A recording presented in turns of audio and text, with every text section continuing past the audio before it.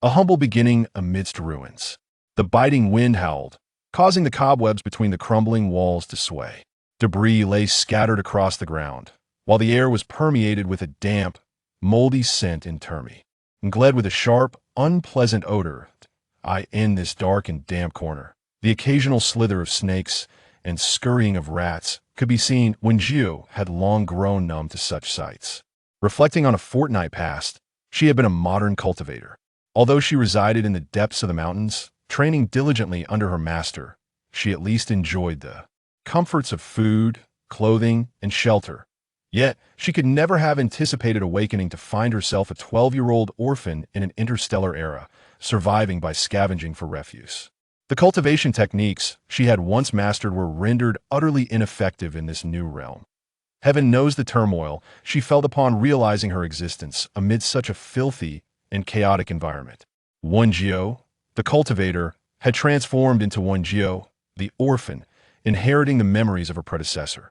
This unfortunate soul had navigated life like a rat in such an unwelcoming setting, rummaging through garbage in search of sustenance and devising means to wrestle scraps of metal. Ram adults for a meager profit, doing everything possible to survive. Regrettably, despite the original owner's tireless efforts, fate dealt a cruel blow in the form of a sudden illness. Alas, misfortune often seeks out the most unfortunate. Wen Jiu possessed a remarkable capacity for acceptance. After all, she had witnessed her senior sister soaring through the skies with one foot on the ground. Thus, she swiftly embraced the reality of her transmigration and resolved to continue the legacy of her predecessor by scavenging for refuse. There was no other choice. Her tender age rendered her incapable of undertaking any other form of labor. She had to find a way to endure. Thus, she spent the past half-month in this manner. Yet the daily accumulation of experiences resembled the gleaning of refuse. In such diminutive dumps, while the chances of discovering nutrient-rich liquids and discarded food were greatest, the surrounding adults, like ravenous wolves, remained ever watchful, poised to pounce at any moment. Competing with these adults for valuable finds was a futile endeavor. Even if one were fortunate enough to salvage something, it would likely be snatched away, or worse, one could suffer a beating. In a state where Wen Jiu could scarcely afford medicine, sustaining such an assault could very well prove fatal. Therefore, her venture into this larger refuse site was not to risk her life for precious items, but rather to scavenge for sustenance. After all, one must first satisfy their hunger to survive. Until a brilliant beam of light pierced the dark night sky, as a hovering refuse truck suspended in midair emitted a thunderous roar. Wen Jiu promptly seized a large bag beside her, positioning herself strategically to seize the opportunity. Boom, boom, boom. As the refuse from the hovering truck was finally discharged, the light faded and the vehicle departed. Wen Jiu launched herself into the dump like an arrow released from a bow. Around her, many others surged towards the refuse site with equal fervor. Wen Jiu stifled her nausea against the acrid stench, diligently rummaging through the heaps of garbage while remaining vigilant against discovery by those predatory adults. In such an environment, theft was commonplace. With her hands caked in filth, Wen Jiu meticulously sifted through the refuse. Though she had long been weakened by hunger, her legs trembling and her head spinning, relying solely on sheer willpower to persevere. Uncertain if it was merely a stroke of fortune, she unexpectedly stumbled upon several unopened packets of meat slices. Wen Jiu swiftly glanced at the expiration date, which was conveniently set for the day after tomorrow. With this serendipitous find, she could manage to consume them for the next couple of days. Without hesitation, she stuffed the packets into her pocket and resumed her rummaging through the refuse. Before long, she was startled by the sound of hurried footsteps approaching from her left. Instinctively, Wen Jiu clutched her pocket and sought refuge behind a nearby oil barrel. No sooner had she concealed herself than she overheard the agitated voices of two men outside. "Didn't you say there was a child who frequents this area? Where's she? I saw her just a few days ago. Who knows why she's absent today? Then what in the world are you shouting about? Am I here to waste my time? You can't even keep track of one person. What a waste. Calm down. Look again. She might have moved to another spot." Wen Jiu remained perfectly still within the confines of the oil barrel, consciously slowing her breath to mask any sound. Indeed, the world was a perilous place. Even a destitute soul like her, incapable of producing a single star coin, was subject to such threats. Ugh, maybe she froze to death somewhere. If you want to find her, do it yourself and off to search for others. Damn it, you can go search on my own. With that, one of the men's footsteps gradually faded into the distance. However, the remaining individual continued to circle the vicinity, occasionally making rough noises as her. Amazed through the debris, Wen Jiu strained her ears, patiently waiting. At her tender age, confronting adults directly was far too daunting. Her only hope was to evade detection. However, events did not unfold as she had anticipated. The man persisted for quite some time, refusing to give up, his incessant tirades ringing in her ears. Wen Jiu inwardly cursed. This man's refusal to leave was profoundly hindering her scavenging efforts. Furthermore, nestled within the confines of the oil drum, the biting cold was nearly rendering her immobile. After a while, the cacophony of insults and rummaging finally subsided. Wen Jiu waited cautiously, ensuring the individual outside had indeed departed before she carefully lifted the lid of the drum.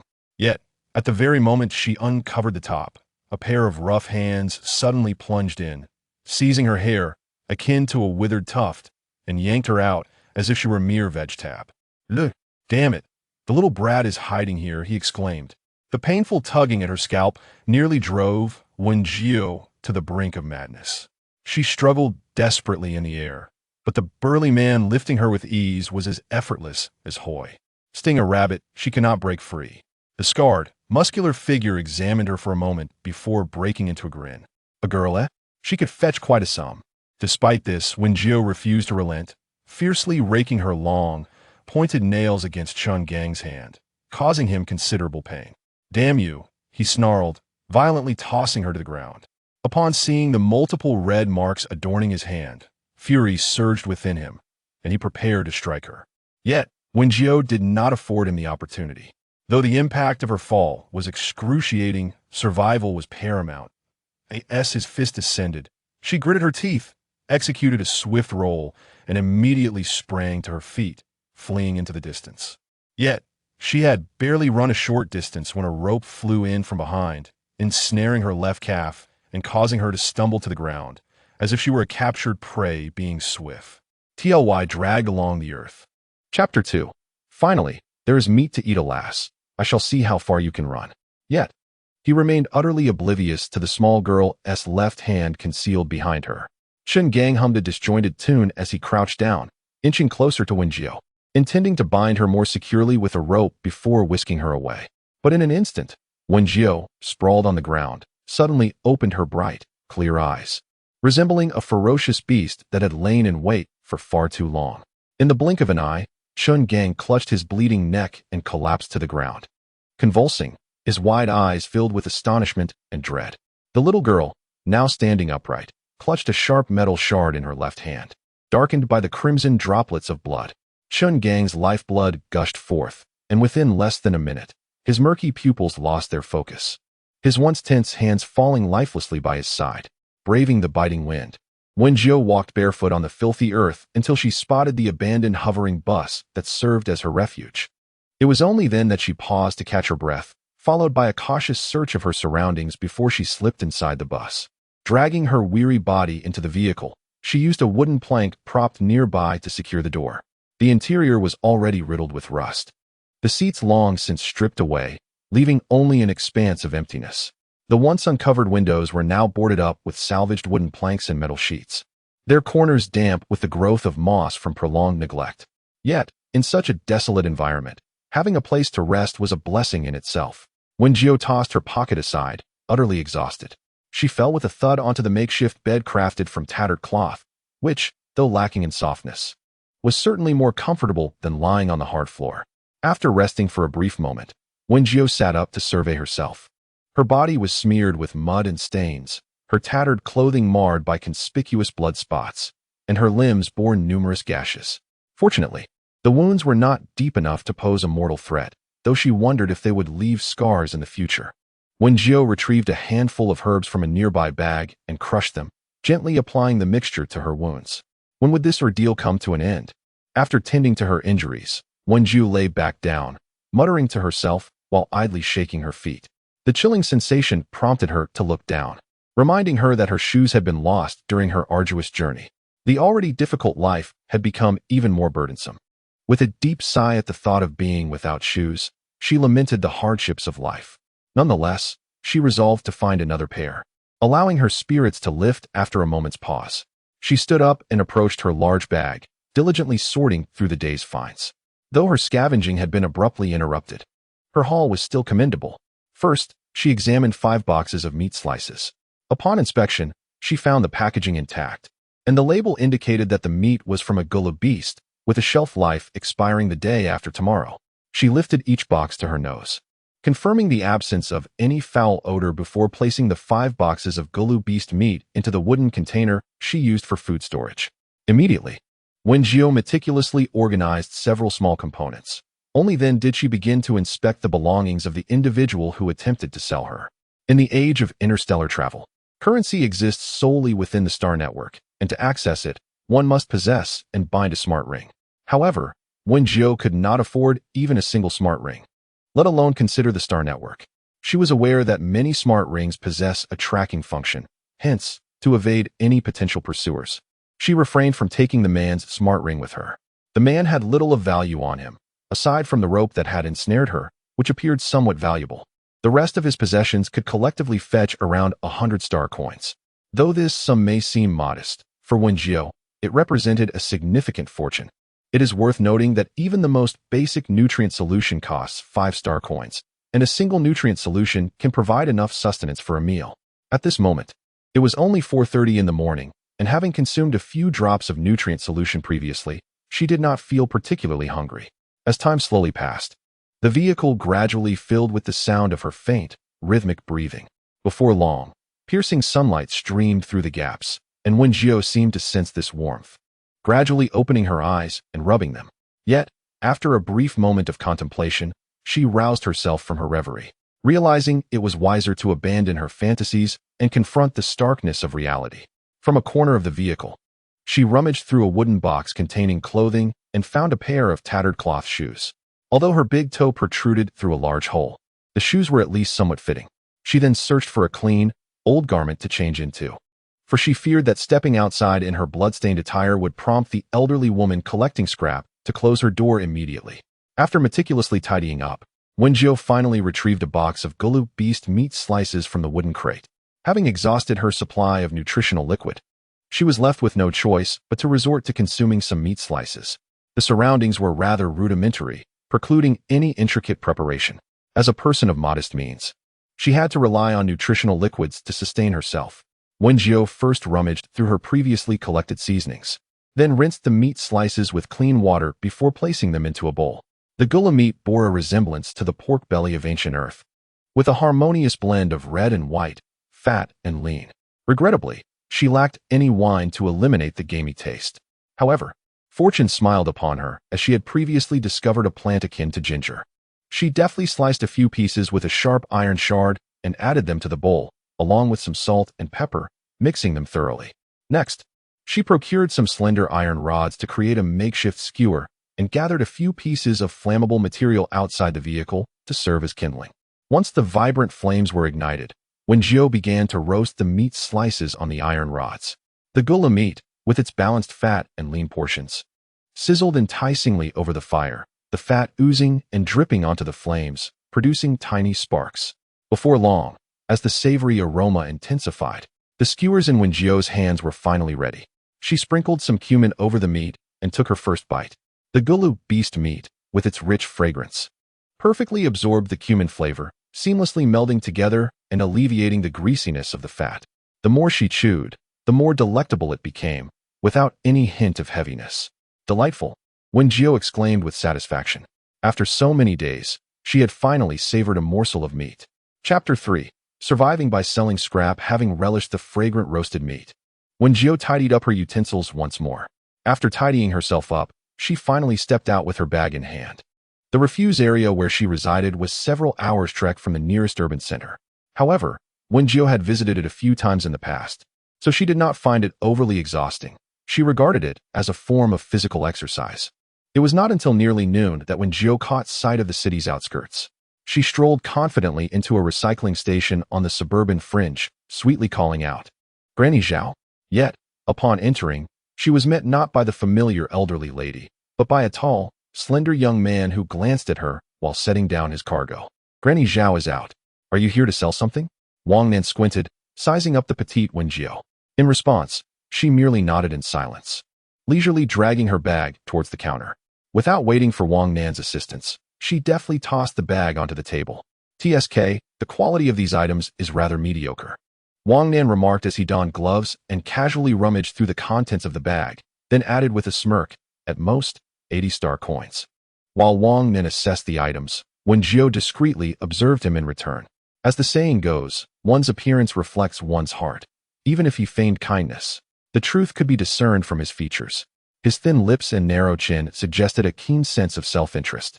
However, his cheekbones were not particularly pronounced, indicating he was someone with whom one could forge connections. 100. Since he was not Granny Zhao herself, Wen Jiu felt no need for pretense and directly stated her anticipated price. Yet, being a businessman, he was reluctant to acquiesce to her proposal without negotiation. Every bit he could shave off would be to his advantage. Thus, Wang Nan retrieved several items from the bag and spoke in a tone that seemed to suggest concern for her well-being. "Little sister, the price I offer you is undoubtedly the most reasonable. You see, this golden screw has quite a bit of wear at the tip, and this printed circuit board, too, bears numerous scratches. Given your youth, I've generously quoted you an additional 10-star coins. If you were to sell it elsewhere, they would offer you no more than 70. However, Wen Jiu remained unfazed by his persuasive tactics, maintaining her expressionless demeanor as she insisted on her price. 100. Wang Nan's grin instantly faltered, and he sighed before attempting again. "Well then, how about 90? The number of people selling scrap recently has dwindled. I cannot afford to lose this business." As Wen Jiu appeared ready to leave, Wang Nan gritted his teeth and shouted, 95. 100. Just 100. Upon noticing her smile, his heart, already bruised from his unsuccessful bargaining, sank further. Nevertheless, Wen Jiu approached him, extending her small hand, awaiting payment. Sighing, Wang Nan clenched his jaw and slowly retrieved 100-star coins from his waist pouch, handing them to Wen Jiu. "Thank you, brother," she said, swiftly taking the coins tightly held in his hand and stowing them away. In this era, paper currency had become a rarity. Transactions were primarily conducted through the Star Network. Only those who could not afford smart rings, like them, still relied on cash. Having secured her payment, Wen Jiu emptied her pockets entirely and was about to depart when Wang Nan suddenly called out to her, "Little sister, are you selling that rope?" Wang Nan's eyes sparkled as he fixed his gaze upon Wen Jiu, his attention lingering intently on the bundle of ropes at her side. Observing his expression, Wen Jiu promptly grasped the situation. It appeared that the price of the ropes was likely considerable. Otherwise, this stingy fellow would not have inquired with such enthusiasm. Thus, Wen Jiu took the ropes into her hands and, after a brief moment of contemplation, donned a sweet smile and remarked, "I found this too. It's for sale." Upon hearing that Wen Jiu claimed to have discovered it, Wang Nan immediately began to calculate in his mind. With a quick flick of his eyes, he stated, "This rope is likely a replica, not particularly valuable. Is that so, big brother?" Wen Jiu pouted and fiddled with her hair, resembling an innocent child. How much could it possibly sell for? Wang Nan suppressed his excitement and, feigning indifference, took a few steps away, perhaps around 400-star coins. To allay any suspicions from Wen Jiu, he added a few more words. "I was also considering the impending cold season. You seem quite young, and I thought it would be kind to allow you to purchase some warm items, hence the price I offered. We typically do not accept such replicas." After speaking, he stealthily glanced at Wen Jiu, who was deep in thought, patiently awaiting her response. After all, he had offered 400-star coins, a sum that would take this child a considerable time to scavenge for in refuse. To his surprise, Wen Jiu suddenly raised her head and smiled at him. "In that case, I won't trouble you further." Wang Nan was left stunned, rooted in place. With that thought, Wen Jiu turned and walked towards another scrap station she was familiar with. Yet, she had scarcely taken a few steps when she spotted an elderly woman with graying hair. Trembling as she approached, it was Grandma Zhao. Wen Jiu immediately recognized her and joyfully hurried to her side. Grandma Zhao looked at Wen Jiu, coughed a couple of times, and then smiled affectionately. "Oh dear girl, it has been quite some time since I last saw you. I haven't visited lately due to a lack of finds." Wen Jiu replied, taking the bag from Grandma Zhao's hand and gently supporting her as they walked slowly forward. But here I am. Now that I have something to bring you. Wen Jiu was always eloquent. When she wished to converse, there was no end to her chatter. However, as she assisted Grandma Zhao, she discreetly checked her pulse and soon realized that the elderly woman was suffering from a cold, causing her to cough. Therefore, she continued, Grandma Zhao, what have you been up to lately? I didn't see you at the recycling station. Wen Jiu knew well that Grandma Zhao often offered her a generous price for her recyclables, treating her with great kindness. After a moment of thought, she added, I heard someone mention that drinking ginger juice can alleviate a cough. Grandma Zhao appeared somewhat perplexed upon hearing this, but a fit of coughing overtook her. And in a weak voice, she managed to ask, what is ginger? It then dawned on Wen Jiu that many ancient Chinese plants seemed absent from this world. And even when present, their scientific names differed from those she was familiar with. Thus, she reached into her pocket and pulled out a piece of ginger, saying, This is it. You can crush it, boil it in water, strain it, and drink the soup. In truth, for the symptoms exhibited by Grandma Zhao, it would be most beneficial to consume more ginger and apricot soup. However, Wen Jiu was uncertain whether this world contained almonds and licorice. Grandma Zhao accepted the piece of ginger handed to her by Wen Jiu, glancing at it curiously. My dear girl, is this what you mean? She inquired. We call this horseradish, and it is exceedingly pungent. Wen Jiu nodded affirmatively. Indeed, that is it. Grandma, you might want to give it a try. With that, she tucked the remaining pieces of ginger into Grandma Zhao's pocket. Not wishing to disappoint Wen Jiu's kind gesture, Grandma Zhao expressed her gratitude and resumed their amiable conversation. Chapter 4. Dual abilities. As the two entered the door, they spotted Wang Nan engaged in yet another negotiation. My good fellow, I assure you, I am not attempting to deceive you, Wang Nan pleaded earnestly, holding up a heavy object resembling a lump of iron. The quality of this item is indeed subpar. I doubt it would be accepted elsewhere. Following Wang Nan's gaze, Wen Jiu examined the iron lump, which bore numerous crimson stains and several indentations. Nevertheless, the middle-aged man persisted. Beseeching, would 180 suffice? The cold season is fast approaching, and my family is relying on me to purchase heating stones. Wang Nan initially intended to decline, but Grandma Zhao, quickening her pace, interjected, Then let it be 180, Xiao Wang. Only then did Wang Nan realize that Grandma Zhao was approaching with Wen Jiu's assistance. Since the matriarch had spoken, he found it difficult to object. Reluctantly pouting as he retrieved the star coins from his waist pouch to hand to the middle-aged man. Upon noticing Grandma Zhao, the man gratefully accepted the coins and hurriedly expressed his thanks. Thank you. Thank you. The middle-aged man, visibly emotional with slightly reddened eyes, expressed his profound gratitude. Granny Zhao smiled and waved him off. My dear girl, have you prepared all your supplies for the winter season? As she mentioned winter, Granny Zhao suddenly recalled that Wen Jiu seemed to be alone. Being merely a 12-year-old child, she was unsure how to endure the harsh season. The previous owner of her body would have devised ways to gather warm stones, winter clothing, and food, but now she found herself with barely any star coins, making it uncertain whether she would have enough to eat next month, let alone prepare supplies. With a sigh, Granny Zhao turned and entered her home. This left Wang Nan feeling somewhat helpless. Surely, Granny Zhao wasn't considering spending her money to buy supplies for this little girl, was she? Little sister, where are your parents? Wang Nan quietly inquired as Granny Zhao stepped inside. Wen Jiu glanced at him, her expression indifferent as she replied, I don't know. They must be dead. Hearing this, Wang Nan found himself at a loss for words, awkwardly scratching his head. Fortunately, the uncomfortable silence was short-lived, as Granny Zhao soon emerged, carrying a bag. Seeing her come out, Wen Jiu quickly stepped forward to assist her. Granny Zhao appreciatively patted Wen Jiu's hand and handed her the bag, saying, These are some old winter clothes. If you don't mind, you can take them. With a cheerful smile, Wen Jiu accepted the bag and opened it to find it filled with colorful garments, reminiscent of the large cotton coats she had seen in the northern regions. She expressed her thanks with a beaming smile, and Granny Zhao then produced a crumpled piece of paper. This is an enrollment flyer for the 3047 Academy. You might want to give it a try. Aunt Zhao coughed a couple of times before continuing. If you go to school, you need not worry about food and accommodation. Wen Jiu took the paper and unfolded it, scrutinizing its contents with utmost seriousness. It read that the 3047 Academy was recruiting new preparatory students. As long as one passed the physical fitness test, they could enroll for free. Not only did they offer scholarships, but they also provided meals and housing. This was akin to receiving a pillow when one was drowsy, and Wen Jiu was currently troubled by financial concerns. Attending school would at least spare her from spending nights outdoors. As she continued to read, the last line stated, "Enrollment ceases on October 6th, 209 YX. The time was already past 3 in the afternoon, and the 3047 Academy was situated in another district. If she were to walk there, it would likely take her until evening. Thus, Wen Jiu hurried to the nearest station, gritted her teeth, and pulled out some star coins to board the hovering bus bound for 3047 Academy. Although she had been sleeping in an abandoned hovering bus daily, this was her first time riding one since her arrival. It felt quite similar to a modern bus, except that these hovering buses were 3 stories high and glided through the air, moving at speeds incomparable to ordinary buses. After approximately 20 minutes, Wen Jiu arrived at the entrance of the 3047 Academy.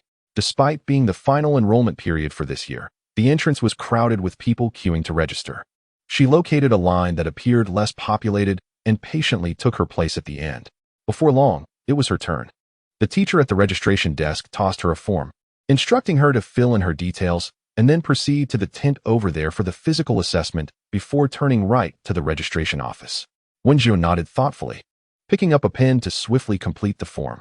Once finished, she followed the teacher's instructions and entered a blue tent, where several individuals awaited their assessments. With curiosity, she observed the testing apparatus. Beside a simple iron chair sat a control panel devoid of a monitor, replaced instead by a flickering projection-like screen. As each test subject reclined, 2 tendril-like devices emerged from the chair's top, adhering closely to their foreheads. Instantly, a bar graph appeared on the screen, indicating a level 1 ability in the metal category. With an overall evaluation of C, the teacher responsible for recording the results swiftly filled out a form and handed it to the individual who had just dismounted from the chair. Meanwhile, Wen Jiu appeared bewildered. What exactly were these abilities? The memories she had received bore no relation to such powers. Seizing the opportunity to gather information while waiting, she approached a seemingly friendly teacher. "Excuse me, could you please explain what these abilities are?" Given the influx of impoverished students hoping to escape the harsh winter through enrollment, Yuru Man displayed no surprise, instead smiling and crouching down to address Wen Jiu's inquiry. Abilities are inherent energies that each of us possesses from birth, though most individuals find it challenging to recognize their own potential until they learn how to harness it. Naturally, some are born without any abilities at all. Currently, the Federation has classified these abilities into 8 major categories: metal, wood, water, fire, earth, light, darkness, and ice. After enrollment, teachers will provide detailed instruction on how to utilize these energies to assist in piloting mechas. The pre-enrollment test is designed to facilitate better teaching in the future. Yuruman's explanation was exceedingly thorough, and Wen Jiu quickly grasped the concepts presented. She had some familiarity with mechs from the memories of the original owner. Yet the mention of abilities resonated with her past experiences of awakening elemental powers during her cultivation. As she pondered further, Wen Jiu intended to inquire a few more questions, but it was already her turn to approach the testing chair. She could only murmur a soft thank you before hastening to sit down. Once reclined, she observed the tendril-like apparatus slowly affixing itself to her forehead. The sensation was somewhat frigid, accompanied by an eerie feeling as if it were siphoning her energy. Yuruman watched the petite girl proceed to the test and approached the control panel, eager to discern the girl's results. However, the display on the screen caused her eyes to widen in disbelief. Was it truly a dual ability? Wood type ability level 1, fire type ability level 1. With an overall assessment of A. In truth, possessing dual abilities is a rarity that should warrant an S ranking. However, due to Wen Jiu's other lower metrics and the somewhat unremarkable combination of wood and fire, the final evaluation resulted in an A grade. The prospect of dual elemental powers was astonishing. Surely, only 1 in 100,000 ability users could boast such a trait. Upon hearing the verdict of Wen Jiu's test, the individuals within the tent were left speechless, turning their gazes towards her in astonishment. Yet, Wen Jiu remained composed. She had previously been a dual wood and fire user during her cultivation, and her master had even remarked on her innate talent for alchemy. Thus, she calmly rose and approached the teacher responsible for recording the results, stating, "Teacher, my form." Only then did the teacher snap back to reality, hastily presenting the form to Wen Jiu.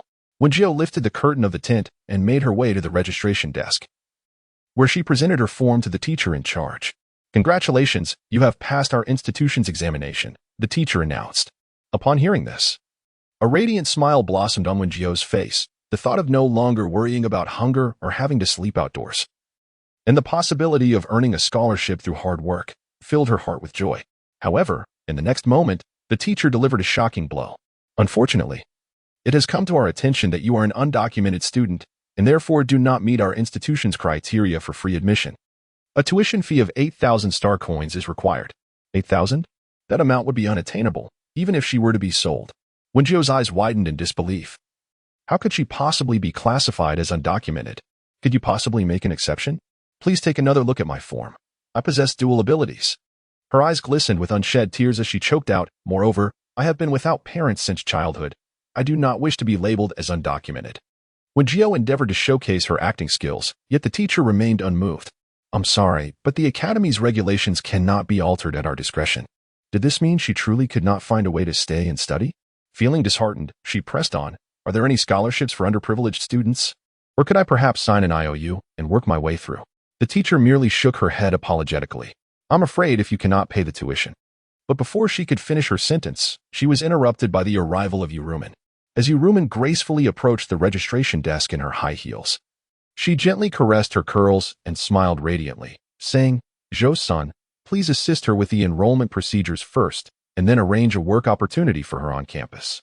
The teacher, known as Zhou-san, momentarily stared in disbelief, stammering, Director Yu, this may not comply with the regulations. Regulations are rigid, while humans are dynamic. Yuruman replied without casting him another glance. She extended her delicate hand, pulling Wen Jiu closer for a better look. My dear girl, you are an exceptionally rare talent. I've secured your admission. You must study diligently in gratitude for my assistance. Wen Jiu gazed at the enchanting beauty before her, blinking and smiling. Thank you, beautiful sister. As she watched Wen Jiu's retreating figure, Yuruman's smile vanished, replaced by a frosty glare directed at Zhou Sr. Such a promising dual ability student could not be let go so easily. Proceed with the standard protocol. I will report the rest to the deputy principal. With that, she departed from the registration desk, leaving Zhou Sin standing awkwardly in her wake. He had not intended to hinder Wen Jiu. The requirement for blacklisted students to pay tuition was a firm rule of 3047 Academy. Now that Wen Jiu had successfully enrolled, she need not worry about preparing supplies for the impending winter. With more than an hour until dusk, Wen Jiu decided to wander through the city. It was her first visit to the urban area, and the rapid technological advancements of the interstellar era were evident. Unlike the cities she had previously envisioned, this place was adorned with vibrant neon lights, growing ever brighter as night fell.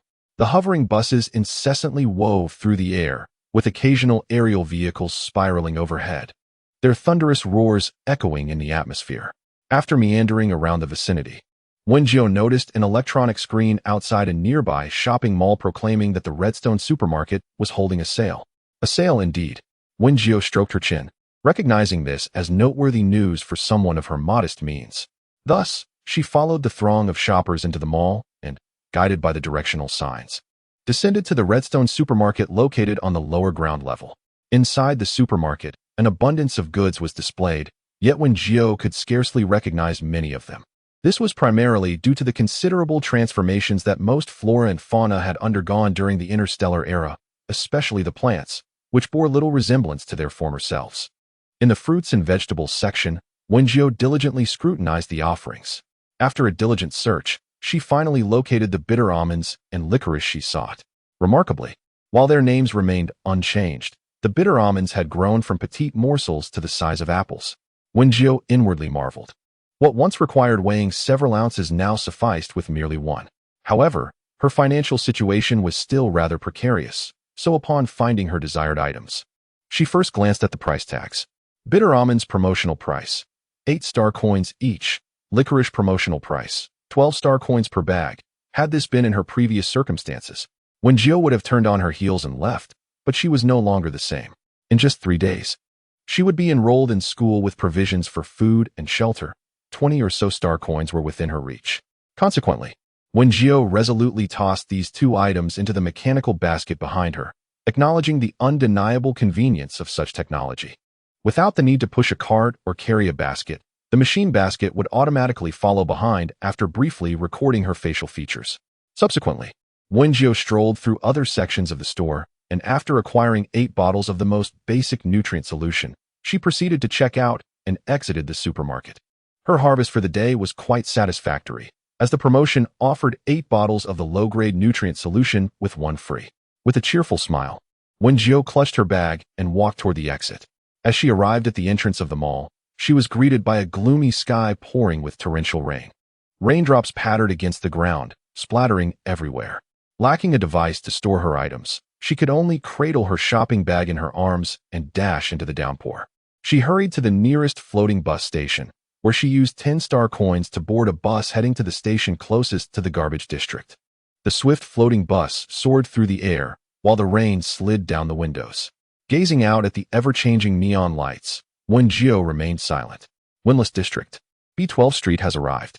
Passengers, please take care of your belongings and prepare to disembark. Wen Jiu stepped off the bus, and the heavy rain had ceased. The Windless District resembled a slum, with its buildings of varying heights, dimly lit, and surrounded by scenes of decay and desolation. Yet, even amidst such dilapidation, there was no shelter for Wen Jiu. The journey to the garbage district would take her over half an hour. Not wishing to linger, she swept her damp hair back from her forehead and, with an expressionless demeanor, clutched her shopping bag as she made her way towards the dark, rugged path. Chapter 6. Finally, a school to attend the road leading to the garbage district had not been properly maintained, remaining a mere ancient dirt path. After the torrential rain, the dirt road had completely transformed into a quagmire. The ochre clay had softened into a viscous mud, pooling in the numerous pits and hollows on the road. Just stepping onto it would splatter mud and water onto her pant legs. Wen Jiu, ever so cautious, tiptoed delicately across the sodden, slippery ground. Upon returning to the abandoned bus, she was thoroughly drenched and in a state of disarray. The mud clung stubbornly to her calves, staining her once sun-kissed skin a dull ochre. Yet, her troubles did not end there. Although the interior was barricaded with wooden planks and iron sheets to shield against the wind, the gaps remained unsealed. Rainwater streamed through these openings, accumulating in puddles upon the floor. Wen Jiu, with an air of nonchalance, methodically cleared the boxes that had escaped the rain's onslaught, relocating them to the open space outside. The dampness that enveloped the bus, infused with a chill, rendered her unable to find solace in sleep. She could only gaze vacantly at the rust-stained ceiling. This existence was truly unbearable. If only she had wealth, she could reside in a grand mansion, basking in the warmth of a hearth while indulging in delectable cuisine.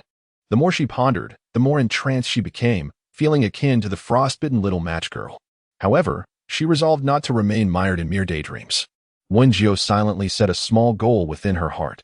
First, to earn 100 million. With riches, she would acquire a luxurious home, ensure full heating throughout, enjoy an abundance of gourmet food, and rest upon a plush mattress. She was determined to amass great wealth and become a prosperous woman. Her conviction grew ever stronger, igniting within her a fervent fire that blazed hotter with each passing moment. This flame gradually warmed her body, lulling her into a serene drowsiness. In the following days, Wen Jiu relied on the previously collected meat slices and purchased nutritional liquids to sustain herself, refraining from rummaging through the garbage again. She handed the bitter almonds and licorice she had bought before to Granny Zhao. Granny Zhao, soak these bitter almonds in warm water, peel them, cut off the tips, and then mash them. Next, roast the licorice until golden and grind it into a fine powder. After that, peel and wash the horseradish I previously gave you. Chop it finely and mash it together with salt. Finally, combine all these ingredients and boil them to prepare a soup that will alleviate your cough. Upon her visit, Wen Jiu observed that Granny Zhao's cough had intensified, even to the point of coughing up blood. Therefore, she earnestly advised Granny Zhao to take good care of her health, as Granny Zhao had been very attentive to her. If not for the bag of clothes given by Granny Zhao, Wen Jiu would still be wearing tattered cloth shoes. After reiterating her concerns for Granny Zhao's well-being, Wen Jiu boarded the hover bus to Academy 3047. Upon her arrival at Academy 3047, it was precisely 8 in the morning, and the teacher was standing at the entrance, waiting for all the students to gather for roll call. Seeing this, Wen Jiu swiftly joined the line, ready to wait. It wasn't until 8:30 that all the new students had finally assembled. Listen carefully, everyone. No loud chatter and no wandering eyes. At the sound of the command, the chattering new students immediately fell silent and obediently followed the teacher inside. After a while, they finally arrived at the spacious and brightly lit auditorium. Wen Jiu discreetly glanced at the podium and noticed the female teacher who had previously helped her with her difficulties among the attendees. Before she could continue her observations, the principal stepped forward to address the assembly. Welcome to the 3047 Academy. From this moment forth, you shall become the reserve soldiers of the various military districts of the Federation. However, mere registration is insufficient to become a reserve soldier. You must undergo a rigorous series of training to distinguish yourselves. The teachers surveyed each individual with a stern gaze, emphasizing the harshness of our training. Thus, you must persevere and believe that your efforts will surely yield rewards. Lastly, I wish you all a fulfilling journey during your forthcoming training. Once the principal and the other instructors finished their speeches, the new students were escorted by the teachers. The line where Wen Jiu stood was positioned near the front, and soon they followed the instructors towards a large building. This will be your dormitory, with 2 students per room. Wen Jiu, who had been lost in thought, lifted her head upon recognizing the teacher's voice, which seemed familiar. To her surprise, it was indeed a familiar face. The lead instructor was the same one she had encountered at the registration office a few days prior. However, Zhou's son did not glance in her direction. Instead, he stood tall with his hands clasped behind his back and continued, "The dormitory assignments have already been made. You now have 15 minutes to locate your rooms and change into your uniforms for assembly." Upon hearing this, the students exchanged bewildered glances. 15 minutes was hardly sufficient to find their dorms and change into their uniforms for assembly. Zhou Sen squinted as he assessed the motionless group of students before him. Just as he cleared his throat to reprimand them, he noticed a petite figure swiftly darting through the entrance ahead of the others, until her figure vanished. The others remained stationary, their faces filled with astonishment. "What are you all still doing standing there? Are you waiting for me to serve you drinks and tea?" Zhou Sen bellowed, prompting everyone to finally react and scatter towards the entrance. Zhou Sen privately lamented that these children still had a long way to go before transforming from mischievous youngsters into well-trained recruits. Meanwhile, Wen Jiu had already contemplated fleeing as soon as Zhou Sen finished speaking, but she hesitated momentarily when she noticed that the others remained motionless. However, upon observing Zhou Sen's increasingly gloomy expression, she swiftly dashed into the dormitory building. As she burst through the entrance, she was greeted by a massive holographic projection displaying the dormitory assignments of each individual. Wen Jiu quickly scanned the information, and her details appeared just in time. Wen Jiu, 12 years old, female dormitory A3, 505. Recalling her earlier observations of the surroundings, Wen Jiu remembered that A3 was the 3rd building on her left. Consequently, she exited through the left gate and hurriedly made her way to building A3. When she finally arrived, breathless, at room 505, she encountered another girl, equally pale and gasping for air, relieved that she had not exceeded the time limit. Wen Jiu promptly sat down on the floor to rest while awaiting the return of her classmates. Zhou's son cast a glance at them and declared, aside from the 3 who had not exceeded the time limit, the rest were to run 25 laps around the playground. With that, the remaining students, no longer daring to linger, hurriedly began to run forward. Watching the others sprint away, Wen Jiu felt a sense of gratitude, realizing that completing the task had indeed proven advantageous. In an instant, Zhou's son looked at them with a beaming smile and said, "You 3, run 20 laps around the playground." Chapter 7. A world where only dark cuisine exists. The demand for running training was not limited to Wen Jiu and her team. At least thousands of students were simultaneously engaged in this exercise throughout the academy. Wen Jiu ran slowly amidst the crowd, grateful for the escape skills she had honed while picking up trash. At least she did not find the first 5 laps particularly arduous. As the laps progressed, the number of students still capable of running dwindled, with many beginning to slow their pace or even resort to walking. By the 10th lap, Wen Jiu too began to feel her stamina waning, yet she maintained her previous speed, moving steadily forward. By the 15th lap, sweat poured continuously from her forehead, and her shirt clung to her back, drenched with perspiration. She gritted her teeth, jogging forward step by step, even as sweat trickled down her brow and into her eyes. She resolutely kept her gaze ahead. As she pressed on, her legs felt as though they were laden with lead. If someone were to utter a word of concession at that moment, she would surely collapse. Finally, she reached the 19th lap, feeling somewhat dizzy and disoriented, yet still surrounded by about 30 others who, like her, persevered in their struggle to run forward. Before long, Wen Jiu sensed her vision blurring and her legs moving as if mechanized. Just as she felt she could no longer endure, An inexplicable surge of strength surged within her, making her limbs feel remarkably lighter, as if she were soaking in a hot spring, washing away her fatigue. As she observed her fellow students reaching the finish line, she had no time to ponder. She gritted her teeth and quickened her pace. At last, she completed the unexpected physical training imposed by her teacher. The instructor casually handed her a bottle of nutritional supplement to aid her recovery and kindly informed her that she could now proceed to the cafeteria for lunch. Additionally, the teacher generously mentioned that the cafeteria was offering free fried chicken today, albeit in limited quantities, urging her to be quick.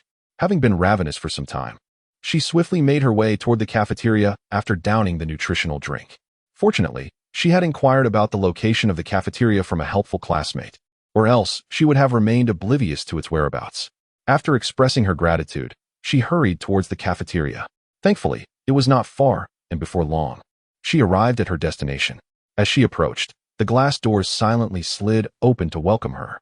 It was noon, and the cafeteria was bustling with activity, with students orderly queuing at various counters for their meals.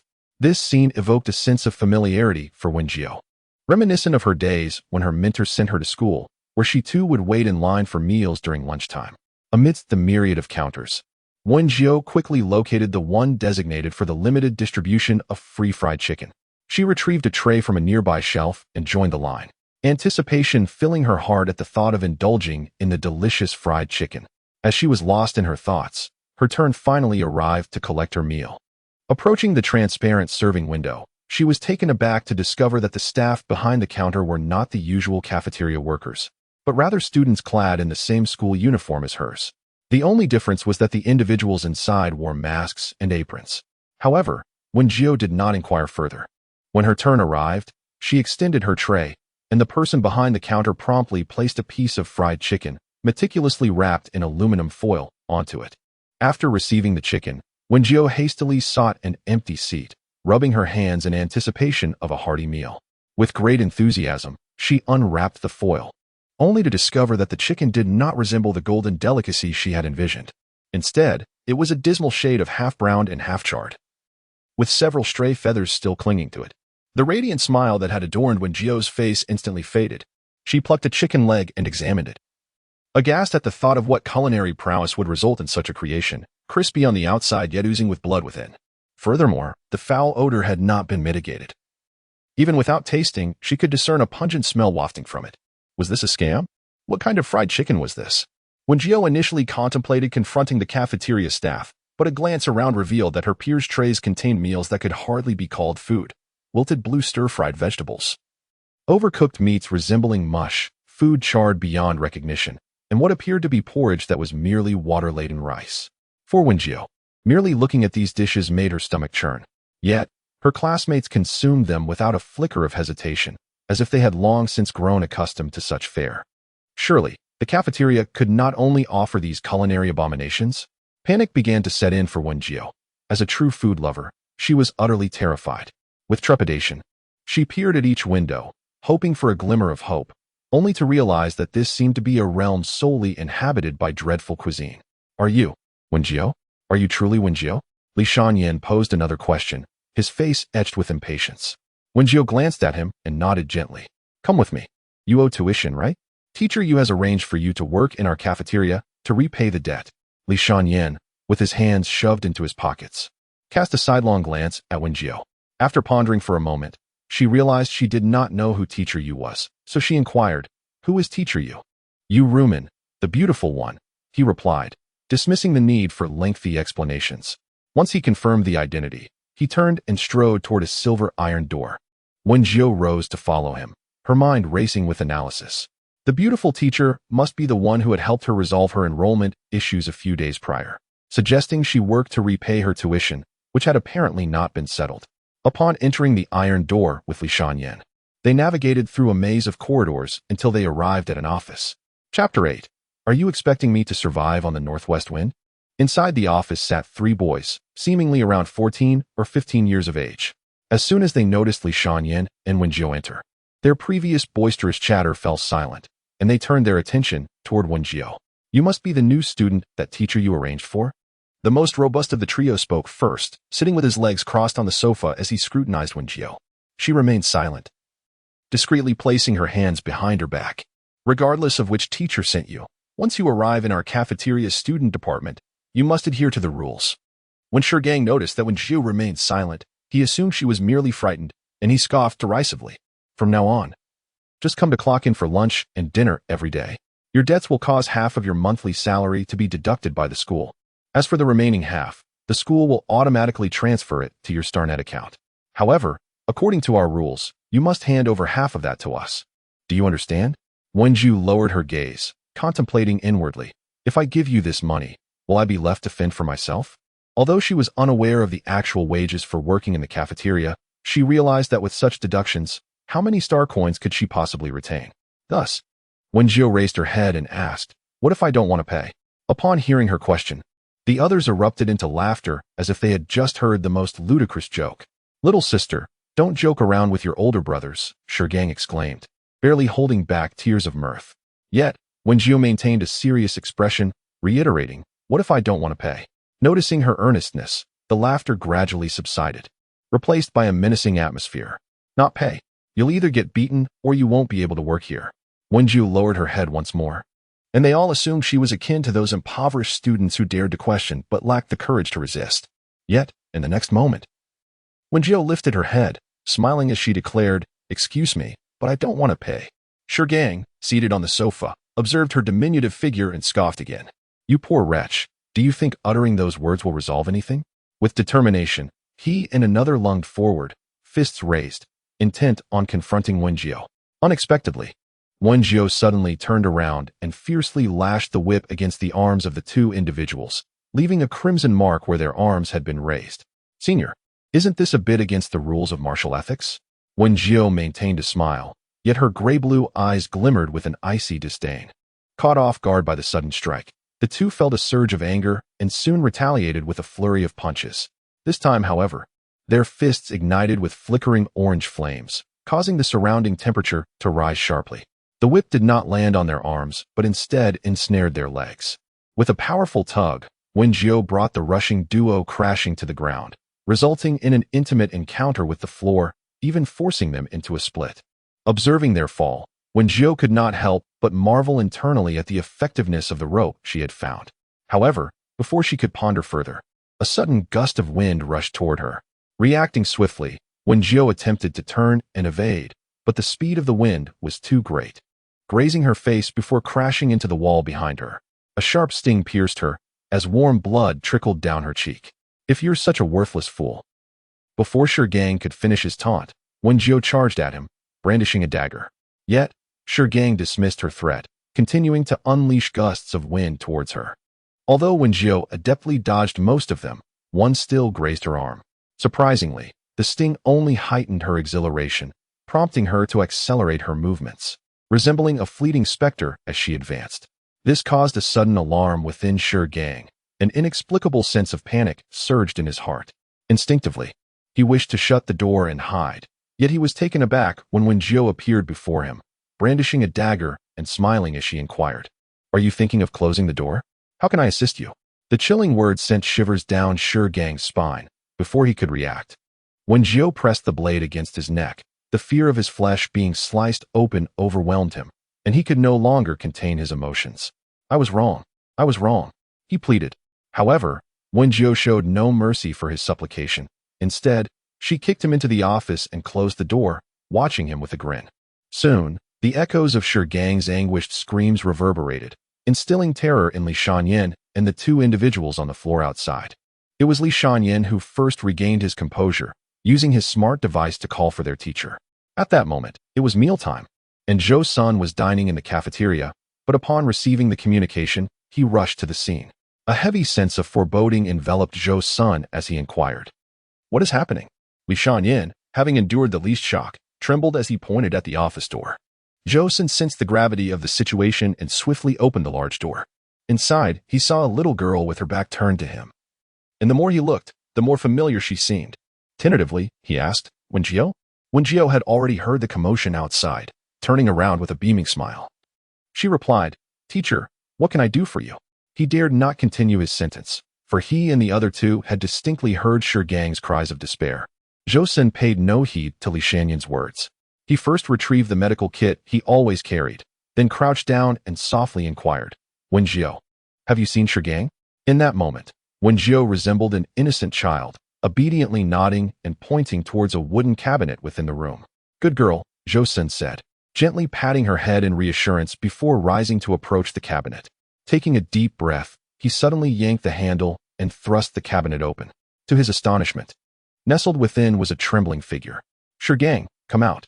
Even though the individual shielded his face, Zhou Sun instantly recognized it was Shigang from the third year. Shigang cautiously moved his hand away, and upon seeing Zhou Sun, he was overwhelmed with emotion, nearly shedding tears. Zhou Sun, confronted with this sight, felt an exasperated urgency. Hurry out, we need to go to the office. Teacher Zhou, it hurts. Shigang choked out, am I finished? Zhou Sun scrutinized him from head to toe and retorted, stop pretending and come out. Shigang wished to divulge Wen Jiu's misdeeds. Yet even a slight shift within the confines of the cabinet sent him into a cold sweat from the pain. Zhou Sun, growing impatient, pressed him again. Believing Shigang bore no visible wounds, questioning his audacity to cry out in pain. Unbeknownst to him, Wen Jiu had deliberately left no marks, landing her blows on Shigang's most sensitive pressure points. Realizing the futility of his condition, Shigang gritted his teeth and crawled out of the cabinet. Each step he took was a trial of unbearable agony, and ultimately, it was Li Shanyan who assisted him as they slowly made their way to the office. Speak up. What has transpired? Yu Rumen scanned them with a discerning gaze, her tone leaving no room for deceit. Do not even think about lying. The surveillance footage will be reviewed momentarily. As Shigang was about to voice his grievances, Yu Rumen shot him a piercing glare, silencing him instantly. Instead, she turned her attention to Wen Jiu, who had been keeping her head bowed, and gently guided her to sit on the plush sofa, pouring her a cup of warm water to help her feel at ease. My dear sister, do share with me what has happened, Yu Rumen said, settling beside Wen Jiu. Her long legs crossed elegantly as she regarded her. In a barely audible whisper, Wen Jiu confessed, they have been bullying me. Yu Rumen was already aware of Shigang's conduct, leveraging his familial ties to impose his authority in the cafeteria, yet she had struggled to gather sufficient evidence to intervene. Thus, she pressed further. And then what happened? I fought back, Wen Jiu replied, though she could have easily feigned innocence to escape the situation. However, she knew that once the footage was reviewed, her pretense would be laid bare. Yet, she reasoned that her actions were merely self-defense, and thus had no intention of adopting a guise of naivety. Upon hearing her response, Yu Rumen retrieved a medical kit from the cupboard. She meticulously cleaned the blood from Wen Jiu's wounds, then produced a tube of ointment, applying it gently to her injuries. Wen Jiu watched as the transparent salve enveloped her wounds, visibly accelerating their healing. Here, take this. Next time, be sure to avoid hurting yourself during a scuffle, Yu Rumen advised just as Zhou Sun entered the room. He pulled a metallic sphere from his pocket and tossed it to Yu Rumen, who caught it deftly. Upon pressing a button, the sphere opened, projecting a beam of light that formed a screen, subsequently revealing the surveillance footage. The video captured the moments from Li Shanyan discovering Wen Jiu in the cafeteria to the two entering the office, and so forth. Yu Rumen casually pulled a chair and sat down, yawning nonchalantly, until the scene of Wen Jiu exiting the office. Both she and Zhou Sun were convinced that Wen Jiu had undoubtedly suffered at the hands of Shigang. However, mere minutes later, they realized their error. Observing Wen Jiu's agile movements and precise actions on the screen, Yu Rumen's eyes sparkled with delight. She had indeed stumbled upon a promising talent. As the video concluded, Shigang immediately cried out, Teacher Yu, did you see? We truly did nothing. Yet, Yu Rumen scoffed icily at him. Did nothing? For of you ganging up on a freshman constitutes doing nothing? Hearing this, Shigang felt a mix of embarrassment and indignation. How could someone who had been beaten to the point of immobility still be deemed a freshman? Yet, he dared not voice these thoughts. Wen Jiu obediently acknowledged and, upon leaving the office, remembered to close the door behind her. Just a few steps away, she heard the sounds of Yu Rumen fiercely reprimanding someone inside. The force of her blows seemed far more intense than what Wen Jiu had just witnessed. Even the cries of Shigang and his companions were notably louder. Meanwhile, the roommate she had previously encountered was napping on the bed. Wen Jiu quietly closed the door and approached her own bed. In her haste to don her uniform and rejoin the group, she had not taken notice of her dormitory surroundings. Sitting on her bed, she surveyed the room. Although the furnishings were somewhat rudimentary, It offered shelter from the elements and alleviated concerns of flooding. Moreover, the various necessities were adequately provided. Both summer and winter uniforms consist of 2 sets each, complemented by a 4-piece bedding set and various daily necessities. Wen Jiu was thoroughly satisfied with these provisions. As she glanced at her bedside cabinet, she noticed a small box resting beneath the freshman handbook. Curiosity piqued. She opened the box to reveal a striking bronze intelligence ring. Turning her attention to the handbook, she soon realized that the academy had equipped every new student with an intelligence ring. How wonderful it is to be a student. Without hesitation, Wen Jiu slipped the ring onto her finger, instantly feeling a faint surge of energy coursing through her body. She then attempted to manipulate it with her thoughts, and a small light screen sprang forth from the ring. New user detected. Would you like to bind the user? A mechanical, chilling voice echoed in her mind. After a brief moment of surprise, Wen Jiu quickly composed herself and tapped the light screen with her finger, prompting a new display to appear. Binding user. Please set your personal information. Following the prompts, Wen Jiu proceeded step by step, feeling akin to an elder out of touch with the modern age. After a considerable amount of time, she finally completed the information entry, only to be met with another request for her avatar settings. Please set the StarNet avatar for user Wealthy9. The federated common network is known as StarNet, where, aside from essential real information, users are free to customize their nicknames and personal avatars. Without a moment's hesitation, Wen Jiu entered the nickname Wealthy9 and joyfully began crafting her avatar. Just as she perused the options for appearance and attire, an unexpected message popped up on the light screen. 3047 Zhou-san has requested to add you as a friend. Addition successful. Wen Jiu initially believed that Zhou-san was merely seeking to connect as a friend, but to her surprise, the latter inundated her with a flurry of messages. 3047 Zhou-san, your issue with Sure Gang has been resolved. 3047 Zhou-san, from now on, you will be solely responsible for one window in the cafeteria, and after deducting tuition fees, the remaining income will be credited to your StarNet account. 3047 Zhou-san, I will send you the specific details about the cafeteria duties shortly. The working hours are from 11 to 1300 hours and 17 to 1900 hours. 3047 Zhou-san, our academy operates on a self-selected course system. As you are aware, just avoid scheduling classes during your working hours. Wealthy Family 9. Alright, Teacher Zhou. 3047 Zhou-san. That is a nice name. The girl, who had been soundly asleep in bed, finally awoke. Her eyes still heavy with sleep as she turned to gaze at Wen Jiu. Chapter 10. Yangshan Noodles and Heavenly Silkworm Potatoes. In contrast to Wen Jiu's sun-kissed complexion, the other girl possessed fair skin and delicate features, resembling a porcelain doll.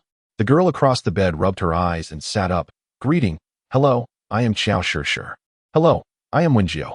Noticing her friendly demeanor, Wen Jiu generously introduced herself. Qiao Shishir was remarkably affable, even outshining Wen Jiu, who fancied herself a chatterbox. Which district are you from? What courses are you planning to select? I nearly exhausted myself running 25 laps during the day. As Wen Jiu meticulously operated the holographic screen in accordance with the freshman handbook, she listened attentively to Qiao Shishir's incessant chatter. However, Qiao Shishir's intentions were benign, prompting Wen Jiu to occasionally interject with responses. After completing her selections, Wen Jiu finally submitted her chosen courses. Beside her, Qiao Shishir's eyes widened in astonishment as she exclaimed, You actually selected so many classes. Are you planning to become an armored mech soldier? Armored mech soldier? Wen Jiu felt a twinge of confusion, as she had yet to delve into this realm of knowledge. Her choices were motivated solely by a desire not to waste the tuition she had already paid, wishing to explore all the subjects that piqued her interest. Noticing her bewilderment, Qiao Shishir eagerly commenced an informative session. We are currently in training as reserve soldiers. After 5 years of study and passing the assessments, we will have to choose a branch of military specialization. There are 3 main categories: commanders, armored mech soldiers, and logistics personnel. As for the more specific branches, I'm not entirely sure what they entail. Wen Jiu nodded, realizing that there were opportunities for advancement into higher ranks in the military. Yet, she had not contemplated a long-term career in the armed forces, as her thoughts were solely occupied with how to earn enough to repay her debts. Today marked the first day of her enrollment, and with no classes scheduled for the afternoon, Wen Jiu spent the day in the dormitory engaging in conversation with Qiao Shishir. As the clock approached 4, she set off towards the cafeteria. Normally, she would have been assigned a position upon her arrival, but due to the incident with Sure Gang, The teachers had decided that Wen Jiu would independently manage a service window. She could also recruit fellow students to work there, provided she could afford to pay them. Nevertheless, managing a window on her own was not a daunting task for Wen Jiu. She had always possessed a profound passion for culinary delights. Yet her master consistently urged them to suppress their appetites in order to engage in fasting. However, Wen Jiu firmly believed that life necessitated sustenance. Without it, existence would be devoid of meaning. Thus, she often indulged in the creation of exquisite dishes for herself in private. Upon entering the dining hall, she noticed a notable shift in the demeanor of the senior students who came to assist her. They greeted her with warmth, guiding her to her designated station and elaborating on various tasks before taking their leave. Wen Jiu surveyed her surroundings and observed that the space was rather compact, with cooking utensils and the stove evidently well-worn, even adorned with remnants of grease. Basic condiments were available, though their packaging remained unopened. As she approached the storage rack, she noted the sparse ingredients: merely a large bag of flour, a hefty sack of potatoes, a collection of eggs, and a generous bunch of scallions. She recalled the senior student mentioning that the ingredients were distributed weekly by the teacher in charge of the kitchen, and that each station received a different assortment. With this in mind, she resolved to first tidy the area before contemplating what delectable creations she could conjure from the available provisions. After some reflection, she decided on crafting a simple bowl of spring noodles accompanied by potato and scallion. Without hesitation, Wen Jiu measured out an appropriate quantity of flour, water, and salt, kneading them into a smooth dough. She then meticulously peeled and diced the potatoes, allowing them to soak in water. Next, she washed the scallions, which were impressively larger than the ones she had previously encountered. To enhance the aesthetic appeal of her dish, she patiently chopped them into fine pieces, filling a bowl to her satisfaction before pausing. As she contemplated the preparation of the potato and scallion dish, it occurred to her that crafting some chili oil would be an excellent accompaniment. Thus, she began to rummage through the kitchen for the necessary ingredients. Wen Jiu discovered a bag of chili powder and white sesame seeds, pouring a portion of each into a bowl before heating oil to drizzle over them, thus creating a simple version of chili oil. However, there remained a while before the dough would rise. So she picked up a frying pan and skillfully prepared a generous platter of fried eggs, allowing them to cool on a plate. As the time approached, Wen Jiu deftly rolled the dough into sheets of moderate thickness using a rolling pin, subsequently slicing it into evenly cut noodles, providing her with a fundamental staple. With 20 minutes left until the 5 o'clock meal, Wen Jiu decided to prepare a bowl of noodles for herself to practice. While waiting for the water in the pot to boil, she retrieved a large bowl, washed it clean, and began to prepare the seasonings. Lacking lard, she resorted to a few simple ingredients: sesame oil, light soy sauce, and salt. Afterward, she plunged a handful of noodles into the boiling water and, a few minutes later, quickly retrieved them and placed them into her bowl. She ladled a generous spoonful of noodle broth over the top and finished with a sprinkle of vibrant green scallions. The other students were bustling about at their respective stations, while Wen Jiu leisurely slurped her noodles. She mused to herself, lamenting the absence of lard, which could have enhanced the aroma of her dish. Yet, compared to the dismal culinary creations she had witnessed, this bowl of noodles was nothing short of a delicacy. Just as Wen Jiu was savoring her meal, someone suddenly appeared, tapping gently on the transparent glass of the window. "Jiu, I heard from Teacher Zhou that you were working in the cafeteria, so I came to show my support." Xiao Shishir beamed a sweet smile, gesturing towards the bowl of noodles in Wen Jiu's hands. "I would like a bowl of that. Do you have any other dishes? Please serve me one of those as well." Wen Jiu nodded slightly, swallowing the last bite of noodles before setting down her bowl and commencing her bustling activities. She first retrieved an appropriate amount of potato strips from the basin where they had been soaking, then ignited a large pot, pouring in oil to heat. As the oil reached an optimal temperature, Wen Jiu tossed the elongated potato strips into the bubbling liquid. Next, she grasped a handful of noodles and submerged them into the boiling water used for cooking. By the time the potato strips were perfectly fried, the noodles were nearly ready as well.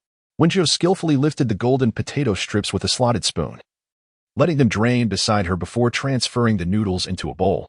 With practiced ease, she ladled the fragrant broth over the noodles and sprinkled a handful of chopped scallions atop, finally crowning the dish with a golden, fried egg. "Well, what is this?" Xiao Shishir exclaimed, her face alight with curiosity as she accepted the bowl of noodles, the enticing aroma momentarily rendering her dazed. She wasn't particularly fond of eating meals, as they often lacked flavor, and had typically relied on nutrient solutions to satiate her hunger. Yet, the delightful scent stirred her appetite, causing her stomach to audibly grumble.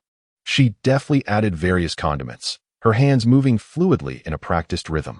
After mixing, Wen Jiu placed the tianjin potatoes into a small bowl, garnishing it with a sprinkle of scallions before presenting it to Qiao Shishir.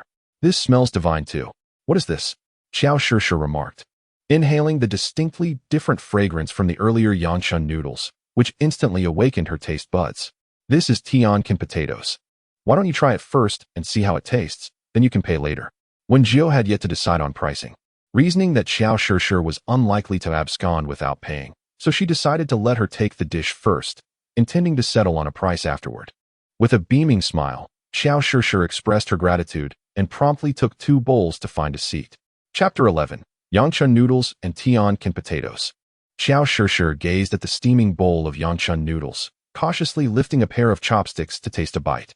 Though the noodles were saturated with broth, they retained a delightful chewiness, allowing her to savor the essence of the careful kneading and refinement. Taking another bite of the golden, pan-fried egg, a trickle of orange yolk oozed out, mingling enticingly with the fragrant broth, rendering Qiao Shishir utterly captivated. She had never encountered such delectable fare before. She immersed herself in the noodles, devouring them with fervor, drawing curious glances from several students who had just entered the cafeteria. As they approached, they were met with an alluring aroma unlike anything they had experienced before. "Classmate, what are you eating?" Wang Dalong and his companions could hardly suppress their salivation at the sight of her savoring the soup. They approached Wen Jiu at the counter, inquiring, "Is that meal the girl is having available here?" Wen Jiu nodded in response and stated, "Yanchun noodles are 20 star coins a bowl, and tianjin potatoes are 15 star coins a portion." These 2 dishes bore names unfamiliar to them, as the cafeteria typically offered charred potatoes, wilted greens, and undercooked fried chicken. Nevertheless, without hesitation, Wang Dalong activated his smart bracelet to pay, exclaiming, "I'll have one of each." The other 2 hesitated momentarily, glancing at the unfamiliar Wen Jiu, concerned about being taken advantage of. Yet, recalling how delicious Qiao Shishir had found her meal, they reasoned that there must be no cause for alarm. Thus, the 2 individuals joyfully settled the bill, eagerly anticipating the arrival of their meal from Wen Jiu. Wen Jiu moved with remarkable speed, leaving the 3 in awe. Initially, they were concerned that with only Wen Jiu manning the counter, they might face a long wait. However, in no time at all, she presented 3 bowls of yanchun noodles and 3 portions of tianjin potatoes. With hearts full of expectation, Wang Dalong and his companions hurried to their seats. Once seated, Wang Dalong gazed at the golden tianjin potatoes and decisively lifted a piece to his mouth. The texture was slightly crisp, and the harmonious blend of the perfectly spiced oil and the fragrance of scallions captivated his palate instantaneously. It was simply exquisite. Wang Dalong had never tasted such delightful food throughout his life. The flavor was astonishing, prompting him to take another bite. The heat of the chili surged onto his tongue, causing beads of sweat to form on his brow, yet he relished the exhilarating sensation. Beside him, one companion could not resist devouring the noodles, while the other was unable to stop indulging in the tianjin potatoes. By the end of their meal, all 3 had red, flushed corners of their mouths from the spice. Yet they were utterly enchanted by the invigorating flavors, finding the experience immensely gratifying. The fragrant allure of the yanchun noodles was equally irresistible, as the chewy noodles released their delightful aroma with every bite. As Wang Dalong savored the last sip of soup and set down his bowl, the 2 who had been seated beside him had already returned to Wen Jiu's counter for another round. Wang Dalong stared at the few empty bowls on the table, momentarily taken aback, before hastily rushing to the counter to declare to Wen Jiu, "Chef, we need another round, no? 2 portions of everything, please." Due to Wang Dalong and his companions sitting closest to the Wen Jiu window and indulging in their meal, a number of students, drawn by the enticing aroma, approached the window to purchase food. Initially, they came with a mindset of mere curiosity, some even speculating that the food consumed by Wang Dalong and his friends was enhanced with flavoring agents. As time passed, the queue at the Wen Jiu window grew increasingly longer. After finishing a bowl of yanchun noodles and 2 portions of tianjin potatoes, Qiao Shishir proactively rushed to the kitchen to assist Wen Jiu. While Wen Jiu was responsible for preparing the meals, Qiao Shishir helped by handing the finished dishes to the waiting students. "I would like 2 portions of tianjin potatoes, 3 bowls of yanchun noodles, please. Make it 5 portions of each." "Hey, don't push me." What is the rush? Can you even finish that much food? Could you allow those of us who only want one portion to go first? The once tranquil dining hall now resonated with a rare clamor. Xiao Shishir quickly called out, "Everyone, please remain calm. Kindly wait patiently." Wen Jiu, also aware of the commotion outside, noted the increasing number of orders. Now, she could prepare 5 portions of Tiankin potatoes in one go. While deftly attending to her tasks, she counted the remaining ingredients. Sure. We have approximately 34 portions of Tiankin potatoes and 18 bowls of Yanchun noodles left. Looking at Xiao Shishir, Wen Jiu continued, "Keep track of the number of people. If it exceeds the available portions, we will not serve them and advise them to return tomorrow." Upon hearing this, Xiao Shishir immediately addressed those in line. "Attention, students in line. We currently have 34 portions of Tiankin potatoes and 18 bowls of Yanchun noodles remaining." With this announcement, the students at the end of the queue instantly grew anxious. "Fairy, could you perhaps persuade the chef to show some kindness? We have yet to be served." The crowd echoed in agreement, their voices a cacophony of frustration. Xiao Shishir cast a perplexed glance at Wen Jiu. Amidst the clamor, Wen Jiu, who was diligently cooking noodles, shook her head in response to Xiao Shishir's unspoken plea. She too wished to sell more and earn a greater profit. However, she had only prepared a limited amount of ingredients for the day, and crafting handmade noodles required nearly an hour. Thus, Xiao Shishir turned to the crowd outside, declaring, "We have run out of ingredients. Please come early tomorrow to queue." Upon hearing this, those at the back could only remain silent, hoping that those in front would purchase fewer portions. As Wen Jiu was busy with her tasks, Zhou-san and Yu Rumen arrived at the cafeteria. Yu Rumen had initially intended to have Shi Gang removed from the student department, yet she found herself unable to grasp any leverage against his influential relative. This decision seemed to spare Wen Jiu from Shi Gang's bullying, but in truth, she remained subjected to it. As a newcomer managing a stall alone, who would come to buy from her? Moreover, Yu Rumen was uncertain whether Wen Jiu possessed any culinary skills. After finishing her work, Yu Rumen hurried to the cafeteria and fortuitously encountered Zhou-san, who was also there to look after Wen Jiu. They decided to join forces. "I wonder if Wen Jiu can cook," Yu Rumen mused with a hint of worry, feeling that she had failed to secure the rightful support for Wen Jiu. Zhou-san reassured her, saying, "Even if she cannot cook, we can discreetly enlist the help of a student who can." Both shared their concerns as they entered the cafeteria, beginning their search for Wen Jiu's stall. However, the two of them searched in vain for Wen Jiu, only to see a long line of students in front of a window. "Has Wen Jiu not arrived?" Yu Rumen pondered. "She should be here. I saw her clocking in at the cafeteria's student department," Zhou-san replied. As they navigated through the crowd and approached the glass window, they finally spotted the petite figure of Wen Jiu busily preparing noodles inside. Chapter 12. Yanchun noodles and Tiankin dough. Observing the small figure skillfully adding condiments to a bowl while simultaneously maneuvering 4 strainers to lift the noodles left Yu Rumen and Zhou-san utterly astonished. They repeatedly confirmed their observations, yet ultimately had to concede that this adept individual, reminiscent of a seasoned chef, was indeed Wen Jiu. Just as Wen Jiu handed several bowls of noodles to Xiao Shishir, she caught sight of Yu Rumen and Zhou-san standing outside the window. In a hurry to attend to her duties, Wen Jiu merely waved at them, a brief acknowledgement, before resuming her frenetic activity. Although Yu Rumen and Zhou-san were thoroughly impressed by her remarkable skills, they refrained from interrupting her further. Initially, they considered abandoning the long queue due to the overwhelming number of students, opting instead for another window. However, upon glimpsing the bowls being carried by the other students, they inexplicably swallowed hard, captivated by an enchanting aroma they had never encountered before, compelling them to join the lengthy line. After a considerable wait, when it was finally their turn, only 2 servings of Tiankin dough remained. Accepting the small bowls filled with the dish, the two found an empty seat to settle down. The presentation was quite appealing. Yu Rumen picked up a piece of the heavenly potato. Observing the golden fried potato strips enveloped in vibrant red chili oil, accentuated by a sprinkling of emerald green scallions, the enticing aroma wafted from the potato, compelling her to take a bite. With just that one mouthful, she found herself momentarily entranced, her expression blank as she savored the exquisite flavor. Zhou-san, noticing her reaction, couldn't help but inquire, "Is it not to your liking?" Unlike ordinary students, he occasionally dined at external restaurants, albeit the fare there was only marginally superior to that of the cafeteria. Yu Rumen, however, was in a league of her own, as a leader at the school. She frequently traveled for business and had sampled delicacies at numerous upscale hotels. Yet this heavenly potato surpassed the offerings of those so-called master chefs. The taste was unlike anything Yu had ever experienced. She had often come across descriptions of delectable dishes in past materials. But it was only now that she truly understood the sensation of indulging in exquisite cuisine. Zhou-san, after finally tasting the heavenly potato himself, was equally astonished, the flavor lingering delightfully on his palate. "This is astonishingly delicious," he exclaimed, breaking his usual reserve. With that single remark, he resumed his focus on the heavenly potato, wholly immersed in the culinary experience.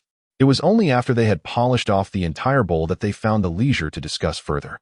"I believe that with the Wen Jiu technology, simply selling this heavenly potato could sustain operations in the cafeteria," Zhou's remarked first. Yu shook her head, expressing her belief that she could offer us more than just this surprise. "We have yet to taste the sold-out Yanshan noodles."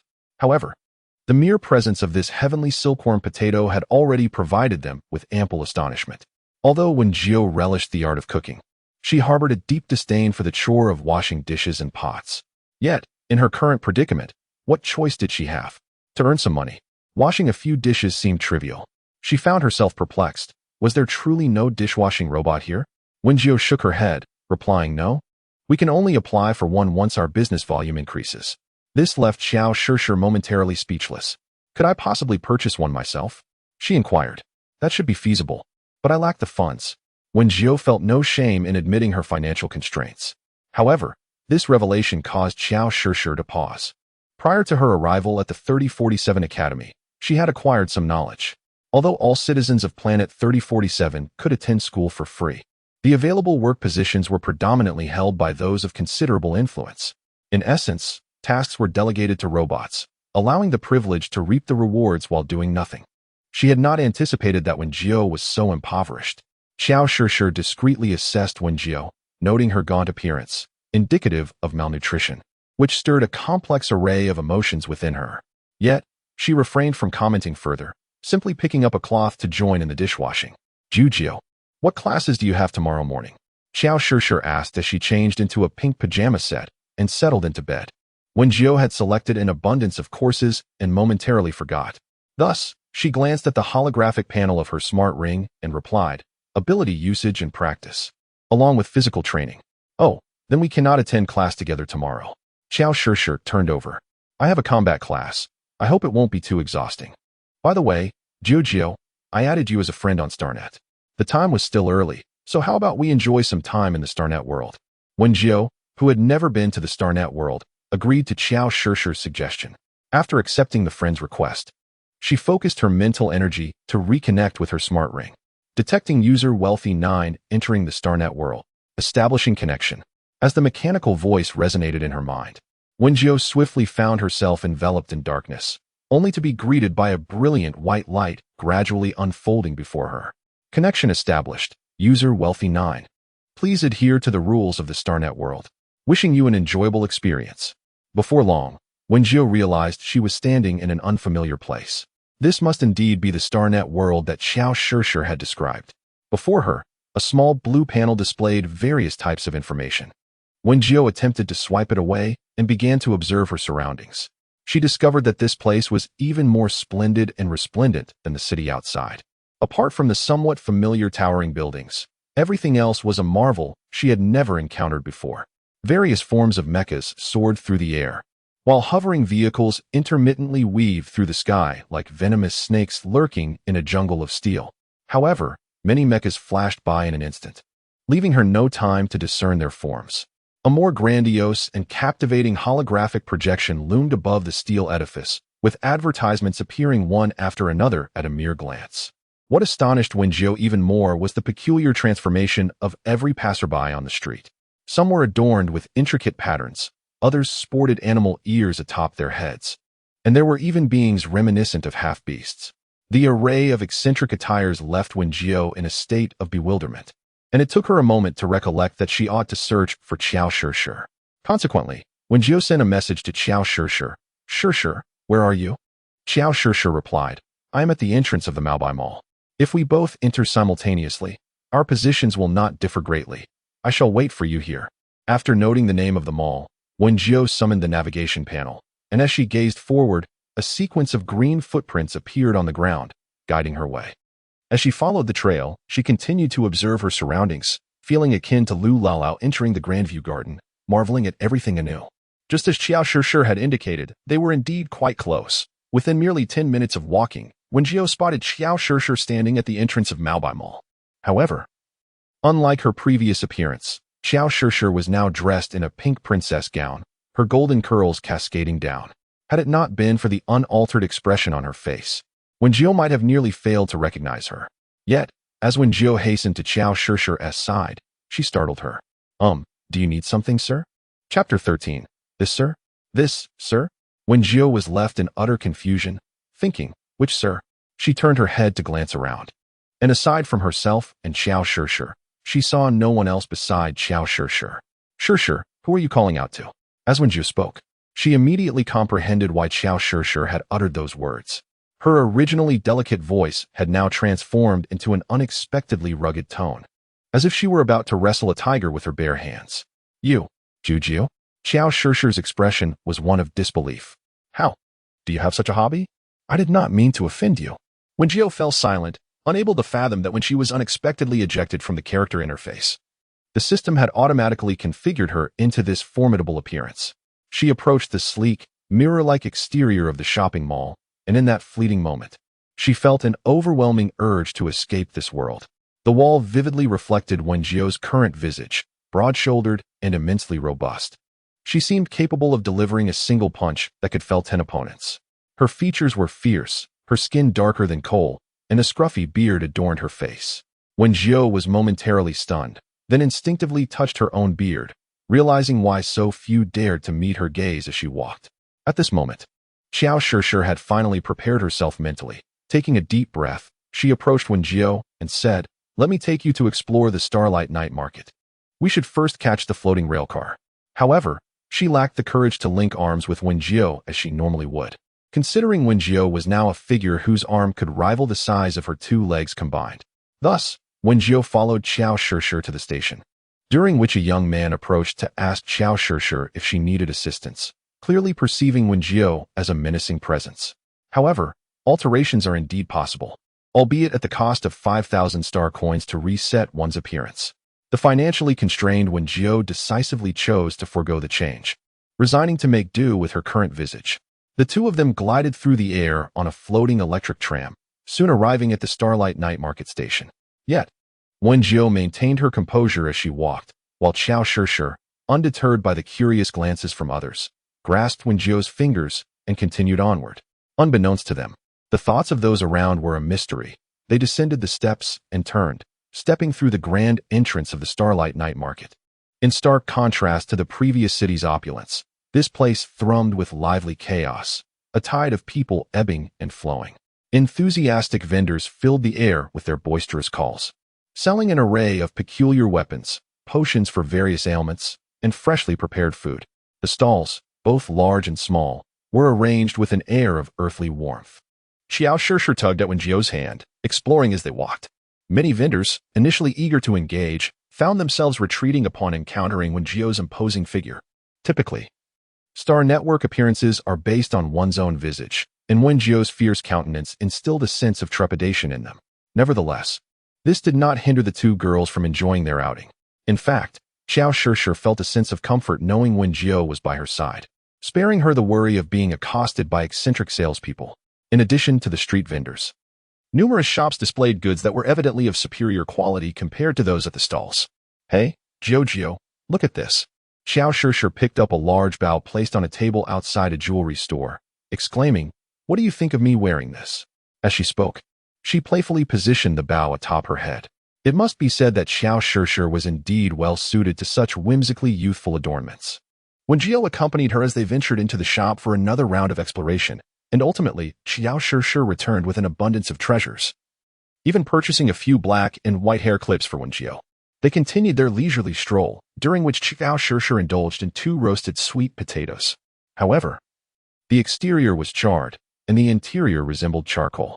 In the past, she might have found them somewhat palatable, but after tasting Wen Jiu's culinary creations, She couldn't help but disdain the appearance of the roasted sweet potatoes.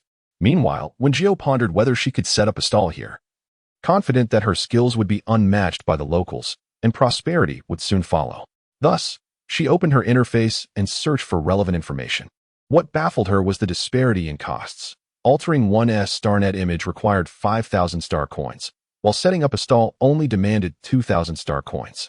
Yet, even with the latter amount, she found herself lacking, with barely 300 star coins to her name, thanks to a stipend from the 3047 Academy for each student's StarNet account, which could not be withdrawn or used elsewhere.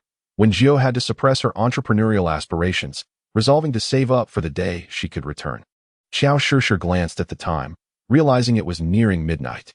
In the Star Network world, time flows at the same pace as reality. Thus, the two hurriedly retreated to rest, fearing they might delay the next day's classes. Early the following morning, Wen Jiu stood on the dormitory balcony, commencing her practice. Although she could not employ the techniques she had previously mastered, she could still diligently practice some exercises to enhance her physique. Consequently, Wen Jiu focused her energy in the dantian and seamlessly executed a set of Tai Chi. Xiao Shishir's classes commenced slightly later than hers, so when Wen Jiu departed, Xiao Shishir was still asleep. Wen Jiu proceeded to the classroom indicated on her schedule. Upon her arrival, a few classmates were already seated, but as she was unfamiliar with them, she refrained from initiating conversation and chose a seat close to the podium. With 5 minutes remaining before class, the room filled to capacity. The arrangement consisted of individual desks, eliminating the possibility of sharing. No one approached Wen Jiu for a chat, so she simply rested her head on the desk and accessed the Star Network panel, continuing her exploration of pathways to becoming a billionaire. After a short while, a somewhat plump female teacher entered the room. Wearing glasses and exuding a pleasant demeanor, she approached the podium and greeted the class. "Good morning, students. I am Teacher Li, responsible for this course on the usage and practice of special abilities." "Good morning, Teacher Li," Wen Jiu responded along with her classmates, rising briefly before taking her seat again. "Please, take your seats. Today, I will first impart knowledge regarding special abilities. Once you grasp the fundamentals, we will proceed to the training grounds for practical exercises." Subsequently, Teacher Li activated the holographic projection, beginning to elucidate the origins of special abilities. The students opened their intelligence rings and navigated to the recording interface. After stepping off the stage, Li Qingjin continued, "I assume many of you have some understanding of abilities before enrolling. For those unfamiliar, you may first refer to the footage." Chapter 14.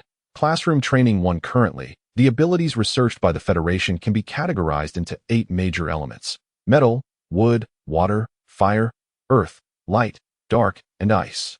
These abilities are not only usable individually, but can also assist in mech combat. However, due to the limited learning resources at the 3047 Academy, one can only study the application of these abilities in conjunction with mechs after advancing to higher grades. Having established a foundational understanding of abilities, let us proceed to explore the unique characteristics of each type. As the scene shifted, the footage displayed individuals demonstrating various abilities.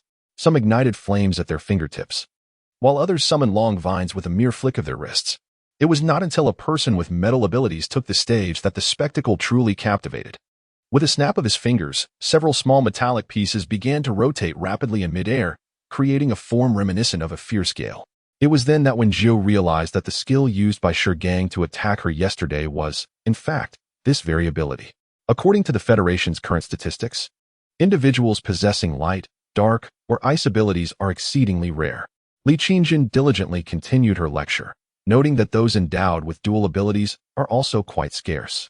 "Teacher, is there anyone who possesses 3 or 4 abilities?" a focused male student in the front row inquired. Li Qingjin smiled and remarked that throughout the annals of the Federation's history, there had been 2 predecessors who possessed abilities from 3 elemental systems. However, no one had ever achieved mastery over 4 elemental systems. As the footage played and Teacher Li expounded upon the subject, the first half of the class swiftly passed. Wen Jiu gained a clearer understanding of these extraordinary powers. Much like her previous awakening of spiritual roots, she could harness the elemental forces contained within to execute skills for offense and defense. In addition to the techniques taught by the system, those with higher aptitude could also create their own. After a 10-minute break, Li Qingjin resumed her lesson. The visual materials had concluded, and it was time for everyone to attempt to awaken their own abilities. As she spoke, she began to demonstrate. She extended her hand, prompting everyone to do the same, then instructed them to close their eyes and attune themselves to the energy within. Following her lead, Wen Jiu extended her hand and closed her eyes. Before Li Qingjin could finish her instructions, Wen Jiu felt a familiar warmth surging within her. In an instant, a flicker of orange-red flame appeared at her fingertips, the sudden increase in temperature eliciting a look of surprise from Li Qingjin. However, she quickly regained her composure, attributing Wen Jiu's display to prior training in harnessing such powers. Meanwhile, the other students were still diligently trying to sense and channel their own energies, while Li Qingjin stood with her arms crossed, patiently observing them. Unbeknownst to her, the flame that Wen Jiu had ignited had, in a fleeting moment, transformed to a shade of blue. Wen Jiu remained fixated on the fiery tip of her finger, recognizing the blue hue as the deep-sea flame she had once tamed. The deep-sea blue flame was a long-sought essence of her destiny, a flame that she had painstakingly pursued for ages, and the process of mastering it had been exceptionally arduous. Wen Jiu truly did not anticipate that this deep-sea blue flame would accompany her to this world, especially since she arrived here unable to utilize any of her powers, appearing no different from an ordinary individual. However, with the presence of her destined flame, she could now refine elixirs and generate income. Her spirits lifted significantly in an instant, a delightful glow gracing her features. Before long, the male classmate who had previously inquired also successfully awakened his supernatural ability, becoming the second individual in the class to do so.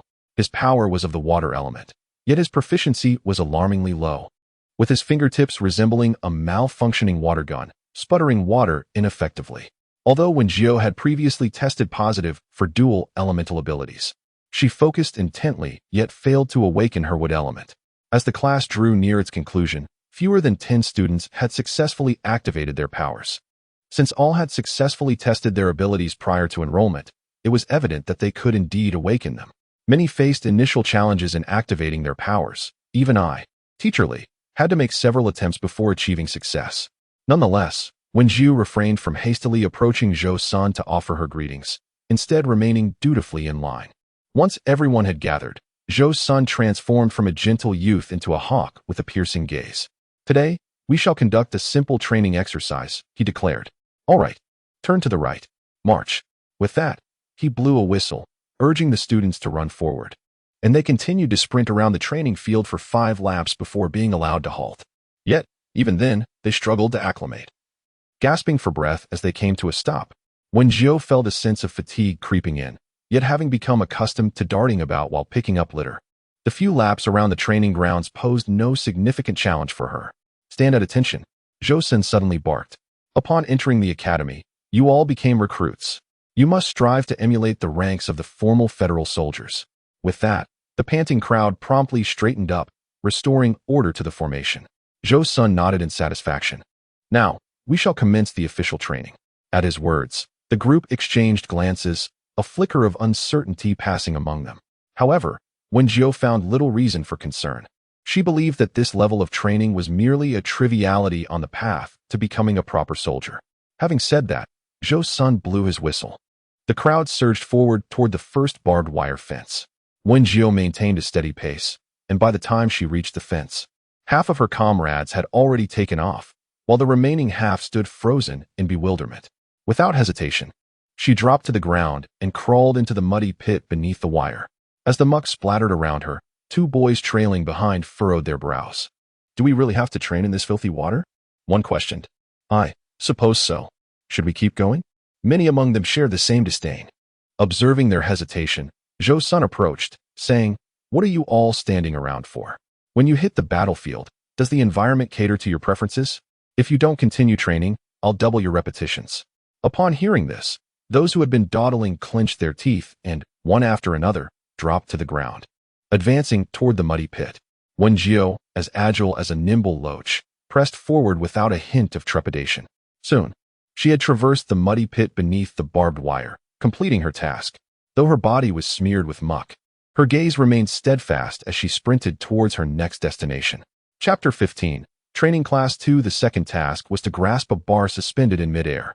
While it sounded straightforward, most students who had successfully completed the first task found themselves stalled at this juncture. Beneath the bar lay a fathomless pool, teeming with countless first-tier exotic beasts known as sharp-toothed fish. Most students remained rooted in contemplation, with only a handful daring to take action. One student, endowed with wood-based abilities, earnestly attempted to summon a vine to reach skyward. However, just as the vine was about to make contact with the bar, a sharp-toothed fish suddenly leapt up and shattered it in an instant. The onlookers shook their heads at this display. They too had experimented with various abilities, yet to no avail.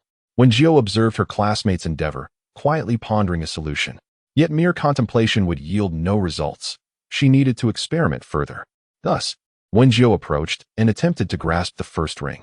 Remarkably, the sharp-toothed fish remained still.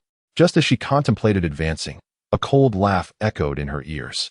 Of course, there will be no reaction now. Once you are airborne, they will commence their attack.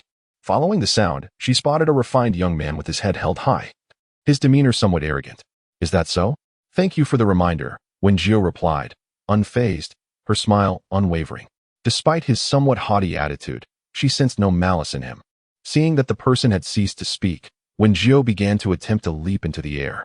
Below, the others gazed up at her as she ascended slowly. After climbing approximately 2 meters, the vicious fish suddenly commenced their assault. With bared teeth, the fish leaped ferociously, eager to drag her into the depths and rend her apart. Caught off guard, Wen Jiu was bitten by one of the predatory fish, although it merely grazed her right calf. Blood began to seep through the torn fabric of her uniform. The students watching from below expressed their concern, calling out urgently, "Jump down. Be careful. Come down so we can rethink our strategy." Even the previously mocking youth felt a twinge of compassion, lowering his head and daring not to look further. However, Wen Jiu remained undeterred, gritting her teeth against the pain. Seizing the opportunity as the vicious fish momentarily retreated into the water, she lifted her gaze towards the finish line ahead. There was still a considerable distance to cover, and as she stared at the writhing fish below, she quickly contemplated how to navigate past them successfully. Many of her classmates had attempted this before, and since their abilities were rendered ineffective, she had no choice but to rely on conventional means. The closer she advanced, the more numerous the fish became, and any lapse in caution could lead to injury. Soon, Wen Jiu made her decision. She resumed her forward progression, even as she was bitten once more, gritting her teeth and moving onward. The students, who had initially planned to wait for others to devise a solution, now found their resolve ignited, each beginning to attempt their own efforts. When Wen Jiu successfully leaped over a pool and landed on solid ground, she was already covered in wounds. However, she had been evading with utmost seriousness, so these minor injuries did not impede her from continuing her training. She simply dashed towards the next pool. After successfully traversing 3 pools and completing the aerial grasping task, a peculiar image suddenly flashed through her mind. It vanished so swiftly that she had no time to react. She mused that perhaps her fatigue had induced a hallucination, and thus she dismissed it without further thought. At that moment, many were still engaged with the aerial rings, making Wen Jiu the first to arrive at the final task. In truth, this task bore a striking resemblance to the first, both requiring a crawl. The mud pit had merely been replaced by a sand pit. Without hesitation, Wen Jiu crawled beneath the barbed wire, advancing slowly through the sand. Completing this stage merely counted as one of 3 repetitions necessary for completion, so she was determined not to squander her energy at this juncture. After the 3rd round, she had transformed into a figure resembling a mud doll, her body coated in various grains of sand, rendering the bloodstains on her school uniform nearly invisible. Wen Jiu sat at the assembly point, waiting for others to return, her boredom prompting her to lift her hand and glance at it. Strangely, she recalled her mischievous past when her master had scolded her, calling her a mud monkey from the mountain. Now, she had truly become a mud monkey. At that moment, Zhou-san approached her with a bottle of nutritional supplement, which Wen Jiu gratefully accepted and poured into her mouth. Instantly, all her fatigue dissipated. "You have completed your training. You may leave," Zhou-san remarked.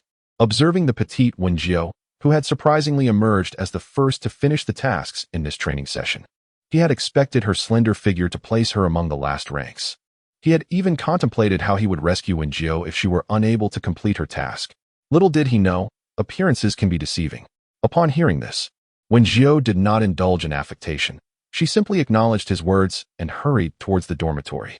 Inside, Xiao Shishir was tidying up when she suddenly looked up to see a mud-streaked figure entering. startling her considerably. "You should go take a shower, Jiu," she exclaimed, relieved to recognize the person. She had feared that a wild man had appeared out of nowhere. Thankfully, it was merely Wen Jiu, not a savage. In response, Wen Jiu nodded. After retrieving her change of clothes, she entered the shower, emerging only after washing herself thoroughly. As she stepped out, she heard Xiao Shishir's voice, tinged with surprise. "Hey, why has your hair gotten shorter?" Xiao Shishir gazed at Wen Jiu with curiosity, noticing that her formerly waist-length platinum hair now barely reached her collarbone. Chapter 16. Dumplings with greens. It's a bit troublesome to manage, so I decided to cut it short. Wen Jiu picked up a towel and hastily dried her hair, then searched through the medical kit provided by the Academy for ointment to apply to her previous scratches.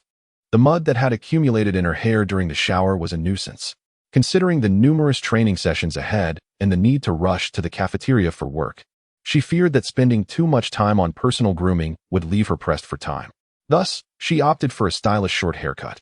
"I'm heading to the cafeteria now." After changing her clothes, she neatly tied her hair into a small bun. "I'll go with you." Thus, the two individuals made their way to the cafeteria, where Wen Jiu first inspected the remaining ingredients. To her surprise, she discovered a large basket had appeared on the shelf.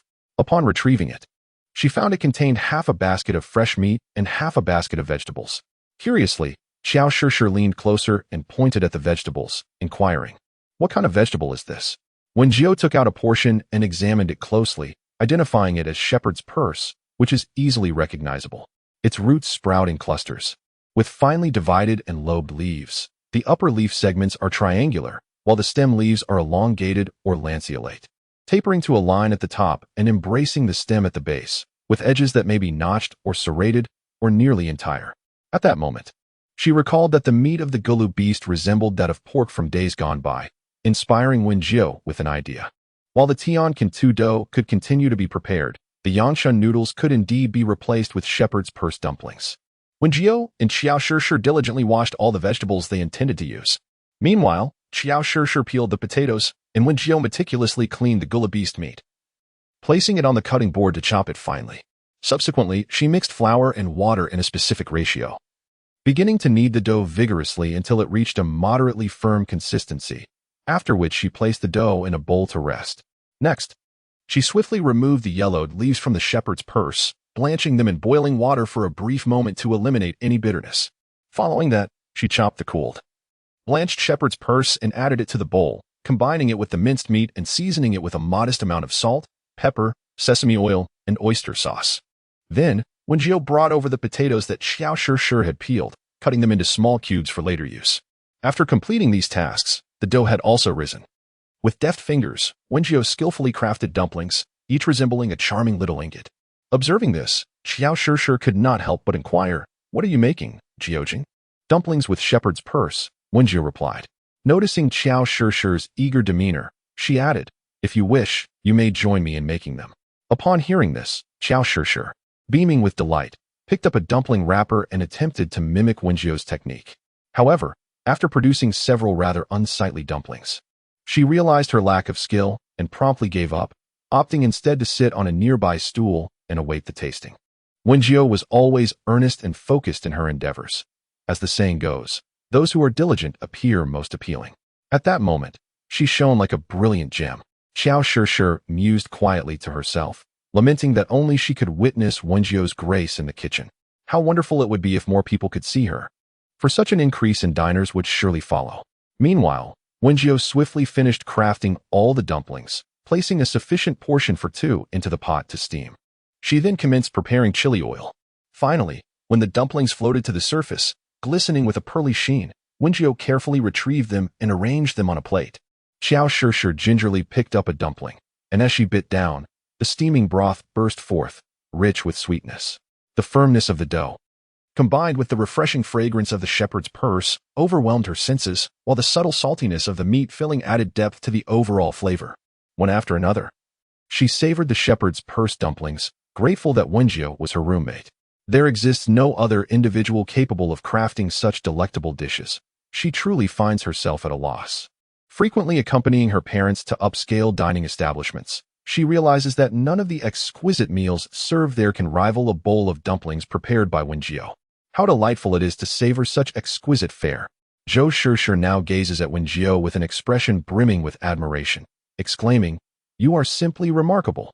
I feel I could forego my salary to assist you, provided I am treated to delicious meals daily." Wen Jiu responds with a smile, yet inwardly contemplates that once she attains financial stability, she shall indeed compensate Zhou Shishir. The two swiftly finish their dumplings, and Zhou Shishir eagerly takes the bowls and utensils to wash them, while Wen Jiu inputs the day's menu onto the electronic display outside. As the cafeteria's mealtime approaches, many individuals were initially ambling towards the dining hall. However, a group suddenly emerged, racing and shouting, "DeLong, hurry up. If we arrive too late, there will be nothing left. I just stepped off the training field. Stop yelling and run. Come on, DeLong, if we miss out today, we won't get to eat." The loud exclamations piqued the curiosity of several passers-by, prompting a small contingent to join in the sprint toward the cafeteria. As the crowd swelled, a significant number of students dashed towards the dining hall. The leading individuals rushed directly to window 18. "Fairy, Yangshan noodles, Yangshan noodles. I would like 3 bowls of heavenly silkworm potatoes. Add extra spice." Zhou Shishir cheerfully replied, "I'm sorry, but we do not have Yangshan noodles today. We have introduced a new dish, shepherd's purse dumplings. Would you care to try them?" A few individuals in the front hesitated, unfamiliar with the dish known as shepherd's purse dumplings. However, the boisterous Wang Dalong, who had just arrived, exclaimed, "I'll have 2 portions of those dumplings." Observing his order, those who were previously uncertain hurriedly followed suit, placing their orders for the shepherd's purse dumplings. Although they were oblivious to what it entailed, they reasoned that it could not possibly be less palatable than the fare offered at other kiosks. Having dined on the culinary creations of Wen Jiu the previous day, they were well aware that, due to Wen Jiu's limited hours of operation during lunch and dinner, they had been compelled to consume subpar meals prepared by others, which they likened to eating refuse. Consequently, as soon as noon arrived, they rushed to the cafeteria to place their orders. Wen Jiu deftly submerged the dumplings into boiling water, simultaneously and methodically mixing the potato strips with the condiments in a basin. In no time, he completed all the orders placed by the eager patrons. Wang Dalong and his companions sat down with anticipation, gazing at the steaming, round, and delightful dumplings, reminiscent of golden ingots. Instantly, a wave of hunger washed over them. "Is this the delectable potato you spoke of yesterday?" Today, he had not forgotten to bring along his good friend for a meal. However, Li Erpeo had always shown little interest in dining, believing that all food was unpalatable, preferring instead to consume nutritional supplements. Yet, since Wang Dalong had initiated the invitation, he felt reluctant to decline, thus accompanying him here. He had intended to nibble casually to appease the situation, but now, as he beheld the vibrant yellow potato strips contrasted against the vivid red of the chili oil, his appetite began to awaken. "This is it, the heavenly silkworm potato," Wang Dalong urged, handing him a pair of chopsticks. "You must give it a try." Today, Wang Dalong ordered the Tiankin Tudo with an extra kick of spice, resulting in the potato strips that Li Erpeo picked up being generously coated in vibrant red oil. He casually took a bite, and in an instant, he was captivated. Chapter 17. Chive dumplings. The heat surged down his throat, igniting a fire in his heart, compelling him to extend his tongue in reaction. Li Erpeo gulped down several mouthfuls of water to regain his composure. "Damn, I forgot to tell you to go easy on the spice for this portion." Wang Dalong, observing Li Erpeo's frantic drinking, recalled that his companion was not particularly fond of spicy food. However, Li Erpeo merely waved his hand dismissively. "It's fine. I crave this flavor."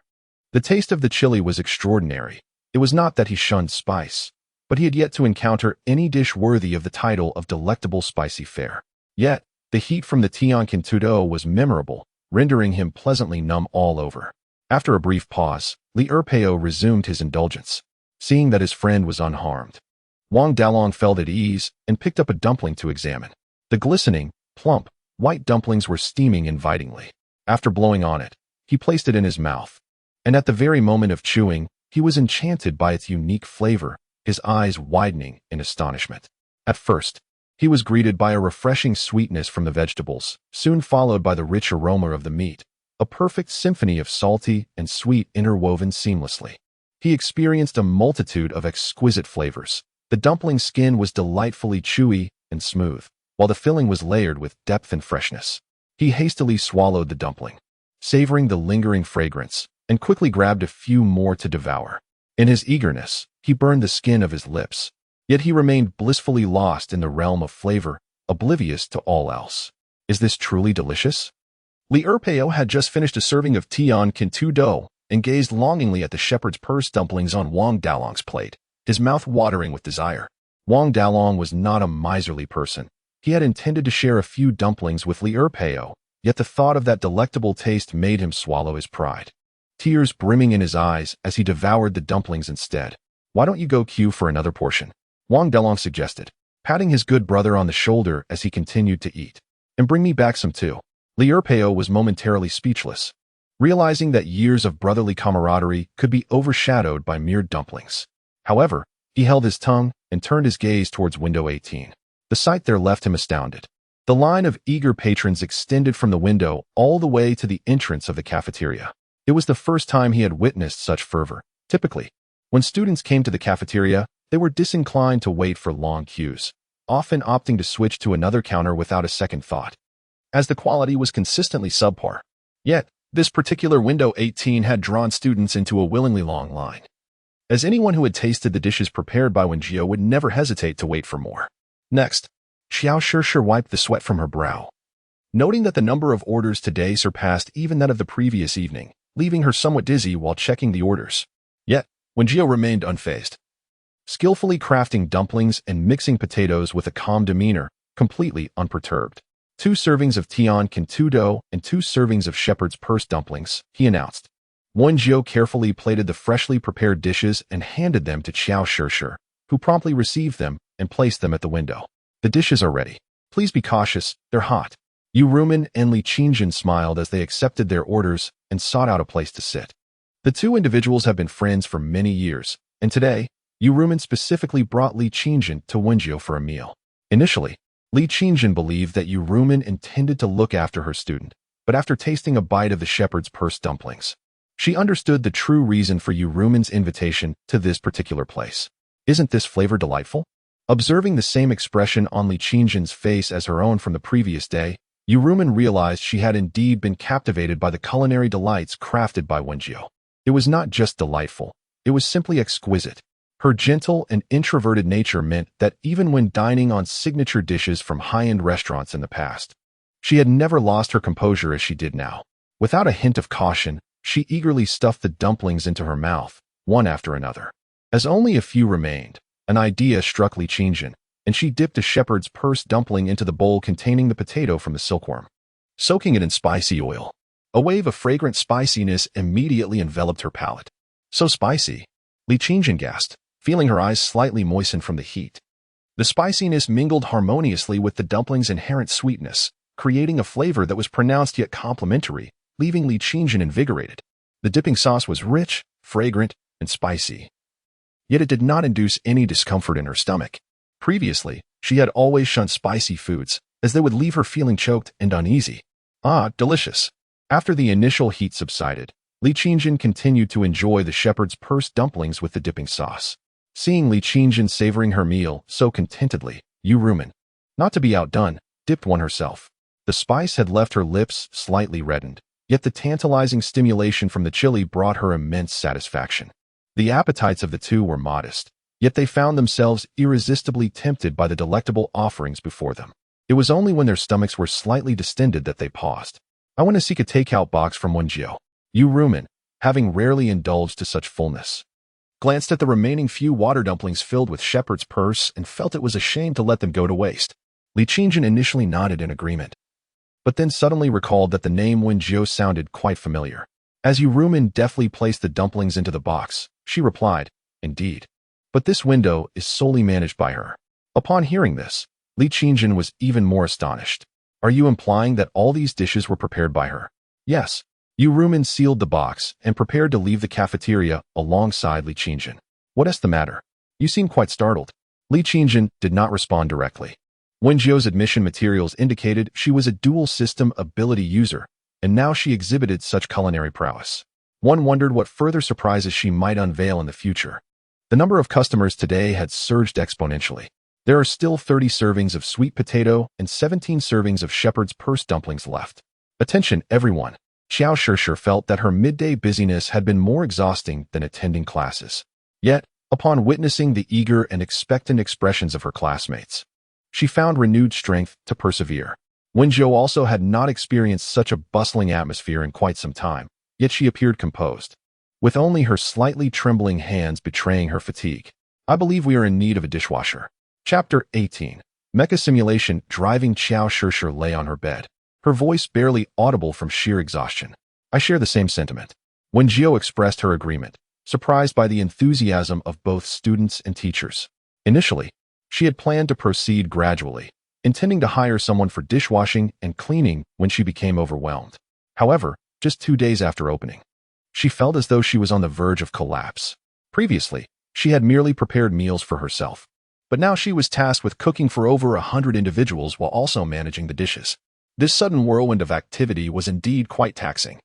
With these thoughts in mind, Wen Jiu opened her smart device to send a message to Zhou. Senator. Dear Teacher Zhou, may I inquire whom I should contact if I wish to apply for assistance at the serving window? In the next moment, Zhou Xin promptly provided her with Li Qingjin's contact information. Li Qingjin was preparing for a midday nap when she noticed her device flashing. Upon checking, she discovered a friend request from an unfamiliar name that left her puzzled. Hello, how may I assist you? Wen Jiu quickly typed a response. Greetings, Teacher Li. I am Wen Jiu, the student in charge of serving at window 18. It was then that Li Qingjin realized that this peculiar account belonged to Wen Jiu, leaving her curious about the unusual nickname. Hello, Wen Jiu. Is there something you need? Wen Jiu took a moment to gather her thoughts before succinctly conveying her request. Very well, I will assist you in the application process. I will inform you once I receive any updates. Good afternoon. Li Qingjin had a favorable impression of Wen Jiu. On one hand, Wen Jiu exhibited commendable performance in class. On the other hand, the culinary skills demonstrated by Wen Jiu left her quite impressed. Naturally, she hoped that Wen Jiu, who was responsible for window 18, could recruit more helpers, thus allowing him to dedicate more energy to creating exquisite dishes. Once the recruitment issue was resolved, Wen Jiu lay down on her bed to take a nap. It was only when the notification for Ji Jia's class sounded that she hurriedly sprang up and rushed out. Xiao Shishir had no classes in the afternoon, so upon seeing Wen Jiu leave, she simply turned over and continued her rest. Wen Jiu sprinted to the classroom, relieved to find that there were still a few minutes before the bell rang. She quickly found an empty seat and sat down. After a brief moment, a robust man with a stern countenance entered the room. My surname is Zhang. You may call me Teacher Zhang. Zhang Helling surveyed the classroom with a cold gaze, his face bearing a long scar. His mere presence at the podium was enough to instill a sense of reverence among the students. Silence enveloped the room as everyone sat obediently, akin to the teaching method of Li Qingjin in the morning, which utilized holographic projections to introduce theoretical knowledge to the newcomers. Wen Jiu sat attentively, fully engrossed in the imagery. Upon the conclusion of the presentation, Zhang Helling, maintaining his expressionless demeanor, announced, "You have 5 minutes for a break. Afterward, line up properly in the corridor." With that, few dared to take a break. Everyone hurriedly rushed to stand in the corridor, and Wen Jiu joined the others in the formation.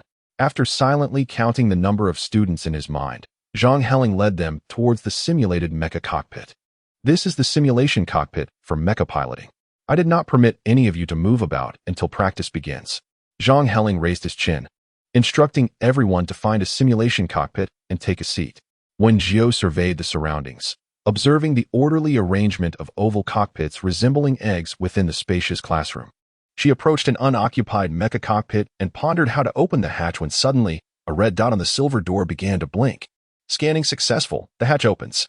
As the voice faded, the silver door slowly ascended, revealing a cockpit spacious enough for one. Once she settled into her seat, the hatch gently descended to close securely. Wen Jiu was not a child prone to mischief. She refrained from tampering with the control panel and instead focused intently on identifying the various buttons. Although the control panel of the simulation cockpit was labeled with the purpose of each button, the instructional video emphasized that piloting primarily tests one's mental fortitude, as real mecha operation heavily relies on an individual's spiritual strength. Classmates, we shall now officially commence our mecha piloting lessons.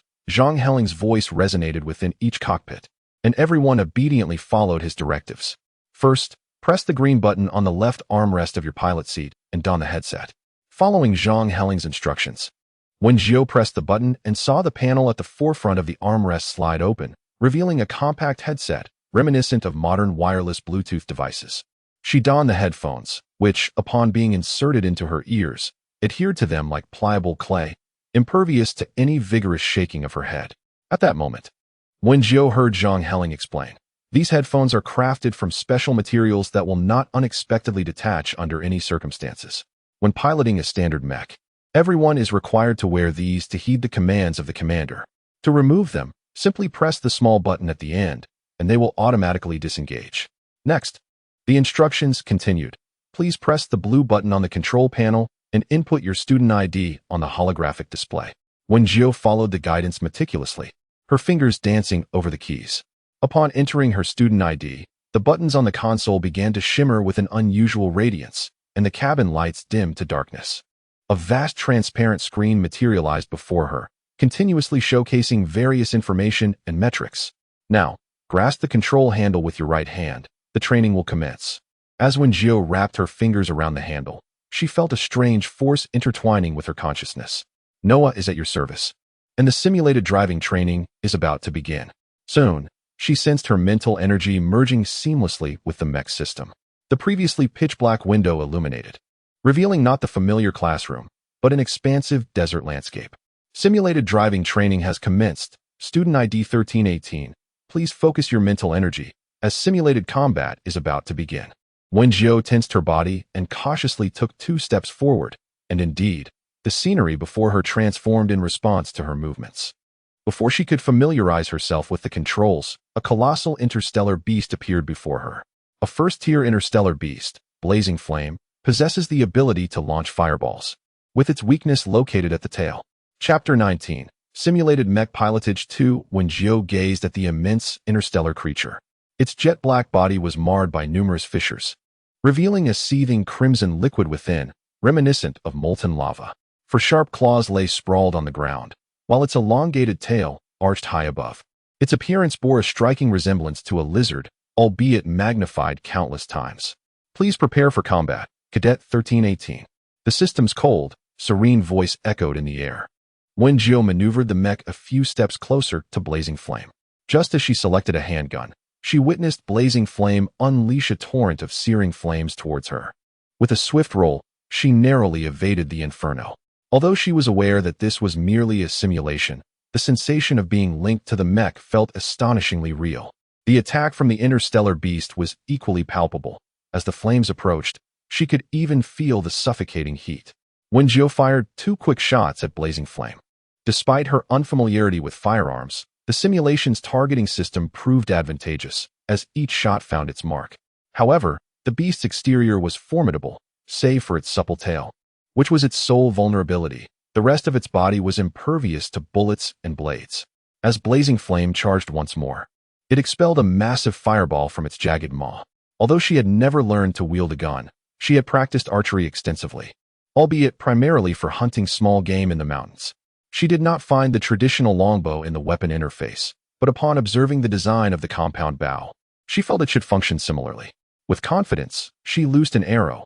However, the aiming range of this bow was beyond the system's control, resulting in her first shot veering off course. Undeterred, she quickly increased the distance from the flame beast and aimed again at its tail. Wen Jiu had always been astute and agile, particularly in learning. After a few shots, she swiftly grasped the technique, once more evading a fireball attack. Wen Jiu seized the moment when the flame beast was preparing to unleash its fiery breath and steadily aimed for its elevated tail. This time, the crossbow bolt struck true, embedding itself in the beast's tail. The flame beast, which had been charging its attack, collapsed to the ground, and Wen Jiu breathed a sigh of relief. Congratulations to student number 1318 for completing the simulated combat. As the system's prompt echoed, the scene before her gradually faded into darkness. The simulation of mecha piloting has concluded. The hatch will now open. Farewell. Following the system's announcement, the cabin lights illuminated instantly, while the once glimmering buttons dimmed, and the tightly sealed hatch slowly opened. Well done. Just as Wen Jiu exited the cockpit, she noticed Zhang Heling standing outside, gazing at her. Indeed, Wen Jiu held a strong belief in her capabilities. After all, she was once a promising cultivator, having endured significant trials. It was only natural, one might think, that a newcomer to the academy would exhibit a fearless spirit. Go rest over there. Zhang Heling gestured towards the seats behind him. Wen Jiu settled down with her eyes closed, replenishing her energy. Operating the mecha was undoubtedly a taxing endeavor for the mind, and even the mere act of simulated driving left her feeling somewhat fatigued. At that moment, she was the only one to have completed the training, while her classmates remained engrossed in their battles against simulated interstellar beasts within the cockpit. After approximately 10 minutes, Zhang Heling approached her, accompanied by a male student. As Wen Jiu lifted her gaze, she felt an uncanny familiarity with the newcomer. "Is it you?" Fei Qingyu had always been confident in his abilities. Having engaged with mecha piloting and psychic powers through family connections prior to enrollment, he had never anticipated losing to Wen Jiu during the morning's physical training, where he became the second to finish. This incident had already gnawed at him, and now, facing Wen Jiu once more in mecha piloting, he found himself once again trailing behind her. Wen Jiu cast a glance at him and recalled that he was the arrogant boy she had encountered that very morning. However, seeing his sulky expression and their limited acquaintance, she chose to remain indifferent. "Humph," Fei Qingyu scoffed, crossing his arms and positioning himself at the farthest distance from Wen Jiu. Unwilling to confront the girl who had embarrassed him, she must have practiced secretly. Otherwise, how could she possibly surpass me? He mused internally, casting furtive glances at Wen Jiu, who continued to rest with her eyes closed. As the class drew to a close, the other students gradually emerged from the simulation cockpit. Unlike the seemingly tireless Wen Jiu and the spirited Fei Qingyu, each of their faces bore the unmistakable signs of exhaustion. Were it not for the watchful gaze of Zhang Heling upon them, they might well have succumbed to slumber in their chairs at any given moment. The operation of mechas demands an immense degree of mental fortitude, and several classmates had faltered in their training due to insufficient mental strength. With his hands clasped behind his back and a piercing gaze, Zhang Heling remarked that the academy offered enhanced mental training facilities, encouraging them to utilize the opportunity. Upon hearing this, the students promptly vacated the classroom. Wen Jiu, still in the throes of mental fatigue, proceeded at a languid pace towards the cafeteria. Just as she exited the academic building, she was confronted by the sound of hurried footsteps behind her. "Hey, are you heading to train your mental strength?" Fei Qingyu's brother, a graduate of Academy 3047, had imparted numerous insights about the institution prior to his enrollment. Thus, Fei Qingyu was well acquainted with the academy's dynamics. Observing Wen Jiu's apparent trajectory towards the mental training room, he felt a surge of alertness. He was taken aback that such a petite girl could be so industrious. However, Wen Jiu's immediate and frosty retort was, "I'm going to work at the cafeteria." In moments of fatigue, Wen Jiu's words became scarce. Her current state of mental exhaustion was compounded by the presence of this insufferable child, which irked her greatly. Consequently, she quickened her pace, wishing to evade further entanglement with Fei Qingyu. Yet, Fei Qingyu remained unconvinced, trailing closely behind her in pursuit of the truth. Her current mental capacity was still too feeble, as merely operating the simulator for a brief period had left her utterly drained. She found herself falling short of her own lofty expectations, realizing that she truly needed to carve out some time to train her mental fortitude. With this thought in mind, Wen Jiu slowly approached the entrance of the cafeteria and directly walked towards window number 18. Behind her, Fei Qingyu began to harbor doubts. Was she really here to work? To Fei's surprise, Wen Jiu indeed came to work. This left him momentarily stunned. He stood there, perplexed, watching as Wen Jiu entered the kitchen, greeted by a sweet-faced little girl. With practiced ease, she tied on an apron and donned a mask, exuding an air of seasoned expertise. Chapter 20. Stir-fried choy-sum with eggs. You really did come to work, didn't you? Fei Qingyu leaned over the counter, glancing at Wen Jiu inside. What else would I be doing here, training? Though Wen Jiu smiled gently, her words carried a sharp edge. Oh, Fei Qingyu felt he had overestimated Wen Jiu, wasting his time in the process. Yet, leaving now would feel like a loss. So he resolved to sit in the cafeteria and observe what dishes were sold at the window where Wen Jiu was stationed. Meanwhile, Wen Jiu commenced the day's preparation of ingredients. Xiao Shishir, peeling potatoes, cast a glance at the young boy seated in apparent discontent. Softly, she inquired of Wen Jiu. Who is that? I don't know him, Wen Jiu replied, plucking yellow leaves from the choy-sum. Since Wen Jiu claimed not to recognize him, Xiao Shishir refrained from further questioning and turned her attention back to her tasks. Having finished removing the yellow leaves from the remaining choy-sum, Wen Jiu suddenly noticed an additional bundle of vegetables on the shelf. She recalled that the classmates she had previously hosted mentioned that the ingredients were distributed weekly by the teachers to each window. Today being Monday, Besides the abundance of shepherd's purse and gulu beast meat at noon, how could there be more ingredients available in the evening? Wen Jiu had to suppress her emotions for the time being and picked up the bundle of vegetables to examine. A faint fragrance wafted from the reddish-brown leaves, and she quickly recognized this as another type of wild vegetable, the shoots of the Chinese tun tree. Unlike the sweet freshness of shepherd's purse, the shoots exuded a unique and distinctive aroma. Moreover, the Chinese tun shoots are rich in nutrients and possess medicinal properties, treating ailments such as external wind cold, rheumatic pain, and stomachache. Unfortunately, this bundle of shoots was not plentiful. She estimated it could yield at most 7 or 8 plates if stir-fried with eggs. However, this was not a significant issue. First come, first served. It had been quite a while since Wen Jiu had tasted the flavor of Chinese tun shoots. She deftly washed and chopped them. The shoots always carried a peculiar fragrance, which became even more pronounced when chopped. The method of stir-frying them with eggs was remarkably simple. Just mix the chopped shoots into the egg mixture and stir well. After heating the pan over high heat, she poured in the egg mixture combined with the chopped shoots, quickly frying until golden. Wen Jiu expertly flipped the pan and used a spatula to cut the set egg into small pieces. After tossing the stir-fried Chinese tun shoots and eggs in the skillet a few times over high heat, she finally transferred the dish onto a plate. Xiao Shishir had already caught the enticing aroma. After peeling the potatoes, she picked up a pair of chopsticks uninvited. "What is this? It smells wonderful," Xiao Shishir exclaimed, feeling her mouth water simply from the delightful scent. Chinese tun shoots stir-fried with eggs. After Wen Jiu skillfully prepared the stir-fried eggs with tender buds, she found herself unable to savor her creation. At that moment, she picked up a peeled potato and began slicing it into cubes. "If you're hungry, feel free to indulge," she offered. Although Xiao Shishir felt a twinge of embarrassment, the delectable aroma had awakened her appetite, compelling her to take a bite of the golden scrambled eggs. A unique flavor, unlike anything she had ever experienced, flooded her mouth, the fragrant, golden eggs enveloping the fresh vegetables, exuding a breath of spring that invigorated her senses. It was as though she were transported to a vibrant forest in full bloom, surrounded by lush greenery. Her reverie was abruptly interrupted by a tapping sound against the transparent window. Turning her gaze, she spotted the young boy who had followed Wen Jiu to the cafeteria, his face nearly pressing against the glass. The enticing aroma had ensnared him like prey in a dense jungle, leading him straight into a trap. Upon discovering the source of the delightful scent, he realized it emanated from the mysterious dish that Xiao Shishir was enjoying. "Why aren't you speaking?" he inquired, a hint of frustration in his voice, unable to partake in the feast despite sensing the aroma.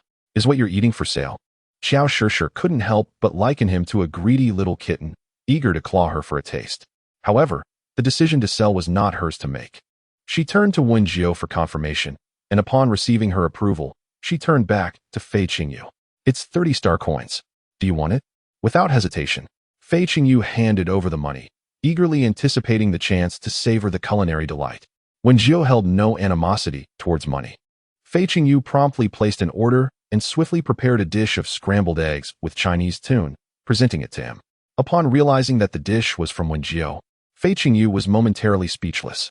Yet, she reminded herself that it was entirely reasonable to purchase food, and she turned to take her seat with the plate in hand. Wen Jiu examined the dish, unsure of what it was. Although its appearance was somewhat peculiar, the aroma was undeniably enticing. Fei Qingyu picked up a piece and cautiously took a small bite. As she bit down, the outer layer of the scrambled egg was both fragrant and crispy, while the inside was tender and smooth. The bits of tun mingled within, releasing a rich flavor as she chewed. The delightful combination of crunch and softness compelled her to take bite after bite, until the entire plate of scrambled eggs with tun was devoured, leaving not a crumb behind. Yet still yearning for more.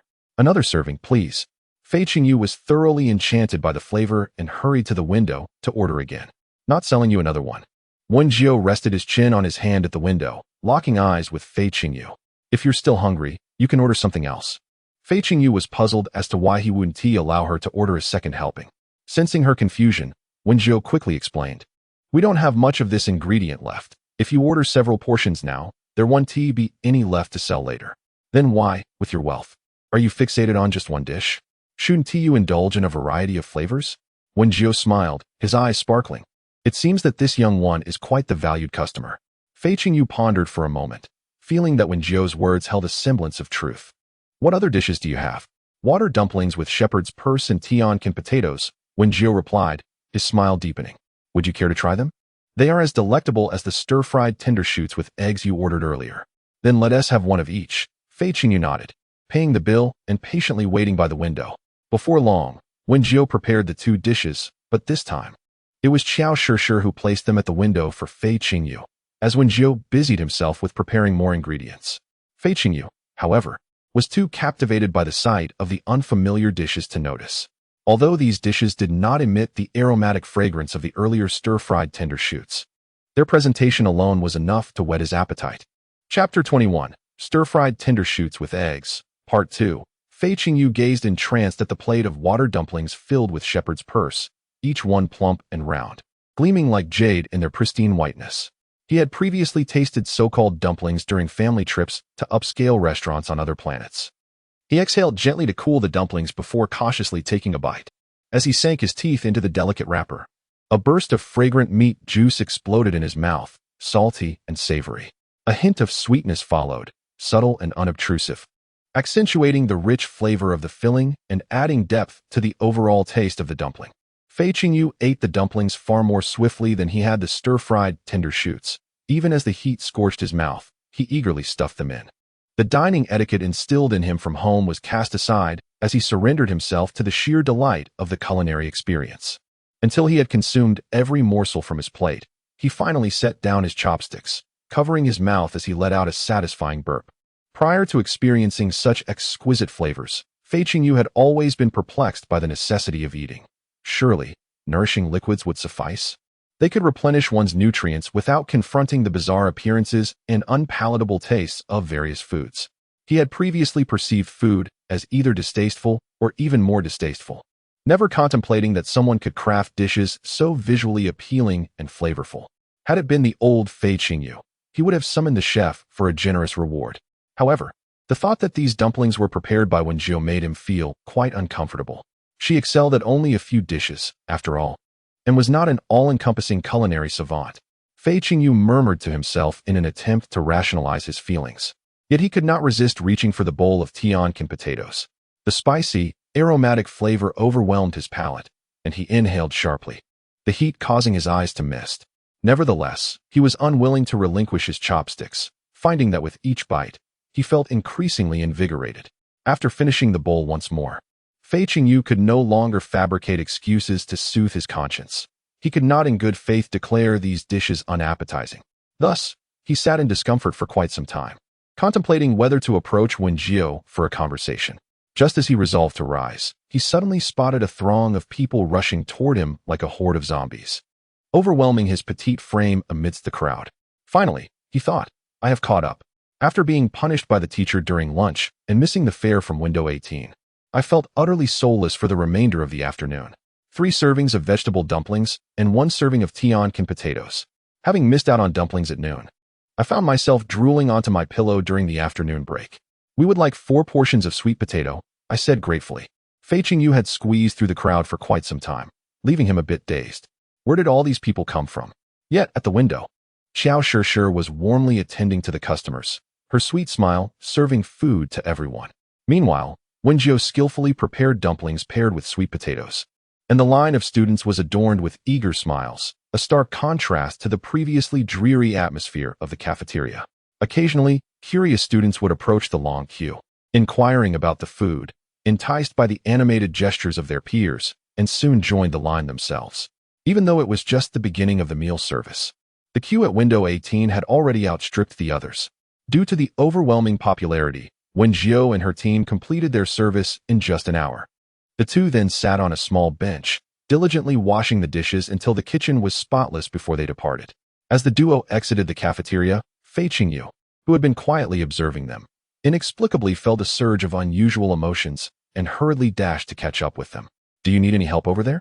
Wen Jiu turned at the sound, seeing Fei Qingyu pouting, a hint of blush gracing his fair cheeks. We do need help. Are you coming? Wen Jiu thought. But upon hearing this, Fei Qingyu turned his head and scampered away. His actions left both Wen Jiu and Qiao Shishir perplexed, due to feedback from working students indicating that the weekly distribution of food supplies often leads to shortages. The teacher responsible for distributing these supplies has now decided to allocate additional provisions daily to various windows.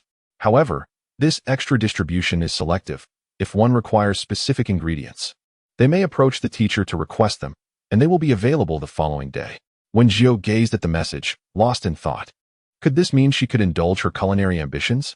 She had an abundance of dishes she could prepare. Thank you, Teacher Li, she replied.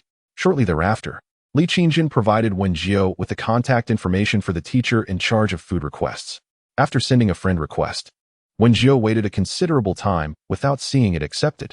She speculated that the teacher was likely busy and dismissed her concern. Relying solely on the cafeteria for income seemed insufficient, as the foot traffic within the school was limited, consisting primarily of students and faculty. She was determined to become wealthy. After much contemplation, it appeared that setting up a stall on StarNet was the most feasible option, albeit the 2,500 fee for the stall was beyond her means. Was her path to financial success destined to be fraught with difficulties? As Wen Jiu lay in bed, her thoughts in disarray, Qiao Shishir, sensing her unease, quietly inquired, Jiu, what's wrong? You seem a bit unhappy. Indeed, there was some truth to that. Wen Jiu turned over and replied, Shishir, what do you think students like us can do to earn money besides working in the cafeteria? After contemplating for a brief moment, Qiao Shishir initially considered the idea of setting up a stall on Xinguang, but quickly realized that, given Wen Jiu's current economic situation, she might not even be able to afford the stall fee. This line of thought led her to the conclusion that there were indeed limited opportunities for profit, especially since they spent their days ensconced within the academy. Suddenly, an epiphany struck Qiao Shishir as she slapped the bed. They could embark on a live streaming venture. Wen Jiu sat up and scratched her head.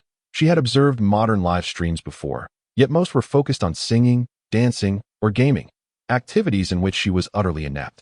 Sensing Wen Jiu's lingering confusion, Qiao Shishir quickly added, how about a culinary live stream? You are so captivating when you cook, and the dishes you create are simply exquisite. It would be a shame not to share that through a food broadcast. Thus, Qiao Shishir logged onto Xinguang, embarking on a search for renowned live streaming platforms. She first clicked on a site called Bike Alive, where a plethora of streaming rooms appeared instantaneously, ranging from singing and dancing to immersive gaming and food challenges, even including military drills. The sheer variety left both Wen Jiu and Qiao Shishir momentarily bewildered. It was Wen Jiu who ventured into the culinary section, selecting a few of the most popular food live streams from the rankings.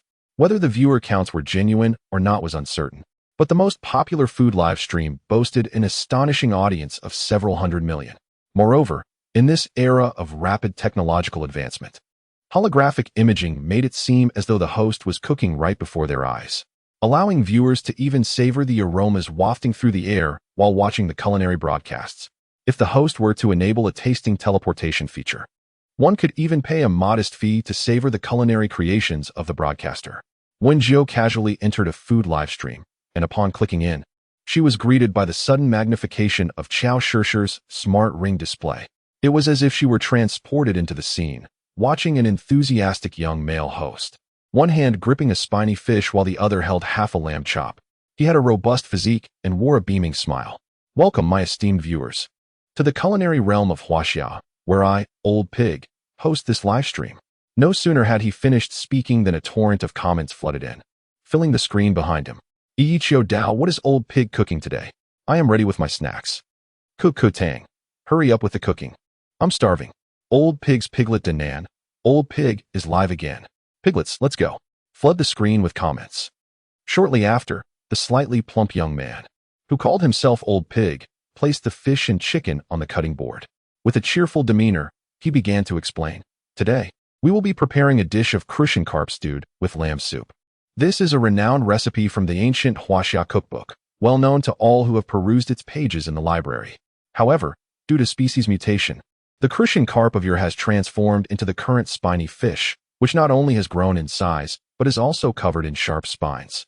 It was only after extensive research that I discovered this spiny fish is indeed what the cookbook refers to as crucian carp. Wen Jiu gazed intently at the holographic image before her, where Old Jiu deftly wielded a kitchen knife to remove the spines from a thorny fish. She felt somewhat unfamiliar with the mutated species of this place and contemplated finding time to visit the library at the 3047 Academy to peruse the biological compendium. Once the spines were dealt with, Old Jiu proceeded to chop the lamb chops into small pieces and toss them into boiling water.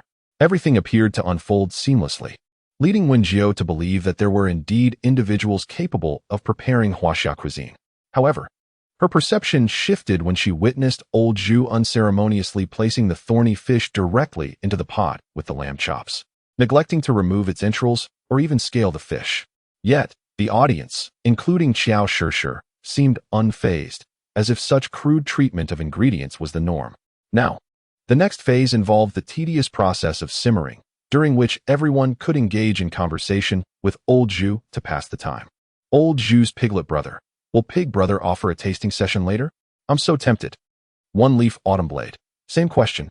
Just watching Old Jiu handle the ingredients has made me hungry. I've already finished several packets of vegetable snacks. Seedling Baby. Let us have a tasting session. Let us have a tasting session. Let us have a tasting session. Let us have a tasting session. As Old Jiu wiped the cutting board, he chuckled, assuring the audience, rest assured, esteemed viewers, I have specially employed my largest pot today to simmer the soup, striving to allow more people to savor the Huaxia delicacies crafted by yours truly. This declaration, though grandiose, was somewhat at odds with his culinary techniques, leaving Wen Jiu in a state of distress. Was there truly no one capable of cooking in this interstellar era? Have people grown accustomed to the crude simplicity of dark cuisine?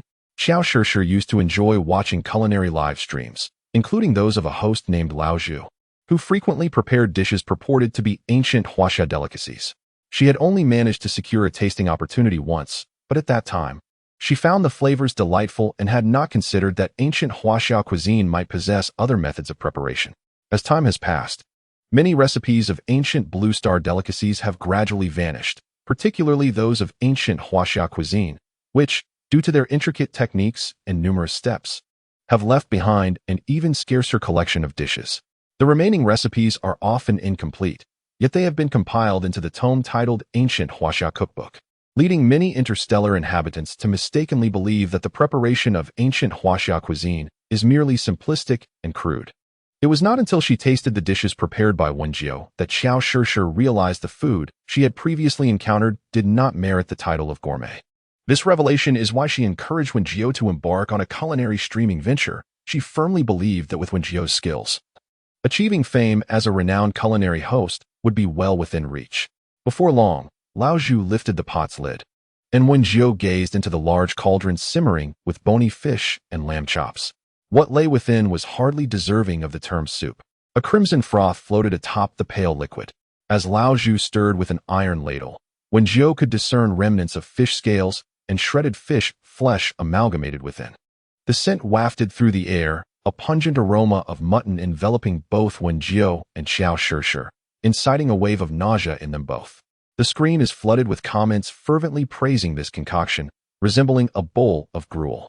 Old Pig's Piglet Danan. Wow, is this the legendary Crucian carp stew with lamb? Wen Jiu wishes to interject. No, it is not. A leaf in autumn. I can hardly wait. This aroma is simply extraordinary. Indeed, the mingling of the iron scent and the gamey odor of lamb is quite pronounced. Cocoa sugar. When will the tasting begin? When will the tasting begin? After stirring the contents of the pot, Old Pig generously sprinkled in a handful of salt and a heap of monosodium glutamate, leaving Wen Jiu utterly speechless. The dish would soon be ready, and he urged the esteemed viewers to prepare for the tasting slots. This time, there are 300 spots available. As he spoke, he gestured for his assistant to bring over stack after stack of small bowls. Old Pig's Piglet Brother. The tasting slots are still too few. When will they increase to 500? Old Pig merely smiled, carefully ladling a spoonful of the broth to showcase it to the camera. The pungent aroma intensified, with the blood and the fish flesh, now reduced to a mushy consistency, mingling together. Wen Jiu and Xiao Shirshir could not suppress their dry heaving. Our culinary heritage seems doomed. Now, it is time to commence the tasting slots. After demonstrating, Old Pig poured the broth into small bowls, filling them one by one.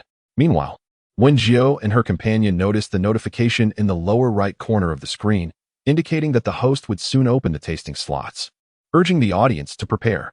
The two had no intention of vying for tasting spots, had it not been for their curiosity about the host's live streaming techniques. Wen Jiu would have long since exited the stream in favor of the restroom. Chapter 23. Dark Cuisine 2. Upon hearing that Old Pig's culinary live stream was about to commence with a tasting session, many viewers flocked to the broadcast room, eagerly awaiting the event. Soon, the excitement within the live stream surged dramatically. Wen Jiu and Xiao Shishir could only hear the system announcing the countdown. As the final second was called, the 300 tasting slots were snatched away in an instant. A leaf in autumn. I didn't manage to grab a spot. How are your reflexes so swift? Seedling baby, I got one. Old Pig, please start the tasting quickly. I can hardly contain my excitement. Old Pig's piglet Danan. Yet another day of not securing a tasting slot. This is excruciating. Due to the platform's regulations, the tasting slots were non-transferable, leading those who succeeded in obtaining one to boast in the comments, while a greater number lamented their misfortune, fervently requesting additional slots. Old Pig worked swiftly, and in no time, he had prepared 300 bowls of soup. Wen Jiu watched as the little bowls on the table vanished one by one. Seedling baby, this soup is absolutely divine. Its vibrant color and rich flavor are unmatched. Cocoa sugar, I concur. The last time I visited Wanhai restaurant for their 3 delicacies soup, I found Old Pig's stewed carp with lamb to be far superior. Everything is but a passing cloud. Old Pig, could you possibly offer more tasting slots next time? I've been watching your stream for 6 months and have yet to secure a spot. It's truly bewildering. Afterward, the two ventured into other high-traffic live streams, only to discover that the dishes being prepared were increasingly dark, with no end to the culinary obscurity in sight. It is a rare sight to witness a properly prepared fried mushroom, yet the host, unfamiliar with the toxic varieties, took a bite and began to ramble incoherently, gesticulating wildly. After perusing the broadcast, Wen Jiu developed a certain perception of culinary live streaming. This was hardly a gastronomic showcase. It resembled a competition of dark culinary arts. Jiu, I believe you could certainly thrive as a food streamer. Would you consider giving it a try? However, I lack the necessary streaming equipment, Wen Jiu pondered. Xiao Shishir chuckled. A minor obstacle. We can rent the most affordable equipment from the Starnet gold mining store. We could stream your cooking sessions in the cafeteria every day. Listening to her suggestion, Wen Jiu found it a viable plan and opened her Starnet account to search within the gold mining store. After comparing options, she chose the least expensive store, renting a basic streaming setup for 400 star coins per month. Subsequently, Wen Jiu registered a streaming account on Bika Live and awaited the arrival of her equipment to commence broadcasting the following day. After their endeavors, it was already deep into the night, so they opted to retire for the evening without further activities. Although Wen Jiu had no classes in the morning, she rose early to practice Tai Chi Jiu. What are you practicing? Wen Jiu looked up at Xiao Shishir, the warm sunlight casting a halo around her, illuminating her presence.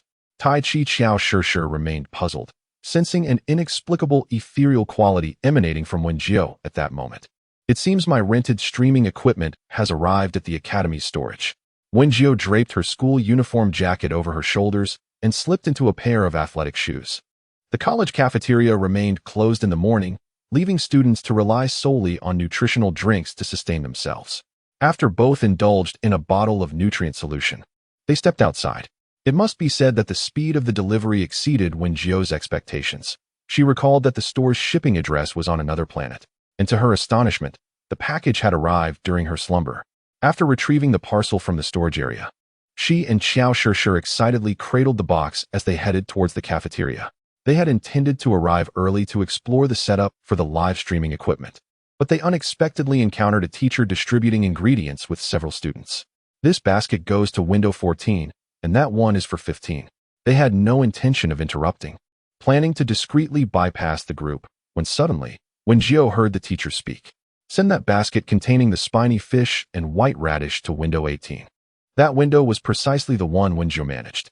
Shortly thereafter, a student murmured, Teacher Zhang, we've already sent the worst ingredients to window 18 twice. The individual referred to as Teacher Zhang continued, so what? Just distribute the ingredients. Do not concern yourselves with anything else. It dawned on Wen Jiu that the ingredients sent yesterday had all been of the poorest quality. As she pondered this thought, she subtly activated the recording function on her smart bracelet. As per routine, the finest ingredients were to be sent to window 3. Zhang Jing coughed a few times and added, remember to toss that wild grass into the basket for window 18 to make up the numbers. At this moment, Xiao Shishir had clenched her fists, perplexed by the teacher's actions. Meanwhile, Wen Jiu silently gestured for her to remain calm. It was only then that Xiao Shishir managed to suppress her urge to rush out and demand an explanation. Wen Jiu had indeed considered the possibility of being targeted, especially since she had fought with Shi Gang, who was rumored to have connections, shortly after her arrival. The fact that Shi Gang had not sought retribution seemed odd to her. Thus, upon learning of the current situation, she did not hasten to expose it. After all, what these individuals deemed the worst ingredients could, in her hands, transform into irresistible delicacies. Wen Jiu calmly recorded the evidence, and, once the individuals had departed, led Xiao Shishir to window 18. They had truly gone too far. After firmly closing the door, Xiao Shishir began to voice her grievances, questioning why they had been provided with the poorest quality ingredients. Do not let your anger consume you. It would only harm your health, Wen Jiu soothingly reassured Xiao Shishir, then recounted her previous altercation with Shi Gang in detail. The more Xiao Shishir listened, the more astonished she became. She had no idea Wen Jiu had fought with that little tyrant and had even defeated him soundly. Even so, we cannot allow them to bully us. Xiao Shishir pouted, still feeling aggrieved. As Wen Jiu began to unpack a delivery box, she remarked, "That is only natural, but we must gather more evidence." At that moment, she also realized why the teacher responsible for distributing the ingredients had yet to accept her friend's request. It seems that the individual had no intention of becoming friends with her at all. Chapter 24. Welcome to the Prosperity live stream. Upon unboxing the delivery, the live streaming equipment bore little resemblance to what Wen Jiu had envisioned. Absent were the cumbersome tripods, supplementary lighting rings, microphones, and an array of other apparatuses. Instead, she discovered a diminutive robot, resembling a bee, nestled within the box, alongside a manual. Initially, Wen Jiu perused the manual, soon realizing that technological advancements had rendered such complexities obsolete. The small robot within the box was capable of executing all necessary functions. She extracted the robot and began to experiment with it. However, both she and Xiao Shishir were novices in the realm of live streaming, and after considerable effort, they remained baffled as to how to power the device. Help! How can there be no switch on this robot? Wen Jiu lamented, her forehead glistening with perspiration as she became acutely aware of her obsolescence in this rapidly evolving era. Xiao Shishir fared little better. Although her home was populated with various robots for household chores, she had never encountered this particular type. Thus, Wen Jiu continued to probe the bee-like robot until her fingers grazed a circular indentation located behind its wings. Biometric information confirmed. The small robot began to flap its wings, its antennae swaying in tandem, with the tips of the antennae emitting a series of flashes. At that moment, Wen Jiu's smart bracelet also flickered twice. Upon accessing the panel, she noticed a new icon resembling a small bee had mysteriously appeared. With a tap on the bee icon, a new interface promptly materialized on the screen. Wen Jiu meticulously followed the steps indicated on the interface to input information and set up the live broadcast. After a considerable amount of effort, she finally grasped how to operate this specialized live streaming robot. The method of use proved to be remarkably convenient. All she needed to do was activate the little bee and connect it to the smart ring to access its myriad features. This little bee boasted functionalities such as automatic focusing, intelligent lighting, and voice modulation, among others. Wen Jiu felt no need for beauty enhancement, as her purpose was to stream culinary delights rather than to showcase allure. Upon discovering the option to obscure her face with a prop, she promptly drew an image to conceal all faces. Subsequently, Wen Jiu recalled that her voice sounded rather juvenile, so she activated the voice modulation feature, ensuring that her speech would automatically alter during the broadcast. Once the settings were complete, she felt a profound sense of satisfaction. Placing the little bee aside, she and Xiao Shishir began to prepare the ingredients for the day. What is a delight for one may be a burden for another. Her demanding instructor deemed the ingredients provided to be of the lowest quality, yet Wen Jiu held a different perspective. Upon removing the basket, she was greeted by several spiny fish and an abundance of white radishes, along with a handful of what was labeled as wild herbs. Wen Jiu examined the wild herbs and instantly broke into a radiant smile. Wasn't this just wild chrysanthemum? Once dried, it could be brewed into tea. Chrysanthemum tea is known for its benefits in nourishing the liver, enhancing vision, and detoxifying the body. It can also alleviate issues such as dry hair and mouth ulcers. Xiao Shishir, noticing Wen Jiu's beaming expression, curiously leaned in to observe the wild herb. What is this little yellow flower? Is it edible? She inquired. Having only interacted with Wen Jiu for a brief period, Xiao Shishir found herself enchanted by him. She marveled at Wen Jiu's remarkable culinary prowess, capable of transforming any ingredient into exquisite dishes. Thus, upon encountering a bundle of wild grass adorned with delicate blossoms, Xiao Shishir could not help but vocalize her curiosity. Beyond simply drying it for tea, Wen Jiu contemplated preserving a portion to concoct elixirs once she gathered additional herbs. The efficacy of the pills crafted from dried chrysanthemums was far superior to that of mere infusions. After meticulously processing the wild chrysanthemums, Wen Jiu collected the remaining stems and leaves, which, though seemingly superfluous, held significant potential. As Xiao Shishir observed Wen Jiu's careful handling of the ingredients, she witnessed him turn his attention to a few spiny fish from the basket, which had already been stripped of their sharp protrusions. Upon scrutinizing the fish, Wen Jiu confirmed that these spiny specimens were merely larger, elongated versions of the common crucian carp. After a moment of contemplation, she grasped the kitchen knife, prepared to begin her work on the fish. However, a sudden realization struck her. Having rented the live streaming equipment, it was imperative to commence a broadcast. Consequently, Wen Jiu set aside the knife, activated the smart ring interface, and began to explore the intricacies of live streaming. Fortunately, the process was straightforward, as she had registered her streaming account the previous day. Now, she simply needed to initiate the live stream and employ the camera for filming. Yet first, a captivating title for the stream was required. Wen Jiu began to ponder deeply, realizing that the title must be sufficiently captivating to entice viewers to join her live stream.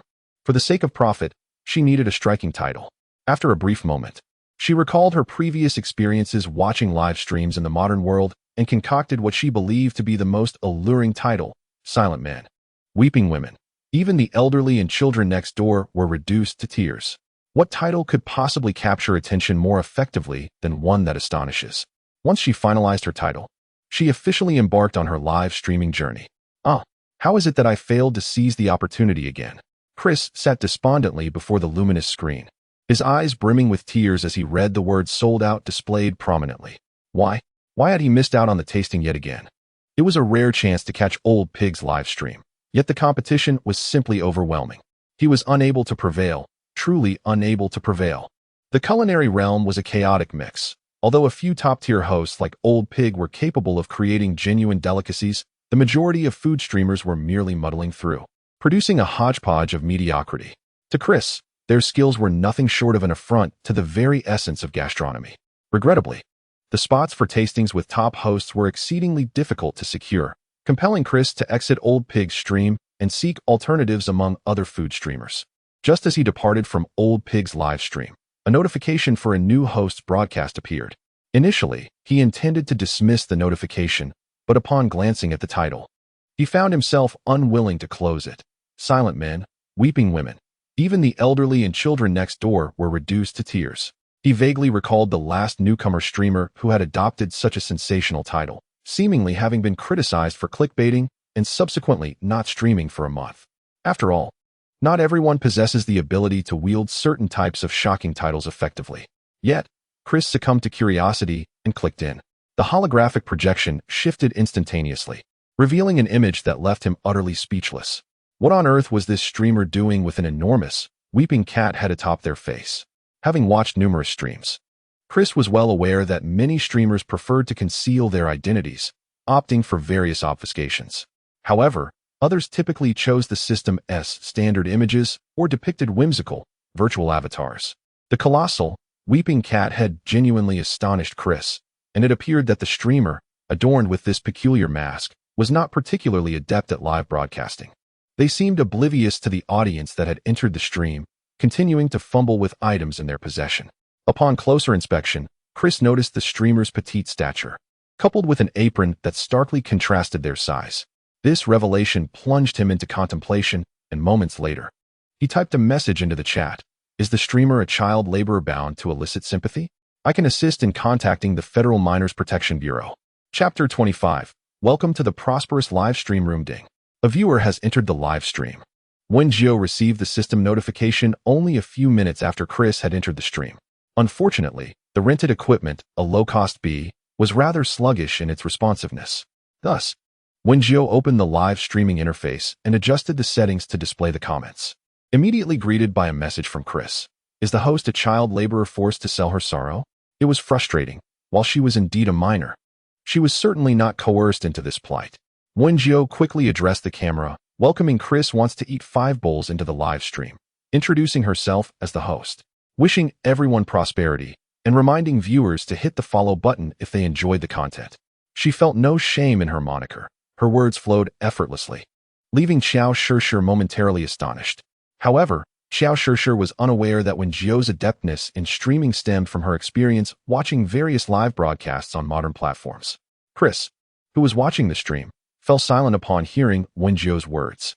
Her deep, resonant voice clearly indicated that she was not a minor.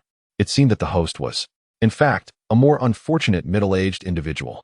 Contemplating this, Chris felt a pang of sympathy. Her hand, which had intended to exit the stream, lowered as she patiently continued to watch Wen Jiu's broadcast. Chris wants to eat 5 bowls. What is the host planning to cook? It looks like a spiny fish on the cutting board. Wen Jiu confidently picked up a spiny fish to showcase to the camera, while the distant camera angle captured the moment, zooming in for a closer shot. Today, she would demonstrate for her audience how to prepare a fish stew in an iron pot. After the demonstration, Wen Jiu set down the spiny fish and took up a kitchen knife, first removing its entrails, then scraping off the scales, and finally executing a deft boning technique. Chris merely observed as Wen Jiu deftly removed the minute spines of the thorny fish in mere seconds. However, the fish bones remained intact. Before he could voice his curiosity, he noticed a second viewer had joined and sent a message. Pumpkin Big Melon. The host's method is quite different from others. But why has only the small spines been removed? As Wen Jiu poured oil into the iron pot, he explained, because simmering the thorny fish with its primary bones enhances the soup's flavor. Pumpkin Big Melon. But why just remove the small spines? To avoid choking, dear. Wen Jiu's voice softened slightly, yet under the influence of the voice changer, it exuded an inexplicable maternal warmth. The thorny fish differs from the modern crucian carp in that, despite having more spines, it possesses little to no fishy odor, thus requiring minimal additional effort to eliminate any unpleasant scents. Once the oil reached the desired temperature, Wen Jiu placed the prepared thorny fish into the pan, frying them until both sides turned golden. The fragrant aroma of the frying oil, accompanied by the sizzling sound, resonated with the sensors of the little bee, reaching every viewer of the live broadcast. Chris, inhaling the subtle scent, felt an unaccountable hunger surge within him, prompting him to hastily retrieve a pack of chicken breast slices. After frying the fish to perfection, Wen Jiu transferred them into another pot filled with boiling water to begin simmering. Ding dong 20. What is the host making? Is covering it up all there is to it? It's the iron pot stew of fish, my dear viewer. Wen Jiu, at that moment, retrieved 2 white radishes, meticulously washing and peeling them before slicing them into delicate shreds, each strand uniformly thick and slightly translucent. The viewers in the live stream were utterly astonished by this display of skill. Though modern kitchen robots can achieve impressive knife work, they remain merely machines. Having watched numerous culinary broadcasts, it was their first encounter with such exquisite human dexterity. Does Chris want to eat 5 bowls? One viewer inquired. Has this been practiced? Another chimed in. Could the host possibly be a robot? Practiced indeed. I am an authentic human being. Wen Jiu affirmed. Why are we back to potatoes? Even old Wong next door is making potatoes, commented another viewer. Not potatoes. The host mentioned preparing a fish stew in an iron pot, clarified another. Estimating the time was right, Wen Jiu poured the previously sliced radish shreds into the pot. The moment she lifted the lid, an aromatic fragrance wafted forth, captivating those who had contemplated leaving the stream, compelling them to reconsider. How delightful the scent is, Chris remarked, feeling the enticing aroma tugging at his very soul, making his mouth water. He had previously observed several hosts cook bony fish in water, yet none had produced a broth as tantalizing as Wen Jiu's. Moreover, he had clearly noted the broth's creamy white hue, distinctly different from the bloodied concoctions prepared by others. Could this be the treasure of a host he had long sought? At this moment, Chris was eager to secure a tasting opportunity, a sentiment echoed by his fellow viewers. Pumpkin, oh pumpkin. Ah, the aroma is exquisite. When will it be ready? Brother Monkey, why does the host put radishes in the soup? Aren't they meant to be eaten raw? Do you even know how to cook? However, Wen Jiu merely smiled, and after a brief wait, She lifted the pot lid once more to add a pinch of salt and pepper for seasoning. Even before they had tasted it, the steaming, rich fragrance was sufficient to awaken their appetites. The camera zoomed in again, capturing a close-up of the fish soup. The broth, a milky white and crystal clear, emitted an alluring aroma devoid of any greasiness, causing those watching the live stream to inhale deeply, yearning to savor more of its delightful scent. The previously sparse barrage of comments began to multiply, with dozens of messages floating across Wen Jiu's screen. Chris wants to eat 5 bowls. When will the tasting commence? Dear host. Ding dong 20. I can no longer wait. Please start the tasting, host. Brother Monkey. It smells quite good. I wonder how it tastes. The individual known as Brother Monkey was also a citizen of the intermediate planet Wuha, but unlike ordinary folks like Chris, he was a somewhat renowned and discerning gourmet. As a connoisseur, it was his duty to seek out and critique culinary delights. Today, he opened the food section of the Bika livestream, hoping to check in on a familiar host. However, he found that several were coincidentally preparing potatoes, which he despised the most. Thus, he began to search for other live streams. At first, upon encountering the live stream titled Silent Men and Weeping Women, even the elderly and children next door are moved to tears, he found it amusing. Who could possibly create such exaggerated culinary masterpieces? However, he soon realized his misjudgment. Merely inhaling the enticing aroma stirred something within him. Brother Monkey, when will the host commence the tasting? Yet, the host Congratulations and Prosperity simply chuckled and stated, Apologies, we cannot conduct a tasting. Chapter 26. Welcome to the live stream of Congratulations and Prosperity. As soon as Wen Jiu uttered these words, the viewers in the live stream erupted in a frenzy of comments. Pumpkin Big Melon. Why isn't the host conducting a tasting? Is it due to insufficient levels? Chris wants to eat 5 bowls. Even a 1-star host can hold a tasting. There are 10 slots available. Brother Monkey, why not? These delicacies are exclusively for students and teachers. She cannot partake in them for personal gain. Thus, Wen Jiu offered an apologetic smile, though no one could witness her expression. All that the audience could see was a large, weeping cat face, which lamented, I apologize for not mentioning earlier that I work in the cafeteria. These ingredients are intended for students and teachers. After her words, the comments momentarily fell silent before surging once more. Ding dong 20. In which academy's cafeteria does Congratulations and Prosperity work? Chris wants to eat 5 bowls. A cafeteria? Chris was once again taken aback. But upon reflection, considering the host's petite stature, it seemed likely that she was a struggling individual. It is only natural for one to seek a modest income while working in the cafeteria, and thus, the act of live streaming to supplement household expenses makes perfect sense. No wonder the streamer goes by the name Congratulations on Becoming Wealthy, as it is evident that she is in dire need of funds. Reflecting on this, Chris was deeply moved by Wen Jiu's indomitable spirit despite her physical challenges. In a spontaneous gesture, he pressed the button to send a gift to the streamer known as Congratulations on Becoming Wealthy. User Chris wants to eat 5 bowls gifted the streamer 5 little hearts. However, Wen Jiu was unaware of Chris's sentiments at that moment. She was cheerfully entering the day's menu on the ordering board outside. Upon receiving the gift notification, Wen Jiu expressed her gratitude. Thank you, Chris, for the little hearts. For those who haven't followed yet, please remember to do so. At this moment, mealtime had arrived at the cafeteria, and students once again engaged in a frenzied dash reminiscent of a marathon. Many students hurried to window 18. Sister, what is today's fish soup dumpling? Potato, potato. I want 2 portions of the beloved fish soup dumpling with extra spice and no scallions. Xiao Shishir had already prepared for the reception, smiling as she leaned over the counter to explain, it's dumplings served with soup. Much more flavorful than the shepherd's purse dumplings you've had before. Listening to her words felt enlightening, even if they didn't fully comprehend. Nevertheless, they eagerly placed their orders for the fish soup dumplings. Meanwhile, Wen Jiu resumed her tasks, gently placing the remaining shepherd's purse dumplings into the fish soup to simmer. The aromatic fragrance wafting through the air tantalized the viewers of the live stream. Pumpkin Big Melon South. Will the streamer really not do a taste test? I long to savor the flavor of this exquisite soup. Brother Monkey begins to suspect whether this celebration of prosperity is merely a marketing ploy orchestrated by some restaurant, for such occurrences are not unheard of. Broadcasting a culinary live stream without offering tastings, only to conclude with an advertisement urging those who wish to indulge to visit a certain establishment on some celestial body.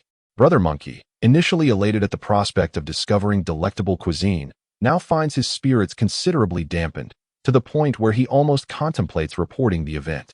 However, in the next moment, Wen Jiu gestures for Xiaomi phone to rotate the camera, capturing the scene from all angles. I truly am working in the cafeteria. I cannot present these ingredients for your consumption. As she scoops up the translucent, glistening dumplings from the pot, she gazes at the barrage of comments, promising, "Once I have sufficient funds to procure ingredients, I will certainly host a tasting. So, I implore you all to follow along, lest you lose your way. Who knows when you might get a chance to taste it." As she speaks, she showcases a bowl brimming with creamy fish soup enveloping dumplings shaped like ingots, causing every viewer, tantalized yet unable to partake, to swallow hard. Even the discerning Brother Monkey cannot deny the exquisite presentation of the fish soup dumplings. Yet, unbeknownst to the audience, their torment is far from over. The students obediently form a line, each carrying away bowl after bowl of dumplings. Xiao Shishir spots the little boy from yesterday in the queue. "Ah, it's you. What would you like to eat?" Fei Qingyu, refusing to admit his current craving for Wen Jiu's culinary creations, lifts his chin with an air of arrogance and declares, "1 bowl of fish soup dumplings. And make it quick, otherwise, this young master shall not partake. What is he so proud of? Let us partake if you choose not to. Indeed, the chef within is bound to heed my command. Should he be reluctant to dine, then let him not sell to him." Bai Qingyu glared indignantly at the person behind. Yet he was merely a 12-year-old lad, resembling a cute little rabbit. Even with his fierce demeanor, he failed to instill fear. Still, Xiao Shishir, with a radiant smile, handed him a bowl, urging him to cease his prattling and enjoy his meal. How is it that this seemingly adorable girl is as irksome as Wen Jiu? Bai Qingyu pouted as he accepted the bowl, searching for a vacant seat before finally settling down. He scooped up a spoonful, blowing gently upon it, and cautiously tasted the fish soup. In an instant, he was astounded by its exquisite flavor.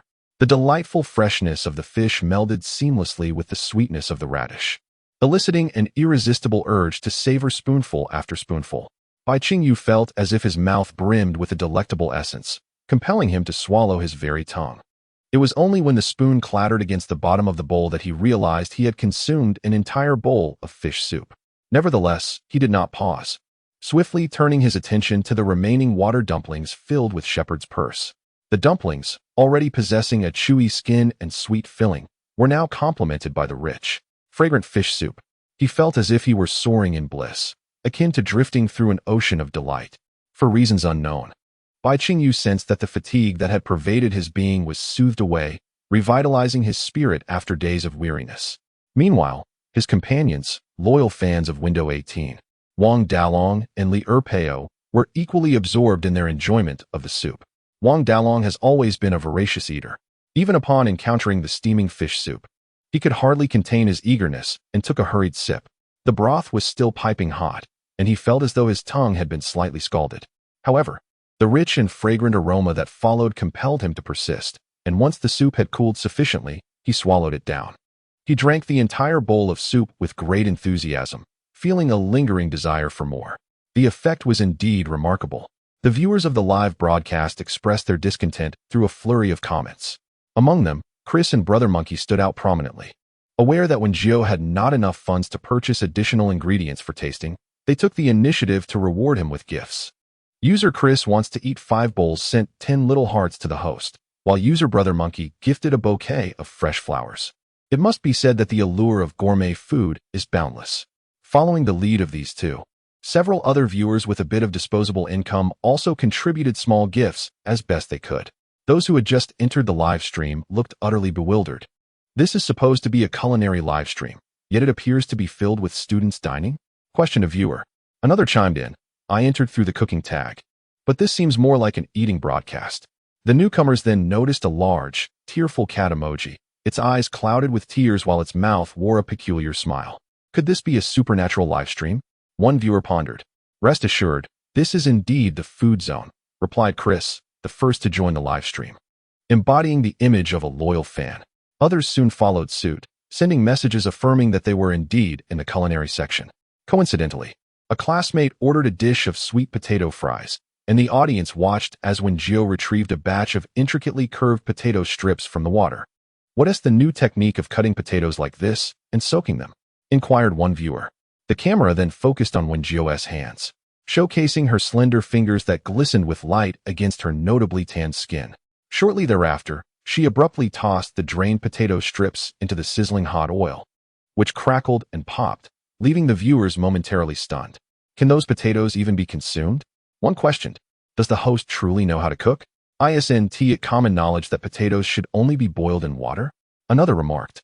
Chris desires to consume 5 bowls. What is all this commotion about? Let us first observe before making any judgments. Traditionally, potatoes are prepared by boiling, and although some have attempted frying, the outcome is merely a heap of charred remains. Even dehydrated vegetables seldom incorporate potatoes, as the resultant product is far from palatable. He merely hopes that Wen Jiu can conjure a modicum of miracle. Upon witnessing the barrage of inquiries, Wen Jiu refrained from hastily clarifying, for many ancient culinary methods of huaxia have long been forgotten, leaving the current interstellar era akin to a realm of culinary chaos. Thus, it is not surprising that these individuals are perplexed by her cooking techniques. However, she never anticipated that despite the remarkable advancements in interstellar technology, the humble potato could still only be boiled. As the potato strips transitioned from a pale yellow to a vibrant hue, Wen Jiu deftly lifted them from the pot, allowing the oil to drain before placing them into a large basin. She skillfully added salt, monosodium glutamate, vinegar, sugar, and various other seasonings, prompting the audience to erupt in further commentary. One viewer remarked, "It is absurd. With such an abundance of seasonings, it is clearly a dish of culinary darkness. If the host lacks understanding, they should refrain from streaming food content." Another countered, "There is no need for such harsh criticism.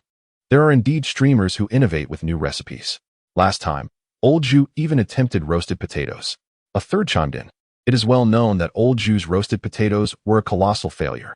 Moreover, it is unfair to compare new streamers to established ones. That is merely low-tier opportunism." Finally, one viewer quipped, "If you have no interest in new streamers, perhaps you should occupy yourself with picking up trash on a desolate planet." Brother Monkey is known for his sharp tongue, although he still harbors doubts about whether Wen Jiu is merely a marketing representative sent by a restaurant. He is truly irked by the fact that these individuals speak with even greater acerbity than he does. In contrast, Wen Jiu remains as calm as still water. Though the audience cannot discern her expression, they can only observe the once curved lips of the tearful cat, now drooping in a manner reminiscent of someone aggrieved. Witnessing her demeanor, those who had previously intended to continue their banter fell silent. At this juncture, Wen Jiu added her own concocted chili oil, the vibrant red oil. When poured over the potato strips, released a spicy aroma that wafted through the air as she stirred. Her movements were fluid and seamless, and after mixing, she poured the dish into a bowl and handed it to Qiao Shishir, who then distributed it to the awaiting students. The little bee, which had been capturing Wen Jiu's actions, fluttered outside, quietly filming the students relishing their meal mid-air. The audience beheld the students, each adorned with radiant smiles as the enticing fragrance intermittently wafted towards them, serving as a reminder of the delectable nature of the food. The previously sarcastic individuals ceased their mockery, instead inundating the screen with requests for Wen Jiu to offer tastings. "Just arrived. Will I catch the hostess tasting session? Is the host not offering tastings? Surely, they haven't used any additives to enhance the aroma?" However, such inquiries were destined to end in disappointment. Wen Jiu's tone remained gentle, yet her words carried an icy chill. "Due to personal reasons, I will not be offering any tasting sessions for the time being. If Brother Delau who wishes to indulge, he may visit the live stream of a prominent broadcaster. To my friend known as Glass Shards, please remember to follow. Once the tasting sessions commence, you will be notified." The contrasting reactions to these two comments have left Shangshan Delau, who quite incensed. Just as he was about to retaliate with a few more comments, he received a notification from the system indicating that he had been blocked by the broadcaster congratulations and prosperity and was henceforth unable to comment in the stream. This only fueled his frustration, prompting him to exit the live stream and seek out other broadcasters. However, no matter how much he attempted to enjoy his previously favored food broadcasters, he could not replicate the mouth-watering sensations he experienced in congratulations and prosperity stream. He even ventured to a top-tier food broadcaster, where Old Wong next door happened to be preparing potatoes, albeit in a rather mundane boiled manner. As he beheld the palate, mushy potatoes, his appetite waned, and he felt a twinge of nausea. Chapter 28. Welcome to the Congratulations and Prosperity live stream. The camera happened to shift back to Wen Jiu, who was deftly chopping an unknown wild herb on the cutting board. As she sliced, she provided an explanation. What she was currently preparing was scrambled eggs with tender shoots of the Chinese tune. We first chopped the shoots finely before mixing in 2 eggs. Occasionally, comments would flash across the screen, and Wen Jiu's live stream had now garnered an audience of 200, indicating that at least 100 viewers were currently engaged. Ding dong 20. So this thing is called Chinese tune. There's a tree like that near my home, and every spring, it emits a peculiar fragrance. Wench, upon seeing the barrage of comments, spoke again. Only the buds harvested in this manner can be called Xuanya. The trees in your vicinity should be referred to as Xiangchuan trees. Xiangchuan thrives in sunlight and warmth, demonstrating considerable moisture tolerance. It typically flourishes in fertile, damp soils by riversides or around courtyards. The bark is coarse and deep brown, shedding in flakes. Additionally, Xiangchuan is rich in calcium, phosphorus, potassium, and sodium, offering benefits such as nourishing the kidneys, promoting hair growth, alleviating inflammation, stopping bleeding, relieving pain, facilitating circulation, regulating blood flow, and enhancing digestion. This piqued the curiosity of the audience, who felt they were gaining knowledge while indulging in a culinary live stream. Ding dang 20. Sister Fatsai knows so much. Does she teach part-time at an academy? Pumpkin Big Melon. I feel that Sister Fatsai explains things better than our academy's teachers. I wonder which academy she belongs to. Chris wants 5 bowls. Sister Fatsai is actually a teacher? Initially, viewers simply referred to Wenj as the host. It was unclear who first dubbed her Sister Fatsai, but soon everyone followed suit. Wenj could not be bothered to correct them, thinking they could call her whatever they wished. Subsequently, she mixed the chopped Xiangchuan with egg batter, her chopsticks whirling rapidly in the bowl, the clattering sound resonating continuously. 1, 2, 3, 4, 5. Eggs are usually boiled, right? Is the host deliberately being chaotic to boost engagement? The individual previously banned, who had entered under a different account, could not resist chiming in with a few remarks. Chris wants to eat 5 bowls. Someone remarked, if you are so eloquent, why not host a live cooking session yourself? Brother Monkey chuckled. Did you not see how delectable the dishes prepared by Sister Fa looked? Although we haven't tasted them, the presentation alone speaks volumes about her culinary skills. In truth, Brother Monkey had no intention of defending Wen Jiu. He merely felt that as a connoisseur of food, he had yet to offer his critique, and it was rather presumptuous for a novice account to interject. Meanwhile, Wen Jiu once again showcased her expertise by expertly flipping eggs in the pan, and the delightful aroma of the eggs wafted through the air. Sister, what is the chef inside preparing? It smells divine. Students who had been waiting outside the window for their dishes suddenly caught wind of the tantalizing scent, curious as they leaned closer to peer inside. Xiao Shishir did not correct the senior for referring to her, a junior, as sister. Instead, she simply smiled and greeted him. We have a limited supply of dishes. 30 star coins each. Upon hearing this, the students outside promptly scanned the payment account for window 18, discreetly handing over 30 star coins. Thus, the freshly prepared dish of egg with spring shoots found its way into his hands. To avert any misunderstanding, Wen Jiu took the liberty to remind Xiao Shishir. Today at window 18, we have a special promotion. Any fortunate student selected can purchase a unique dish for 30 star coins. As soon as Xiao Shishir's words were spoken, the students waiting in line became animated, all hoping to be that lucky student. Unfortunately, there were only a limited number of spring shoots. Wen Jiu managed to prepare just 6 or 7 plates before they were all consumed. Students who have tasted the exquisite dishes continuously express their admiration, while those who have not can only salivate at the enticing aromas. The live stream viewers, who can merely observe and smell without partaking, share in this sentiment. Today, Wen Jiu's operating hours were even shorter than yesterday's, as the number of students flocking to window 18 for a meal had increased. However, her dishwashing time alongside Xiao Shishir was extended, given the growing pile of dishes to clean.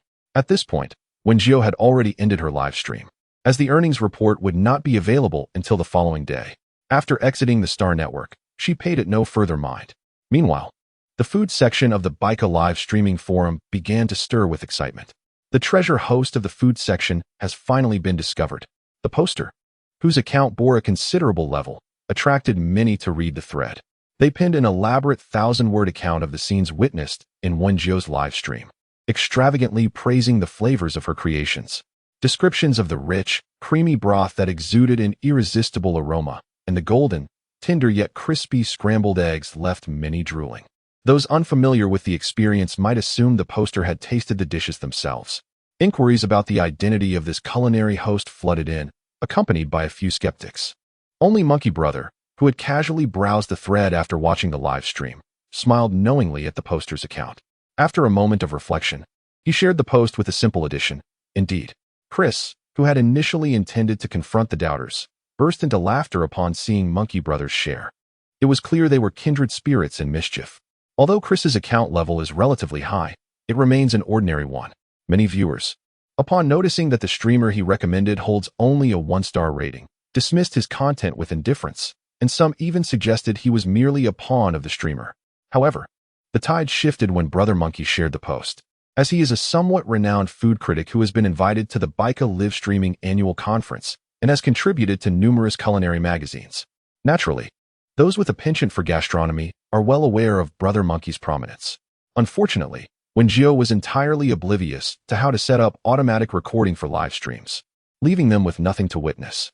This incident unexpectedly boosted Wen Jiu's modest follower count to around 100, though the person involved remained unaware. Xiao Shishir finally relinquished her attempt to uphold the image of a delicate princess, collapsing onto her bed. I feel so sore and achy. What am I to do about this afternoon's combat class? Her words prompted Wen Jiu to ponder. Is there any discomfort that cannot be alleviated with a good massage? With that thought, he rolled off his bed and approached Xiao Shishir's side, smiling as he addressed her. Dear lady, would you care to experience the ancient art of relaxation from the Great Huaxia? Chapter 29. Combat Training 1. Xiao Shishir was momentarily taken aback by his words, but she quickly acquiesced, lying down and extending her fair arms. In truth, Wen Jiu was feeling a bit fatigued himself, yet he felt a twinge of guilt thinking of how many times Xiao Shishir had accompanied him in washing the dishes. Contemplating a means to express gratitude, one considers small gestures. A proficient massage can effectively unblock meridians, invigorate the flow of vital energy and blood, alleviate pain, dispel malevolent influences while bolstering the constitution, harmonize yin and yang, and extend one's lifespan. Wen Jiu stood beside the bed, gently extracting Xiao Shishir's arm before commencing a meticulous kneading. While it appeared as though he was merely pressing and pinching at random, every application of pressure was purposefully directed at acupoints. Reclining on the bed, Xiao Shishir initially harbored a curiosity, wishing to observe Wen Jiu's technique. However, it wasn't long before she began to feel the soreness in her arm dissipate, replaced by an inexplicable sense of comfort that coaxed her eyes shut, leading her softly into slumber.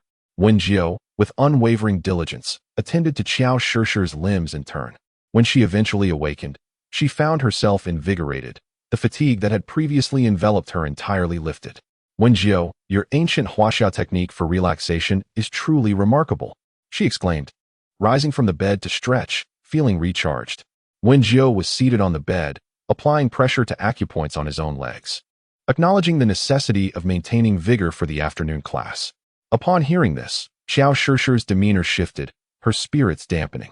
The afternoon combat class was to be taught by Teacher Yu, reputed for her fierce demeanor. Teacher Yu? It couldn't be the one I know, could it? Xiao Shishir pondered. Isn't being fierce beneficial for teaching combat skills? Wen Jiu mused, contemplating the necessity of such an approach to impart the art of combat effectively. Their rare opportunity to attend class together led them to the expansive combat platform, its striking crimson hue unmistakable against the surroundings. At both the extreme left and right of the stage stood several weapon racks, adorned with an array of firearms, blades, bows, and arrows, a veritable cornucopia of armaments. Unlike the earlier classroom setting, Yurumin had already taken her place on the fighting platform, awaiting the arrival of her students. Her features were striking, yet her gaze bore a chilling sharpness. Clad in a form-fitting black outfit, she showcased her graceful silhouette, yet none dared to underestimate this enchanting beauty. Wen Jiu and Xiao Shishir arrived not long after, and by this time, over a dozen students were already standing obediently below the stage. The two hastened to join the ranks. Upon noticing Wen Jiu's arrival, Yurumin's red lips curled into a faint, alluring smile. It seemed that Wen Jiu sensed someone observing her, as she lifted her gaze to behold Yurumin's radiant expression. Perhaps due to Yurumin's well-known fiery temperament, all students had gathered promptly before the class bell rang. My surname is Yu. I trust many of you are familiar with me, Yu Rumen declared, her eyes surveying the obedient little sprouts before her with satisfaction. Today, I shall instruct you on mastering combat techniques. I have always believed that practice reveals the truth. So let us begin by pairing up for some friendly sparring. With that, she produced a leather whip from behind her and cracked it sharply against the ground. The piercing sound reverberated through the air, causing a stir among the students. No one had anticipated that the first lesson would involve actual combat, and bewildered glances were exchanged. Wen Jiu remained composed, contemplating which weapon she yearned to practice with. Now, let us find our partners and form pairs. As Yu Rumen's voice faded, Wen Jiu observed Fei Qingyu approaching with an air of arrogance. Wen Jiu, I wish to team up with you, he declared. Fei Qingyu possessed an elegant appearance, with dark, peach blossom-like eyes that exuded an aura of innocence. Regrettably, he often donned a haughty expression, rendering his slightly chubby baby-faced visage particularly irksome. Consequently, Wen Jiu cast a glance at Xiao Shishir, who was still hesitating, and promptly accepted Fei Qingyu's proposal. Other students gradually formed their teams, with Xiao Shishir successfully pairing with another girl. With teams established, each group sent a representative to draw lots to determine their order on stage. Wen Jiu remained stationary. As Fei Qingyu hastily advanced to the lottery screen, he tapped the screen and entered both their names, and a number immediately appeared, 5. With approximately 50 students attending today's combat class, their group's position was quite favorable. Once the drawing concluded, the names and order of each group were recorded on the screen. Li Mosin and Sun Miao from the first group, please come up, Yu Rumen said, lifting her gaze toward the two students. Upon hearing this, they ascended the stage from either side. Li Mosin was a somewhat robust young man, taller than his peers, while Sun Miao was petite and appeared somewhat frail. Following Yu Rumen's instructions, they began selecting weapons from the rack. Moments later, Li Mosin chose a new X-92 assault rifle, which suited him perfectly as he lifted it. Unexpectedly, Sun Miao also selected the same model of assault rifle. However, when she lifted the considerable weapon, it appeared as though she were a child playfully toying with the belongings of a giant. As Yu Rumen observed both of them completing their selections, a glimmering green light erupted from her hand, splitting into two as it approached Li Mosin and Sun Miao. The luminous orbs enveloped the two from their chests down to their entire bodies.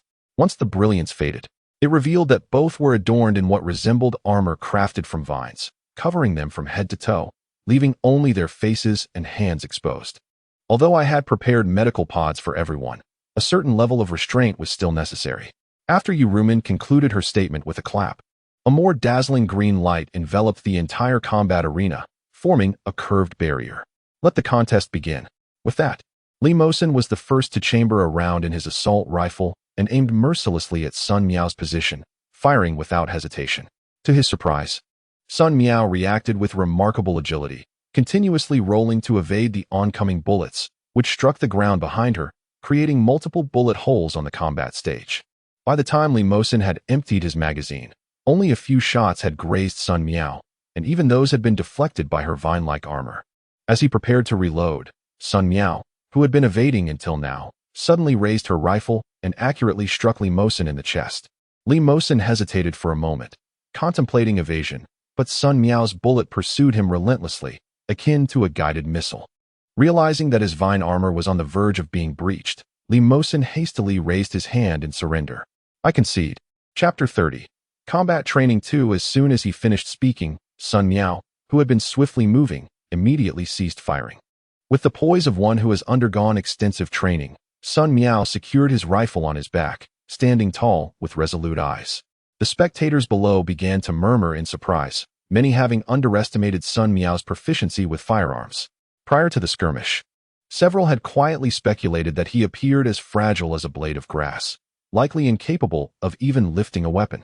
Yet, with a single magazine of bullets, he successfully defeated Li Mosin, who towered over him. This revelation left the observing students in a state of astonishment. However, Wen Jiu was unperturbed. She had noticed the confidence reflected in Sun Miao's eyes the moment he decisively grasped the gun, and she could see the sinewy muscles, taut despite his seemingly slender frame. In contrast, Li Mosin exhibited hesitation when selecting his firearm, taking considerable time before opting for an assault rifle. His actions while aiming and loading revealed a lack of familiarity. Though physically imposing, He lacked the agility that was apparent in Sun Miao, a clear testament to years of rigorous training. Come down, are you injured? Yu Rumen gently tapped the barrier, revealing 2 openings in the steps for their exit. Both combatants shook their heads in response, prompting Yu Rumen to remove the vine armor from them. Once she confirmed their unscathed condition, she announced the entrance of the second group of students. Wen Jiu stood at the sidelines, attentively observing her classmates' combat skills. She discerned that the majority of the students here had, to varying degrees, engaged in martial arts training, and most were adept in handling weapons. Thus, she concentrated intently on observing the movements of these individuals, striving to learn as much as she could, until Yu Rumen gently parted her lips and glanced in her direction, calling out, "Number 5, Wen Jiu," and Fei Qingyu stepped forward in unison. After bowing and shaking hands in accordance with protocol, they separated and ascended the stage from either side. Once on stage, Wen Jiu realized that the combat arena was far larger than it appeared from below.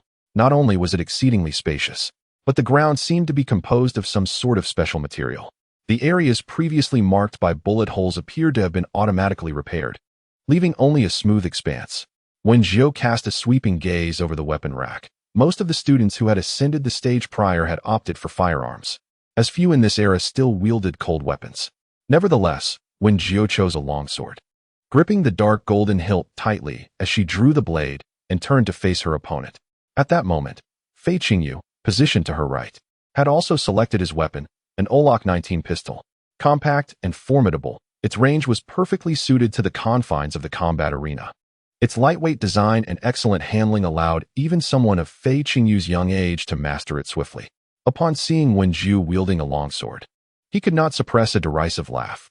In this age, how could anyone still choose such a challenging cold weapon? Having made her choice, Wen Jiu should not blame him for easily overpowering her.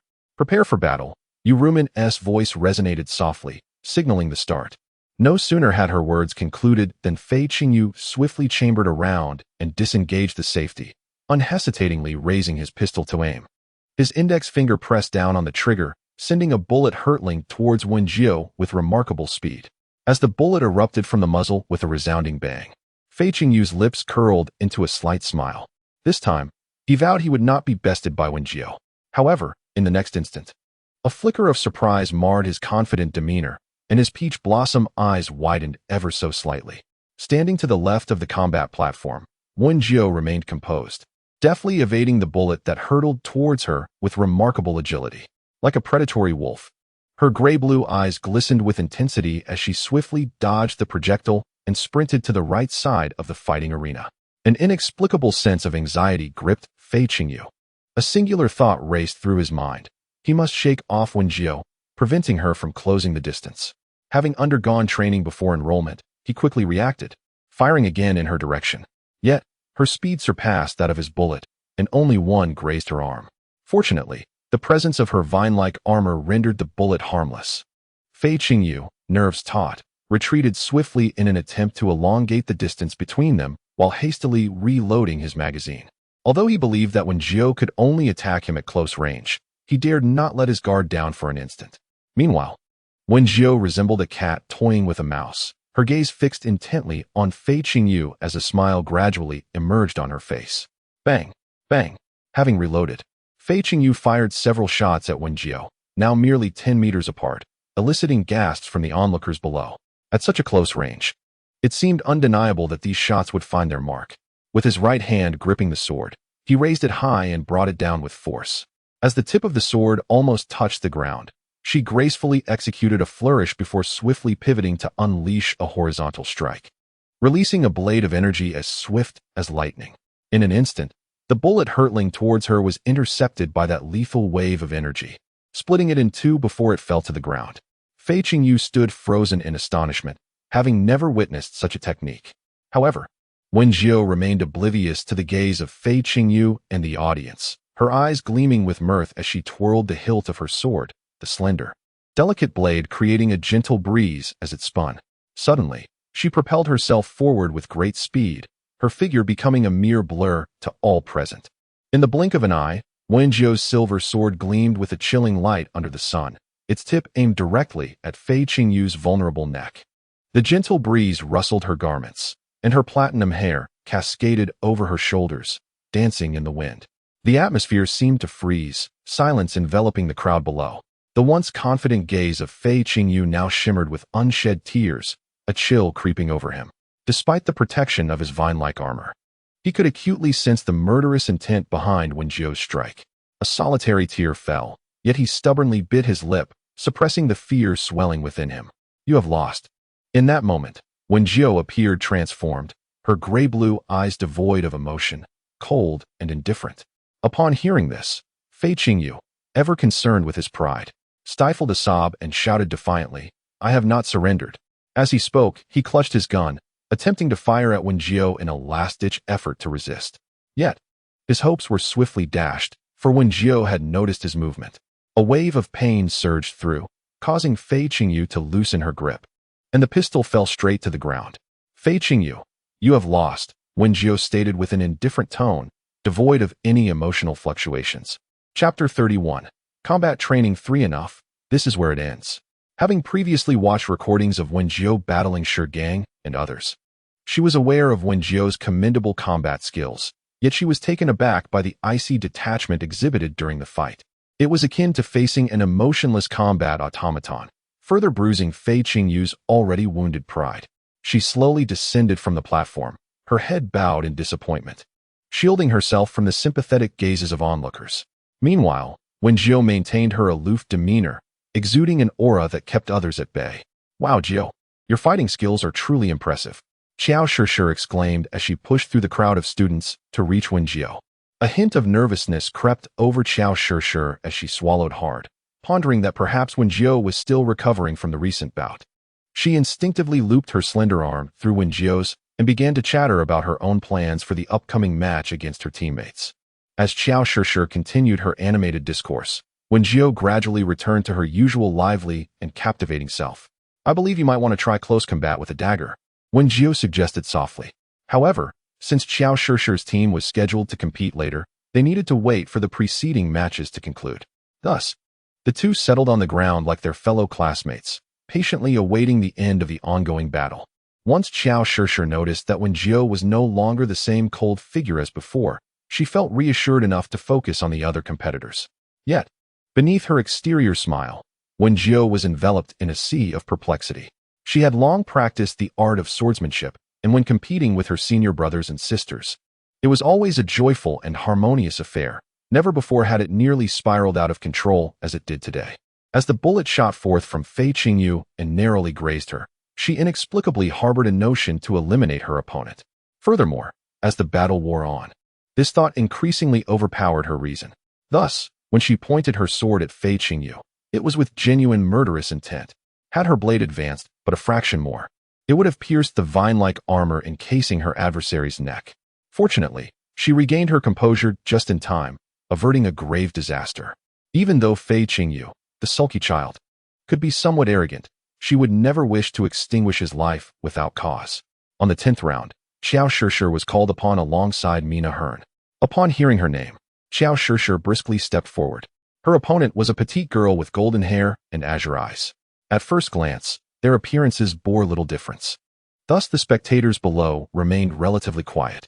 Wen Jiu, having extricated herself from a myriad of thoughts, donned a smile and gestured encouragement to Qiao Shishir as she prepared to ascend the stage.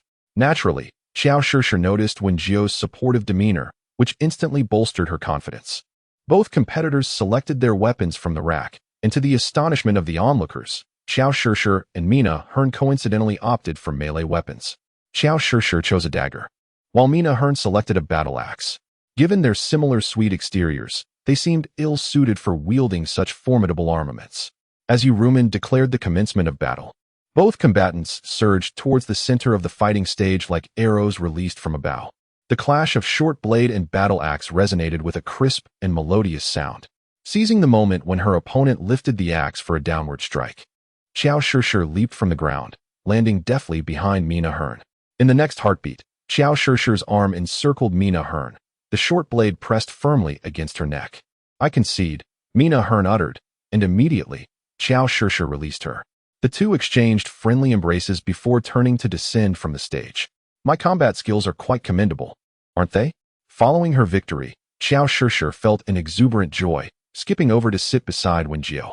Indeed, quite impressive, Wen Jiu replied, taken aback by Qiao Shishi's remarkable prowess in combat, entirely unanticipated. How long have you been training? Wen Jiu inquired, nodding, having discerned a hint of sadness in Qiao Shishi's eyes.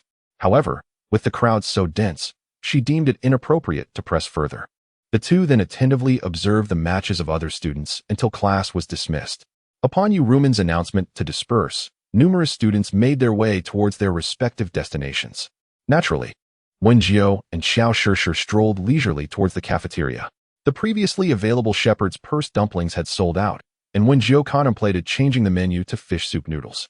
Having conducted a live broadcast earlier in the day, she felt far more at ease when she initiated another stream. Meanwhile, Chris was attempting to recreate the dish of stir-fried chrysanthemum sprouts and eggs he had observed during the midday broadcast, finding Wen Jiu's method remarkably straightforward. Simply chop the tender shoots and mix them with the egg batter, then pour the mixture into the pan to fry for a while, and it will be complete. Thus, after waiting for the temperature to rise, he hurried off to the supermarket in search of ingredients. Fortunately, the supermarket boasted a comprehensive selection of vegetables, including this plant that resembled wild grass. Moreover, the price of the tender shoots was remarkably affordable, costing merely 20 star coins for a generous bundle. Chris, aware of his hearty appetite, decided to purchase 3 large bundles of the tender shoots. After much effort in chopping the 3 bundles, he realized that he had insufficient egg batter. Consequently, he retrieved 7 or 8 eggs and added them to the bowl, whisking them vigorously until the tender shoots and egg mixture were thoroughly combined. He poured the amalgamated egg batter into the pan and turned the heat up to maximum, beginning to stir-fry. However, the quantity of egg batter was excessive. While the bottom layer solidified, the interior remained liquid. As Chris continued to stir, he became increasingly flustered, and suddenly, a burst of flames erupted from the pan, startling him into dropping the spatula, which was followed by a thick plume of smoke. Witnessing the fire escalate, Chris hastily vacated the kitchen.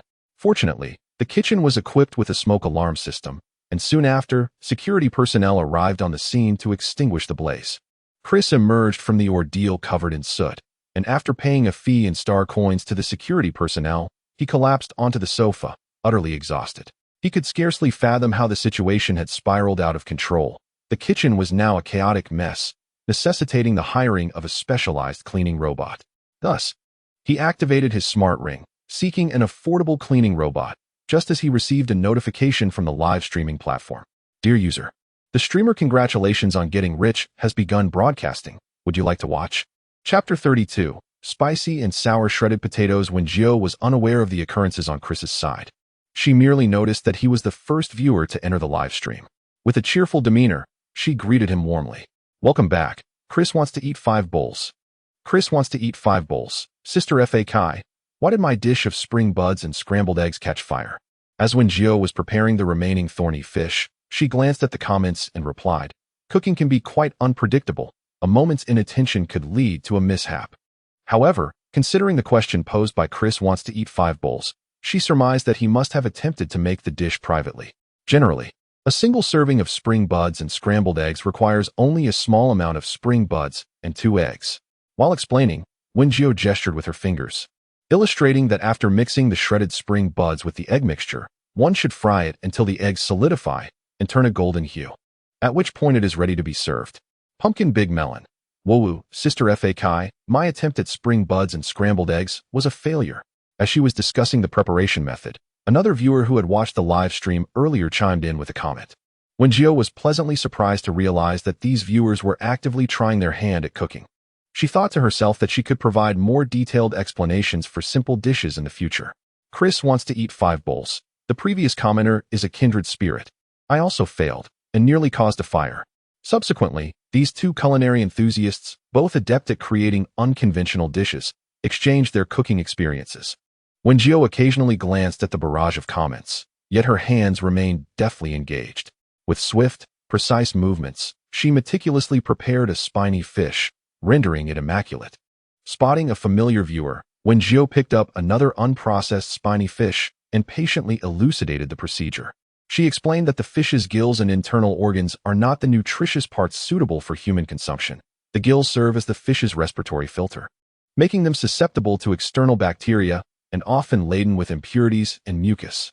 The internal organs typically harbor a multitude of contaminants, and upon death, the proliferation of bacteria accelerates. Thus, it is imperative to remove the gills and internal organs when preparing the fish. As she spoke, she demonstrated the careful removal of the gills and the thorough extraction of the internal organs. Next, she scraped away the fish scales, as broth made with scaled fish could adversely affect the flavor and texture. This step was essential for enhancing the dish's overall quality. Once the fish was expertly cleaned, Wen Jiu rinsed it once more. "Brother Monkey, are we still making fish soup dumplings tonight?" Wen Jiu, with all due respect, why does the hostess cooking seem so ostentatious? Banana, are there any friends from the gourmet forum here? Is the host really as skilled as the post suggests? It didn't seem overly extravagant to her. Wen Jiu commenced heating the pan and adding oil, believing that the dishes she was currently preparing were rather simple, lacking anything as elaborate as a dragon and phoenix dish or literary tofu. "Chris wants 5 bowls. I am the original poster. And Sister Fak's cooking truly smells divine. As you continue to watch, you will understand." Due to a brief surge of interest generated by Chris's post, the audience in Wen Jiu's live stream swelled from just a handful at noon to nearly 100. Naturally, with more viewers, some discordant voices emerged. Wen Jiu remarked, "Surely the host hasn't hired an army of shills? The spiny fish should be boiled clean, and frying it in oil is simply a waste of ingredients." "I'm so hungry," added another viewer. "Others have tried frying spiny fish before, and it tasted passable. I just wonder how this host's version will turn out." In truth, Wen Jiu found herself puzzled, for it seemed that the majority of people here preferred the method of boiling, regardless of the ingredient. They would simply toss it into a pot of boiling water and call it a day. However, she chose to disregard the criticisms, believing that the aroma would be more persuasive than any lengthy explanation. Now that the oil had reached the perfect temperature, she carefully placed the spiny fish into the pan to fry until golden brown. With the kitchen offering a sufficiently large pot, she was able to accommodate 4 or 5 spiny fish simultaneously. Once they reached the desired level of crispness, she proceeded to add clean water. Setting down the spatula, Wen Jiu retrieved a large basin from behind her and poured water into the pot. Upon witnessing this, the barrage of negative comments erupted once more. Wen Jiu exclaimed, "I can't bear to watch. This is utter chaos." Monkey Brother quipped, "If you can't stand it, just leave. Why bother posting a comment?" 1, 2, 3, 4, 5 interjected. "Though, isn't it up to others whether or not to comment?" The atmosphere in the live stream gradually diminished, with only 50 or 60 viewers remaining. Wen Jiu maintained a composed demeanor as she retrieved the previously prepared dough and began to roll it out with a rolling pin. Today, she aimed to create fish soup noodles. She expressed her intention to eventually offer a tutorial on how to craft noodles for those interested. The audience watched intently as Wen Jiu expertly wielded the rolling pin, transforming a substantial mass of white dough into a large, flat disc. Once she gauged the thickness to her satisfaction, she deftly folded the dough and sliced it into numerous portions with a sharp knife. "I am so hungry," one viewer commented. Although uncertain about what the host was preparing, they found it quite impressive. Another viewer expressed a desire to sample the noodles, lamenting that it was yet another dish they had never tried before. Chris sighed as he sent messages, pondering when he might join in the culinary adventure and taste the creations for himself. He was not alone in his craving. Several others who had watched Wen Jiu's earlier broadcast shared his eagerness to savor her culinary delights. The enticing aroma and appealing presentation alone suggested that the flavors would be exquisite. A user named Brother Monkey graciously gifted the host 10 bouquets of flowers, expressing gratitude for the delightful experience. Wen Jiu was currently slicing potatoes, with limited ingredients at her disposal.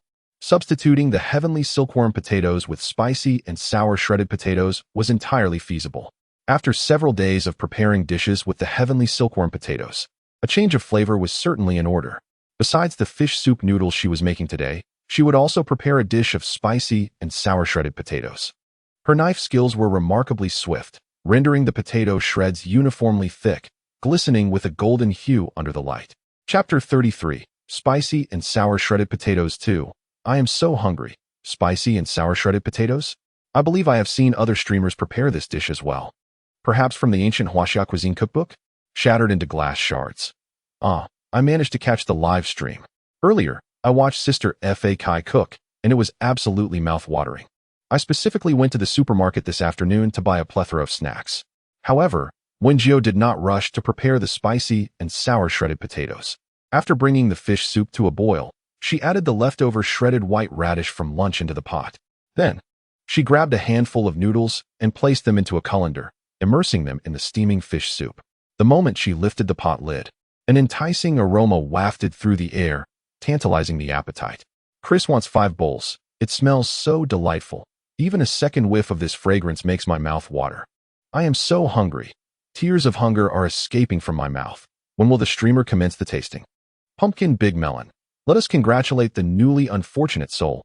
Due to personal reasons, Sister F.A. Kai cannot commence the tasting at this time. Surprised? Unexpected?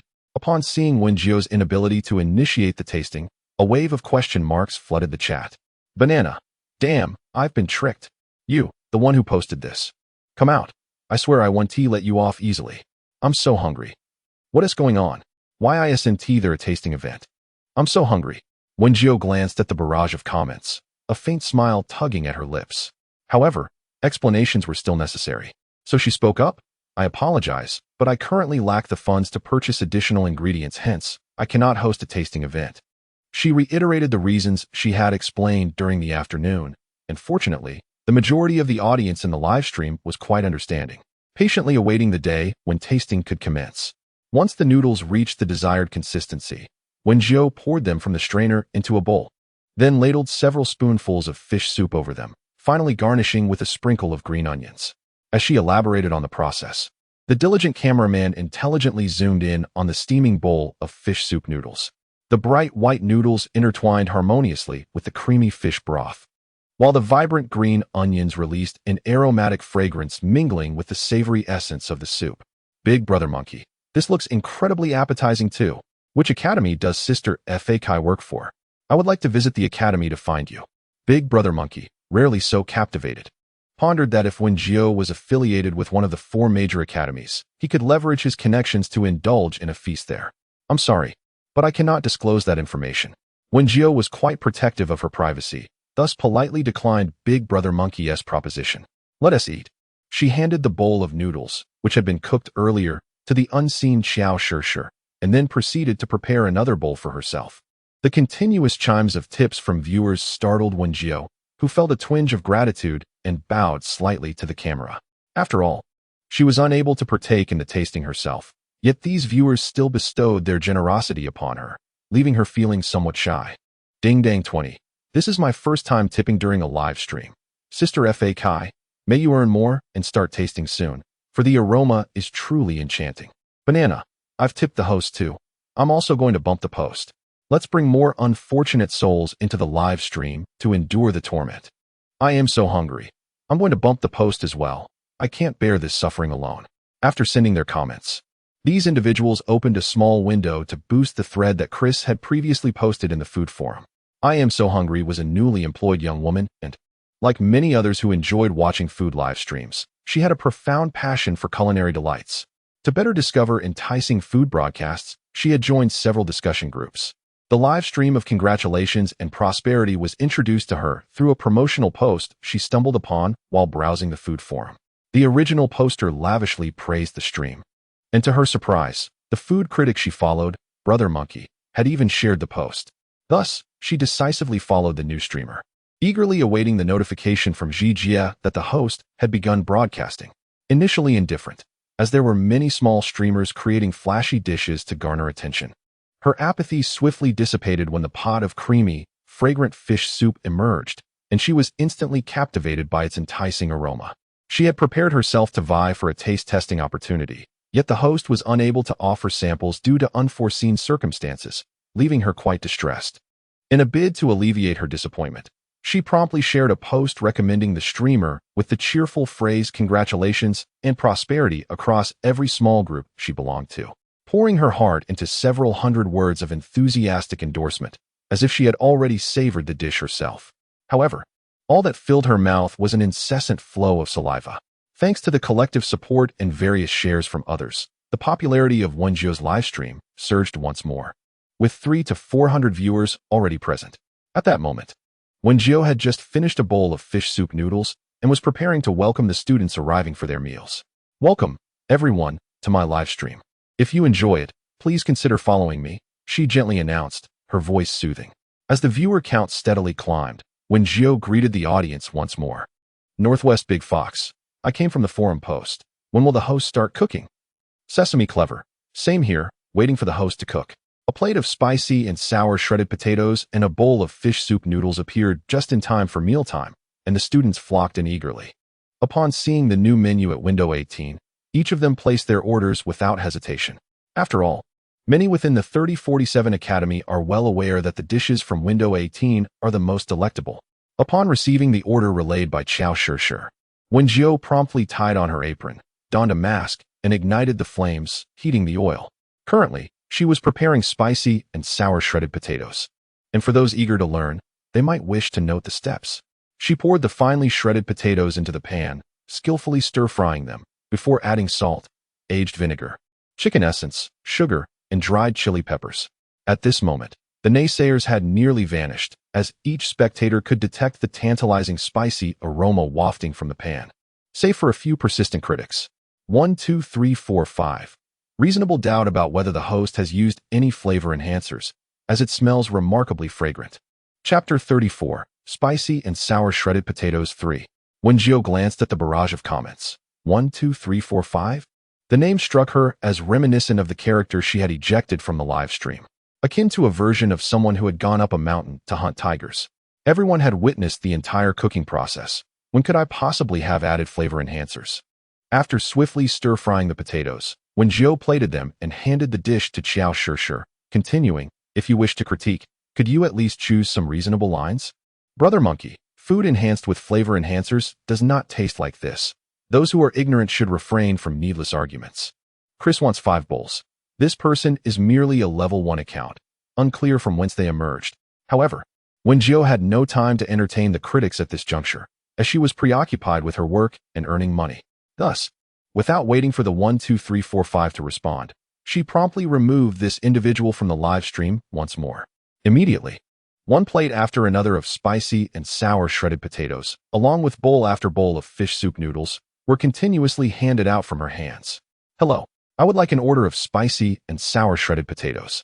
Xiao Shishir had just received 2 bowls of fish soup noodles from behind her when she heard a familiar voice. Turning around, she was greeted by the sight of a familiar face, Mina Hearn, who was brushing her golden locks and gazing towards her at the window. Although the two had engaged in a serious battle on the fighting stage earlier that day, they were still friendly classmates outside of class. They exchanged smiles. And Xiao Shishir placed the freshly cooked order of spicy and sour shredded potatoes at the window, while Mina Hearn quietly accepted it, preparing to indulge in her meal within the cafeteria. She had heard her roommate rave about the delectable silkworm potatoes available at window No. 18 earlier that morning and had planned to savor them for lunch. Unfortunately, an unexpected matter had forced her to cancel her plans. Therefore, when dinner time arrived, she decisively rushed to window number 18 to place her order. Sadly, the silkworm potatoes were no longer available, but Mina Hearn, a devoted potato enthusiast, decided to order the spicy and sour shredded potatoes instead, thinking that since she was already there, she might as well try something new. She had long grown tired of the traditional boiled potatoes and often experimented with various potato recipes herself. However, she always felt that the flavors fell short of her expectations and wondered if this dish could finally satisfy her palate. As Mina Hearn lifted her chopsticks and took a bite, the tangy essence of aged vinegar and the spicy heat of dried chili peppers blossomed on her taste buds. The stir-fried shredded potatoes were perfectly tender, distinct in every strand, refreshingly light, without any greasiness. The balance of the spicy and sour flavors was impeccable, neither overwhelming nor abrasive, harmonizing beautifully with the subtle fragrance of scallions, creating a culinary experience of perfect equilibrium in her mouth.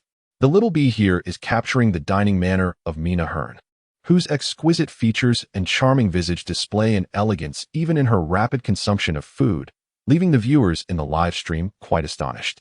I am so hungry, one commenter remarked. This little sister is incredibly beautiful, like a doll. Another chimed in. The young lady who was selling earlier is also stunning. What kind of academy is this, with so many lovely children? Wen Jiu was initially engrossed in her cooking, but a casual glance at the comments left her momentarily stunned. She distinctly remembered setting up an automatic face-blurring feature. How was it that the viewers could still see the appearances of others? After hastily finishing the stir-fry of shredded potatoes, She checked the settings of the little B and discovered that its version level was too low to support automatic face obscuring, only allowing for the user's face to be concealed. Feeling exasperated, she realized there was little she could do at that moment, so she resumed her work. I apologize. Dear viewers, the host did not configure the obscuring settings properly, so please refrain from searching for any unrelated individuals appearing on screen. Rest assured, Sister Fa Kai. We will definitely not spread any information recklessly, one viewer reassured her. Let us respect personal privacy. Please refrain from indiscriminate searches, another added. Fortunately, the audience was quite understanding, flooding the chat with comments affirming their respect for privacy. With a sigh of relief, Wen Jiu continued her busy work until she finally concluded her broadcast and session. Upon returning to her dormitory, Xiao Shishir proceeded to wash up and tidy her belongings, while Wen Jiu settled into a chair to contact the merchant from whom she had previously rented equipment. Home Wealth Abundant 9. Hello? I would like to exchange the live streaming equipment I rented earlier. Wang Likai Equipment Store. Certainly. Which model would you like to switch to? Wen Jiu promptly conveyed her requirements to the merchant.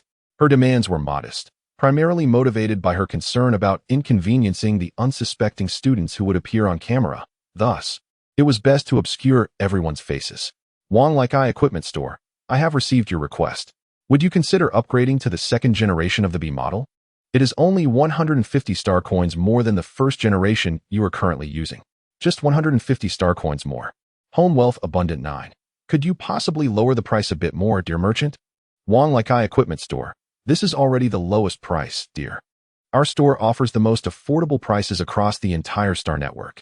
Home Wealth Abundant 9. Merchant, what is the essence of doing business? It is about forging friendships.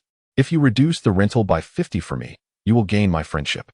In the future, should you require my assistance, you will undoubtedly benefit far more than that 50. Wang Likai Equipment Store. Dear, it is not that I wish to avoid lowering the price, but this truly is the minimum. Any further reduction would result in a loss for us. Home Wealth Abundant 9. Merchant. The B model has already released its third and fourth generations. Your rental price is bound to decrease further. It would be wiser to offer me a discount now and cultivate a friendship. This way, you can earn a profit while also expanding your network. Wouldn't you agree? As Wang Likai was tending to his shop, he found himself inexplicably swayed by a customer named Jiatsai Wangguan 9, who seemed to possess a certain logic in his words. Jiatsai Wangguan 9. What do you say, boss? Be generous and discount me 50, and I'll pay immediately. Wang Likai Equipment Store. I can offer you a price reduced by 20 star coins. How does that sound? Jiatsai Wangguan 9. Let's make it a nice round number. How about 60 off? Wang Likai Equipment Store. Let us settle on 50. You can proceed with the payment now. After a brief negotiation, Wen Jiu finally secured the rental of the second generation Little B for 500 star coins per month. Wang Likai Equipment Store. Dear customer, we will arrange for someone to pick up the item from your location, and they will deliver the second generation Little B to you as well. Once the matter of the live streaming equipment was resolved, Wen Jiu had intended to take advantage of the remaining daylight to peruse the biological compendium at the library of the 3047 Academy. However, just as she stepped outside, her intelligence ring began to blink. Upon checking, she discovered a message from Li Qingjin. 3047 Li Qingjin. Hello, Wen Jiu. There is a student willing to work at window 18. I'll instruct him to report to you tomorrow. You may discuss the specifics of the job and salary with him directly. Jiatsai Wangguan 9. All right, thank you, Teacher Li. It was unclear which fool would choose to work as a dishwasher without pay at her establishment. Chapter 35. Potion Class when the tangerine-hued sunset spread across the sky, its languid rays cascading down to the ground, elongating Wen Jiu's shadow behind her. As the chill of winter approaches, the temperature diminishes with each passing day. It has been merely a few days since Wen Jiu commenced her studies, yet the current coldness rivals that of early winter in contemporary times. One can only wonder how unbearable the cold season will be. A gust of frigid wind swept past, causing Wen Jiu to curl her hands within her sleeves, shivering as she continued her journey towards the library. At Academy 3047, no classes are scheduled in the evening, granting students the freedom to either practice in the training grounds or study in the library. However, the majority opt for the training grounds, making the library a rather quiet sanctuary for self-study. In this interstellar age, most literature is presented in digital format. After completing her registration at the front desk, Wen Jiu found an empty seat among the rows of desks and chairs. By entering her student ID on the luminous screen before her, She gained access to the vast collection of electronic books provided by Academy 3047. She quickly unearthed several volumes of biological compendiums and began to browse them in silence. The advantages of advanced technology are indeed remarkable. With a mere tap on an illustration of a particular creature, the screen would seamlessly display a holographic recording, allowing readers to gain a comprehensive understanding of the animal's appearance and detailed information throughout its various life stages. Captivated. Wen Jiu immersed herself in the content for an extended period, leaving only when the library was on the verge of closing. Remarkably, her memory is extraordinary. She can retain the intricate details of what she has read after only a single review. Thus, in just a few hours, Wen Jiu had memorized the entirety of the material she had perused. She also discovered that while a majority of organisms had undergone mutations due to the changes of the era, a small fraction still retained characteristics from the ancient Huaxia period. For instance, the shepherd's purse and the tune shoots she had previously found in the kitchen were entirely consistent with their ancient appearances. Even among the mutated organisms, one or two original traits remained. Take the spiny fish, for example. Although it had grown in size and developed sharp spines, its essence remained akin to that of the Christian carp. Similarly, the gulu beast bore a striking resemblance to the pigs of yore, differing only by the emergence of tusks and the peculiar gurgling sound it made when attacking. Naturally, a number of entirely new species had also emerged, but the documentation on these was scant in the compendium Wen Jiu browsed that evening.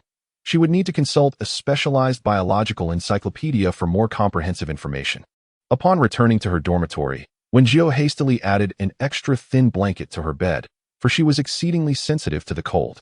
Fortunately, the 3047 Academy provided each student with a complete set of daily necessities, and additional winter supplies would be distributed later.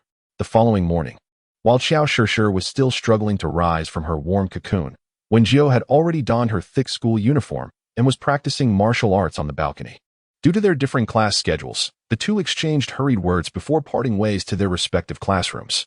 Wen Jiu's morning class was on the identification and preparation of herbs, a subject that had piqued her immense interest when she first encountered it during course selection.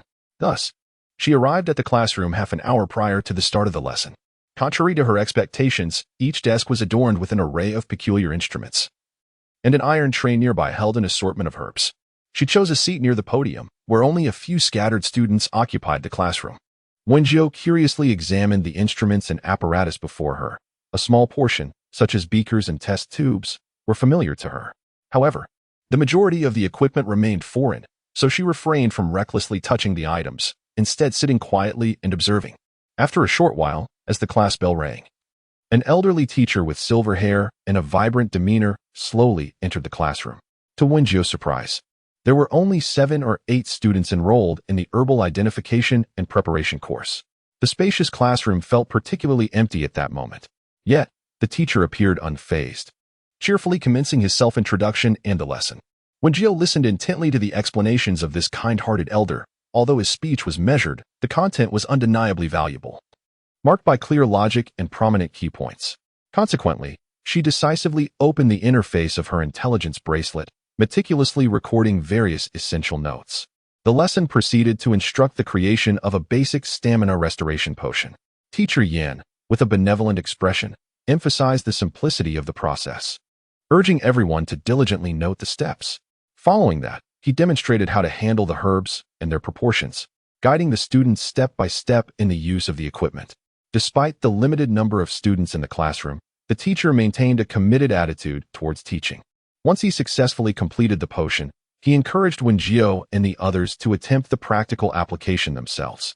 Wen Jiu first donned gloves for sanitation, then focused intently on executing the steps taught by teacher Yan. She first grasped a sprig of kowu grass with tweezers and placed it on the scale for weighing.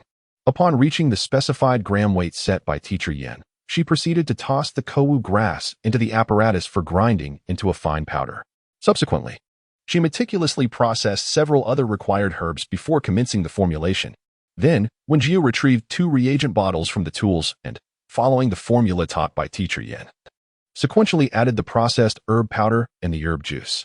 Once the concoction was successfully completed, Wen Jiu prepared another batch of herbal material and began to formulate the potion anew. As teacher Yan walked past her, noticing that she had handled each herb with exceptional care, he initially intended to move on to the next student. Your sequence is incorrect, young lady. Teacher Yin remarked with a furrowed brow.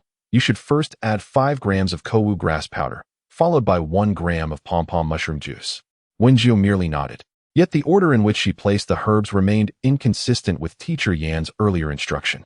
Although she had initially followed the sequence provided by Teacher Yan to create 1 potion, during the process, she felt that the formula could be further refined. Hence, she concocted another batch, adhering to her own ideas. Teacher Yin grew increasingly anxious, eager to halt Wen Jiu's continued actions. As he recognized that each step she took diverged from his teachings, he feared that Wen Jiu might inadvertently create an explosive reaction, especially when she added the ice grass powder, causing the light blue liquid in the potion bottle to instantaneously transform into a deep crimson hue. Startled, Teacher Yin snatched the potion bottle from Wen Jiu's hands, his voice firm as he admonished, "Please refrain from altering the configuration sequence, or else." Chapter 36. Potion Class 2. With astonishment etched on his face, Teacher Yin gazed at the potion bottle, which contained a delicate shade of blue reminiscent of the sky, clear and luminous. Without the need for instrumental testing, he could discern that this low-grade stamina recovery potion was far superior to the one he had concocted himself. The fusion of the herbs was remarkably exquisite, with a purity level reaching an astounding 99%. How did you achieve this? Teacher Yin stammered, his heart racing with disbelief as he turned to Wen Jiu. All it took was a slight alteration in the configuration sequence and the herbal proportions. Wen Jiu confidently elucidated his process. The ice herb possessed a cold nature, yet the majority of the herbs used in crafting this potion were of a warming disposition. Introducing the ice herb midway through the preparation would inadvertently compromise its inherent coldness, thus preventing the potion's efficacy from being fully realized. Moreover, the puff mushroom and the kulu grass, while classified among the warming herbs, had leaves imbued with fire properties. When ground into powder, the fire attribute would be activated, which clashed with the water attribute of the puff mushroom. Therefore, by rearranging the sequence and inserting a gram of the qihua flower between the two, their medicinal properties could be harmoniously blended. Wen Jiu's explanation was both articulate and cogent, leaving Teacher Yin utterly amazed. He had contemplated the idea of refining the formula himself. Yet these potion recipes had been passed down through generations within the Federation, making it a formidable task to identify areas for improvement. To her astonishment, she discovered that Wen Jiu had devised such an ingenious method of improvement. Although it was merely a rudimentary potion for stamina recovery, the refinement rendered the liquid purer and its medicinal properties more exquisite. This revelation attested to Wen Jiu's remarkable aptitude in potion crafting. What is your name? Teacher Yin gazed appreciatively at the demure young girl, who blinked innocently with her apricot eyes, seemingly unaware of the magnitude of her contribution. Wen Jiu. Wen Jiu had never considered concealing her abilities. Once possessing dual fire and with spiritual roots, she felt an inexplicable affinity towards all flora and could instantly perceive the unique characteristics among them. However, after arriving here, she found herself unable to awaken her wood-based abilities despite her dual elemental prowess. It was only after engaging with herbal concoction today that she suddenly sensed the latent energy of her wood abilities within her. In truth, the original formula had already harmonized the medicinal properties quite well. It was merely that Wen Jiu's perception of plants surpassed that of ordinary individuals. Thus, after meticulously following Teacher Yan's formula to concoct the potion, she swiftly identified the subtle discrepancies within it. Wen Jiu, you are a remarkable child. Teacher Yan praised her unabashedly. I would like to document your formula for experimental purposes. Would you be agreeable to this? Certainly, teacher, Wen Jiu replied after a moment of contemplation. Subsequently, she exchanged contact information with Teacher Yan, indicating that she would await the results of the experiment. If her improvements to the stamina recovery potion were indeed validated, a scholarship would undoubtedly be forthcoming. Wen Jiu responded with a refreshing demeanor, for she was in dire need of funds, and securing a scholarship would be most advantageous. After class, as noon approached, Wen Jiu arrived at the cafeteria only to find that Xiao Shishir had yet to finish her lessons. Thus, she set about preparing the ingredients for her midday meal. Due to the rental service not having delivered the second-generation Little B equipment, Wen Jiu decided to forego her live broadcast for lunch that day.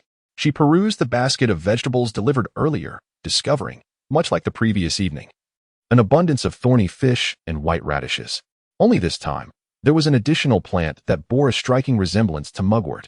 Having consulted the biological compendium the day before, Wen Jiu had acquired a rudimentary understanding of the flora and fauna of the interstellar era, allowing her to quickly identify this new specimen as a plant known as kingmanjai. Its fragrance was refreshing, yet slightly bitter, with oval-shaped leaves. Though it bore a superficial resemblance to mugwort, it was inedible. However, she clearly recalled that its documented properties included hemostatic and analgesic effects, suggesting it could be utilized as an herbal remedy. Regrettably, kingmanjai possessed a hint of ice attribute, which, while beneficial, was difficult for the human body to absorb. Excessive use could lead to a tingling side effect. Consequently, kingmanjai was excluded from the list of herbs used in potion making, with only a few unscrupulous alchemical firms seeking to profit from its low-cost properties as a hemostatic agent. As Wen Jiu was peeling a potato, a series of firm knocks sounded at the door. "Come in," she called out. Initially, she presumed it was Qiao Shishir returning from class, but upon lifting her gaze, she was met with the sight of a youth standing at the threshold, his complexion flushed. "Fei Qingyu?" At the moment he caught sight of Wen Jiu, he averted his gaze, staring intently at the floor. "Is there something you need?" Wen Jiu harbored some doubts. Could it be that he had come to avenge yesterday's grievance? Her thoughts were quite aligned with those of Fei Qingyu. After being defeated by Wen Jiu, Fei Qingyu felt a deep sense of humiliation, as he had been brought to tears in front of so many witnesses. Yet, he had to concede that Wen Jiu's combat skills surpassed his own, leaving him utterly outclassed. Thus, he contemplated the wisdom of knowing both oneself and one's adversary to secure victory in every battle. Upon noticing the recruitment announcement for Window 18 under the Student Affairs Department of the 3047 Academy, Fei Qingyu immediately contacted the responsible teacher to accept the position. I am here to report for duty," Fei Qingyu spoke in a faint voice, a stark contrast to his previous proud demeanor. Contrary to his expectations of being challenged by Wen Jiu, she merely raised an eyebrow and instructed him. "Oh, then you can start by peeling the potatoes." Fei Qingyu timidly acknowledged her and approached, grasping a peeler, then holding a potato while watching Wen Jiu intently. "What are you looking at?" Wen Jiu queried, to which he replied, "I'm looking at the potato." With that, Wen Jiu resumed peeling the potato's skin, while Fei Qingyu carefully observed her technique, clumsily attempting to mimic her actions as he peeled away the potato's exterior. As he scrutinized Wen Jiu, she too was quietly assessing him. To be fair, although their interactions had been limited to a few brief encounters in class, this young man, despite his pride and vanity, presented no significant issues otherwise. Overall, he could be regarded as a commendable individual. Thus, Wen Jiu patiently peeled the potatoes until Fei Qingyu could effortlessly clean one in mere seconds before she turned to the counter to knead the dough. "I'm here," Qiao Shishir exclaimed with a beaming smile as she pushed open the door. "I successfully awakened my abilities in the class on the use and practice of supernatural powers today. Do congratulate me." As she entered, she noticed the young boy standing there, peeling potatoes. Chapter 37. The master of dishwashing Qiao Shishir blinked in confusion, unsure why Fei Qingyu was present. Seeing her look of bewilderment, Wen Jiu appropriately explained, "He will be our worker at Window 18 from now on." Upon hearing Wen Jiu's explanation, Qiao Shishir greeted Fei Qingyu warmly. However, he seemed unappreciative, merely letting out a reluctant grunt and lowering his head. Nevertheless, Qiao Shishir, known for her good-natured temperament, did not take Fei Qingyu's behavior to heart. She approached Wen Jiu and whispered, "Is he the new worker? He doesn't seem like someone who would be diligent." Earlier, during the combat class, Qiao Shishir had noticed Fei Qingyu, coming from a well-off family. It was apparent that his attire was quite expensive. The academy did not enforce a strict dress code, allowing many affluent students to don their own clothes. Although Wen Jiu was not well-versed in designer brands, she could tell from Fei Qingyu's inability to peel even a potato and his typically haughty demeanor that he must come from a privileged background. Otherwise, such an attitude would not have been cultivated. "As he was peeling potatoes, you could assist me by entering the menu into the external panel," Wen Jiu remarked. After this, Qiao Shishir proceeded outside. Although the tasks in the kitchen appeared minimal, they were, in fact, quite laborious. However, Fei Qingyu demonstrated remarkable learning abilities. After being taught a task just once or twice, he quickly acclimated to the work at hand, thus adapting to the kitchen environment with ease. Consequently, Wen Jiu assigned Fei Qingyu to assist him, while Qiao Shishir took charge of collecting and delivering orders. The three of them worked harmoniously in the kitchen until the lunch service concluded. "I forgot to mention, we are currently hiring a dishwasher. Given that this is your first day, We will wash the dishes together before we leave today. She and Xiao Shishir skillfully poured the dishes into the washing basin, then handed Fei Qingyu a fresh pair of gloves and a dishcloth. However, upon hearing that he was to be the dishwasher, Fei Qingyu felt somewhat disoriented, momentarily lost in thought as he gazed at the items Wen Jiu had handed him. They hadn't mentioned they were hiring a dishwasher. He observed Wen Jiu and Xiao Shishir already commencing the task, pondering the existence of a dishwashing robot. If not, there was always the option of an automatic dishwasher. Since the revenue had not yet reached a month's worth, the application for a robot was not feasible. Wen Jiu and Xiao Shishir chimed in, explaining that the request for a kitchen-specific robot could only be made once the monthly revenue target was met. Nonetheless, the 18th window had only been open for a few days. Even if the revenue target were achieved, it would be necessary to wait until the following month. Could we not simply purchase one ourselves? Fei Qingyu grasped the dishcloth tightly, yet he was unwilling to take even a single step toward the washing basin. Young man, you are still too inexperienced. Wen Jiu cast a glance at him, pondering the practicality of purchasing a robot for a brief period, only to face the dilemma of its disposal upon graduation. Moreover, do I appear to be someone capable of affording such a luxury?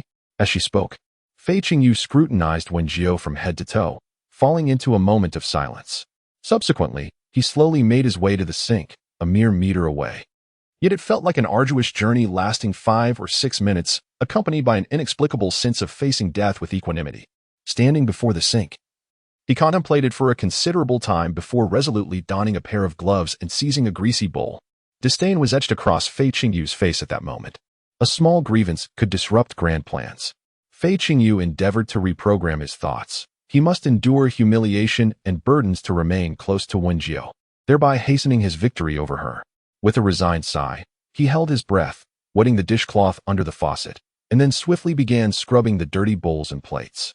Strength in numbers prevailed, and soon an entire box of filthy dishes was rendered spotless. Upon concluding the task, Wen Jiu was the first to remove her gloves and apron, patting Fei Qingyu on the shoulder. To his surprise, she remarked on his remarkable adaptability. The unexpected praise caused Fei Qingyu to momentarily forget the torturous dishwashing experience, and he proudly lifted his chin, declaring, "Of course, just look at me." Before he could finish, Wen Jiu firmly patted his shoulder again, stating, "In that case, you shall henceforth be our dedicated dishwasher at window 18. At this, Fei Qingyu's thin lips parted slightly, poised to protest against the designation of dishwasher. Resulting in a tone of commendation, Wen Jiu remarked, "I see your fingers are slender and elongated. You are undoubtedly a promising candidate for dishwashing. I believe every dish that passes through your hands will emerge revitalized." However, as Fei Qingyu seemed poised to respond, Wen Jiu hastily gestured for silence. "Ah, young man, is not dishwashing a form of discipline? Engaging in such monotonous tasks day after day truly tests one's patience. Those who can persist in such tedious work will surely achieve great things in the future. I have faith that you will endure and uncover the essence of this labor." Unexpectedly, Fei Qingyu burst into laughter 3 times, then tossed his slightly curled brown hair. "I shall certainly become such a capable individual. What is dishwashing but a trivial matter?" With a mysterious smile, Wen Jiu patted his shoulder once more in encouragement, then swiftly led Xiao Shishir out of the dining hall. After all, the intention was to recruit a dishwasher. Wen Jiu absent-mindedly pinched her nose. Since he had chosen to come, he would naturally be assigned a task. Moreover, she would need to pay this clearly privileged young man, so it was imperative that he performed his duties adequately. Chapter 38. Fried meatballs. It seemed that with each passing day as winter approached, the temperature would drop a few degrees. Even the onset of darkness arrived earlier. After class, Wen Jiu walked steadily towards the storage area, occasionally shivering from the biting cold wind. She had now become proficient in utilizing her fire-based abilities, and the connection with her deep-sea blue flame was growing ever stronger. After attempting to harness her fire-based abilities a few more times, it is anticipated that she will fully activate the deep-sea blue flame. However, the status of Wen Jiu's wood-based powers remains uncertain, although she can sense them. They have yet to awaken. Nonetheless, there is no rush, for only a select few students can successfully awaken their powers on the very first day of school. Moreover, many among this small group have already awakened their abilities through familial guidance prior to enrollment, such as Fei Qingyu. During afternoon classes, Wen Jiu took the initiative to inquire with Li Qingjin, confirming that he is indeed the new working student. After class, she added Fei Qingyu to her friends list using the smart ring. Upon seeing Fei Qingyu's name, Wen Jiu could not help but chuckle. Aiming for the title of Interstellar #1, such ambition and determination reflect a commendable character. She first delivered her first-generation B to the staff member who came to collect it, and then she retrieved her newly rented second-generation B. Upon returning to the cafeteria, she found that Fei Qingyu and Qiao Shishir had not yet arrived.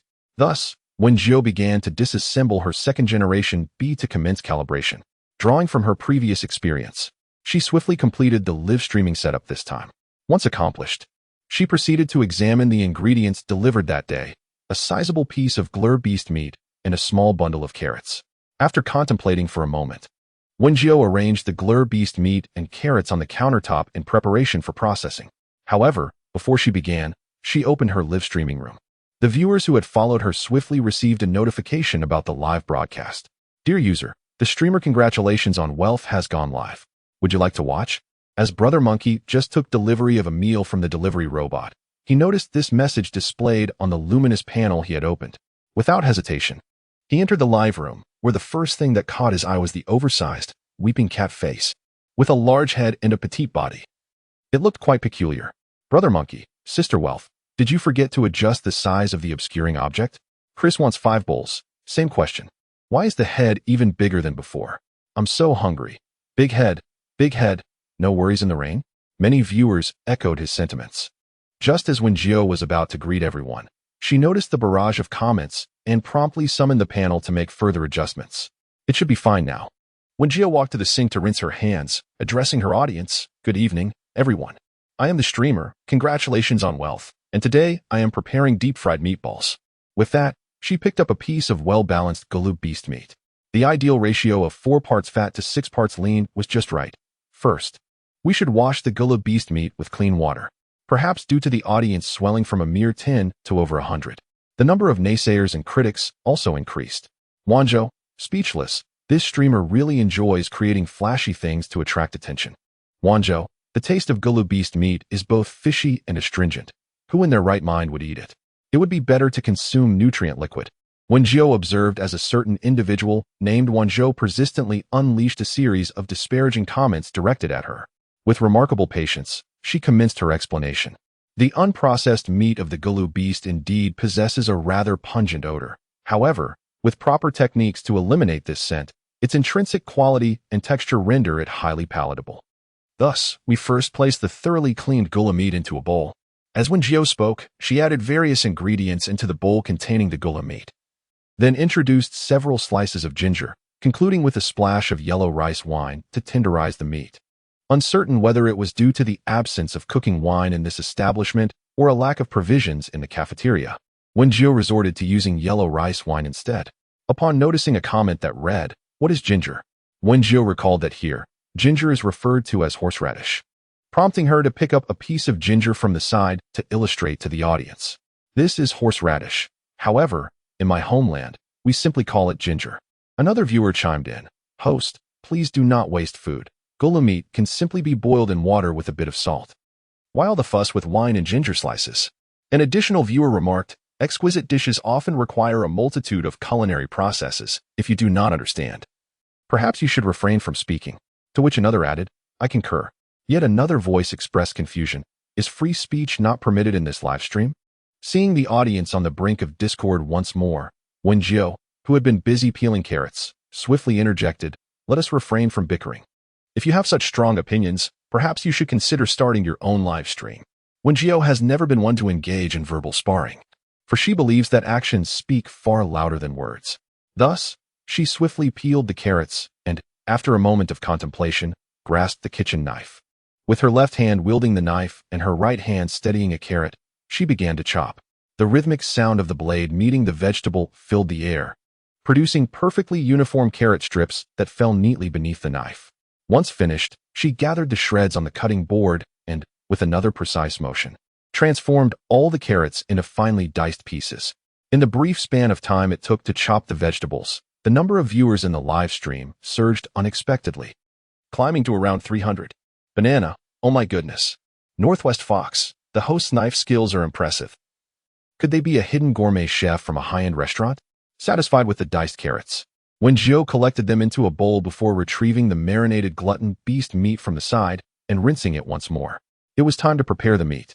She placed the glutton beast meat onto the cutting board, but unlike before, she now wielded 2 knives simultaneously. The tranquil kitchen resonated with the sound of chopping. Just then, Xiao Shishir and Fei Qingyu entered the room. Thanks to the newly implemented face-blocking feature, the audience could only catch a glimpse of 2 teary-eyed cat heads peeking in. Wen Jiu took a moment to nod in acknowledgement, while Fei Qingyu, having encountered Xiao Shishir on her way, remained silent, having learned about Wen Jiu's live streaming from her. Silently, I followed Xiao Shishir as she peeled the potatoes. Chapter 39, Fried Meatballs 2. Once the meat was chopped to this extent, it could be placed into a bowl to prepare the filling. Wen Jiu skillfully scraped all the minced meat from the cutting board into a basin with a kitchen knife. Next, we added soy sauce, dark soy sauce, oyster sauce, white sugar, and sesame oil. As Wen Jiu spoke, she lifted the condiment bottles to showcase them, concerned that some viewers might not recognize the ingredients. If everyone has sufficient materials, you may also add some chopped green onions and stir them together to create the meat filling. Chris wants 5 bowls. Sister Fa. How much of each condiment should be used? Pumpkin Big Melon. I would like to ask the same, preparing to note it down for my own attempt. Wen Jiu stirred the meat filling with chopsticks. Upon seeing these comments, she initially thought to say just a suitable amount, but then reconsidered, realizing that suitable amount is too vague. Thus, she gently replied, if you're interested, you can follow me. I will post the specific methods and quantities in my personal updates after the broadcast. Wanzhou, is this meat really edible after being processed like this? Surely, no one would genuinely want to learn such a haphazard recipe, right? Wind, rising clouds coming. It seems the host desires to elevate the heat through curiosity. However, those who agreed with him were few. Apart from those inquiring about the recipe, many others remained observant of Wen Jiu's approach, commonly referred to as watching the excitement. After mixing the meat filling, Wen Jiu, uninterested in engaging with those who merely expressed their outrage in the comments, turned to Xiao Shishir, who was still peeling potatoes, and asked, I am planning to make a steamed egg custard as well. Would you like some? Though the two remained silent, they both nodded in anticipation. Brother Monkey inquired, is the egg custard you speak of the same as the one I savored at the Jasmine restaurant on Kuromin? It was truly delightful. Wanzhou retorted, Kuromin is a planet of refinement. This streamer clearly hails from a lowly planet. How could her culinary creations possibly compare to the dishes from the Jasmine restaurant? As the barrage of comments began to escalate towards discord, Wen Jiu remained composed. The banning of accounts was a futile endeavor. Only when these individuals had tasted true delicacies would they fall silent. Regrettably, she lacked the funds to procure ingredients for a tasting session. Rather than dwelling on her financial constraints, she resolved to earn some money, thus embarking on the preparation of egg custard. She first cracked 2 eggs into a bowl, whisking them until the mixture was frothy with fine bubbles, before incorporating half a cup of warm water. Subsequently, she added a spoonful of salt and half a spoonful of soy sauce for seasoning.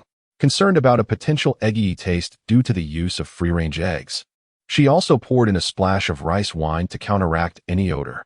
With no plastic wrap available in the kitchen, she covered the bowl with a plate after ensuring the egg mixture was well combined. After placing it in the steamer, she estimated the time, retrieving the 3 bowls of egg custard after 10 minutes.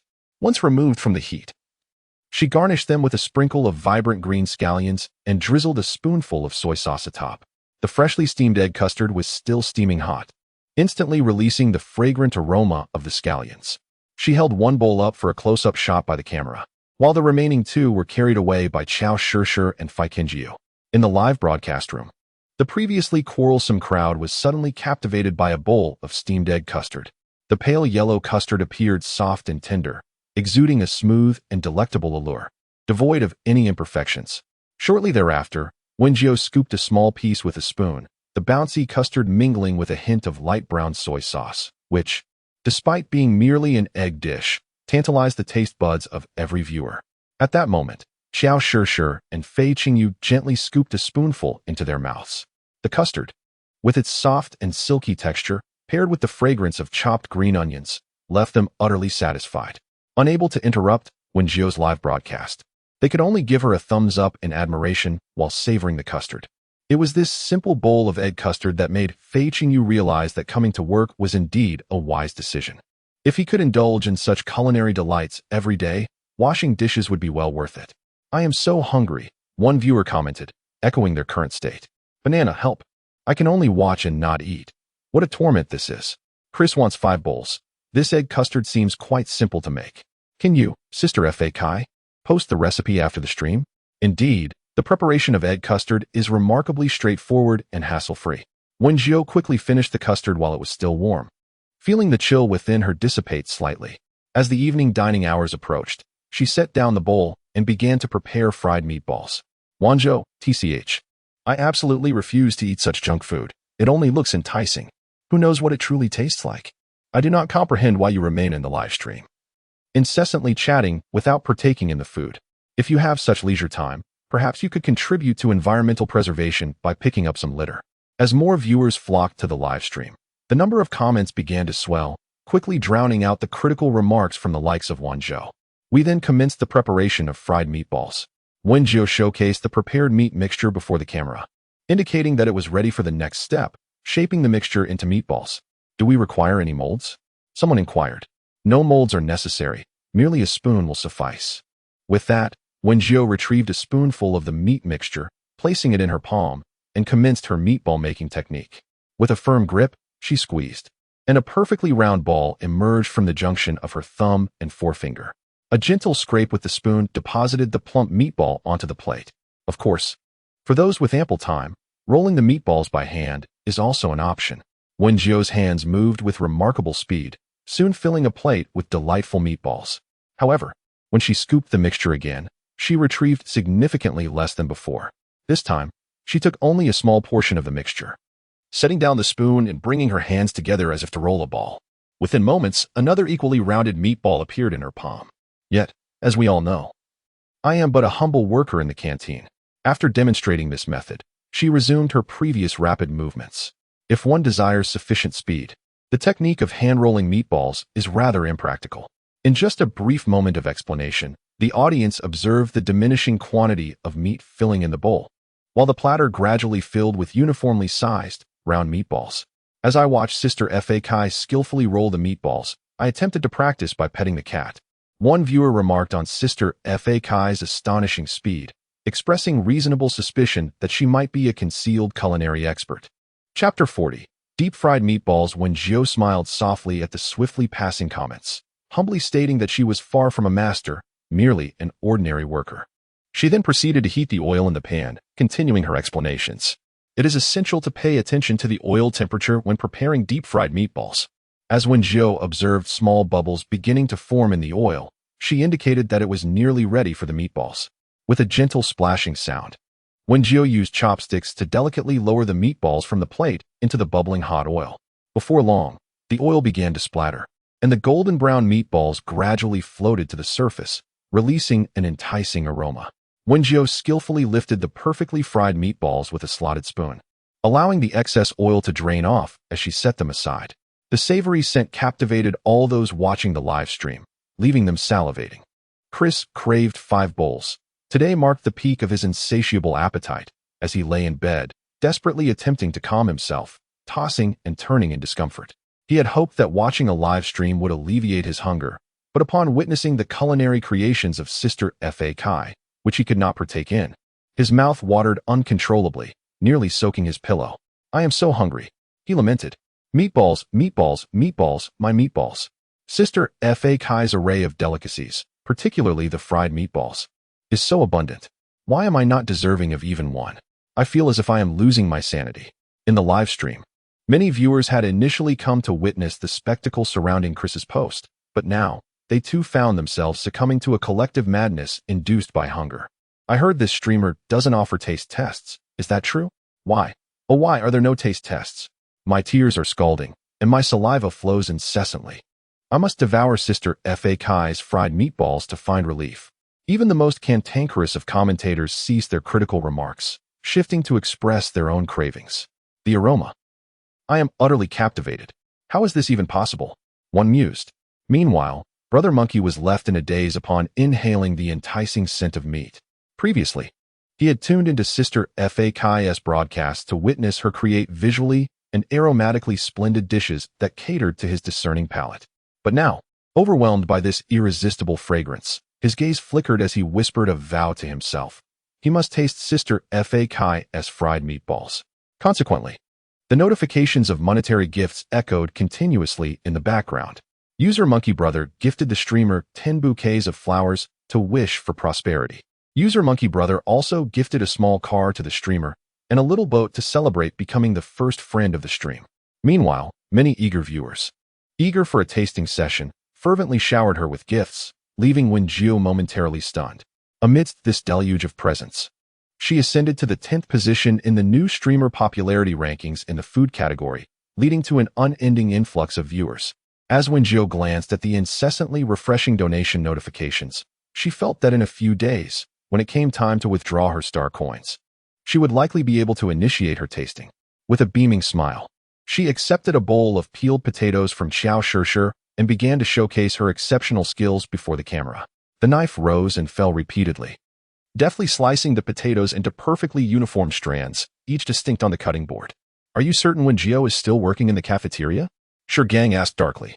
Standing beneath the banyan tree, observing the timid Li Shanyan reporting information about Wen Jiu. After being violently beaten by Wen Jiu days prior, he was in considerable pain. However, despite numerous examinations, no visible injuries were found, causing him to worry for his well-being and visit the medical pod several times. It is known that each visit to the medical pod costs thousands of star coins. Thus, while he did not heal, he incurred significant financial loss. Gang has always been one to seek revenge, and finally, the excruciating sensation that had plagued him for days had subsided.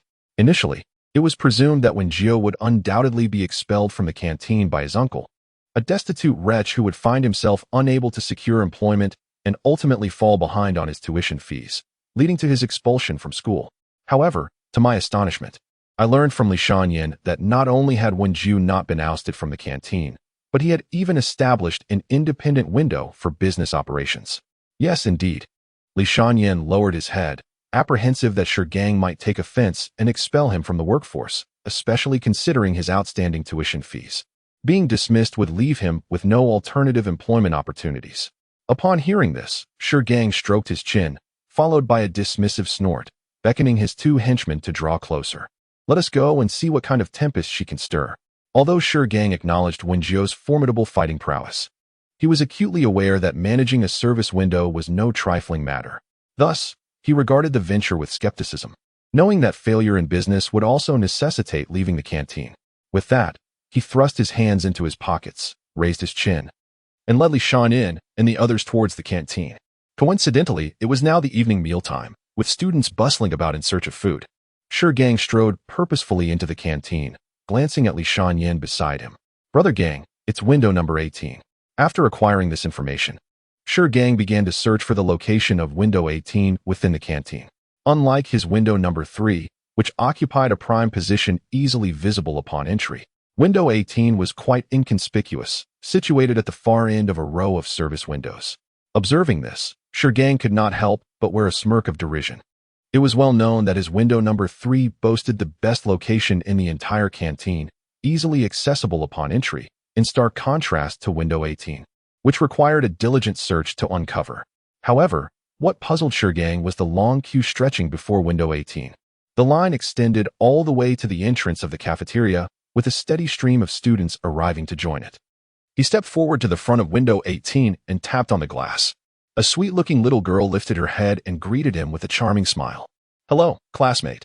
Today's dishes are spicy and sour shredded potatoes and fried meatballs." Upon closer inspection, Gang realized that the girl attending the window was not Wen Jiu. Just as he was about to turn away, he heard that familiar, melodious voice. Sure, 3 servings of fried meatballs." He leaned closer to the window and immediately met the gaze of Wen Jiu, who was handing over a plate. Her gray-blue eyes were unforgettable, and it was this seemingly gentle and docile girl who had mercilessly beaten him in the office. At the same moment, Wen Jiu recognized him as well. The corners of her lips, concealed by her mask, curled slightly, and she squinted her eyes, raising her small hand to make a gesture across her throat. Instantly, Gang felt the familiar sensation of impending danger. However, he was well aware of the regulations at Academy 3047, which assured him that Wen Jiu could not act against him in public unless she wished to face expulsion from the institution. Thus, he quickly regained his composure. leaning his left arm against the counter at the window. "Bring me 4 servings of those fried meatballs," he declared confidently, making a provocative gesture toward Wen Jiu, eager to see how she would respond. In the end, Wen Jiu paid him no heed, turning away to continue her culinary endeavors. Contrary to this, a sweet-looking little girl, with a bright and cheerful voice, interjected, "I'm sorry, but we do not allow cutting in line here. Please go to the back and wait your turn."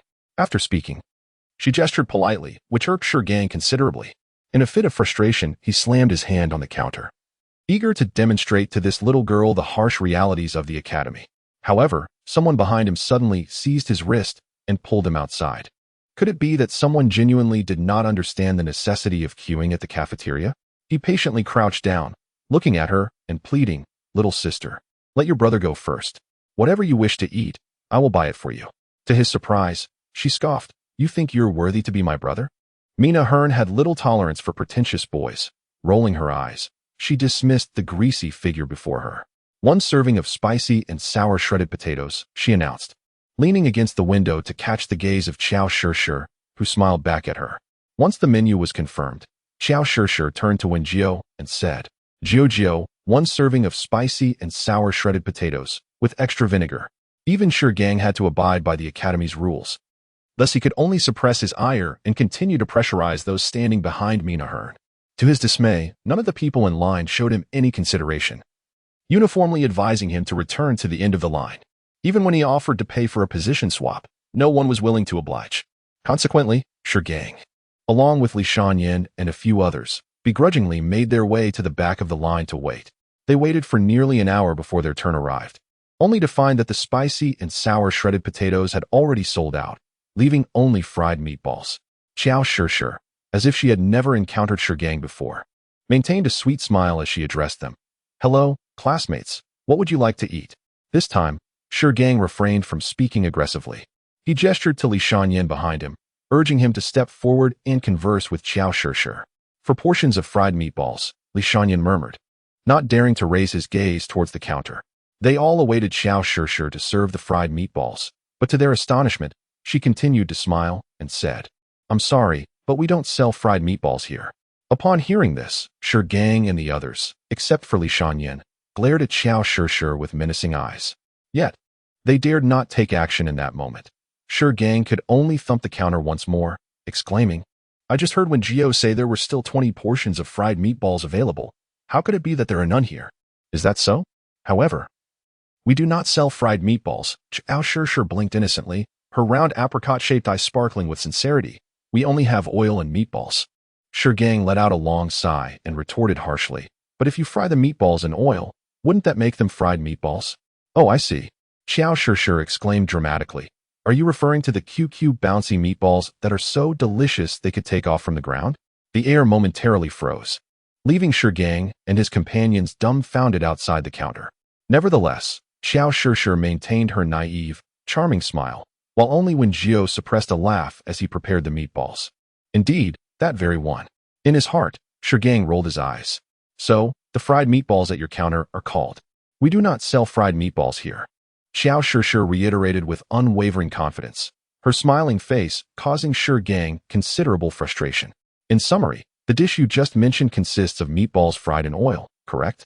He clenched his fists, managing to suppress his anger. Observing her infuriatingly smug expression, Gang's tone grew increasingly menacing. "Then let us order 4 portions of that." "For portions of what?" Qiao Shishir blinked innocently. "Please state the name of the dish. Otherwise, I might misplace the order." Gang was beginning to lose his temper, conjuring a gust of fierce wind in his hands. "It is that QQ bouncy, something meatball. Please recite the name of the dish." Although Qiao Shishir remained behind the counter, her vantage point allowed her to clearly see Gang's actions, prompting her to gesture behind her back at Wen Jiu. Should Gang dare to lash out, Wen Jiu would retaliate without mercy. As he spoke, Qiao Shishir encouraged him with her gaze. "Delicious enough to take off from the ground. Fabulously, explosively tasty little meatballs." "Very well," Qiao Shishir, observing his struggle to articulate the name, swiftly turned to Wen Jiu and declared, "For portions of fried meatballs." Her voice was soft yet clear enough for Gang to hear distinctly, causing him to clench his fists tighter in a bid to quell his rising anger. However, Given the circumstances, it was inconceivable for Gang to abandon his scheming plans. Therefore, he donned that previously haughty expression and sauntered over to an empty seat, awaiting his subordinate to bring forth the dishes. Meanwhile, Wen Jiu smiled with her eyes gleaming, swiftly returning the previously fried meatballs to the pot for a second frying. This step would reduce the greasiness of the meatballs, a technique that those who prefer less oily fare might find beneficial. Feeling like I can learn so much from Fa Kai Jia, furiously taking notes, one viewer remarked. I was just listening to Fa Kai Jia's friend speak, and that QQ Tan An was simply hilarious, noted another. She was not wrong. The meatballs I prepared were indeed delectably QQ and delicious enough to soar into the stratosphere. Wen Jiu boldly praised her culinary skills, for in her heart, few could rival her prowess in the kitchen. We won't deem it delicious until we've tasted it. Fa Kai Jia, please commence the tasting soon, or your live broadcast will turn into a mere scent-based dining experience, another viewer chimed in. Don't even mention it. I arrived late today thinking I wouldn't be tempted.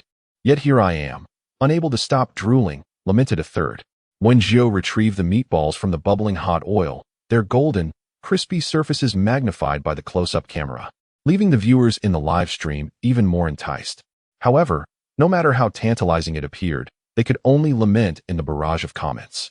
Meanwhile, Xiao Shishir took the plate handed to her by Wen Jiu and presented it to Li Shanyan, who, not daring to engage in conversation, swiftly took the plate and dashed over to Gang, standing by the side. Fei Qingyu nodded after arranging the plates and bowls for quite some time. He had now come to accept his identity as a dishwasher. The three of them resumed their tasks in an orderly fashion until a loud shout suddenly echoed from outside. Chapter 42. Fried Meatballs 5. Upon hearing the commotion, all the students dining quietly in the cafeteria turned in unison towards the source of the noise. One of Gang's lackeys stood atop a seat, brandishing a pair of chopsticks that held an unidentified object, and bellowed in a shrill voice. Come and see, everyone.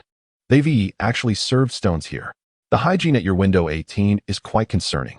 Wen Jiu leaned over the window to observe the scene, where she found Gang wearing a smug expression, fixated on her.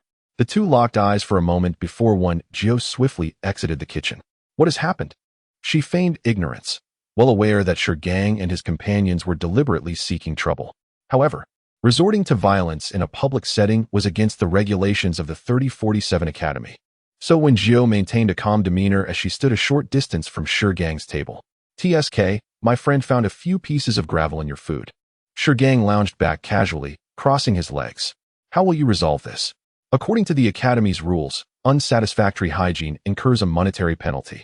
This was precisely the scheme he had devised prior to his arrival. He had thoroughly investigated Wen Jiu's background, a powerless, impoverished orphan. If compensation were to be demanded according to the Academy's regulations, it would amount to at least several thousand star coins. Oh, so this is what your friend discovered? Wen Jiu moved in closer, immediately spotting the scattered gravel in the plate. By a curious twist of fate, it is one thing for a single plate to contain fragments of stone, but quite another for all four plates to be filled with such debris. A discerning observer would readily conclude that this was a deliberate act on the part of the individuals involved. Indeed, Gang picked up one of the stones with his chopsticks and, with a grin directed at Wen Jiu, remarked, "Just imagine if we were to swallow such a sizable stone. You would find yourself in quite a predicament today." However, Wen Jiu merely smiled and inquired, "Then why don't you swallow it?" This provocation caused Gang to slam his hand on the table, causing the fragments to leap into the air before settling back down. With a bold and defiant tone, he exclaimed, "Oh, so you choose to ignore the problem and instead curse us?" "I never said I would ignore the problem," Wen Jiu replied, her eyes twinkling as she picked up a piece of the stone and examined it. "This appears to be red gravel used for road construction. How peculiar it is that such material has found its way into the kitchen." With a cheerful demeanor, she propped her chin on her hand, sitting across from Gang. Gang was momentarily taken aback. He had not anticipated that Wen Jiu would recognize such stone. He had merely instructed his subordinates to collect whatever they could find. Little did he realize that Wen Jiu, in her quest to earn extra income from scavenging, had learned to identify a variety of items. Fragments like these, remnants from roadwork, were indeed commonplace in landfills. Nevertheless, Gang maintained an air of feigned calmness, and, with a mocking tone, said, "I am unaware of where this originated. Since you, Boss Wen, seems so familiar with it, I presume you must have been the one to incorporate it into the food? As soon as he finished speaking, his companion opportunely added, "You cannot treat us this way simply because of some misunderstandings with our brother gang, can you?" This remark drew the attention of several students who were somewhat oblivious to the situation, casting glances at Wen Jiu, as if she were a villain. If it were truly a matter of hygiene, then the person responsible should apologize and offer compensation. I also believe that although the food at Window 18 is indeed delectable, issues of sanitation are absolutely intolerable. Don't you find it strange that so many people line up at Window 18 every day? A newly opened window has gained such popularity in just a few days. Wen Jiu listened to the whispers surrounding her, remaining remarkably composed. She gazed at the arrogant Gang in front of her and suddenly burst into laughter. "I know your nostrils are flared. Don't hold your head so high. Perhaps you simply do not wish to pay. Maybe you cannot afford to." Gang's two lackeys chimed in, eager to witness Wen Jiu's embarrassment. However, Wen Jiu maintained her poise, sitting up straight as she faced Gang. "Are you certain that these pebbles were a result of your meal?" she inquired again. "Then what else could it be? Did I place them there?" Gang scoffed confidently. "Do not think you can stall for time. Even if teacher you were to arrive, you would still be compelled to apologize and compensate." He assumed Wen Jiu's calm demeanor stemmed from her association with Rumen, who had previously assisted her with several issues. Little did he know, Wen Jiu had never considered seeking help from anyone else to resolve this matter. "Very well. Should these gravel pieces indeed be the result of your consumption, I shall promptly apologize and compensate you." With her gaze lowered, it was difficult to discern the emotions swirling within Wen Jiu.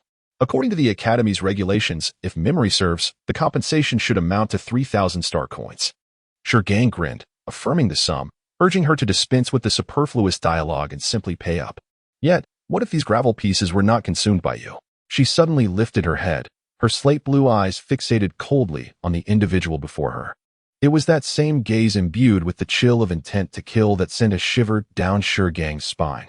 Nevertheless, he did not entertain the thought of retreating and continued to shout defiantly, "If it is not the case, then I shall compensate you, and double the amount." Even if it were a scheme orchestrated by them, he was certain that Wen Jiu would be unable to procure any evidence. The cafeteria lacked surveillance, and no one could emerge to testify.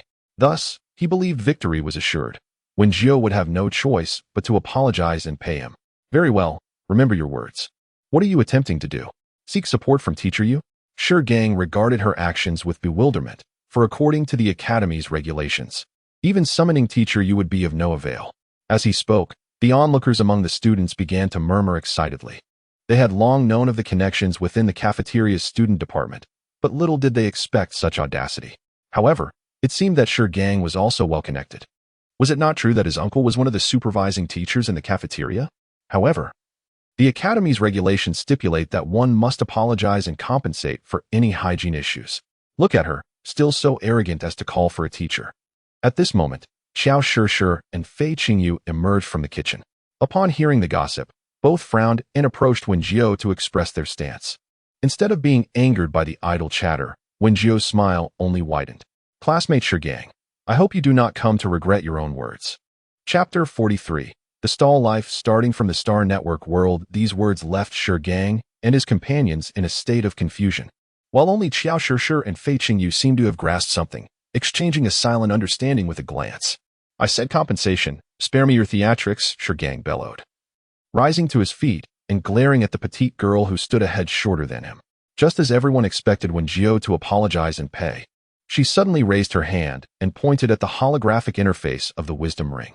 In the projection, the scene of Gang and his companions dining was being displayed. After Li Shanyan placed his plate before Gang and sat down, they began to whisper amongst themselves. This aroma is quite enticing." Gang casually picked up a meatball, watching the juices poised to drip. Due to the presence of the weeping cat's head obstruction, everyone could only see him consume the meatball, and the other three followed suit. Up to this point, nothing seemed amiss. And thus Gang and his friends resumed their confident demeanor until a new scene appeared. "Is this truly food that a human can create?" One of Gang's subordinates lamented. "This is simply delicious, boss." "Enough chatter, get to work," Gang retorted, delivering a swift punch to the head of the one who had made the exclamation. In truth, he too found the deep-fried meatballs extraordinarily delectable, were it not for his intention to undermine Wen Jiu's business and drive her away. He would have relished the opportunity to sit and savor every last morsel from the plate. With Shigong's sharp reprimand, the group was forced to shake off their culinary reverie. One subordinate furtively scanned the surroundings with shifty eyes, and upon confirming that no one was paying attention, he cautiously retrieved a small handful of pebbles from his pocket and presented them to Shigang. Upon receiving the pebbles, Shigang scattered a few into the plate before him, then surreptitiously sprinkled them into the plates of the other three, ensuring that the act went unseen by others. Once everything was prepared, the scene played out as they had anticipated. One subordinate abruptly leapt to his feet, exclaiming that he had found pebbles in his food and demanded that Wen Jiu come forth to explain. With a chime, the video concluded. The previously vocal onlookers fell silent, ceasing their idle chatter. A few students, feeling a twinge of guilt, quietly apologized to Wen Jiu. She nodded slightly in acknowledgement before casting a cold gaze at Shigang. Did you not say that if you didn't find anything, you would pay double? Her gray-blue eyes glimmered with derision. Now, let us settle this directly into my account. Shigang stared incredulously at the person before him, unable to fathom how Wen Jiu had obtained video evidence. You did this on purpose. His voice trembled slightly. Are you mocking me? Yet, Wen Jiu innocently blinked his eyes. I have no idea why you chose to place gravel in the food. Surely, you wouldn't claim that I forced you to do it? Everyone had heard the commotion just moments ago. Hurry and compensate, he urged. Xiao Shishir stepped forward, mimicking Shigang's earlier actions by slapping the table, a gesture that Shigang found immensely derisive.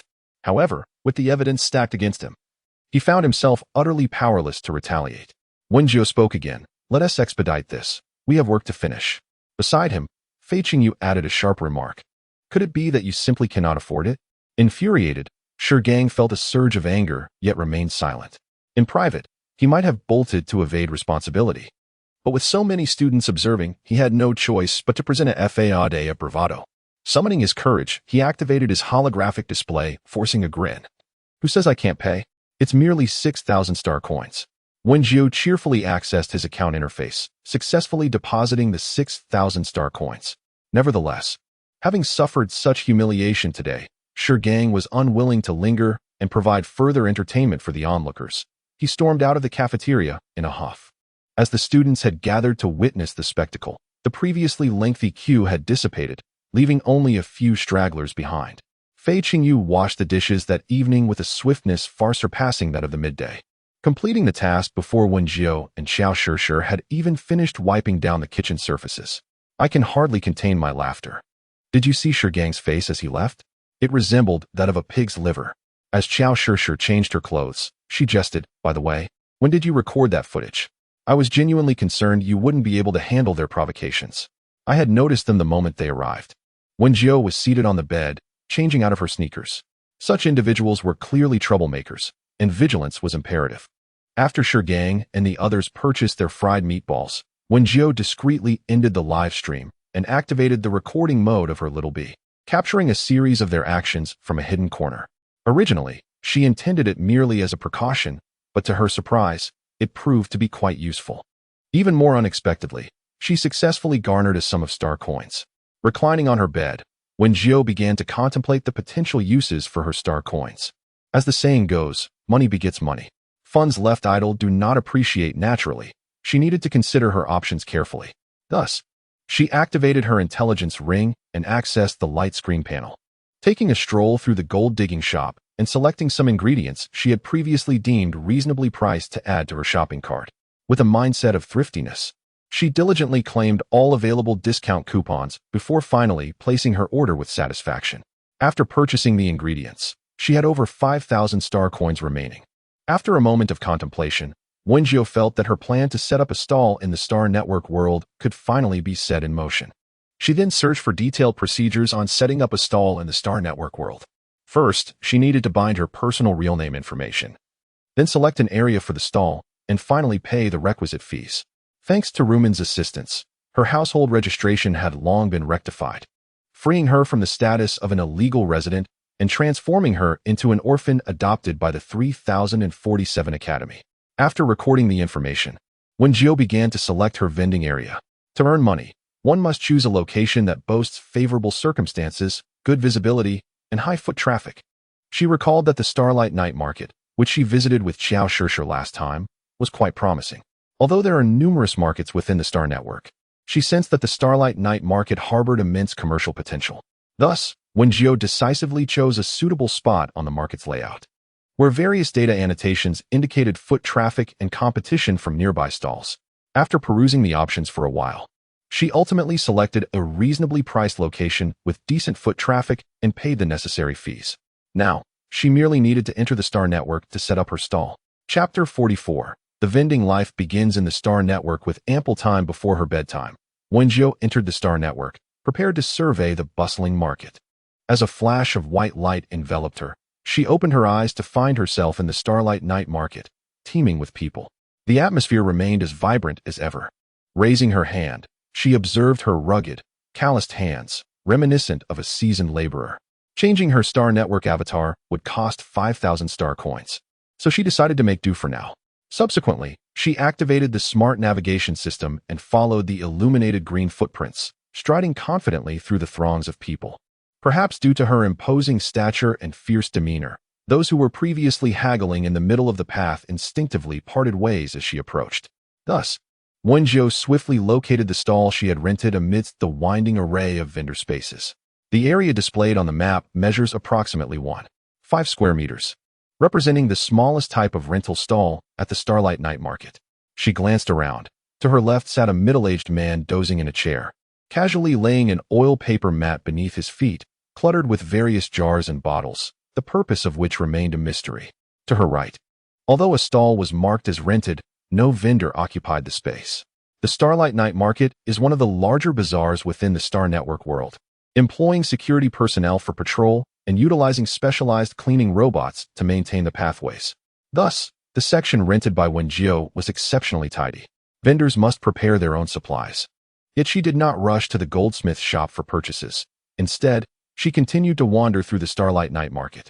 The place was a treasure trove of the extraordinary, offering a myriad of items, from weapons and potions to delicacies and jewelry, as well as pets, furniture, and peculiar trinkets. Anything one could desire could be found here.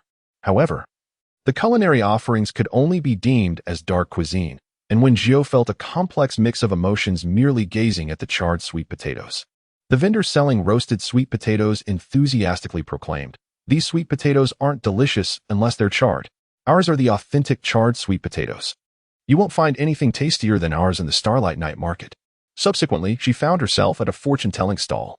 A mysterious woman clad in a crimson cloak sat before an ancient wooden table, her fingers, adorned with vivid red nail polish, gently caressing a deep purple crystal ball.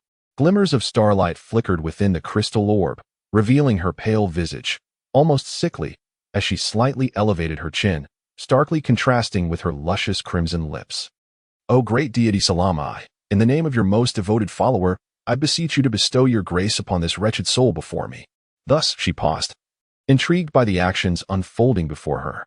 The magnificent Salami was about to descend. "Oh, pitiful being, may the divine grant mercy upon your soul." As her words fell, the orb's feeble glow suddenly blazed forth, illuminating the woman's enchanting features. Rising, she stepped outward, her delicate waist swaying with each movement. Approaching Wen Jiu, she gently curled her fingertip around his chin, her emerald eyes fixed upon him, exhaling sweetly. "Sir, the great Salami has sent me to rescue your soul, ensnared in the mire." Wen Jiu, bemused, regarded the breathtaking beauty, casting flirtatious glances in his direction, finding the situation somewhat amusing. What a world, filled with those seeking to swindle. Yet, he made no immediate move to depart. After all, he relished the sight of beauty. He wrapped his robust arm around her, leaning closer and lowering his voice. "Oh, Zhuang Ru Dai," accustomed to the covetous gazes drawn to her beauty, noted that while he seemed to embrace her waist, his arm lingered just shy, not making contact. This surprised her somewhat. Nevertheless, it mattered little, having taken the bait. He would not escape with his purse intact. Zhuang Rudi, with a charming smile, gracefully disengaged from Wen Jiu's embrace, lightly beckoning him to follow her. As anticipated, the brawny man, despite his imposing muscles, complied without hesitation. "Sir," she began, "according to the divine will of Salome, you find yourself troubled by your livelihood, shrouded in uncertainty about the future." Wen Jiu regarded the enchanting woman before him and nodded in agreement. Observing his response, Zhuang Rudi smirked playfully. then adopted an air of mystique, her tone turning cold as she continued. From the decree of Salome, it can be discerned that you often dwell in perilous realms, and danger to your life may soon be imminent. At her words, Wen Jiu stifled a laugh, having initially questioned the woman's credibility. Now, however, she was convinced that he was merely a charlatan seeking to swindle money. Yet, she played along with Zhuang Rudy, slamming her hand on the table, adopting a villainous demeanor as she growled, "You dare speak such nonsense, girl. My blade, Sun Badayo, is indiscriminate." Nonetheless, Zhuang Rudy maintained her serene smile, delicately waving her hand over the crystal ball, which then revealed a mist tinged with crimson. "May the deity Salome pardon your rudeness. The divine command has entrusted me with the task of rescuing your wretched soul. Yet, your actions squander the deity's goodwill. Should you choose to disbelieve, you may depart. But know that no one will be able to avert the impending calamity that awaits you." Wen Jiu lowered her head, biting her lip to suppress a laugh. "The old tricks of the underworld," she mused. "I see a shadow of misfortune looming over you." Seeing her silence, Zhuang Ruodi once again waved her sleeve, revealing a fleeting glimpse of a gruesome scene within the crystal ball. It was the image of Wen Jiu, pierced through by a multitude of arrows, meeting his tragic end. However, within mere seconds, it dissipated. If one sincerely offers devotion to the deity Su Lomai, salvation from their wretched fate shall be granted. Zhuang Ruodi patiently awaited the inevitable. At this juncture, individuals typically succumb to panic, beseeching her for assistance. After all, the targets she had set her sights upon were meticulously chosen, particularly those like Wen Jiu, who exuded an aura of moral depravity and lasciviousness. Such individuals, aside from their carnal desires, often possessed a vile temperament, unable to withstand temptation or provocation, likely having committed misdeeds in reality. By presenting herself as a goddess, offering aid, she could extract a handsome sum from their desperation. Thus, Zhuang Ruodi remained unperturbed, her alluring gaze fixed on the conflicted expression of Wen Jiu, feeling a deep sense of satisfaction. "Oh, poor soul, simply offer your devotion to my deity, and divine revelation shall descend to redeem you." She spoke in a tone imbued with compassion, while inwardly, she contemplated the fortune she would reap today. "Thank you ever so much, beautiful." With that, Wen Jiu rose, dusted off his trousers, and without a glance back at Zhuang Ruodi, turned to leave.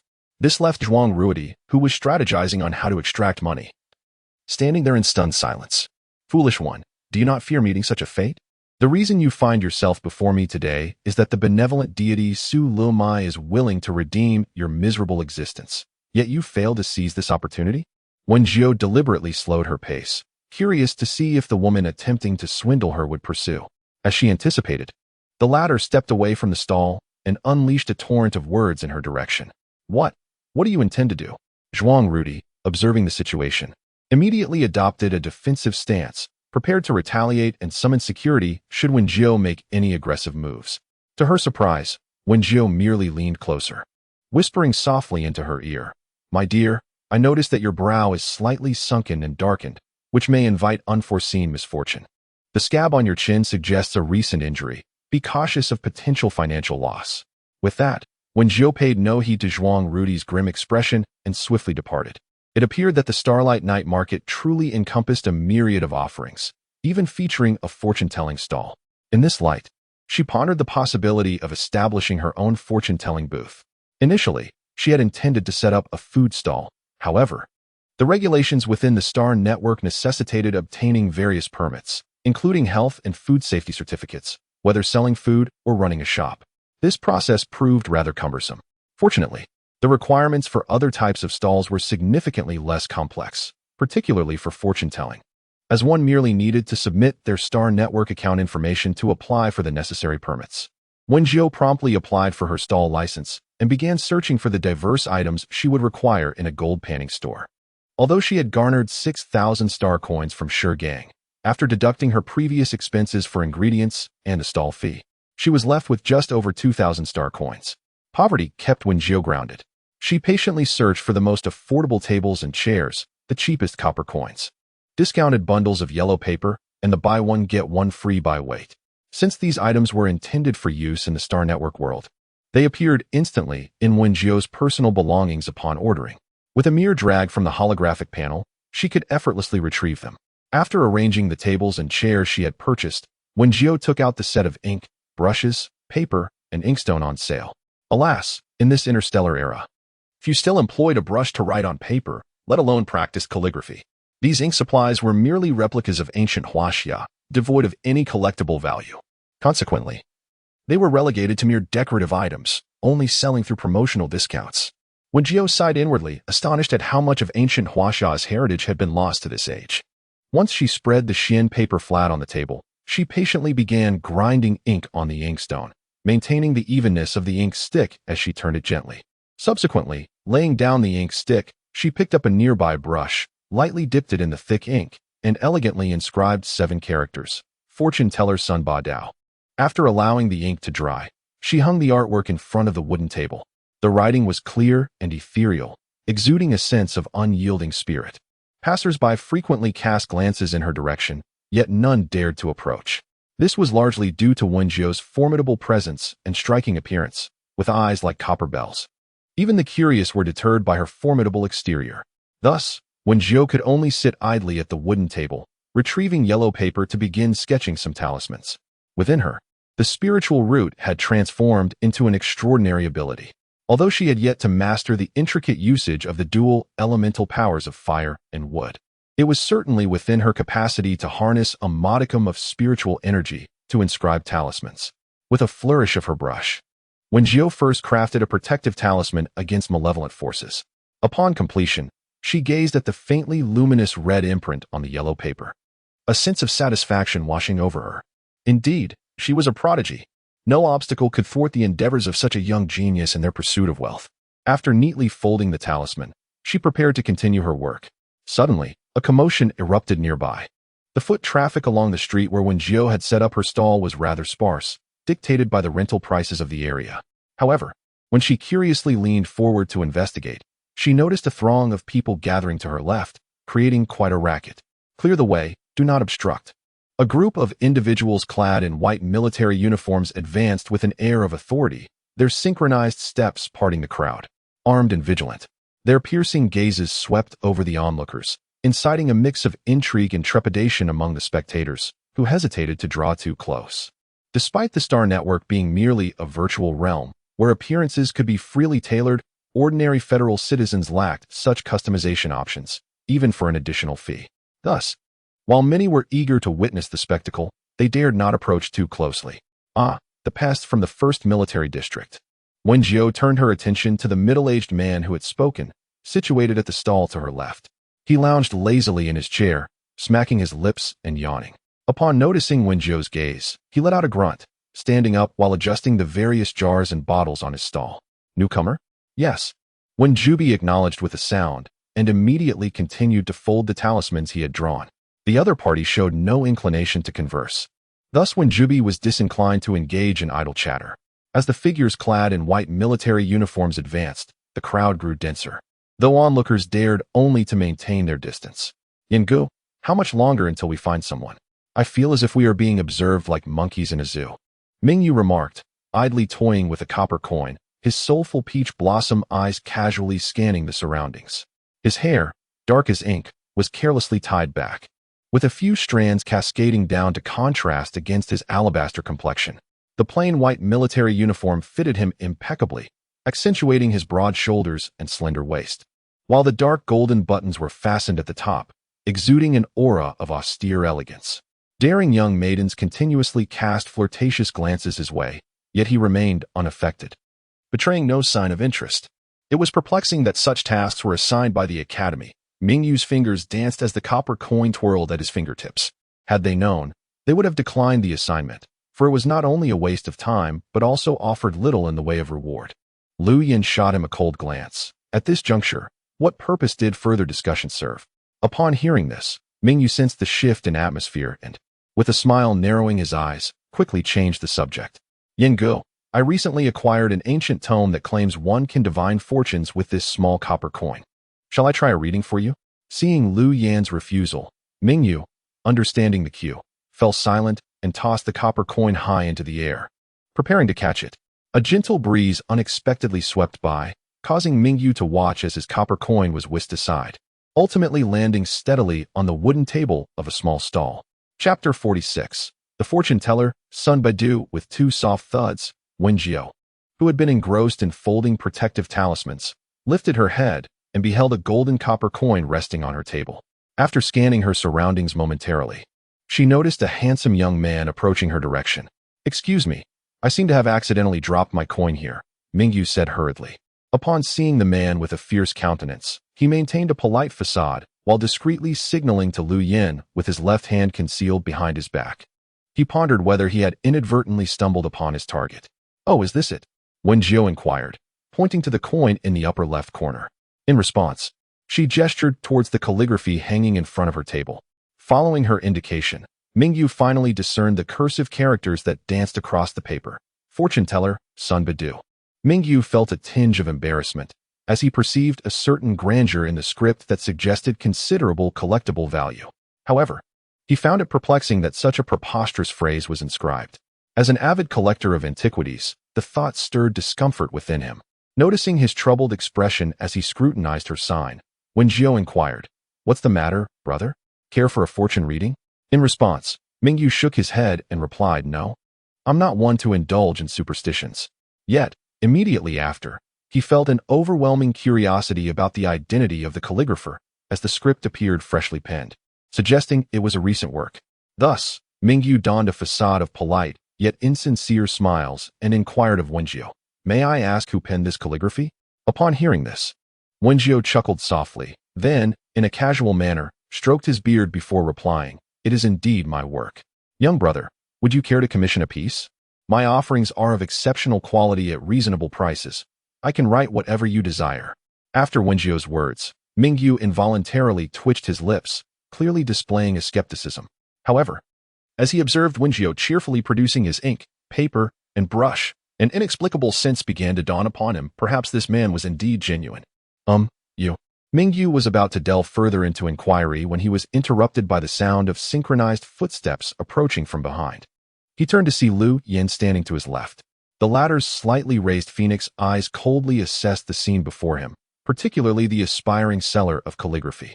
"It is not her." Lu Yan's voice was sharp and deep, akin to ancient ice that had yet to thaw, imbued with a palpable chill. After speaking, his dark eyes discreetly scanned the wooden table before him. There, alongside a set of ink and brush, lay scattered papers reminiscent of talismans. During the brief moments Lu Yin scrutinized the items, Wen Jiu, with equal discretion, observed him in return. It must be said, the young man was truly a sight to behold. His features were exquisitely defined, with a prominent nose and slightly upturned phoenix eyes that exuded an alluring aura amidst their coolness. His lips, gently pressed, bore a beautiful shape, tinged with a subtle red. Judging by his appearance, he seemed to be around 16 or 17 years of age, and it was believed that with a few more years, he would undoubtedly possess an even more ethereal charm. Even someone like Wen Jiu, accustomed to the dazzling countenances of past celebrities, found himself thoroughly captivated. It remains uncertain whether his remarkable presence is genuinely his own or merely a result of some extraordinary facial manipulation techniques within the realm of the Star Network. Nevertheless, Wen Jiu decisively inquired, "Handsome fellow, shall I read your fortune? Your striking appearance suggests you must be a person of great fortune." As her words hung in the air, Lu Yin locked eyes with her, causing the atmosphere to thicken momentarily. This scene left Mingyu feeling quite anxious, fearing that Lu Yin might command someone to take Wen Jiu away. Just as he contemplated saying something to ease the tension, Lu Yin coldly uttered, "Let's go." With that, he turned and strode away, accompanied by his entourage. Mingyu had no choice but to suppress his curiosity about the mystical art of fortune-telling, awkwardly bidding Wen Jiu farewell before hastily pursuing Lu Yin. Wen Jiu watched in dismay as the opportunity for profit slipped away, and in a sudden burst of determination, she dashed from her stall to grasp the corner of Mingyu's garment. "What are you doing? Little brother, did your father pass away early?" Upon hearing this, Mingyu momentarily set aside his irritation regarding her grip and widened his eyes in surprise. "How do you know?" "I observe that the celestial markings on your forehead are misaligned, particularly with the left sun's angle being notably depressed, which suggests that your father has long since departed from this world."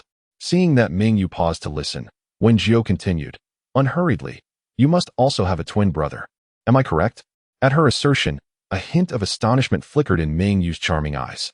Suppressing his curiosity, he replied, I do not know how you came by this information, but I am not an easy target to be taken advantage of. No, you are. Wen Jiu had long perceived the curiosity reflected in Ming Yu's eyes. Thus he released the corner of his garment and spoke once more. If I am not mistaken, your brother has encountered a misfortune recently, has he not? The moment these words left his lips, Ming Yu instinctively grasped the energy gun at his waist. His twin brother had suffered an unexpected attack by interstellar beasts during a mission for the Academy last month, and to this day, he remained in a deep coma. Following an investigation by their mother, it became apparent that the situation was far more complex than it initially appeared, prompting her to suppress the matter. Aside from himself and his mother's trusted confidant, no one else was privy to this information. How did this imposing figure before him come to know? What is the matter? Ming Yu's anxious demeanor was swiftly disrupted by Lu Yan, who had returned after sensing something amiss. It's nothing really. I have a personal matter. Ming Yu lowered his hand from the energy gun and, locking eyes with Wen Jiu, continued, Brother Yan, may I have a word with this gentleman? Their purpose for attending the Starlight Night Market was to locate the wanted criminal, Ko Xiao. Besides them, a small team was lurking in the shadows, waiting for the opportune moment to act. Ming Yu and Lu Yan were primarily tasked with masquerading as frivolous signs of wealth, drawing the attention of all present, thereby allowing the other team the chance to pinpoint Ko Xiao concealed within the market. Therefore, he could not afford to squander too much time, and he feared that Lu Yan, as the captain, would decline his request. To his surprise, Lu Yan acquiesced, his voice remaining cool and composed. 5 minutes. Then returned to the team. With that, he rejoined the others, continuing to feign casual exploration of their surroundings. After obtaining Lu Yan's permission, Ming Yu fixed a piercing gaze upon Wen Jiu, his previously lively and enthusiastic demeanor evaporating, leaving only an aura of menace. Yet, Wen Jiu remained unfazed. Proceeding to the stall with self-assurance, seating himself and locking eyes with Ming Yu, who stood before the table. You are characterized by your elegant brows and clarity. Tall and striking, suggesting a profound bond with your brother, one of deep reliance. However, I noticed that when you took the copper coins, your index finger was pierced. And I observed the presence of both official and destructive stars in your fate, indicating that your brother recently encountered a misfortune. Before he could inquire further, Wen Jiu's eloquent discourse left him utterly astonished. While Ming Yu was not superstitious, the accuracy and coherence of Wen Jiu's words were profoundly shocking to him. Given his youth and inability to hide his emotions, Ming Yu could not help but ask, Master, can you discern anything else? Wen Jiu smiled, extending his hand, stating, It will cost 600 star coins. Payment is required before the fortune-telling. Chapter 47. The fortune-teller's son Ba Dao. This unexpected pronouncement left Ming Yu momentarily stunned. Why did the conversation suddenly turn to money? It seemed Wen Jiu had sensed his confusion, stroking his grand beard and remarking, Little brother, I need to earn a living. However, you can rest assured, for 600 star coins will grant you a reading. You won't encounter any loss or deception. Aside from predicting the winning numbers for this lottery, I can also reveal at what age you will marry and how many children you will have. Would you care to give it a try? Wen Jiu leisurely promoted her fortune-telling business, yet before Ming Yu could utter a word, a derisive snicker emanated from the adjacent stall. Both she and Ming Yu turned their heads in unison to behold a middle-aged man, previously stationed to Wen Jiu's left, glaring at them with a mocking expression. I suggest you refrain from deceiving others. If you truly possess the ability to foresee everything, why not predict when you will strike it rich? Instead of lingering here at this stall, he sneered. Wen Jiu was decidedly irked by his words. As the adage goes, a healer seldom heals themselves, and those skilled in divination rarely consult their own fortunes. After being taken in by her master, she embarked on her spiritual journey at a tender age, where she diligently studied the 5 arts of the Xian men: mountain, medicine, destiny, physiognomy, and divination. Possessing an innate spiritual constitution, she excelled in each of these disciplines. Had it not been for her master's prohibition against indulging in the pursuit of wealth through fortune-telling and talisman selling, she could have easily amassed a fortune. Regrettably, she found herself in dire straits, compelled to rely solely on her extraordinary talents to earn a living. Unbeknownst to her, the individual at the neighboring stall approached her, extending his hand and provocatively stating, Well then, why don't you tell me my fortune first? Wen Jiu cast a casual glance at the hand he offered, responding coolly, One cannot derive genuine results from mere virtual data. The StarNet world allows users to choose virtual data to freely construct their appearances. as well as to generate a true likeness of themselves to represent in the Starnet realm. However, no matter how lifelike a FAAD crafted from virtual data may appear, it lacks the authenticity conveyed by a form generated from one's true self. After visiting the Star Network world several times, Wen Jiu was generally able to discern who among the people was presenting their true appearance and who was employing fabricated facial data. For instance, it was only after observing Ming Yu and Zhuang Ru Dai that she could ascertain their authenticity through their facial features and palmistry. Nevertheless, the artificiality brought about by such data remained glaringly apparent. Thus, Wen Jiu refrained from offering fortune-telling based on facial and palm readings to such individuals. However, if necessary, she could still provide readings, either if the person could provide their genuine birth date or through divination methods. Yet, this particular individual appeared to her to be simply looking for trouble, and Wen Jiu was disinclined to engage with him further. Have you made up your mind, young man? 600 star coins for a reading, and I assure you, you won't regret it. Wen Jiu tapped lightly on the wooden table, jolting Ming Yu from his contemplative state. He glanced at Wen Jiu, and then at the middle-aged man beside him, whose face was etched with mockery. In a hushed tone, he said, I'll try one reading, but could we keep it private? Understanding the need for discretion, Wen Jiu replied, let us do this. Add me as a friend on the Star Network, transfer the payment first, and I shall send you the results in written form. Upon hearing this, Ming Yu found the proposition agreeable.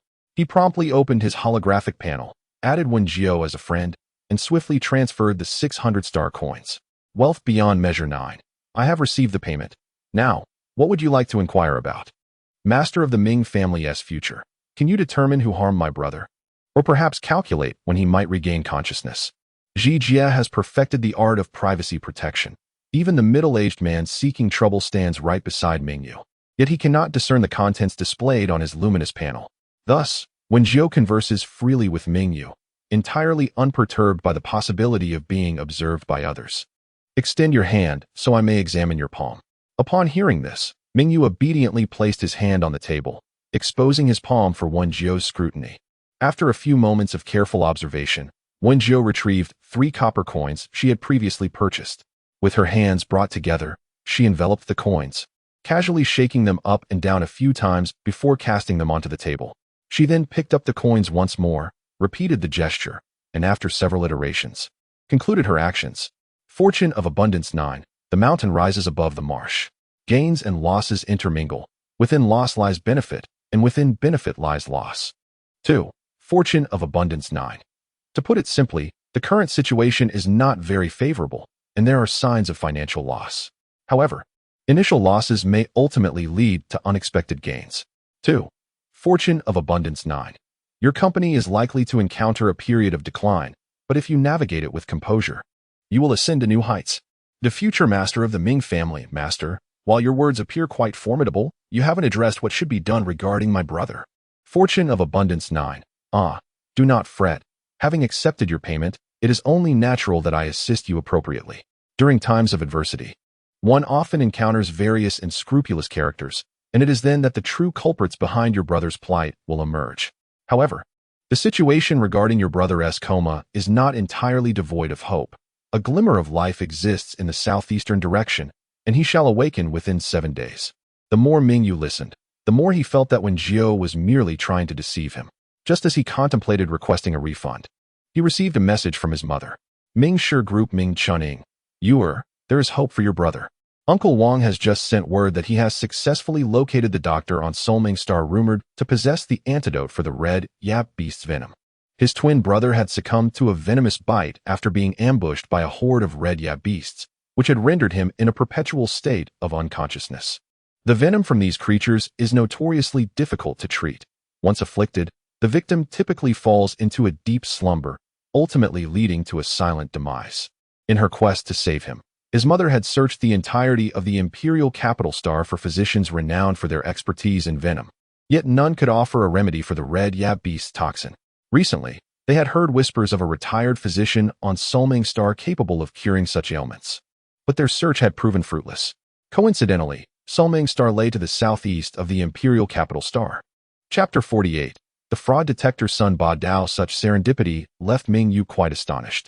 Could it be that this burly man before him possessed some genuine insight into the mysteries of fate? Nonetheless, He harbored a degree of skepticism toward Wen Jiu's abilities. Suspecting that perhaps it was mere luck that had led to this revelation, he resolved to regard the 600 star coins spent as a price for peace of mind. With no further inquiries on his mind, Mingyu stood and said, "Master, I have other matters to attend to, so I shall take my leave." The skepticism reflected in his eyes was effortlessly discerned by Wen Jiu, yet she chose not to linger on the matter, merely bestowing upon Mingyu 2 talismans she had folded herself. "You are the first customer of my humble stall. Consider these talismans a token of friendship." Thank you." Mingyu scarcely glanced at the talismans, carelessly stowing them away in his spatial ring before hastily making his way to rendezvous with Lu Yin. Following the location Lu Yin had sent, it wasn't long before Mingyu spotted him and a few others standing outside a beverage shop. The soldiers from the military district assisting them stood guard beside Lu Yin, who maintained a stoic posture akin to a towering pine, effortlessly attracting the attention of all passers-by. How vexing. Lu Yin should truly employ a virtual persona. My own handsome visage pales in comparison before him. Lu Yin merely nodded in acknowledgement before activating the holographic panel to send a signal to the concealed small team. Observing this, Mingyu immediately retracted his earlier nonchalance. Standing at attention, fully prepared for combat.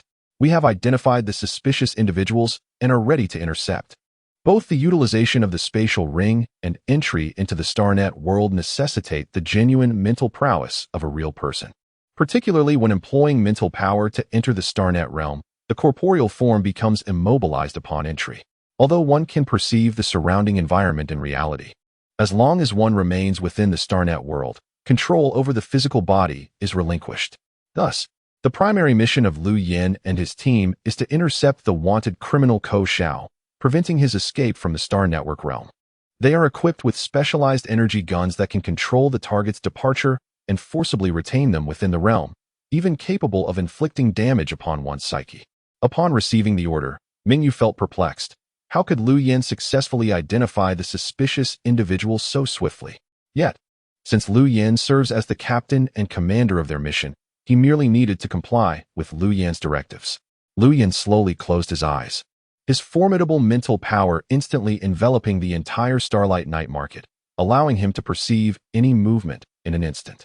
Requesting the temporary evacuation of booth B065. As Lu Yin opened his eyes, his once inky black pupils transformed into a brilliant blue. His demeanor was even more indifferent than before, resembling a robot devoid of emotional fluctuations. However, at that moment, a flicker of emotion crossed his cold visage. Immediately exit the Star Network realm and proceed to the real-world coordinates. Block District, Axis Street, number 30. With that command, all team members receiving the signal promptly exited the Star Network realm without question, knowing only to follow Lu Yin's orders. Wen Jiu was hunched over her desk once more, sketching various talismans. Despite her extraordinary talent, practice was still essential.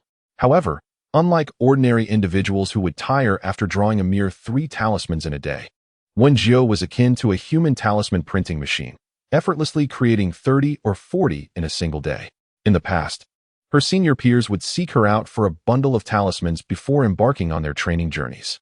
To her astonishment, she did not await the opportunity to descend the mountain for training. Instead, she encountered a chance to hone her skills in an entirely different world. As Wen Jiu pondered this, she gracefully completed a talisman, her hands deftly discarding the yellow paper aside to allow the ink to dry. Just as she intended to create a few more for practice, an unusual sensation suddenly enveloped her, akin to being watched from the shadows. She glanced around, yet found no trace of anyone. "Boss, what are you selling?" A melodious voice broke her reverie. Turning her gaze, Wen Jiu saw a young girl with twin ponytails squatting by the stall of a nearby uncle, curiously fiddling with the various jars laid out before her. Noticing the incoming customer, Ko Xiao flashed a sycophantic smile and picked up a small pink jar, proclaiming, "Little girl, you have an eye for quality. This is a whitening cream crafted from ancient Huaxia secret recipes." The innocent girl received the pink jar he offered, unscrewed the lid, and was greeted by a thick white paste exuding a rich floral fragrance. "Uncle, how do I use this?" she inquired, somewhat entranced by the scent.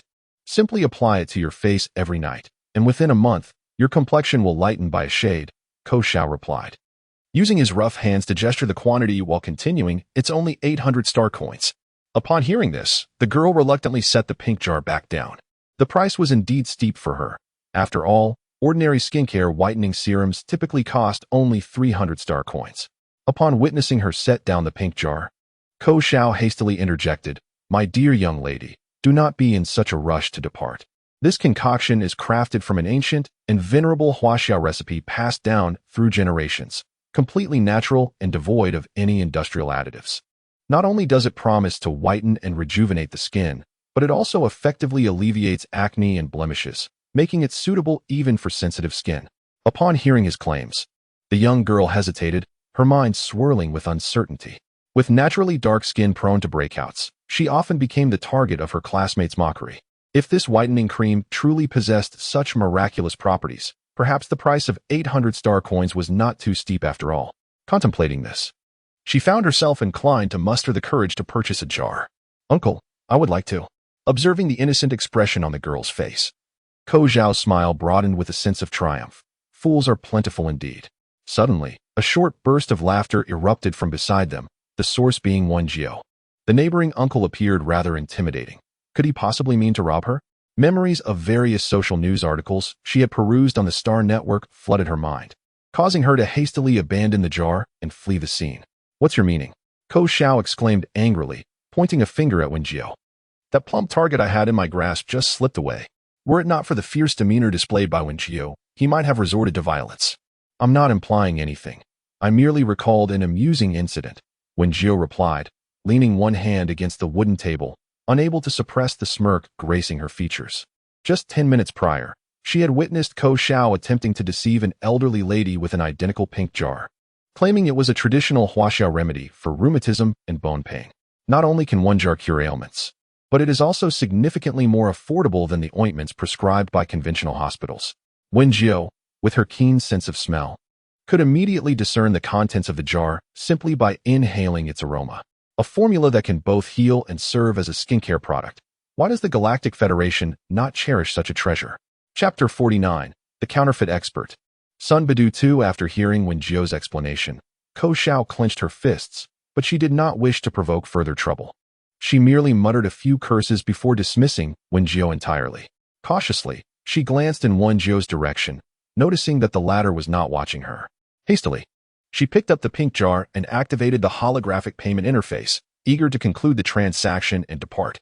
However, as she tapped to initiate payment, she heard Wen Jiu languidly remark, "Little sister, if I were you, I would refrain from purchasing this so-called whitening cream." In truth, Wen Jiu did not wish to disrupt anyone's livelihood, yet the scent emanating from the jar unmistakably hinted at the presence of a certain addictive herb.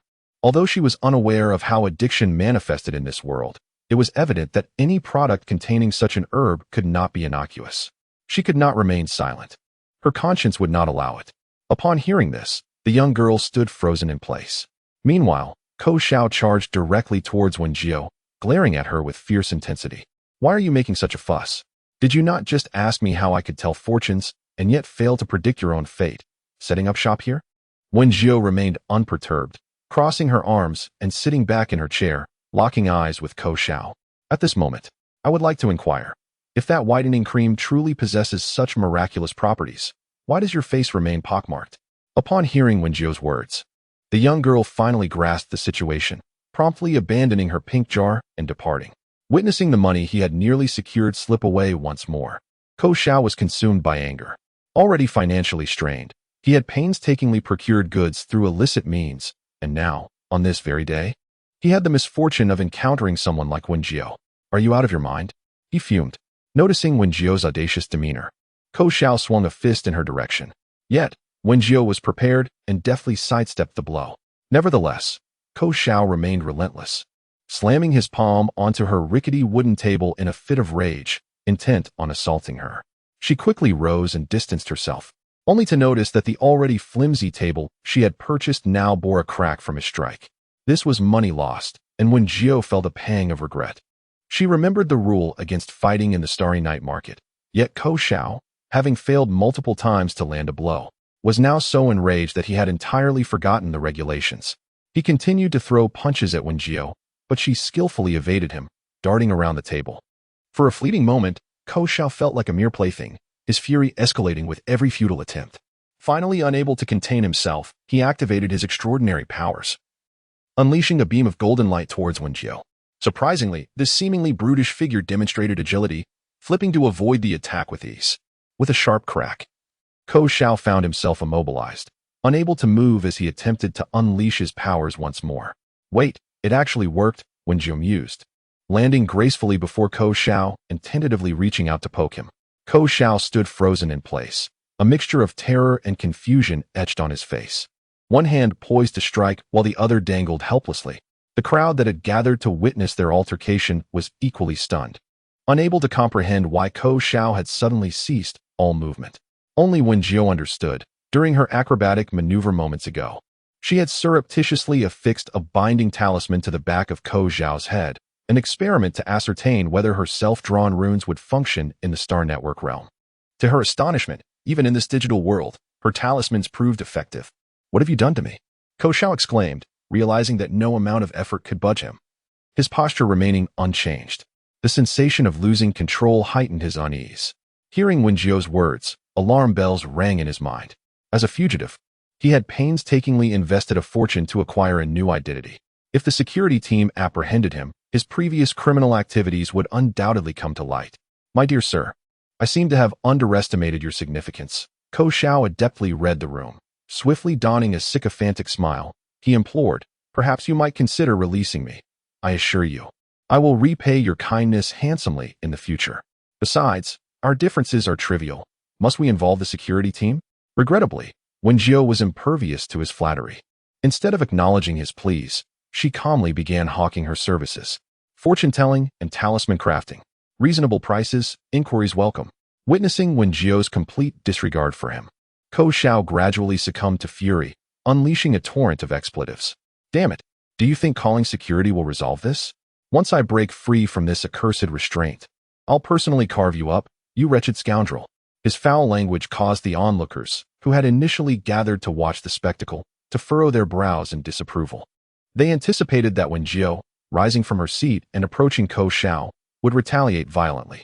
However, Wen Jiu's demeanor remained tranquil as she extended her finger, rapidly tapping Ko Xiao in several places. In an instant, the tirade ceased, and Ko Xiao's expression shifted to one of sheer terror. His pupils constricting as he stared at Wen Jiu, beads of cold sweat cascading down his forehead. Having silenced the commotion, Wen Jiu stood with her hands on her hips, satisfied. Shortly thereafter, a quartet of security personnel arrived at her booth, inquiring if she had reported the proprietor of stall B065. Wen Jiu nodded and recounted the events leading up to the incident. The security team conducted a cursory examination of Ko Xiao's assortment of bottles and jars, promptly uncovering components of addictive herbal substances. Suddenly, Ko Xiao flickered like the static of an old television set, vanishing before their eyes. Observing this, the security team hurriedly reported the incident to their superiors for further investigation. Meanwhile, Wen Jiu gazed perplexedly at the swirling ashes, her binding talisman having been inexplicably destroyed. In the interim, the mission was accomplished, and the fugitive Ko Xiao had been apprehended. Beside him, Mingyu was filled with excitement, almost leaping in place as she exclaimed, "Yingu, how did you successfully pinpoint Ko Xiao's real coordinates? Has your ability advanced?" Lu Yin gradually shook his head, his gaze devoid of emotion. Earlier, while probing the Star Network world with his mental power, he had sensed a commotion between the fortune teller and the individual he had identified as a suspect. In a brief moment, he suddenly detected a significant fluctuation in the suspect's mental energy, which allowed him to accurately determine the individual's real coordinates. Consequently, he made a decisive choice, dispatching an entire team to this location in a timely manner. Upon breaching the door, they found Ko Xiao unguarded, seated on the bed. Although his mental energy continued to fluctuate, he appeared to be ensnared by some force, unable to extricate himself from the Star Network world. Thus, they effortlessly captured this long-sought fugitive. Chapter 50. The fraud detection expert, Sun Badaio Lu Yin, was intrigued by the person who had trapped Ko Xiao. So he instructed Mingyu and the others to subdue Ko Xiao successfully before attempting to forcibly extract him from the Star Network world. Throughout this process, he sensed that the mental strength of the individual who had ensnared Ko Xiao was on par with his own. After considerable effort, Lu Yan's lips turned pale as he finally succeeded in pulling Ko Xiao from the Star Network world. However, due to the assault he had endured within that realm, Ko Xiao had succumbed to unconsciousness. A group of individuals embarked on a mission, first racing to the desolate garbage planet where Ko Xiao was hiding, and then remaining stationed in the Starnet world to gather intelligence. They have expended considerable energy and time. This time, they performed exceptionally well, not only accomplishing the task flawlessly, but also successfully apprehending the target. The instructor, aboard the vast floating vehicle, lavished them with praise, sentence after sentence. The 5 prestigious military academies of the Federation have established cooperative relationships with the military districts that support them, aiming to foster rapid growth among their students. Tasks are periodically released, allowing students to form their own teams to undertake them. These tasks may involve slaying certain interstellar beasts, collecting mutated flora, or assisting in the capture of low-risk fugitives, among others. Upon completion, substantial rewards are granted, prompting many students from military academies to seize opportunities to accept tasks during their free time. Among these academies, Lu Yin stands out as a legendary student. No matter the difficulty of the task, as long as he leads the team, success is assured. Consequently, students within the Imperial Capital Military Academy are eager to team up with him. However, he possesses a detached demeanor and rarely forms close relationships, treating tasks as mere formalities. When selecting teammates for a mission, he solely considers their abilities, never allowing friendships or bribes to influence his decisions. Moreover, he has no need for bribes, as the Lu family, to which he belongs, is not only a prominent household in the imperial capital, but also wields control over the formidable 1st Military District. Instructor, enough with the superfluous praises. Since we have exceeded expectations, shouldn't our rewards be doubled? Mingyu, weary of the teacher's accolades, was solely focused on understanding how the rewards for this task would be calculated. Upon hearing his inquiry, the teacher chuckled softly, suggesting he open his wisdom ring space to discover that the rewards had already been distributed. Prompted by the teacher's words, Mingyu swiftly activated his holographic panel. Within it, he found not only the originally announced task rewards, but also an array of additional enticing items. However, as he perused his space, he suddenly recalled the 2 talismans that Wen Jiu had previously thrust upon him. He took one out, examining it in his palm. The yellow paper, folded into a triangular shape, was adorned with various characters he could not decipher. What could this be? While he was fiddling with the talisman, he was interrupted by Lu Yin, who was seated beside him and had posed a question. Lu Yin had been deep in thought, pondering the enigmatic individual who had ensnared Ko Xiao, when he suddenly sensed a familiar wave of mental energy. After a moment of attentive perception, he discerned that the faint mental energy emanated from the small triangular paper in Mingyu's hand. It appeared to be some form of protective charm, one given to him by that fortune teller. Mingyu offered a brief explanation and promptly handed the talisman to Lu Yin, inquiring if there was something amiss with it. Given Lu Yan's general indifference towards most matters, Mingyu was taken aback to witness him express curiosity for the first time during their acquaintance. Truthfully, Mingyu had privately pondered that Lu Yan's emotional detachment had reached a rather alarming degree, were it not for his certainty that Lu Yin was indeed human. He might have succumbed to the rumors suggesting Lu Yin was a contemporary high-intelligence robot. Lu Yin picked up the talisman and examined it closely, further confirming that the spiritual energy attached to it was indeed the same as that which had ensnared Ko Xiao. Was it given to him by that burly man at the fortune-telling booth? Yet, he had discreetly assessed that individual at the time, and found his spiritual energy to be rather feeble. No matter. Lu Yan's profound gaze drifted towards the car window, his palm tightening around the talisman. After Ko Xiao's inexplicable disappearance, Wen Jiu quietly observed as the security team began to manage the aftermath. They confiscated all of Ko Xiao's belongings, and after contacting their superiors, they proceeded to inquire about the details from Wen Jiu.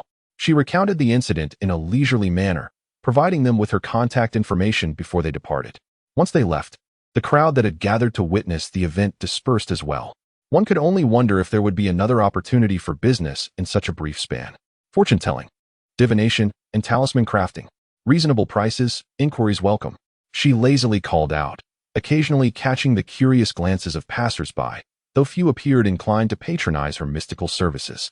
Alas, she pondered whether her act of bravery might yield some reward. She had distinctly heard the security personnel declare that the man was, in fact, a wanted fugitive. After a while of calling out to no avail, she checked the time and, seeing it was nearing the end of her shift, stood up to brush off the dust from her clothes, preparing to gather her belongings and exit the Star Network world. As she looked up, She spotted the woman who had previously attempted to swindle her. Sunbadao. Zhuang Rudi found herself in a rather disheveled state. Her cloak riddled with gashes made by sharp instruments, while the hem of her dress was marred by unsightly stains. "Are you secretly cursing me from behind?" she exclaimed, slamming her palm onto the table with indignation, causing her hood to slip off and reveal her exquisite features. However, Wen Jiu was not in the mood to appreciate her beauty. After encountering Lu Yan, she suddenly felt that her standards of aesthetics had been significantly elevated. "One must not speak carelessly. I, Sun Badayo, conduct my affairs with utmost integrity and never dabble in sorcery," she asserted, promptly clearing her table.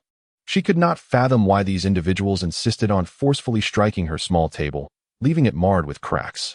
This modest wooden table had cost her a hefty 800 star coins. As Wen Jiu hastily removed the table, Zhuang Rudi, who had been leaning upon it, lurched forward and nearly tumbled to the ground. "I care not for your so-called arts. Ever since I encountered you today, my misfortunes have begun." Hearing this, Wen Jiu could not stifle a laugh. "My dear lady, your words are rather unflattering. Your misfortunes stem from the multitude of wicked deeds you have committed, which have led to your current ill fortune. How can you possibly link that to me?" However, Zhuang Rudi was not swayed by Wen Jiu's reasoning. She was, after all, a charlatan who deceived others by posing as a witch. "Enough of your nonsense. If you were a man, you would admit to cursing my misfortunes from behind." "No, I am not," Wen Jiu replied, pressing her lips together, striving to contain her laughter. She gazed at Zhuang Rudi, who continued to persistently create an uproar, and quickly adopted the demeanor of a sage, coldly stating, "My dear, the dark aura lingering between your brows has yet to dissipate. I fear you may soon encounter further calamities. Have you cast a curse upon me?" Upon hearing Wen Jiu's words, Zhuang Rudi not only failed to calm down, but instead felt her anger surge to new heights. Had it not been for Wen Jiu's removal of the table, she would have overturned it in a fit of rage. "That is not the case.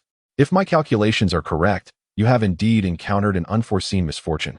Wen Jiu continued with unruffled composure. "Not only were you nearly besieged and beaten, but you also lost significant possessions." Though Zhuang Rudi was seething with rage, Wen Jiu's words fell upon her like a bucket of cold water, prompting her to tremble slightly as she inquired, "How? How do you know this?" Just then, she sensed a disturbance in the real world, compelling her to swiftly detach from the virtual realm. However, the moment she reemerged, a group of robbers burst through the door. The security measures in her residence had always been commendable, leaving her bewildered as to where these assailants had emerged from. Each of them appeared as fierce as desperate outlaws. Despite her high level of extraordinary abilities and her training in combat, she found herself struggling against them. Moreover, combat-type mechas were prohibited in residential areas, forcing her to rely solely on her physical prowess and abilities. After a prolonged skirmish, the group eventually fled. Just when Zhuang Rudi believed she had narrowly escaped disaster, she realized that nearly all of her precious jewelry had been swept away by those intruders. After reporting the incident, Zhuang Rudi discovered that the culprits were habitual offenders, frequently committing break-ins and robberies. However, the security team had yet to apprehend them, merely recording her losses for future reference when they eventually succeeded in capturing the criminals. In her anguish, she recalled the words of Wen Jiu from earlier, prompting her to log into the Star Network. After some time searching, she finally located Wen Jiu, initially believing her to be just an ordinary person spouting nonsense. To her surprise, upon her arrival, she heard Wen Jiu's hawking voice. Was she really a fellow practitioner? Yet, as Zhuang Rudi listened to Wen Jiu's words, her initial thoughts began to waver. She was certain that her home invasion was a stroke of misfortune, yet Wen Jiu, without even inquiring further, effortlessly recounted the details. It was truly astounding. Thus, the situation unfolded before her. Wen Jiu, uninterested in further entanglement with Zhuang Rudi, was eager to escape the Star Network and rest, as she had classes to attend the following morning.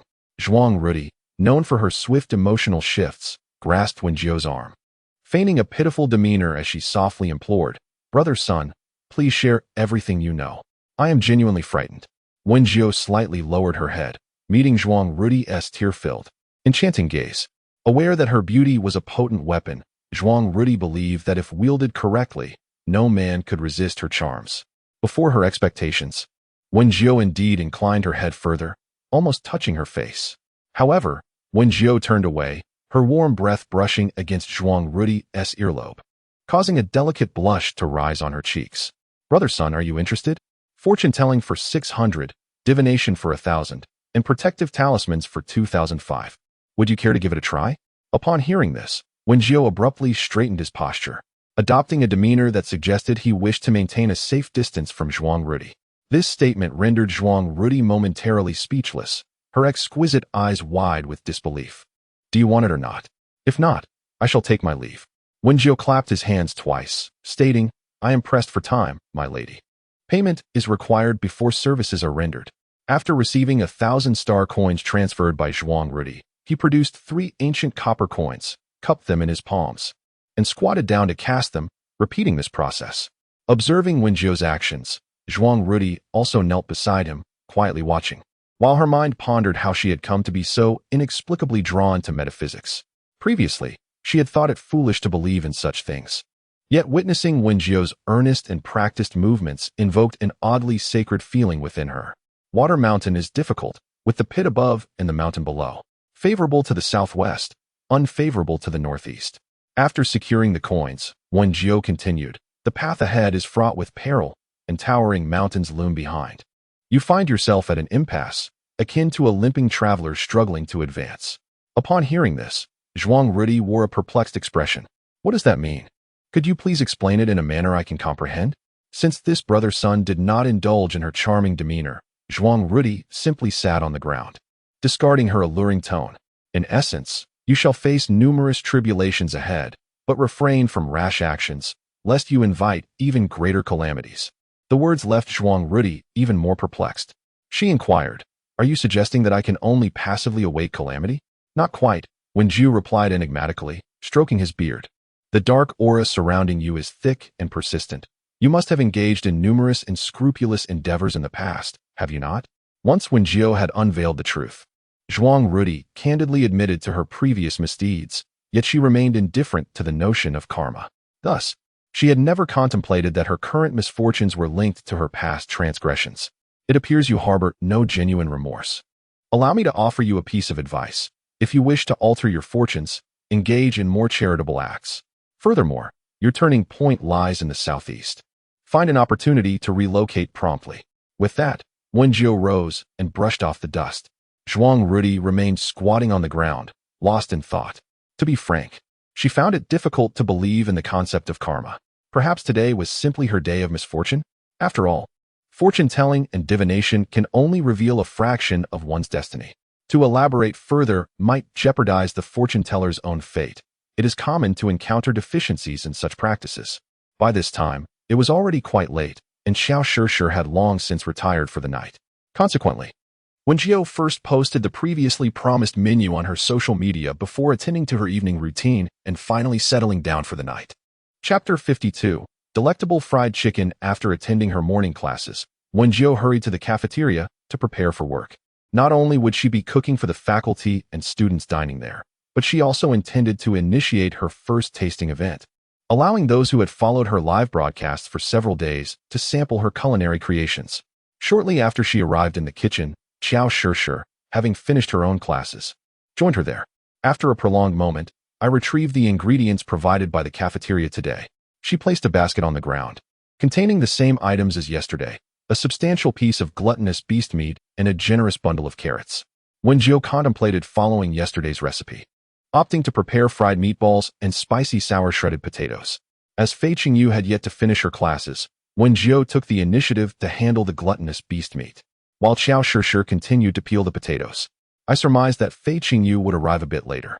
Xiao Shishir skillfully wielded the peeler, swiftly removing the brown skin from the potatoes in mere seconds. Why? Wen Jiu, adhering to her previous method, marinated the gluttonous beast meat with ginger slices and yellow wine, all the while efficiently processing the carrots. I had heard that during their potion class today, someone had made a mistake that resulted in an explosion in the classroom. At the mention of this, Wen Jiu raised an eyebrow slightly. Speaking of potion class, I wondered when teacher Yin would finally apply for the scholarship for her. She truly was in dire straits at the moment. By the way, are you not going to stream today? Xiao Shishir recalled that in recent days, when she entered the kitchen, Wen Jiu's dedicated streaming bee would buzz around in the air. However, today, she did not see the little bee flitting about. I will start streaming once I finish processing this carrot. Wen Jiu's hands moved with remarkable speed, deftly eliminating the outer skin of the carrot. In truth, carrots can be consumed without peeling after a thorough wash. It was merely a matter of habit for Wen Jiu. Once the two had quietly completed their food preparations, Wen Jiu finally began her live stream. After several live broadcasts, Wen Jiu's streaming room had garnered a loyal following of small fans. Upon receiving the notification from the system that the host had gone live, they eagerly flocked in. I'm so hungry. Yay. Am I the first one in the live room today? Chris wants to eat 5 bowls. No, it's me. The moment Sister Fa Kai started streaming, I was already here. Banana. Today is yet another day of merely smelling and watching without eating. My potatoes will be boiled soon. Mom no longer needs to worry about me starving while watching live streams. Welcome everyone to Fa Kai's live room. I am your host, Fa Kai. Wen Jiu greeted all the viewers as usual. Upon seeing their barrage of comments, she smiled slightly and said, I have good news for everyone. Today I will be offering a taste testing opportunity. No sooner had she finished speaking than the comments began to scroll rapidly. Ding dong 20. I just joined. Is Sister Fa Kai serious? I'm so hungry. Can we eat fried meatballs? Meatballs, the ones from my dreams. I dreamed of eating meatballs last night, and this morning I woke up to find my pillow soaked with drool. Brother Monkey, has Sister Fa Kai finally made enough money to buy ingredients? As for the meatballs, that might not be feasible, as she had not prepared ingredients for that. Wen Jiu opened the fresh ingredients sent by the gold panning shop, and today she decided to make fried chicken for everyone to taste. In truth, it was mainly because she herself was craving fried chicken. The last time she had tasted the fried chicken made by someone in the cafeteria, it nearly brought her to tears of anguish. Last night, while purchasing ingredients, Wen Jiu decisively ordered the colorful feathered chicken that was on sale. A whole chicken cost merely 25 star coins, and with the promotion of buy 10, get 1 free, she could only offer 10 tasting slots due to her current streaming status. Thus, after her broadcast, a delightful portion of fried chicken would remain. However, as many are aware, she works at a cafeteria, so she planned to complete her assigned tasks before preparing the fried chicken for everyone.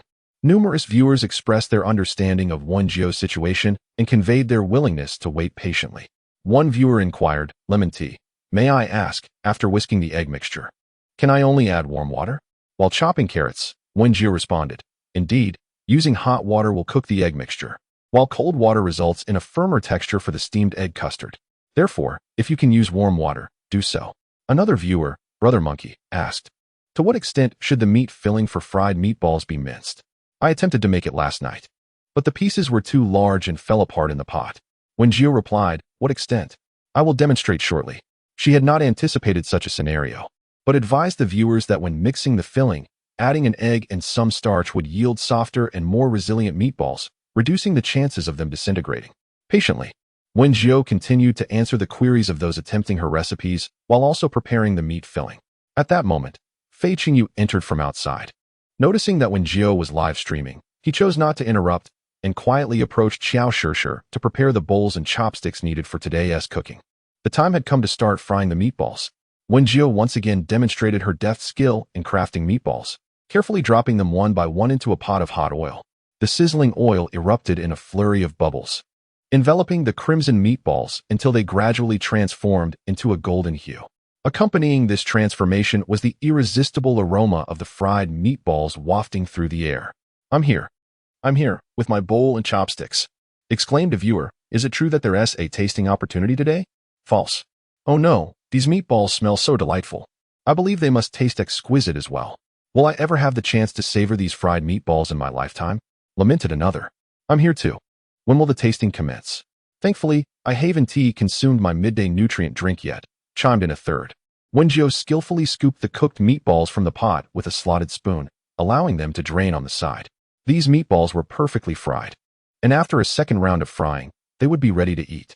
The double frying process ensures that the meatballs are less greasy, so it is advisable to do so whenever possible. Once all the meatballs were fried, she began to prepare the colorful feathered chicken intended for frying. She placed the chicken on the countertop for the audience to see before commencing a tutorial on how to prepare fried chicken. The cooking process for this dish is remarkably simple. After the live broadcast concludes, I shall share the recipe in my personal updates. These colorful feathered chickens were relatively small, roughly the size of 2 palms. They had already been cleaned by the vendor as per Wen Jiu's specifications, and with a swift motion of her knife, she chopped the chickens into small pieces. Immediately thereafter, she placed the colorful feathered chicken pieces into a large basin, rinsing them thoroughly with clean water to remove any traces of blood. She then proceeded to prepare the marinade for the fried chicken. In Chapter 53, Fragrant Fried Chicken 2, Wen Jiu had specifically purchased a variety of seasonings the previous evening.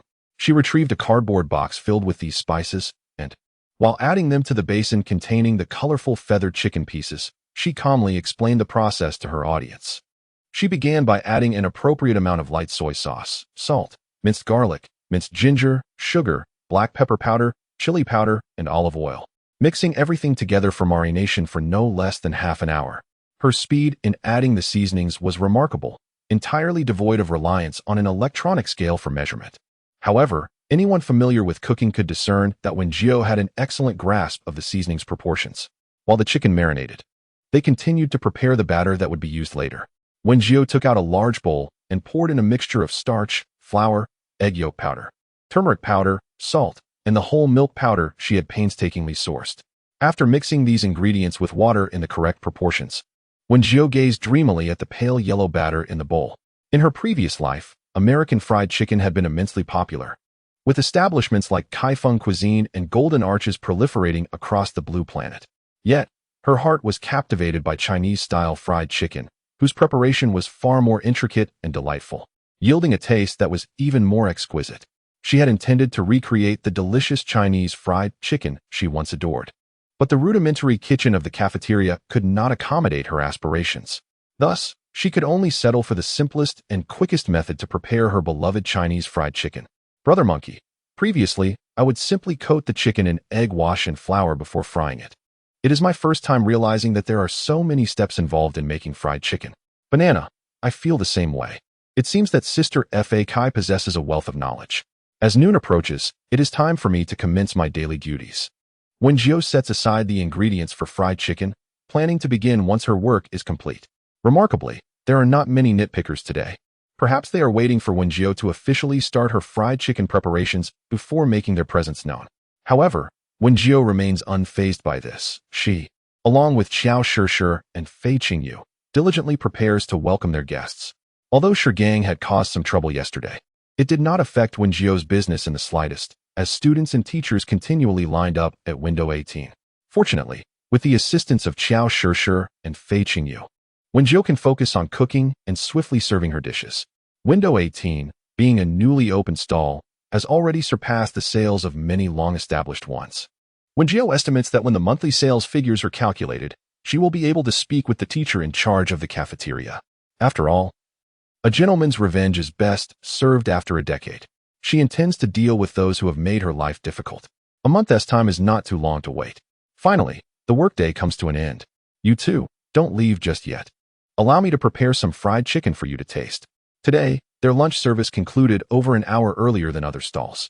Upon hearing Wen Jiu's invitation, Qiao Shishir and Fei Qingyu promptly decided to stay, as who wouldn't desire to indulge in her culinary delights. Having completed her prior tasks, Wen Jiu officially commenced the preparation of the fried chicken. She first placed a portion of colorful chicken pieces into a bowl, meticulously coating each piece with a layer of batter. Subsequently, she ignited the oil, and as the oil began to bubble gently, she swiftly dropped the battered chicken pieces into the hot oil. As time elapsed, the enticing aroma of the chicken gradually masked the original scent of the oil. Wen Jiu used a slotted spoon to extract the chicken pieces, allowing the excess oil to drain. The golden, crispy exterior was speckled with a hint of oil, revealing tender, succulent chicken beneath. The viewers in the live stream were instantly captivated by the freshly fried chicken. "I'm so hungry," one commented, expressing eagerness for the delectable fried chicken. "Chris wants to eat 5 bowls," another exclaimed, urging the host to commence the tasting, ready to seize a chance at sampling. In truth, Wen Jiu was not well versed in the art of live streaming, and thus she remained unaware of her growing modest fame in the culinary section of the platform. This surge in interest was primarily due to a previous post by Chris, which had garnered attention after being shared by Brother Monkey, drawing numerous visitors to her stream out of curiosity.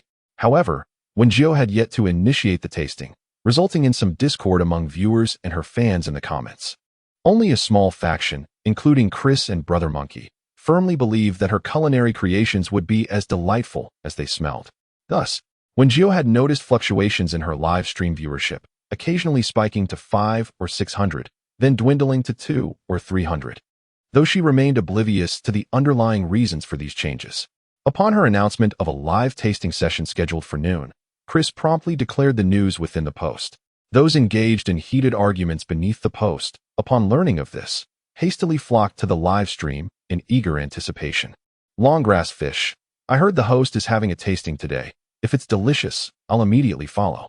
Sparks and lightning. Let me put it this way. If the food prepared by the host is as fragrant as it smells, I'd willingly chop off my head and kick it like a ball. Pumpkin Big Melon. I've taken a screenshot. If you can't deliver, please post an apology. Thank you. Man like the wind. This is hilarious. You think they post an apology? I'll be blunt. If the hostess cooking is truly delectable, I'd swallow my dog whole right now. The barrage of comments was tumultuous. Wen Jiu was bemused, unable to comprehend how her live stream had suddenly surged to the 8th spot among the new culinary streamers, with the viewer count soaring to nearly 1,000. Brew brew goo loo. I came from the newcomer rankings. Can someone enlighten me on whether this hostess cooking is indeed good? Chris wants 5 bowls. Delicious. If it's truly tasty, I'd soar over 10 mountains just to proclaim its unparalleled flavor to wealthy sister. Sparks and lightning. Nonsense. You haven't even tasted it. Listen to me. This hostess cooking is horrendously bad. Wen Jiu, can I interrupt your squabble? Can we allow wealthy sister to finish preparing the food for the tasting? Seeing such a chaotic stream of comments, Wen Jiu found herself both amused and exasperated. To everyone's astonishment, the one maintaining order turned out to be the individual who had previously been so contentious. It was utterly surreal. Realizing that the situation was spiraling out of control, Wen Jiu decided to portion out some of the fried chicken, passing the remainder to Xiao Shishir. After washing her hands thoroughly, she picked up a piece of fried chicken, allowing the camera to zoom in for a closer view. The fried chicken, freshly cooked, revealed its golden, crispy exterior as Wen Jiu gently tore it apart, exposing the tender, juicy meat within, from which a hint of savory juices began to flow. The air was soon filled with a slightly spicy aroma, captivating the attention of the audience, who had been engaged in a heated argument just moments before. The barrage of comments finally subsided, only to be replaced by a flurry of messages directed at Wen Jiu. Longgrass fish. Let's start the tasting. Host. A devoted fan for 30 years, I'm here uninvited. From this day forth, I shall be your loyal follower. Chapter 54. Fragrant fried chicken. 3. The requests for a tasting flooded the screen, drowning out the previous quarrels. After a busy afternoon, Wen Jiu felt a pang of hunger. She brought the steaming piece of fried chicken to her lips, taking a delicate bite. The succulent white meat combined with the crisp, golden coating delighted her palate. The contrast of the crunchy exterior and tender interior, enveloped in a golden crust, released a tantalizing aroma that filled the air. I'm so hungry. Help. I'm about to drown in my own saliva. Pumpkin Big Melon. Oh no. Even though I can't see Sister Fak's eating expression, just listening to the crunching sounds is making me weak. The man like the wind. Perhaps it merely appears delectable. Must you all display such ravenous expressions merely upon catching a whiff or a glance? This keyboard warrior persistently voices his opinion. If only he could wipe away the drool pooling at the corners of his mouth, he might present a more compelling argument. Chris wants to eat 5 bowls. To the gentleman who resembles the wind, if you possess the audacity, refrain from seizing the opportunity to sample. Should you dare to snatch it, I curse you to a lifetime devoid of delectable fare, surviving solely on nutrient solutions. The man like the wind. Very well. Whoever dares to claim the tasting quota shall be deemed a cur. Alas, their bickering in the comments fails to deter the other audience members, who are enraptured by the intoxicating aroma of fried chicken, eagerly clamoring for the tasting to commence. Once I finish, I shall grant everyone a chance to partake. Wen Jiu savored the flavors, grasping another piece of fried chicken to relish. Meanwhile, Xiao Shishir and Fei Qingyu were wholly entranced by the fragrance of the fried chicken, devouring their portions with a speed that seemed to defy the heat. Unlike the dark version of fried chicken previously distributed by the school, Wen Jiu's creation featured a fluffy and crispy exterior, with the batter perfectly balanced, offering a lightness that did not overwhelm the palate. The tender and flavorful chicken within exuded a fragrant spiciness, wafting through the snowy white meat. You've consumed 6 pieces, while I've only had 5. Surely the last piece must be mine.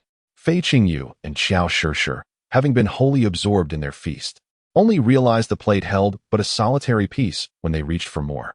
That won't do. The 6 pieces I previously consumed are indeed smaller than the 5 pieces you are about to eat, so this one should rightfully be mine. Upon hearing Bai Qingyu's words, Qiao Shishir promptly and quietly retorted, "Nonsense.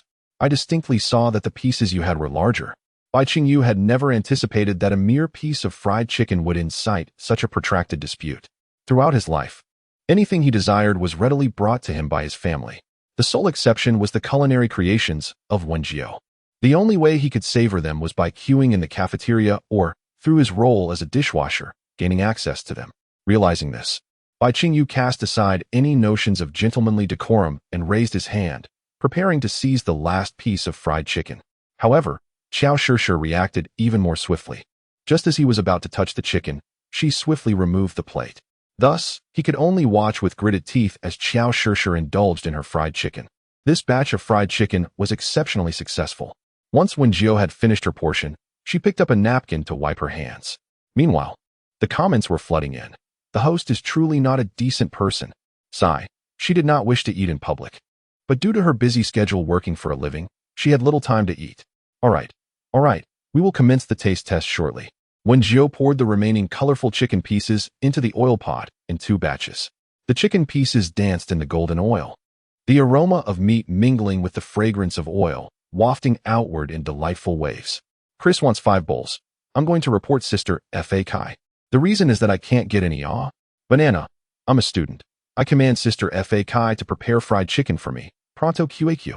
As the barrage of comments continued to flood in, one particularly cheeky remark caught the attention of Wen Jiu, who could hardly suppress a smile. After frying for approximately 7 to 8 minutes, she deftly retrieved the golden chicken with a slotted spoon, allowing the excess oil to drip away before transferring the delectable pieces onto a large iron platter. Following this, she meticulously portioned the fried chicken into 10 equal servings on smaller plates. "Everyone, get ready. I am about to commence the tasting," she announced.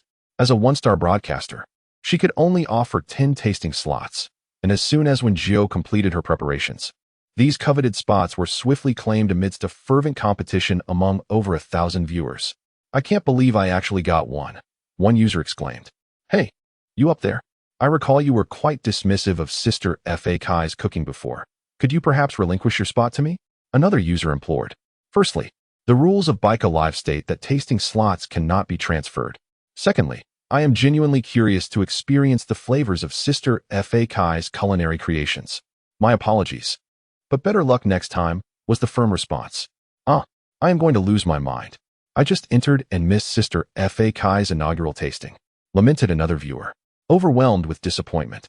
Upon seeing that all tasting slots had been filled, Wen Jiu proceeded to follow her instructions, maximizing the display panel and utilizing Baika Live's dedicated feature to scan the beautifully arranged fried chicken before her. Upon completing the scan, and through some inexplicable scientific phenomenon, the 10 platters of fried chicken vanished from the countertop in an instant. At this moment, before those fortunate enough to secure a tasting spot, a plate of delectable golden fried chicken was presented. Wen Jiu harbored no significant malice towards the streamer named "Congratulations on your wealth." Born on a resource-poor, lower-tier planet, he had endured a childhood marked by scarcity. Daily sustenance came only from the cheapest nutritional solutions, and the prospect of enjoying a warm meal was a lavish dream for him. After years of relentless effort, he ascended to the status of a citizen of a mid-tier planet, finally savoring a life of abundance.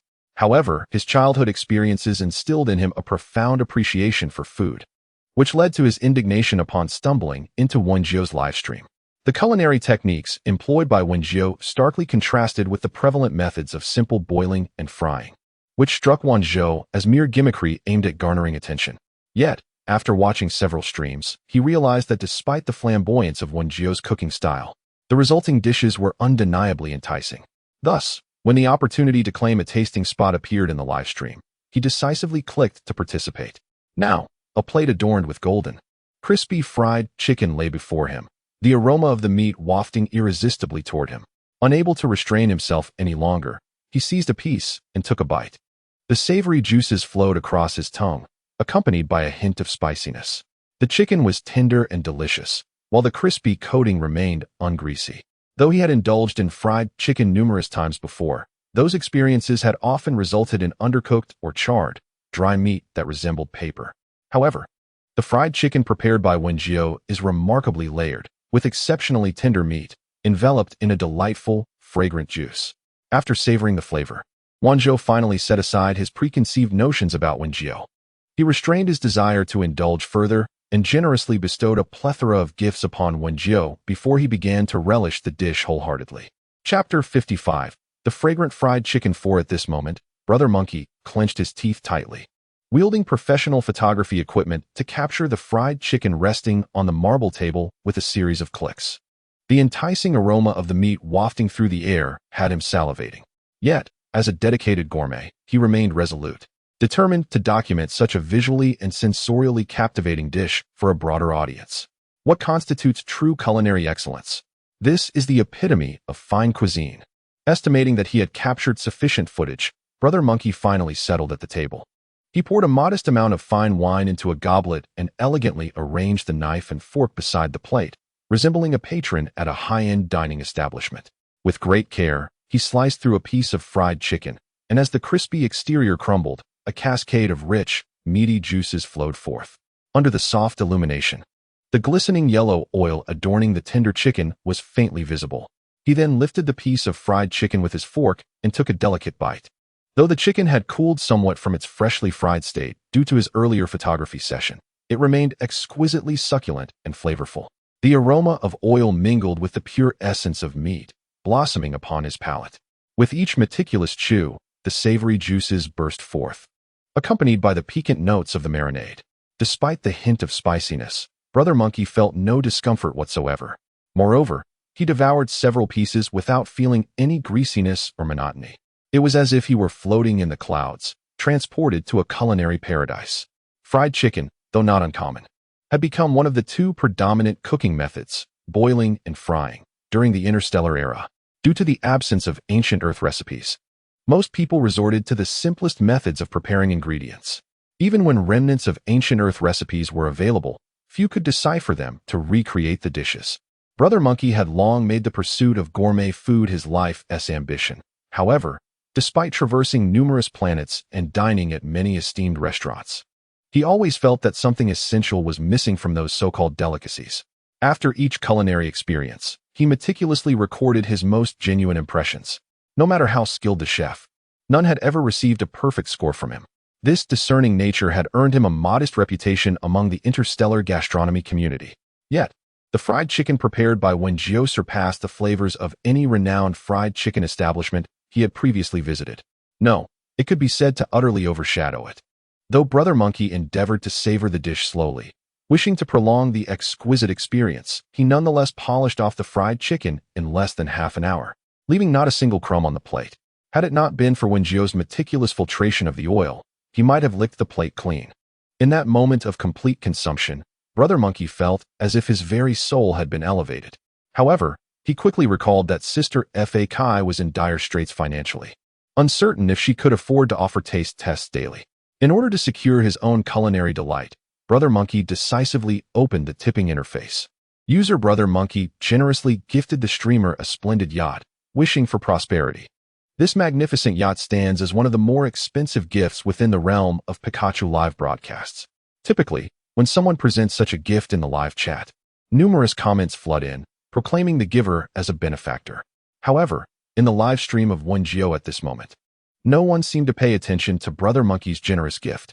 Instead, the audience was solely fixated on whether Wen Jiu would initiate another round of taste testing.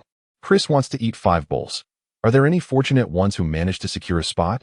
Please share your tasting experience. I am so disheartened. As the first fan of Sister Fa Kai, I find myself not among the first to taste. Pumpkin Big Melon. I didn't manage to get a spot either. Tears betray me, flowing from the corners of my mouth. Sister Fa Kai, could you possibly host another round of tasting? I swear, this time I will secure a spot. Northwest Big Fox, crying out for the money-loving fans. I curse my own slow reflexes. Wen Jiu chuckled at the term money-loving, pleasantly surprised by the creativity of these young fans. Wen Jiu, thank you, Sister Fa Kai, for allowing me to savor such delectable fried chicken. I apologize for my previous contrarian remarks. Brother Monkey, For those money-loving fans who missed out on the tasting, feel free to follow my Starblog account, where I will share today's tasting experience. Additionally, Sister Fa Kai's fried chicken is simply divine. Wen Jiu watched as these comments continuously scrolled, noting everyone's fondness for the culinary creations they crafted. This delighted her immensely, her brows adorned with a layer of joy, rendering her remarkably radiant. Amidst the ever-refreshing barrage of comments, Wen Jiufei swiftly caught sight of one. Man like the wind. Host, how is your fried chicken so delicious? Have you opened a shop on Starnet? I'll rush to buy 10 portions. Chris wants 5 bowls. Oh no, you aren't seriously stealing the tasting slot. Are you? Didn't someone say that whoever steals it is a dog? Man like the wind. Haha, I'm indeed a dog. Woof. Upon sending this comment, the man like the wind suddenly felt a furry sensation on his calf. Looking down, he discovered it was his dog, which he had raised for several years. The dog was eagerly licking itself, its eyes glistening as they fixated on the leftover chicken bone in his hand. No, you cannot have that chicken bone, he stated, preparing to rub the dog's fluffy head as he had done previously. However, the dog understood his words and let out a grunt, turning away, offering him no opportunity for affection. Bobo, Bobo. Observing this, the man like the wind sat there, dumbfounded. Had his beloved pet turned against him simply because he wouldn't share the chicken bone? Yet, he had to admit that if the bone were not so difficult to chew, he would have been tempted to devour the remnants himself. Pumpkin Big Melon. I recall the Wind Man previously stating that if the food made by Fa Kai Jia was delectable, he would swallow his dog. When can we expect a video of that? Pumpkin Big Melon South. When are you planning to sever your head and kick it like a ball? Amidst the sparks and lightning? At this moment, he felt an overwhelming sense of regret, a profound remorse. Why did he indulge in contradicting others online? Why did he take pleasure in being a contrarian? It was impossible to swallow a dog, even if his own dog had fallen out with him over a chicken bone. The man, like the wind, chose to feign ignorance of his previous comments, yet upon reflection, he recognized that his earlier dissent was indeed inappropriate. Thus, he sent a wave of gifts to Wen Jiu. User Wind-like Man gifted the streamer a bouquet of 10 flowers, wishing prosperity. Chapter 56. Master of the Frying Furnace 1. Thank you all for the gifts. However, it is getting late, so I will end the stream now. Wen Jiu waved enthusiastically at the camera before shutting down the broadcast. Today's afternoon stream was exceptionally successful, with followers of Wen Jiu skyrocketing from just over 100 to more than 500. These fans even established a private chat group, aptly named Wealth Enthusiast Gathering. Chris wants 5 bowls. When will Monkey Brother post on Starblog? I want to be the first to retweet it. Pumpkin Big Melon South. Remember to tag all members when you post. Monkey Brother. We must promote Wealthy Sister's name. Once she strikes it rich, she can buy more ingredients to cook, and everyone will share in the bounty soon enough. Ding Dong 20. Speaking of which, doesn't Wealthy Sister lack a Starblog account? Shattered into glass shards. No worries, we can attach the link to Sister Fa Kai's live stream later. I am so hungry. Pumpkin is right. We must strive to ensure Sister Fa Kai becomes prosperous soon, so that everyone can partake in the tasting events in the future. She sat quietly on the bed, making numerous attempts, and finally, a faint green light emerged from her palm. Upon awakening, Wen Jiu skillfully manipulated the green light, transforming it into a stream of emerald radiance that entwined around her fingertips. Wow, Jiu, do you possess wood-based abilities? Xiao Shishir observed Wen Jiu adeptly controlling her powers, feeling a sense of astonishment. Most newcomers gradually awaken their abilities after entering school, making it rare for someone to wield their powers so proficiently at this stage. Only privileged individuals like Fei Qingyu, who receive guidance before enrollment, could surpass others in their command of abilities. Although Xiao Shishir awakened her fire-based powers under her cousin's tutelage before entering school, her mastery was still lacking. Wen Jiu responded, then raised another hand, instantly conjuring a dazzling flame at her fingertips. This spectacle left Xiao Shishir even more astounded. Dual elemental ability users were exceedingly rare in the Federation. During enrollment, she heard that there was only one dual elemental user detected among their cohort, and to her surprise, that individual was Wen Jiu. This marked only the second dual elemental user in the history of the 3047 Academy. My goodness! Xiao Shishir couldn't help but exclaim, realizing that a remarkable talent was right beside her. Wen Jiu felt an inexhaustible surge of energy coursing through her body, a vitality that surpassed the purity and intensity of the spiritual power she once wielded during her cultivation. Could it be that she was indeed here to undergo trials? Yet, after a moment's contemplation, she dismissed the notion. If her senior brothers and sisters were merely descending the mountain for training while she had directly transitioned into another world, it would indeed be a stroke of misfortune. Having grown under her master's guidance, she had always enjoyed a life of comfort, with ample food and warmth, indulging in a variety of delicacies and occasionally sneaking down the mountain for leisure. With this thought, Wen Jiu let out a sigh. She had never envisioned a day when she would worry about finances. Sure. Is there anything here that could? Wen Jiu pondered for a moment, struggling to articulate her request for an alchemical furnace. At that moment, Xiao Sure, having just emerged from her astonishment, blinked her large eyes at Wen Jiu. After listening to her, Xiao Sure contemplated and suggested, "Are you referring to equipment for potion making?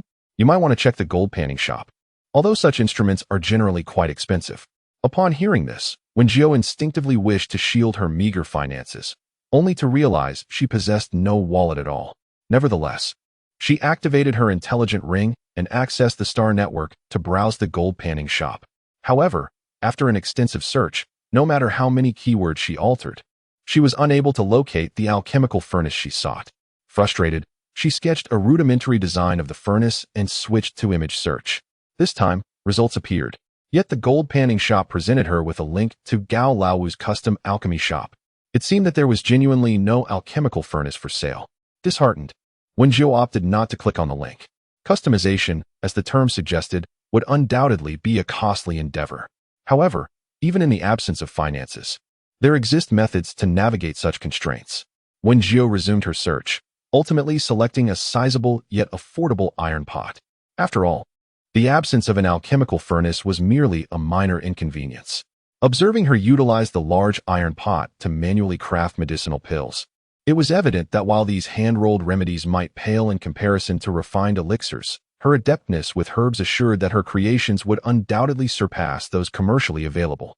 Previously, when Jiu had inquired about the prevailing practices in the interstellar era, it appeared that ailments were predominantly treated by reclining in medical capsules. Yet, each session within such capsules could cost several thousand star coins. As illness is an inevitable facet of life, Wen Jiu resolutely opted to produce her own pills to mitigate the necessity of relying on medical capsules in the future. After all, while assessments are conducted, the actual awakening of dual abilities remains a rare phenomenon. Instances have occurred where individuals detected to possess dual abilities were unable to successfully awaken them. Wen Jiu felt a flicker of hope, wishing that the school might extend some financial support, given her status as a dual ability wielder. Today's class on abilities was once again led by Li Qingjin, who instructed those students yet to awaken their powers, with only a handful like Wen Jiu having successfully done so. Fortunately, Li Qingjin did not neglect them, providing hands-on guidance on how to proficiently activate and utilize their abilities. For her, the process of activating abilities bore similarity to the awakening of spiritual roots, both involving the harnessing and application of internal energy. Regrettably, her current internal spiritual energy was insufficient, resulting in her abilities being limited to the first level, thus precluding her from manifesting something akin to the vine armor previously summoned by Yuman. Yet, the rare piece of good news is that her perception of the deep-sea blue flame has become increasingly acute. Were it not for the fear of drawing attention in class, Wen Jiu surmised that with a few more practice sessions, she could fully activate the deep-sea blue flame.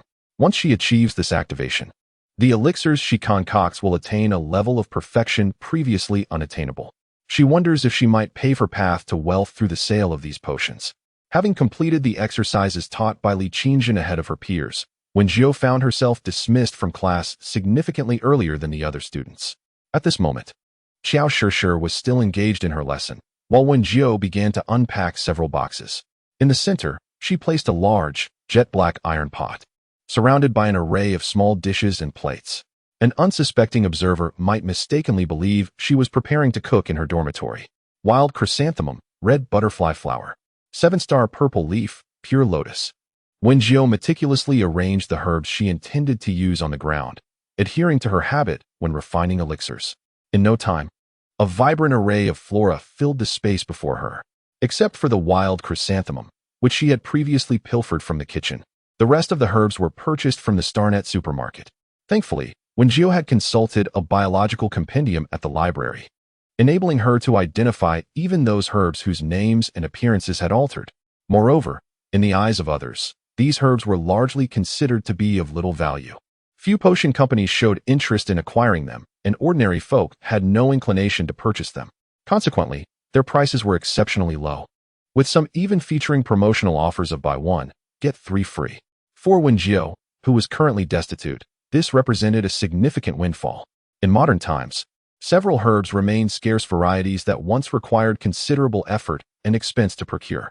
However, these herbs have now become as ubiquitous as cabbages, leaving Wen Jiu in a state of blissful satisfaction at her fortunate finds. She first extracted a few specimens of the seven-star purple leaf, a plant characterized by seven-star-shaped, purple-hued leaves. Suddenly, a flame ignited at her fingertips, intertwining an orange-red outer flame with a deep blue inner flame, creating an extraordinarily vibrant spectacle. Under Wen Jiu's mental command, the flame gradually expanded, as if emanating from her palm. In the next moment, she cast the seven-star purple leaf into the fire. Instantly, the flames enveloped the plant, causing the once lively greenery to wither in an instant. As the sparks danced, it was gradually refined into a small orb of deep purple liquid. Observing the successful refinement, Wen Jiu focused on controlling the flames as they surged outward. A ball of flame encasing the refined liquid slowly detached from her palm, eventually soaring into the large iron pot, where it began to dissipate.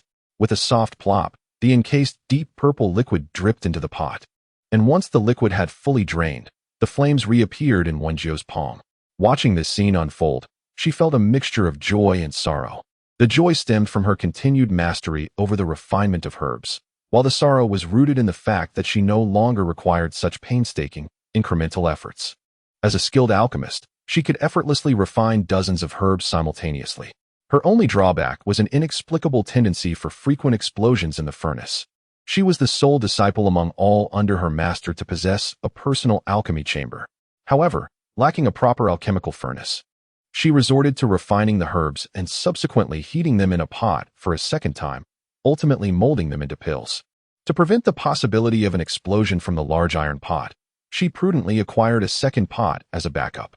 Methodically, she refined each herb and poured them into the iron pot. Then, the herbs that required grinding were processed using a miniature grinder and mixed with the liquid in the pot.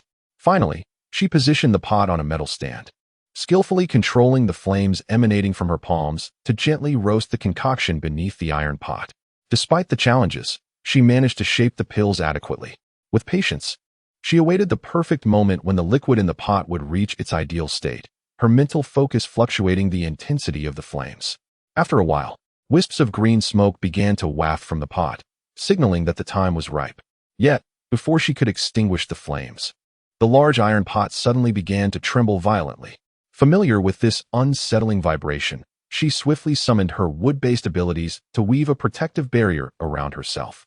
With a resounding boom, the barrier held, but the beds belonging to her and Xiao Shishir were upended. What on earth was happening? Xiao Shishir, upon entering, was taken aback by the sight of thick black liquid splattered everywhere, even staining the walls and ceiling. Dark fragments lay scattered about, and the two small beds had endured a tumultuous upheaval, now overturned, leaving only the bed frames standing askew. Had it not been for her gaze falling upon Wen Jiu, curled up on the ground with disheveled hair, she would have been at a loss for words. She truly believed that her dormitory had been ransacked by some interstellar beast, leaving behind such a chaotic scene. When Wen Jiu lifted her head, she happened to catch sight of Xiao Shishir's astonished expression. At that moment, she was at a loss for how to explain to Xiao Shishir that she had blown up the pot. The absurdity of it was overwhelming. Jiu, are you hurt? Fortunately, Xiao Shishir did not dwell too much on the mess. Her only concern was whether Wen Jiu had sustained any injuries. No. Wen Jiu immediately rose to her feet. I'll go clean up right away. Just wait a moment. I'll borrow a cleaning robot from the teacher. The truth was, Wen Jiu seldom used robots and had little knowledge about them, unaware that cleaning was now primarily accomplished by these machines. Xiao Shishir moved swiftly, and before long, a small robot, about a meter tall, wheezed its way into the dormitory behind her. This is the cleaning robot, Xiao Shishir explained to Wen Jiu. Today's robots are highly intelligent. They require no manual control and can complete the cleaning autonomously. Let us wait outside for now. Hearing this, although Wen Jiu was intrigued by the cleaning robot, she prioritized the tidying up, so she quietly stood outside with Qiao Shishir, observing the little robot. Cleaning, cleaning. As the mechanical and cold voice resonated, the small robot suddenly extended its 4 arms. Each arm wielded a cleaning tool, and within less than 10 minutes, it restored the dormitory, which had been left in disarray by Wen Jiu's explosive mishap, to its former state. The cleaning has been completed. Yet both of their bedding have become stained with a layer of black ash. Wen Jiu felt quite apologetic. She truly did not anticipate that her attempts to concoct pills in a large iron pot would lead to such an explosion. Thus, she took the initiative to replace Qiao Shishir's bedding and tossed it into the washing machine. For a long time, I had no intention of offending you, she stated. Qiao Shishir, with a look of perplexity, gazed at Wen Jiu as she changed the bedding. I am merely curious about what you did to render the dormitory in such a state.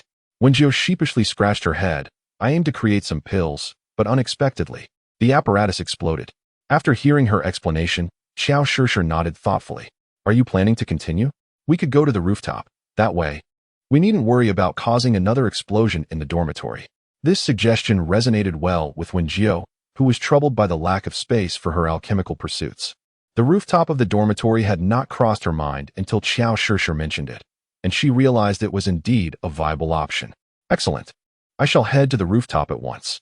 With that, Wen Jiu retrieved the second iron pot she had prepared earlier, along with various tools and herbs, and hurriedly ascended to the rooftop of the dormitory.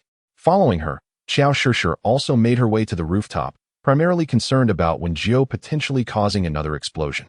The rooftop was spacious and empty. As Wen Jiu stepped inside, Qiao Shishir promptly closed the door behind her. As Qiao Shishir approached, Wen Jiu chose not to elaborate further, instead quietly arranging her belongings further away from the door, wary of a potential explosion that might impede Qiao Shishir's escape. The two exchanged a glance amidst the biting cold, and simultaneously burst into laughter. Do you not feel as though we are akin to thieves? Wen Jiu chuckled, her eyes sparkling as she meticulously organized the herbs while engaging in light conversation with Qiao Shishir. Not just akin, but strikingly so, Qiao Shishir replied. Squatting a little distance away, her intentions pure, she merely wished to be ready to safeguard Wen Jiu, regardless of whether her assistance was required. After a while, Wen Jiu resumed her focus on manipulating the flames to refine the herbs. This time, she was entirely absorbed, proceeding with each step methodically. Before long, it was time to commence the baking process. First, Wen Jiu summoned a barrier with her wood-based abilities, ensuring both her and Qiao Shishir's safety from any potential falling debris before proceeding further. As tendrils of green smoke began to rise once more, Wen Jiu's heart tightened with anxiety. Surely, she would not be so unfortunate as to carry the title of explosion expert into another world? Fortunately, the iron pot remained calm, showing no signs of impending disaster.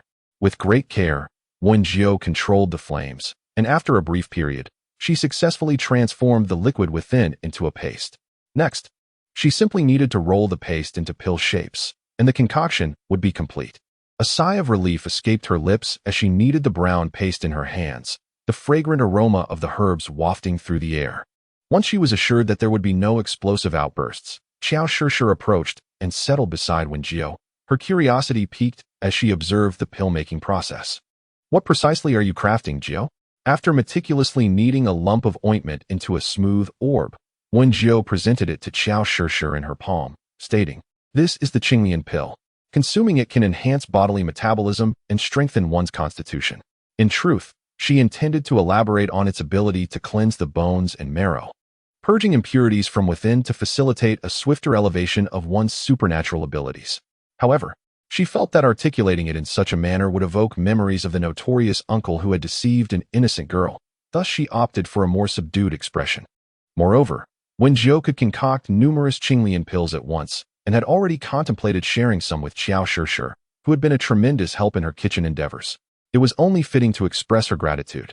Regrettably, without an alchemical furnace at her disposal, the medicinal properties of the Qinglian pill could not be amplified several times over.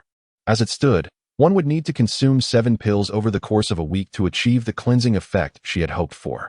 This is a secret recipe from ancient Huaxiao that greatly benefits health, she explained, as she counted out 7 pills and placed them into a small glass vial, handing it to Qiao Shishir.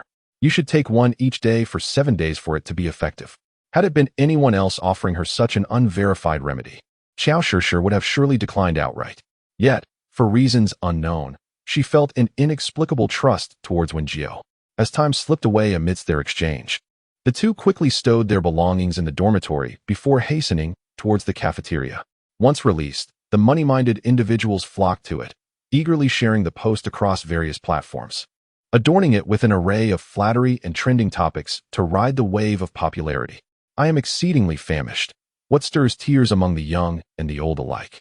What fortifies the bonds between youthful souls? Today, let us delve into the exquisite secrets of culinary delight, particularly the unparalleled allure of fried chicken. As the season of chill draws near, with merely a month remaining, the clock strikes 4 or 5 in the afternoon, and the daylight gradually succumbs to the encroaching darkness. Wen Jiu busied herself in the kitchen for a spell before finally commencing her live broadcast. Good evening, everyone. This is your host, wishing you prosperity. No sooner had her words left her lips than the viewer count, which had been stable in the hundreds, surged towards 5,000. The barrage of comments flashed across the screen, leaving Wen Jiu momentarily dazzled. I've come to witness the making of fried chicken. Monkey Brother fans, assemble. Like the Monkey Brother fans, I am here to see if it truly is as delectable as described. Hey, Monkey Brother fans, quiet down a bit. Is this indeed the right host? Why is there such a massive crying cat emoji? Wen Jiu, after considerable effort, finally found the option to slow down the appearance of the comments. Upon reading them, she felt a sense of bewilderment. What, pray tell, is a Monkey Brother fan? Everyone stay calm. Let's maintain decorum while we enjoy the live stream. Monkey Brother sent forth several comments. His previous gift of a friendship boat earning him the title of Wen Jiu's companion, thus rendering his current comments adorned with a special effect, making them particularly conspicuous.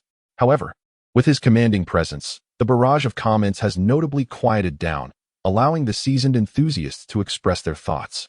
My goodness, the influence of the Monkey King is truly immense, remarked one viewer. Another chimed in, what will Sister Wealthy be preparing tonight? Perhaps fried chicken? Wen Jiu quickly regained her composure. An increase in the number of viewers in the live stream was indeed a positive sign, indicating that her avenues for wealth were expanding. Tonight, she planned to prepare golden fried rice, though she wondered if everyone had tasted it before. In truth, her craving for rice had grown insatiable. After such a lengthy period without enjoying fragrant rice, she had specifically ordered a large bag of indica rice the previous night. Although there are various types of rice, indica rice boasts a lower stickiness and a drier texture, resulting in distinctly separated grains when stir-fried. Ideally, one should use leftover rice to create fried rice. But since Wen Jiu had only placed her order last night and received the delivery at noon today, she was unable to prepare overnight rice in advance. Fortunately, her fire-based abilities had now awakened, and her mastery over deep-sea blue flames was steadily improving. Once the rice was steamed, she could utilize her powers to dry it out, effectively mimicking the texture of day-old rice. What is golden fried rice? Is it made with gold? One viewer queried. It's simply a blend of eggs and rice. Another responded, I've tried it a few times before, but the flavor was rather ordinary. I wonder how Sister Wealthy's version will turn out. In the midst of engaging with the lively comments from viewers, Wen Jiu meticulously prepared the ingredients at hand. As in the afternoon, she first completed her assigned tasks in the cafeteria before embarking on the culinary creations for the live taste test. Xiao Shishir and Fei Qingyu, having finished their own duties, chose not to leave but rather settled on small stools in a corner, eagerly awaiting the completion of Wen Jiu's cooking to savor a bite. The golden fried rice was remarkably simple to prepare, and Wen Jiu encouraged everyone to try making it themselves after the live broadcast. She began by opening the bag of rice she had purchased, pouring a portion into a basin of water. As she explained the rationale behind selecting this particular variety of indica rice, viewers flooded the screen with comments, expressing their newfound knowledge. I had no idea there were so many types of rice, each with its own unique texture, remarked one viewer. Another noted, Sister Fa Kai possesses an impressive understanding of ingredients. She seems to know rice varieties like the back of her hand, revealing many I was previously unaware of. There is perhaps nothing simpler than cooking rice, unless one considers boiling instant noodles. However, Wen Jiu remained somewhat apprehensive about the culinary skills of the interstellar citizens, thus providing detailed instructions for each step. Once the rice was steaming, they could proceed to prepare the remaining ingredients. She then retrieved a box of fresh eggs, carefully estimating the quantity before cracking them into a bowl. A pinch of salt was added for flavor, and then the stirring commenced. Typically, when preparing egg fried rice at home, One does not require such an abundance of eggs. Generally, 2 eggs suffice for a bowl of rice. Wen Jiu, concerned that others might replicate this excessive quantity in their own cooking, resolved to clearly specify the measurements when writing the recipe after the broadcast. "I am so hungry," exclaimed a viewer. "You nearly gave me a heart attack. I almost thought we needed that many eggs." Likewise, another chimed in.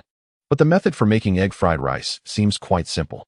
Are we certain the host intends to prepare such an uncomplicated dish?" Zhou Xiaohua tuned in primarily for the fried chicken that Brother Monkey had advertised. She had previously observed other hosts making egg fried rice, which merely involved mixing rice with beaten eggs and then tossing it all in a pan, resulting in a sticky, dark concoction that hardly appeared appetizing. With Wen Jiu also opting to prepare egg fried rice, her anticipation diminished significantly, prompting her to open the Brother Monkey fan group and share her thoughts with fellow viewers. However, Zhou Xiaohua was not alone in her critique of Wen Jiu. Many fans who had been drawn to the live stream through Brother Monkey's recommendations were also engaging in discussions within the group. Innocent Rabbit remarked, "I too wish to inquire. Given the host's modest streaming environment and subpar equipment, coupled with their work in a cafeteria, how can we expect someone with such conditions to create culinary masterpieces?" "I concur," Glacier added. "What delicacies can one expect from a cafeteria?" During my school days, the cafeteria was filled with culinary disasters that made me want to vomit at a mere glance. I survived solely on nutritional supplements. The fan group for Monkey Brother was established privately, without his knowledge, leaving him unaware of the discussions among his fans regarding the financial arrangements behind his advertisements. Had he been aware, he would undoubtedly have risen to vehemently refute such speculations. As the egg mixture reached an ideal consistency, everyone was encouraged to add ingredients according to their personal preferences. Wen Jiu swiftly presented a bundle of fresh greens and carrots, efficiently preparing them for the dish. In Chapter 60, titled Golden Fried Rice 2, those viewers who had previously harbored doubts about Wen Jiu found themselves silenced by her remarkable knife skills. One viewer commented, "Every time I watch Sister Fa Kai chop vegetables, it feels like witnessing a scene from an ancient Chinese martial arts film." Wen Jiu smiled gently at the barrage of comments. The precision required for dicing carrots and chopping greens was a trivial task for her. Were it not for the suboptimal conditions, she could easily prepare a delicate dish of Wensi tofu. This time, she intended to enhance her fried rice with carrots and chopped greens, though she encouraged everyone to incorporate their own preferred ingredients during their preparations. After a moment's reflection, Wen Jiu decided to include several common pairing suggestions in her recipe, hoping to guide those unsure of how to combine flavors. She worried that some viewers might unleash their creativity to an extreme, potentially leading to culinary waste. With a cheerful chime, the rice in the rice cooker was now perfectly steamed, ready for the next step. She first skillfully loosened the rice, then ladled out a portion sufficient for 3 into a bowl for later use. Once the rice had been steamed, everyone could emulate my earlier method when serving, ensuring that the fried rice would not become overly sticky. As soon as she finished speaking, Wen Jiu deftly manipulated the flames in her palm, gently drying out the rice in the bowl. Now it was time to ignite the stove and heat the oil for the golden fried rice. With practiced ease, Wen Jiu lit the fire and poured an appropriate amount of oil into the pan. The preparation of golden fried rice does not require any special techniques. Once the oil was sufficiently heated, she poured in a portion of the beaten eggs. While the egg mixture had yet to fully solidify into a cake, she swiftly added the rice and began to stir-fry. With a graceful flick of her slender wrist, her movements flowed like water, captivating the audience as if they were witnessing an extraordinary performance, prompting a chorus of admiration. The once pristine white rice became enveloped in the golden egg mixture as Wen Jiu added more eggs and continued to stir-fry, ensuring that the rice was evenly coated with strands of egg. She then incorporated diced carrots and chopped greens, and the aroma intensified, leading the audience to flood the comments section. "Chris wants to eat 5 bowls. Wow, it smells so good. I must secure a tasting spot this time." "The man like the wind. Better practice your speed before coming. I will definitely be among the 10 spots." Ding dang 20. Although the method seems simple, why does Sister Fa's straightforward dish smell so heavenly? Initially harboring reservations, Zhou Xiaohua was soon captivated by the enticing aroma wafting through the air. Unable to resist, she instinctively twitched her nose, endeavoring to inhale the alluring scents that beckoned her. Before long, Wen Jiu divided the fragrant fried rice into 3 portions, elegantly plating them. The audience beheld a splendid tableau of golden rice, tender green scallions, vibrant red carrot cubes, and verdant vegetable fragments, all harmoniously intertwined. Here, you too may indulge in these first, Wen Jiu gestured. Prompted by his invitation, Qiao Shi and Fei Qingyu eagerly approached, each claiming a generous plate of the freshly prepared fried rice. Ignoring the heat emanating from the dish, they swiftly seized their spoons and commenced their feast. The golden fried rice was distinct and flavorful, leaving a lingering aroma with each bite. The grains were both fluffy and slightly chewy, each morsel infused with the delightful sweetness of egg. I am so starving. For heaven's sake, is there no law? Hurry and present my golden fried rice. Please. Sister Fa Kai commenced the tasting swiftly. If you delay any longer, I shall kneel and beg you to begin. Fear not, everyone. Allow me to savor a spoonful of the fried rice first. Grant me 10 minutes. Once I finish, I shall immediately start frying and commence the tasting. Chris desires 5 bowls. What began as a culinary broadcast has transformed into an eating show. Eating shows are indeed a classification within the culinary domain. So it is perfectly acceptable for Sister Fa Kai, a food broadcaster. Alas, why must I be deprived of such fragrant fried rice? Monkey brother, could you perhaps intervene? Brother Monkey, haha, do you think I can actually get a taste? Brother Monkey is feeling quite dejected at the moment. He gazes at the live stream, where the number of viewers has astonishingly reached 6,000. This implies that he must now compete with these 6,000 individuals for a mere 10 tasting spots. He suddenly regrets having recommended such a treasure of a food streamer to his followers. Not only have these fans criticized him for chasing after food, but now they are also vying for the tasting positions. It is the first time Brother Monkey has ever felt regretful about having so many fans. All right, everyone. Please be patient. Wen Jiu has finally satisfied her hunger. Perhaps due to her growth, she feels her appetite has increased yet again. She swiftly scoops out the remaining rice, just enough to prepare 10 portions of fried rice. Fortunately, the cafeteria's wok is large enough to accommodate such a quantity. However, cooking such a large batch requires meticulous control over the heat. Yet, Wen Jiu is quite adept at managing the flames. She resumes her cooking, quickly completing 10 portions of fried rice, ready for tasting. Prepare yourselves, my eager fans. As she counts down from 3, the 10 tasting spots are claimed in an instant. A man like the wind. As expected of me, I got one again. Chris wants 5 bowls. Aha, I didn't get one. My cravings are overwhelming. Sister Fa Kai, could you possibly open another round of tastings? I'm so hungry. How did I not get one again? My mindset is collapsing. Glacier, just take a look at the online viewer count. 6,000 people vying for 10 spots. When will Bika Live allow a 1-star host to increase the tasting spots? Another round of tastings is indeed impossible, as Wen Jiu currently has limited energy. The original host suffered from malnutrition since childhood, which has rendered Wen Jiu's body quite frail. However, she has yet to concoct the nourishing pills, and the process of restoring one's health is not something that can be achieved in a single day. There's no need to panic. Once I reach 2-star status, I will be able to open 30 tasting spots. Wen Jiu calculated that she only needed a small amount of experience to reach 2 stars, and by then, her stamina should be sufficient. She opened the scanning feature on Bika Live and, following her previous method, sequentially entered the 10 portions of golden fried rice. Immediately, Zhou Xiaohua beheld the dish that had captivated her so completely, the golden fried rice. The aroma wafted toward her, causing her to swallow involuntarily. Seeing and smelling such a delectable dish, she was convinced that its taste would be equally exquisite. Zhou Xiaohua rummaged through the kitchen for a spoon and scooped up a bite of the fried rice. In that moment of chewing, she was utterly entranced. Her spoon suspended mid-air, forgotten. Previously, she had watched Wen Jiu add copious amounts of oil and worried it might be overly greasy. Yet, at that moment, her taste buds whispered sweet nothings. The glossy, oil-laden rice melded perfectly with the eggs. Each bite was infused with a rich aroma, while the sweetness of the carrots and the slight bitterness of the greens alleviated any heaviness from the oil. Each mouthful enveloped her in sheer bliss. Chapter 61. Golden Egg Fried Rice 3. Meanwhile, Qing Zheng, with grass sprouting atop his head, stared blankly at the golden egg fried rice before him. His birth name was Zhu Qing, but those familiar with him affectionately referred to him as Brother Grass. He had been a devoted fan of Brother Monkey since the latter had only a few hundred followers. As Brother Monkey's fame grew, Brother Grass gradually established himself as a notable figure among the fan community.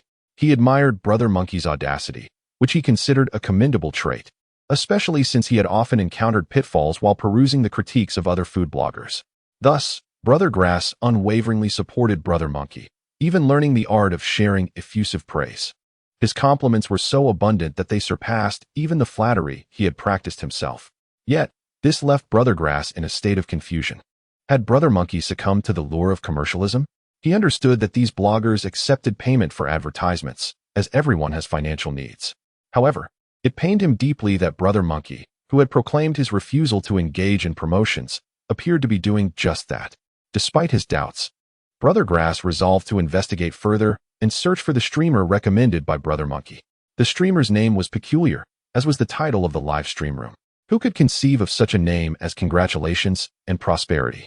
Moreover, the title of the live stream room, Men Silent, Women Weep. Even the elderly and children next door wept with longing, left Brother Grass utterly speechless, as the room exuded an air of frivolity. As the streamer had not set up a recording of the live stream, he could only wait until the evening to witness the reality unfold. However, upon witnessing the host's rudimentary surroundings, Brother Chow felt an overwhelming sense of disappointment. He patiently observed for a considerable time, and although the host displayed remarkable culinary skills while preparing meals for the students, creating dishes that not only smelled delightful but also looked exquisite, he still harbored some reservations, as he had not truly tasted any of it. It was not until Wen Jiu finished cooking the golden fried rice and initiated the tasting that he found himself inexplicably compelled to click on the tasting opportunity. Now, this aromatic golden fried rice lay before him. In his childhood, he had encountered descriptions of such culinary delights in books and had heard tales of the ancient Huaxia's golden fried rice, which was said to shimmer with a golden hue. At that time, he considered it an exaggeration, yet now, this very dish seemed to emit a radiant glow, irresistibly enticing him to scoop a spoonful for a taste. The eggs resembled gold, enveloping distinct grains of rice. The rice was tender, the eggs were bright and silky, while the sweetness of the vegetables harmonized with the fragrance of the scallions, as if they were performing a delicious symphony upon his palate. On the other side, Brother Monkey swiftly caught sight of this barrage of comments and found it perplexing. He himself had failed to secure a tasting spot. But how could he be deprived of witnessing the live stream due to the disappearance of an old fan? Infuriated, he felt an urge to compose a scathing piece to question this old follower. How outrageous it was that one of the portions of golden fried rice had been snatched away by his own devoted fan. Such a fan was better off without. As Wen Jiu became increasingly adept at live streaming, she seamlessly integrated her morning classes, afternoon shifts at the cafeteria, and live broadcasts into her daily routine. With her unwavering commitment to streaming, she ascended to the rank of a 2-star broadcaster, drawing a stable audience of nearly 10,000 viewers per session. Eventually, when she withdrew her earnings from viewer gifts, she joyfully proclaimed herself fortunate, having amassed over 10,000 star coins. However, the lack of individuals with mystical beliefs in her vicinity rendered her efforts fruitless, as she had yet to experience a breakthrough in over a week. The previously persistent Zhuang Ruidi seemed to have vanished without a trace, leaving Wen Jiu indifferent to her fate, having no desire to divine for someone she barely knew. Yet, such matters were of little concern to Wen Jiu, for the winter season was fast approaching, and the 3047 Academy upheld an ancient tradition. Each year, 20 days prior to the onset of winter, a wilderness survival training was organized to hone the survival skills of the incoming freshmen. While it was termed as training, it was more akin to a selection process, as out of the 4,000 to 5,000 new students admitted annually, less than half would endure the wilderness survival training to continue their studies. On the morning of the 23rd day before winter's arrival, Wen Jiu received a notification from the academy. Esteemed teachers and dear students, in accordance with the long-standing tradition of 3047 Academy, the wilderness survival training for new students will commence 20 days before the arrival of winter. This year, under the guidance of Teacher Rumen, the training will take place on the outskirts of the forest of Diani, spanning a duration of 10 days. Upon receiving the announcement, all freshmen are to promptly gather at the playground. Please refrain from bringing any prohibited items. The academy will provide you with essential survival supplies. Lastly, I wish all new students an enjoyable training experience. After reading the notice, Wen Jiu exchanged a knowing glance with Chao Shishir. In unison, they donned their attire in preparation for the assembly at the playground. Before departing, Wen Jiu hesitated for a moment, contemplating her bedside table. Ultimately, she secured the bundle of rope she had found around her waist, pondering its potential utility. By the time they arrived at the playground, a bustling crowd had already gathered. However, The students maintained an absolute silence, forming orderly queues as instructed by the teachers. Wen Jiu and Xiao Shishir engaged in no further discussion. They entered and took their places at the end of the line. Approximately 10 minutes later, all freshmen had assembled. Standing on the podium was Yu Rumen, clad in the academy's distinctive red uniform alongside several teachers, exuding an air of confidence. I trust that every student present has received the academy's notification, so I shall dispense with formalities. Next, we shall board the hover bus to journey to the forest of Diani, where we will commence 10 days of wilderness survival training on the outskirts. You are free to form your own teams, as the teachers will not interfere with your actions. Naturally, you may also choose to venture alone. The decision lies entirely with you. However, I must emphasize that survival training is no trivial game. Even at the periphery of the forest of Tiani, numerous dangers abound, and each individual is permitted to receive survival provisions for only the first 3 days. Thereafter, your survival relies entirely upon your own resourcefulness. As her words resonated, a wave of murmurs swept through the audience, with many students unable to restrain their hushed conversations. Chapter 62. Wilderness Survival Training 1. Wen Jiu observed her peers engaged in spirited discussions, yet she remained silent, standing still in her place. On the podium, standing beside Yu Rumen, Zhou's son intended to intervene and quell the students' chatter, but Yu Rumen merely gestured gently, allowing the discourse to continue. With her arms crossed, her jade-like fingers tapped rhythmically against her arm. Silence. Yu Rumen's commanding voice instantly hushed the assembly. Considering that you are all still freshmen, I shall refrain from imposing penalties. However, the dangers outside will not spare you merely because of your status as newcomers. Every year, casualties during wilderness survival training are regrettably common. Rest assured, the Academy will provide compensation to your families based on the circumstances. I shall not elaborate further. May you all be prudent. Now, please follow your instructors to board the floating bus and collect a survival resource pack in order before boarding. Additional food, water, or prohibited weapons are strictly forbidden. As Wen Jiu listened to Yu Rumen's languid delivery of the training rules, she moved along with the line towards the waiting floating bus. Each individual is permitted to receive but a single survival resource pack. Kindly relinquish any items that are deemed unnecessary. Do not wait until we arrive at our destination for me to strip you of your belongings. Wen Jiu approached the vehicle's door, where a plump-faced female instructor was distributing survival resource packs to each boarding student. When it was her turn, the instructor scrutinized Wen Jiu briefly and gently signaled for her to voluntarily surrender her possessions. Observing this, Wen Jiu obediently unfastened the cord tied around her waist and placed it upon the table designated for the inspection of items.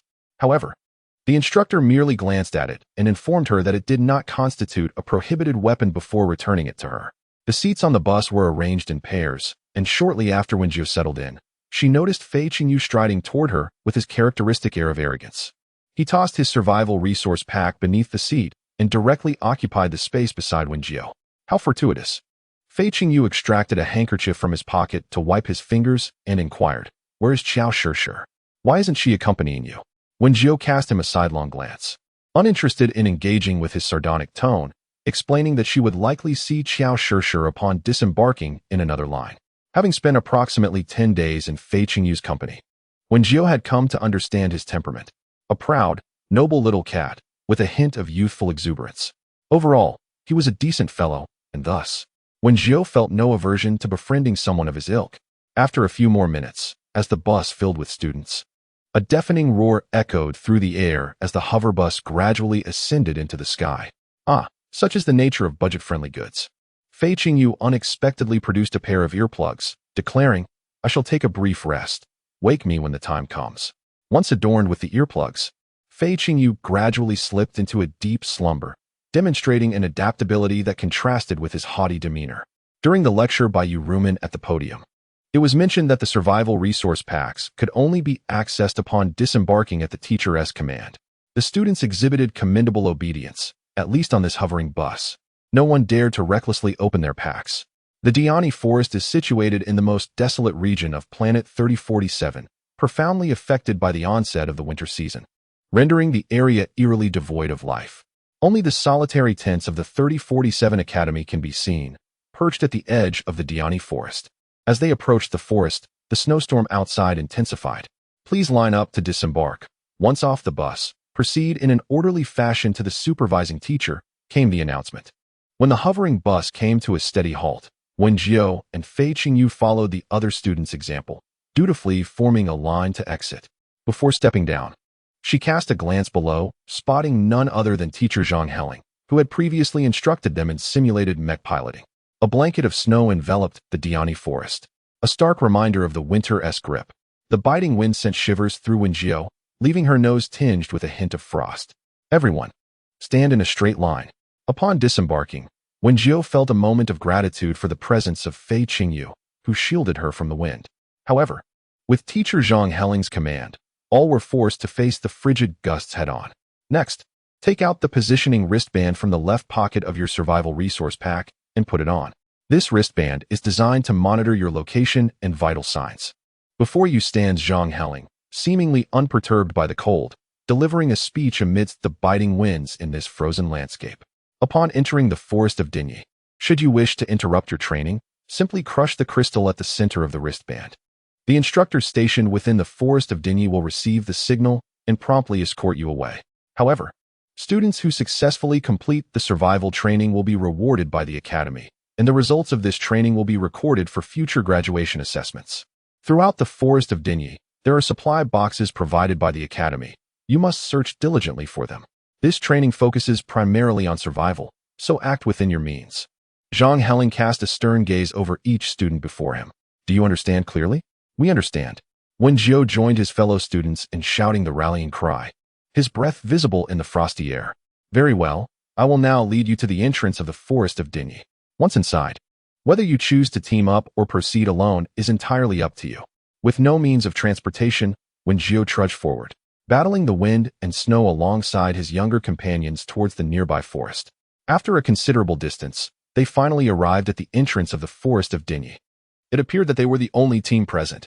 Wen Jiu glanced around but did not see any other students. Are you foolish? Upon observing Wen Jiudong's distracted demeanor, Fei Qingyu immediately discerned that he was in search of Qiao Shishir. Each group was assigned to a different entrance, and whether they would encounter Qiao Shishir later would hinge entirely on luck. At this remark, Wen Jiu, surprisingly, refrained from retorting and ceased his aimless scanning of the surroundings. Let us team up once we enter. Gathering supplies while searching for Qiao Shishir, Fei Qingyu whispered, cautious not to draw Zhang Heling's attention. Proud as he was, he had no desire to be reprimanded publicly by the instructor. Wen Jiu remained silent, yet he subtly nodded in agreement to Fei Qingyu's proposition. During the upcoming training, everyone must prioritize your safety, Zhang Heling declared, taking a deep breath as he committed the innocent faces of the children before him to memory. Each year, the new students' wilderness survival training resulted in casualties, yet it was an unavoidable reality. Without experiencing the tempest and enduring the harshness of life, these children could not rapidly mature. They were destined to become the reserve forces of the military district, and weakness would not be tolerated. With this thought, Zhang Heling's gaze hardened as he proclaimed, "The wilderness survival training for this year's newcomers officially commences." Chapter 63, Wilderness Survival Training 2. As Zhang Heling's voice faded, he and the accompanying instructors vanished from sight in an instant. "Let us go," Wen Jiu urged, eager to make no further delay. Hoping to enter the Dionysi forest sooner to locate the supply boxes within, Wen Jiu strode directly towards the forest of Diani, with Fei Qingyu trailing behind like a little shadow. Just as they were about to enter the forest, a voice suddenly called out from behind them.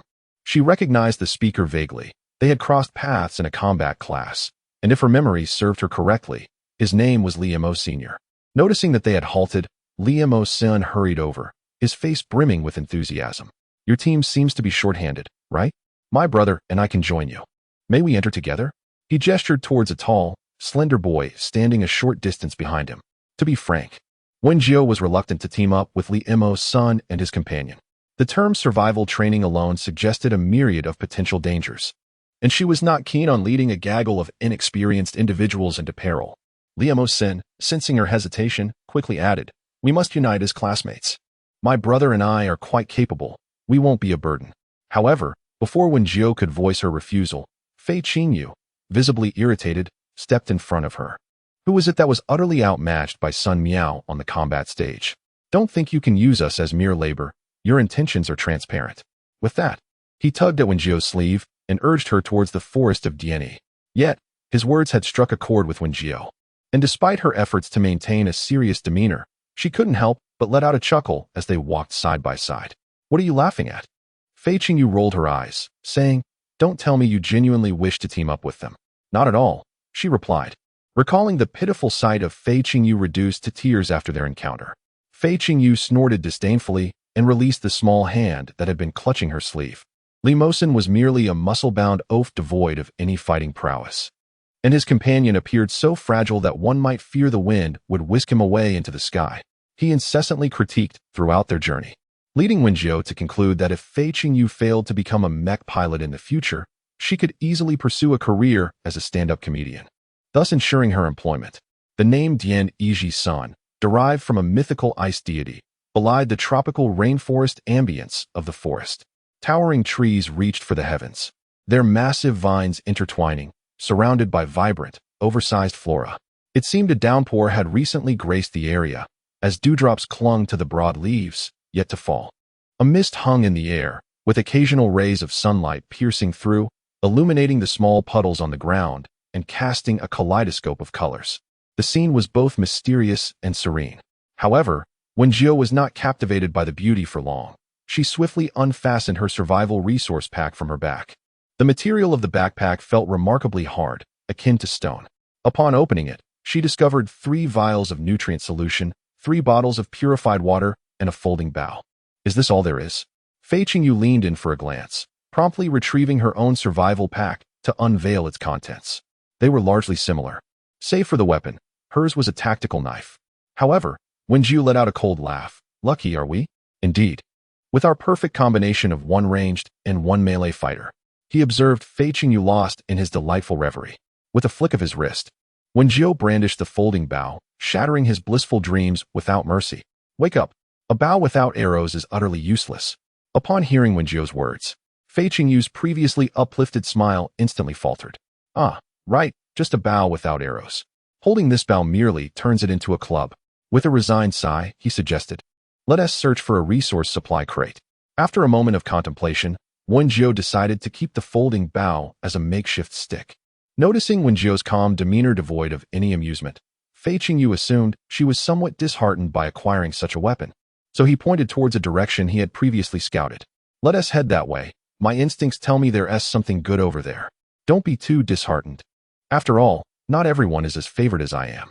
Having heard such self-aggrandizing remarks from him countless times, Wen Jiu had become immune. She responded perfunctorily a few times, urging Fei Qingyu to hasten their journey. The two traversed through the dense woods, cautiously evading the vibrant flora surrounding them. "Fei Qingyu, are you certain we can find a resource supply crate this way?" The ground revealed a thick tree root, and Wen Jiu, too fatigued to brush off the dirt, simply sat upon it to catch her breath. Meanwhile, Fei Qingyu pulled out a handkerchief, standing beside her to wipe off his sweat, expressing disdain for the filthy root. Preferring to remain standing rather than resting, he brushed aside his damp black hair, revealing a smooth forehead, which added a touch of sharpness to his otherwise innocent-looking face. Reminiscent of a harmless little rabbit, one could discern that in a few years, he would likely become a charming young man capable of captivating many young girls with his appearance. Wen Jiu silently evaluated Fei Qingyu in her heart. They were still clad in winter uniforms, despite the sweltering heat that enveloped them. Fei Qingyu was already drenched in sweat. Even though Wen Jiu's body temperature was lower than average due to malnutrition, she too felt the oppressive warmth. She could only fold her heavy outer jacket into small bundles and stuff it into her backpack, leaving on long sleeves and trousers to shield her limbs. After all, without any protection, a bite from venomous insects would pose a significant problem. It seemed unreasonable. Fei Qingyu wore a weary expression, clearly taken aback by his own predicament. The chosen one had always been favored by fortune. How could he have failed to find a box for such an extended period? He had previously been like a lucky charm, consistently discovering money, winning every lottery, and enjoying complimentary meals in a renowned holographic game. Where others poured in money without obtaining the coveted SSR, he effortlessly secured it on his first attempt. Wen Jiu couldn't help but let out a few cold chuckles. After a brief rest, she surveyed her surroundings. This time, listen to me and head in that direction. After all, with Fei Qingyu leading them to misfortune, her guidance would likely yield the same results. Perhaps her own misfortune would counterbalance his. leading them to a resource supply box. Chapter 64. Wilderness Survival Training 3. It turned out that two unfortunate souls encountering each other did not create a balance of luck, but rather intensified their misfortune exponentially. If it could be said that Fei Qingyu was currently surrounded by misfortune, then Wen Jiu was truly engulfed by calamity. Under Wen Jiu's guidance, the two of them traversed countless stout tree roots protruding from the ground and navigated through a series of marshy terrains.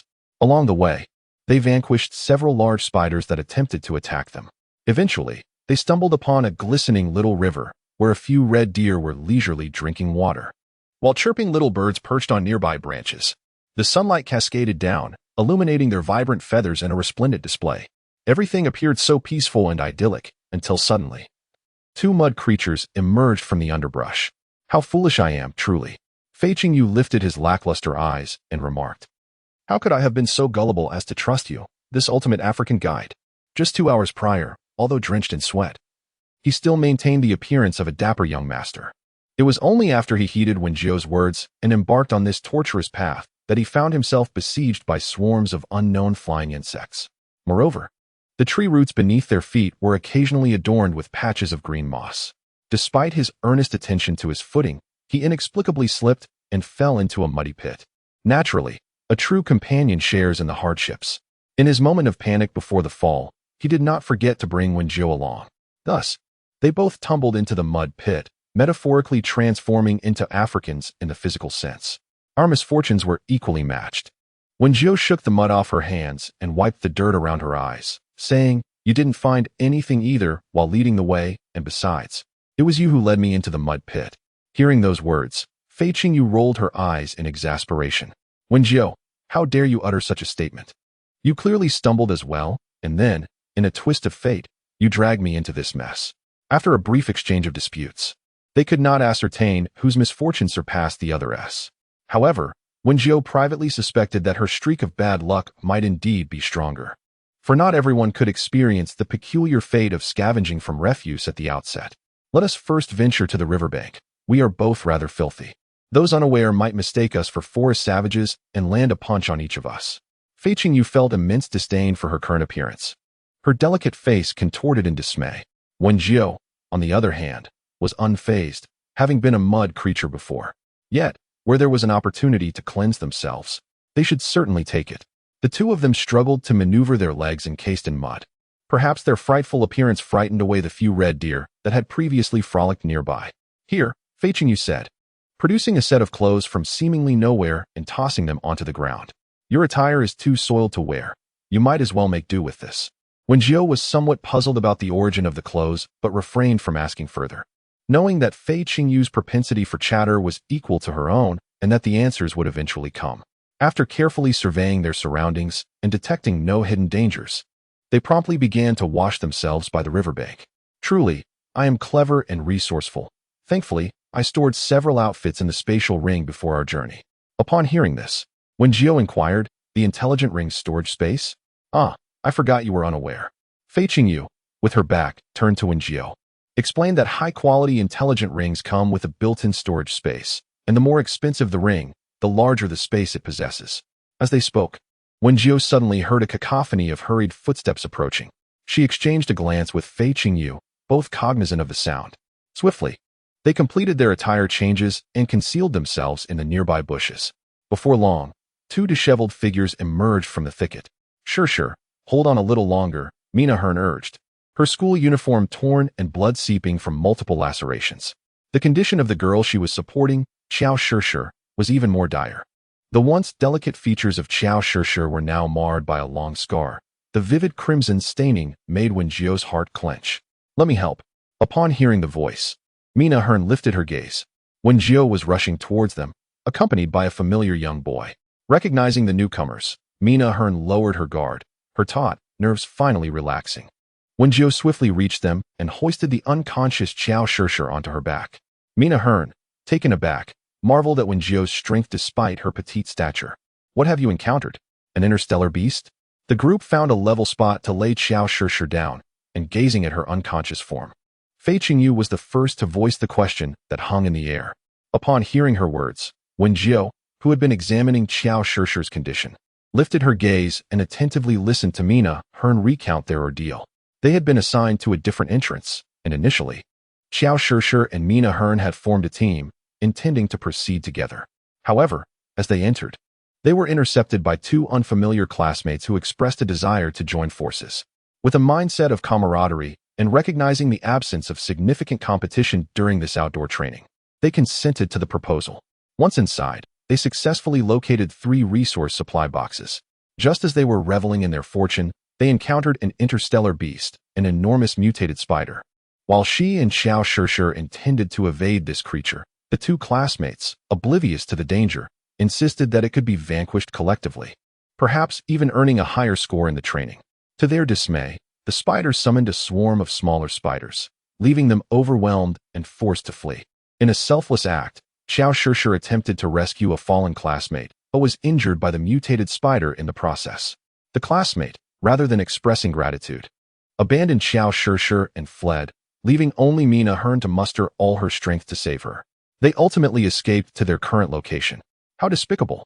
Fei Qingyu exclaimed, her face contorted with indignation. If we encounter those two later, I shall ensure they meet a fitting end.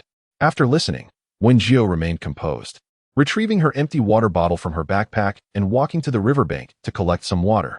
Upon her return, she first washed the wounds of Xiao Shishir with water, then turned to Fei Qingyu and said, "Hand me your knife." Chapter 65, Wilderness Survival Training 4. Jiu Jia, you mustn't do that, Fei Qingyu responded, sensing the coldness in Wen Jiu's gaze, which led him to instinctively believe she intended to retaliate against the two male classmates. I will search for some medicinal herbs over there. Wen Jiu felt a pang of embarrassment. She had no intention of rushing off to harm anyone. Xiao Shishir was in a dire state, and their survival kit lacked any medication. Fortunately, she had been observant of the local flora during their journey and recalled several useful herbs nearby. After hearing her words, Fei Qingyu finally handed over his tactical knife. In truth, he wished to accompany Wen Jiu in the search for herbs, but given Xiao Shishir's unconsciousness and Mina Hearn's injuries, he deemed it best to remain behind and care for them. After all, Wen Jiu had previously made him cry if danger were to arise. It would be more accurate to say that Wen Jiu would be the one protecting him rather than the other way around. Thus, he suppressed his thoughts, behaving like a dutiful child, and watched Wen Jiu depart alongside Mina Hearn, perhaps due to the local climate. The air was imbued with the fresh scent of grass after the rain. Wen Jiu stepped onto the damp soil, disregarding the mud splattering around her, and deftly bent down to cut a tuft of crimson wild grass with her tactical knife. From her previous studies in the biological compendium, she recognized this plant as blood residue grass, which, when crushed and applied to a wound, could effectively staunch bleeding. With such thoughts in mind, Wen Jiu stepped onto a nearby tree trunk, embedding her sharp tactical knife into it, and then began to climb upwards. The peculiar environment here rendered all flora and fauna as grander versions of what one would find outside. The once easily reachable wild banana trees now towered beyond Wen Jiu's grasp. This brought to her mind a saying, "The wild banana tree you disregarded yesterday is now beyond your reach today." As she struggled to ascend, an inexplicable smile broke upon her lips. Fortunately, the height of the wild banana tree was not insurmountable. After some effort, Wen Jiu successfully reached a point where she could harvest the bananas. Cautiously, she retrieved a rope from her waist and secured it around a sturdy branch, before commencing her gathering of the fruit. The soil below was moist and soft, alleviating any concerns that the bananas might be ruined if they fell. Hearing the commotion, Fei Qingyu asked no questions and hastened with his tactical knife to a nearby broadleaf tree in search of solutions, for he was, apart from Wen Jiu, the only uninjured individual among them. Concerned about potential mishaps, Mina Hearn had remained by Xiao Shishir's side, neglecting her own injuries. Only when Wen Jiu spoke did she slowly make her way to the lakeside. Wen Jiu patiently cleaned Xiao Shishir's wounds once more and meticulously applied herbal juice to her injuries. There was no option to venture elsewhere today. They would have to rest here for the night. Fei Qingyu also took out his remaining garments, offering a set to Mina Hearn to change into, reserving another for Xiao Shishir upon her awakening. The heavy winter uniforms they had previously removed were taken by Wen Jiu to the riverbank for a thorough cleansing, subsequently dried using his fire-based abilities, and laid upon a mound of hay. Observing Wen Jiu's bustling activity, Mina Hearn and Bai Qingyu were not idle either.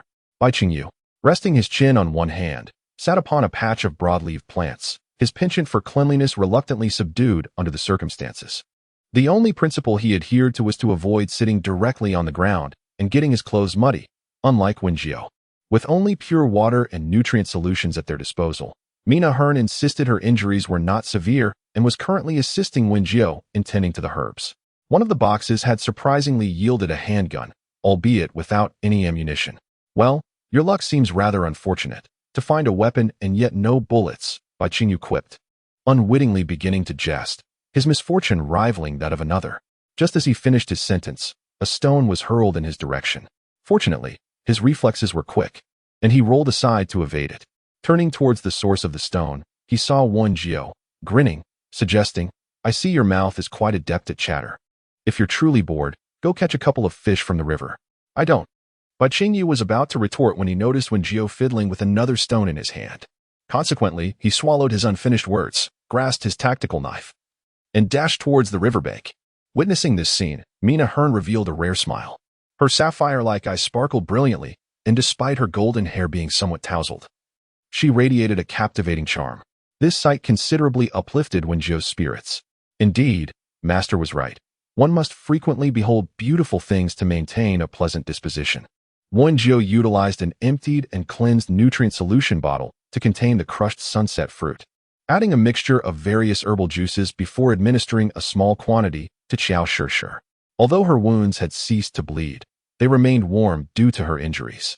Thus, Wen Jiu prepared a concoction of cooling and nourishing herbs, recognizing that a fever in such a place was far from ideal. She resembled a small creature drenched by rain. "Behold, with me in action, catching fish poses no challenge." Wen Jiu suppressed a smile as he accepted the 2 fish, kindly using his fire abilities to dry them off. After ensuring the fish were free of toxins, he adeptly began to prepare them. As the night descended upon the forest of Dian-yi, the once comfortable, humid air of the day turned chillingly frigid. Logically, damp wood should not ignite. However, Wen Jiu, being a fire ability user, possessed flames that burned significantly hotter than ordinary fire, enhanced by the deep-sea blue flame. Thus, he effortlessly kindled a fire. They gathered around the blazing fire, which radiated warmth. Fei Qingyu, having grown up in a privileged environment and never deprived materially, found his spirits dampened by the experience of camping outdoors. Although he had already been chastised by Wen Jiu earlier, now, aside from wearing a slight frown, he refrained from voicing any further complaints. How much longer until this is cooked? He clutched a wooden stick in his hand, upon which a wild banana was skewered and roasting over the flames.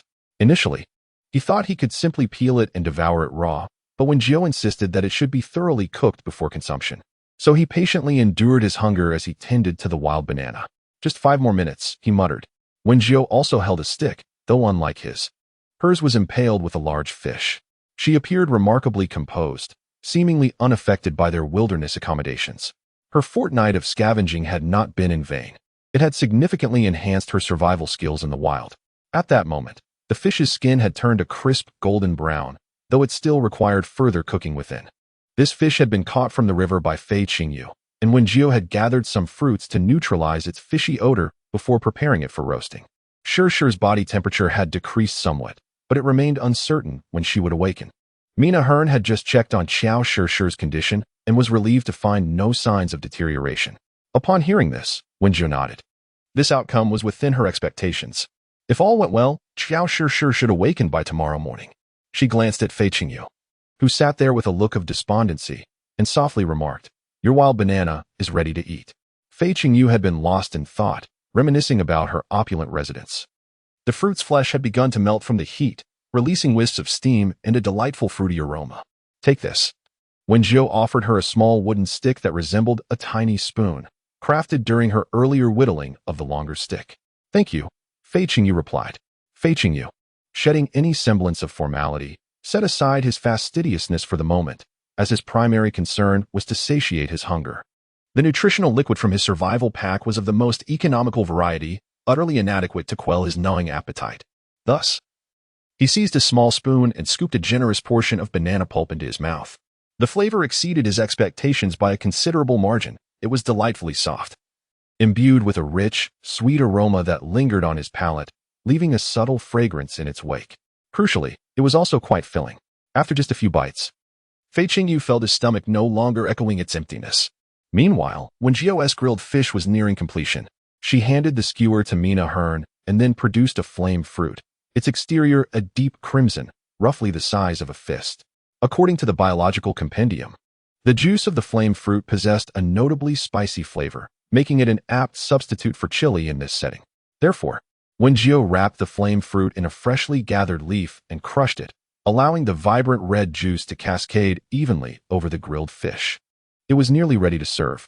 Mina Hearn, observing the preparation, appeared somewhat bewildered. "Aren't you going to eat?" she inquired. "You go ahead. I'm not particularly hungry at the moment," Wen Jiu replied truthfully, having foraged for edible fruits earlier while collecting herbs. Yet, Mina Hearn remained insistent, proffering the skewer towards Wen Jiu. "I assure you, I'm not hungry. If we don't eat the fish soon, it will grow cold," Wen Jiu stated, swiftly rising to change her position and continue grilling the fish. "Eat quickly, as I said, or there may not be any left by the time I feel hungry." Upon hearing Wen Jiu's words, Mina Hearn felt a twinge of guilt, yet the persistent pangs of hunger compelled her to draw the roasted fish closer. It was unclear what innate talent Wen Jiu possessed, but even with the simplest method of grilling fish, devoid of any elaborate seasonings, the aroma was irresistibly tantalizing. The fish was still piping hot, and Mina merely blew on the edges before taking a delicate bite. The skin was crisp and crackled softly as she sank her teeth into it. The fiery, spicy flavor instantly captivated her taste buds, yet it was accompanied by a subtle sweetness that lingered. Wen Jiu had expertly eliminated any hint of fishiness from the flesh, leaving only its tender, sweet essence. Beside her, Fei Qingyu, having finished a roasted wild banana, felt somewhat stuffed. However, the alluring scent of the grilled fish wafting through the air proved too tempting to resist, prompting him to lick his lips. This roasted fish was utterly delectable. Just as Mina Hearn neared the end of her meal, Wen Jiu's fish was ready as well.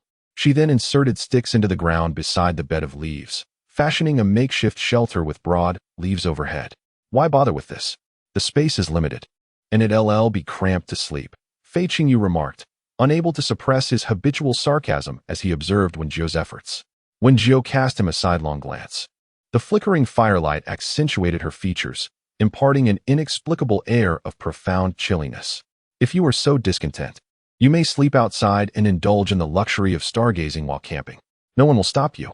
At her suggestion, Fei Qingyu stuck out his tongue and handed her a stick. Better to squeeze together while sleeping. Who knows what might happen outside? The location they chose was relatively close to the jungle.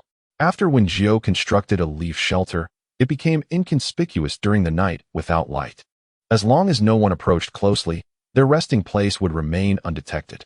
Wen Jiu added some wildflowers and grasses to cover the leaf shelter, making it resemble a large thicket even more. After listening to Wen Jiu, Mina Hearn and Fei Qingyu obediently followed her to the riverside for some tidying up. Then they slipped through a small gap that had been intentionally left. Perhaps due to the fatigue of the day, the three soon fell into a deep slumber. Wen Jiu, however, experienced an unusual bout of insomnia, lying with her eyes closed for an extended period before finally drifting off to sleep. Since arriving here, she had not dreamt for a long time, but on this night, she found herself in the midst of a peculiar dream. Chapter 67. That man briefly appeared with a clear objective set. They planned to attack the tree roots from the 6th to the 10th. While others would launch an aerial assault, Liu Yin sat stoically in the cockpit of the mecha, his expression as cold as ice. He sensed the surrounding movements with his mental acuity. Every action of his team lay within his perceptive grasp. His deep, ocean blue eyes fixated on the towering tree displayed on the screen. The roots intertwined and twisted, while the canopy soared skyward. The bark was gnarled and riddled with cracks, and upon it grew a visage resembling that of an aged man. The anomalous banyan tree was indeed their target for extermination in this mission. The source of life was concealed within the roots, and reinforcements from Units 4 and 5 were swiftly breaching the roots. Liu Yin spoke in a calm tone, directing operations while gripping the control stick, channeling his mental energy to maneuver the Mecha-S actions. Before them, the mutated banyan tree relentlessly lashed out with its vines, occasionally unleashing a barrage of verdant leaves upon them. "Captain, I've pinpointed the essence of the tree," came the report. "Indeed, continue firing the laser guns from above. Units 4 to 10, accelerate the root destruction. We must eliminate it swiftly." Although Liu Yin had led his classmates on numerous missions, he had never taken an interest in memorizing anyone's name. To him, Everyone was merely referred to by their numerical designations. A total of 14 students from the Imperial Capital Military Academy had joined this mission, among whom 4 were auxiliary mech pilots, stationed nearby in the most protective mechs, awaiting orders. Units 11 and 14 were prepared to assist in the frontal assault, employing fire-based abilities to incinerate the foe. Even as auxiliary mech pilots, they were expected to engage in battle within Lu Yan's team, unlike the commanders of other squads who treated these auxiliary pilots as fragile medical supplies in need of protection. Lu Yan's mech hovered patiently at a distance, biding its time. Unit 8, use your metal-based ability to sever the second root to your left. As he spoke, Lu Yan silently readied his mech weapon, a gleaming Dao sword. He piloted a silver-gray light mech designed for rapid strikes. In contrast to the title of the first commander of the Imperial Capital Military Academy, Lu Yan's reputation as the Shadow Assassin was far more illustrious. The moment Unit 8 utilized their ability to sever the root, Lu Yan surged forward like a phantom, his Dao sword plunging steadily into the life source of the mutated banyan tree. At that moment, the verdant orb, pulsating like a human heart, was shrouded in a veil of white mist, causing the surrounding temperature to plummet below freezing. Lu Yan withdrew his Tang Dao, and the life source, now encased in ice, displayed countless fissures. With a crack, he piloted his mech away, and in the next instant, the life source of the mutated banyan tree shattered, scattering into a plethora of green ice shards. Report to the captain, the mutated banyan tree is confirmed dead. We shall commence the extraction of the tree's essence. Just as everyone rejoiced at the successful completion of their mission, an unexpected transformation occurred. Lu Yan was the first to react, having remained within his mech. He swiftly aimed and fired at the original life source of the banyan tree, yet was thwarted by the suddenly animated vines. The impact left a scar upon them, causing an eerie green sap to gush forth. Provoked by the strike, the vines writhed in fury, reminiscent of an octopus's tentacles, and many began to launch an assault towards them. Team members 1, 3, and 4 deployed floating cannons, while 2 and 5 utilized earth-based abilities to erect barriers for enhanced protection. The others hastily retreated, as 6 signaled for reinforcements from the military district. Despite the chaos, Lu Yan remained composed, calmly directing his teammates. However, not everyone could maintain such vigilance and tranquility. One teammate, closest to the banyan tree, had only just summoned his mech, oblivious to the impending strike of the robust vines poised to crash down upon him. Not everyone among them was piloting a mech with exceptionally high protective capabilities. If the vine were to strike, it could instantaneously cleave the mech in two. Tension enveloped the group, as they believed their teammate, who had fallen behind, was destined to perish. Suddenly, a cold glimmer flashed, as Lu Yan maneuvered his mech to block the vine's assault on that individual. The once chilling mechanical voice now resonated with a poignant allure, stirring the emotions of everyone present. The protected teammate, unable to express gratitude, hastily piloted their mech away. Lu Yan remained at the rear, utilizing his ice abilities to erect a protective barrier. In his sharp gaze, the previously faded cerulean hue reemerged. The vine, deprived of its target, grew increasingly enraged, relentlessly battering the barrier. Captain, the military personnel will arrive in 5 minutes. Understood. All earth and wood elemental users, collaborate to fortify the barrier, in case, before he could finish, a sudden, excruciating pain surged through him. Captain! Captain! Panic gripped everyone as they beheld the scene. A vine erupted from the ground, piercing directly into the core energy of Lu Yan's mech, signifying an assault on his very life, with severe injury or even death as potential outcomes. Fortunately, his teammates swiftly shook off their shock and grief, using their abilities and weapons to fend off the vine's onslaught. Those with water abilities immediately enveloped the descending mech with a torrent of water. With the cover of his teammates, they swiftly rescued Lu Yan, who was still trapped in the cockpit amidst the onslaught of countless vines. However, the current situation was insurmountable, and they could only hastily retreat with Lu Yan to a safer distance. Upon finding a place to pause, the auxiliary mech soldier quickly extricated the battered Lu Yan from the wreckage of the mech. His elegant brow was furrowed in distress, his lips a pallid hue. A crimson gash marred the delicate skin beneath his phoenix-like eyes, adding a touch of allure to his otherwise ethereal visage. Yet, in this moment, no one dared to admire his beauty, for he bore multiple lacerations, with the most severe wound located in his abdomen, where bright red blood blossomed from his white combat suit like a blooming rose. The auxiliary mech soldier carefully lifted him into the medical chamber. fortunate that the spacecraft had remained nearby for prompt treatment. They began to monitor his vital signs. Everyone waited anxiously outside the medical chamber, particularly the individual whom Liu Yin had saved, who was fervently drawing a cross upon his chest, murmuring, "Amitabha, may our captain be unharmed." Chapter 68, Wilderness Survival Training 6. In truth, Liu Yin was unafraid of death.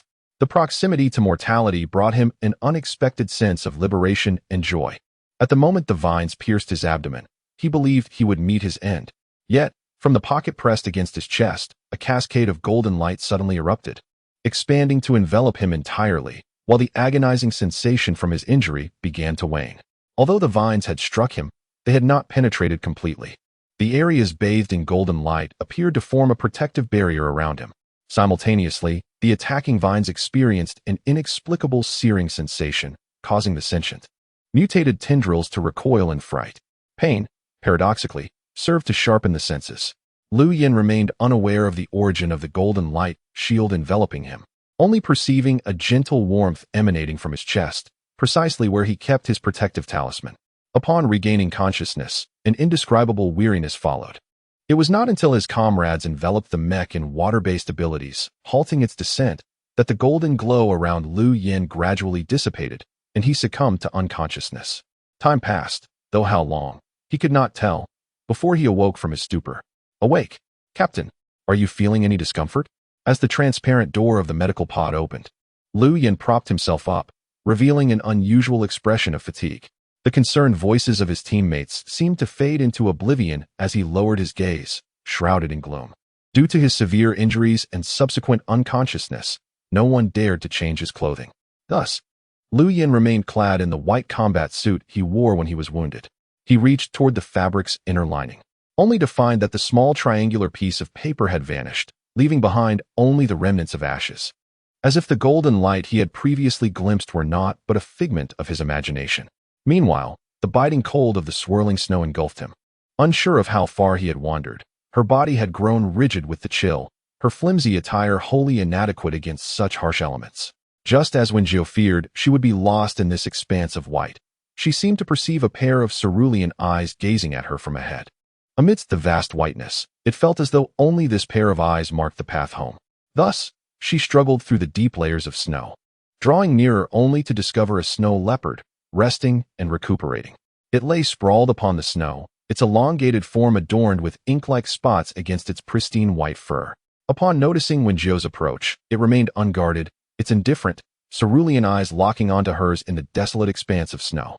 This inexplicably ignited an impulse within Wen Jiu to draw closer. Tentatively, she took a step towards the snow leopard, but suddenly, a swirling mist enveloped her, obscuring her vision. When clarity returned, the scene before her had transformed. The once resting snow leopard was now engaged in a fierce battle against numerous shadowy monsters. Snowflakes continued to fall, and its originally beautiful, snowy coat was now stained with crimson. Witnessing its impending defeat, Wen Jiu felt a surge of urgency to assist it. Yet, no matter how she advanced, she found herself merely spinning in place. All she could do was watch in anguish as the snow leopard fought valiantly, its fangs and claws striving against the encroaching shadows, but gradually succumbing to their onslaught. Wen Jiu sensed its vitality waning, a piercing pain flooding her heart, as hot tears streamed down her cheeks from her almond-shaped eyes. The snow leopard, now battered and bruised, still bared its fangs, roaring defiantly at the shadowy creatures surrounding it. At that moment, the shadows loomed larger, their shrill laughter echoing as they closed in on the snow leopard, which braced itself, unwavering in the face of pain, and swung its sharp claws. Wen Jiu's heartbeat quickened, her tears falling uncontrollably like a torrential downpour. At that moment, a shadowy creature suddenly lunged from behind, piercing the abdomen of the snow leopard, causing blood to gush forth like a fountain. Wen Jiu's eyes widened in shock, an immense sorrow flooding her heart. Yet, a flash of golden light abruptly appeared, enveloping the bloodied snow leopard as if it were clad in golden armor, successfully dispelling the shadowy monstrosities. "Save it!"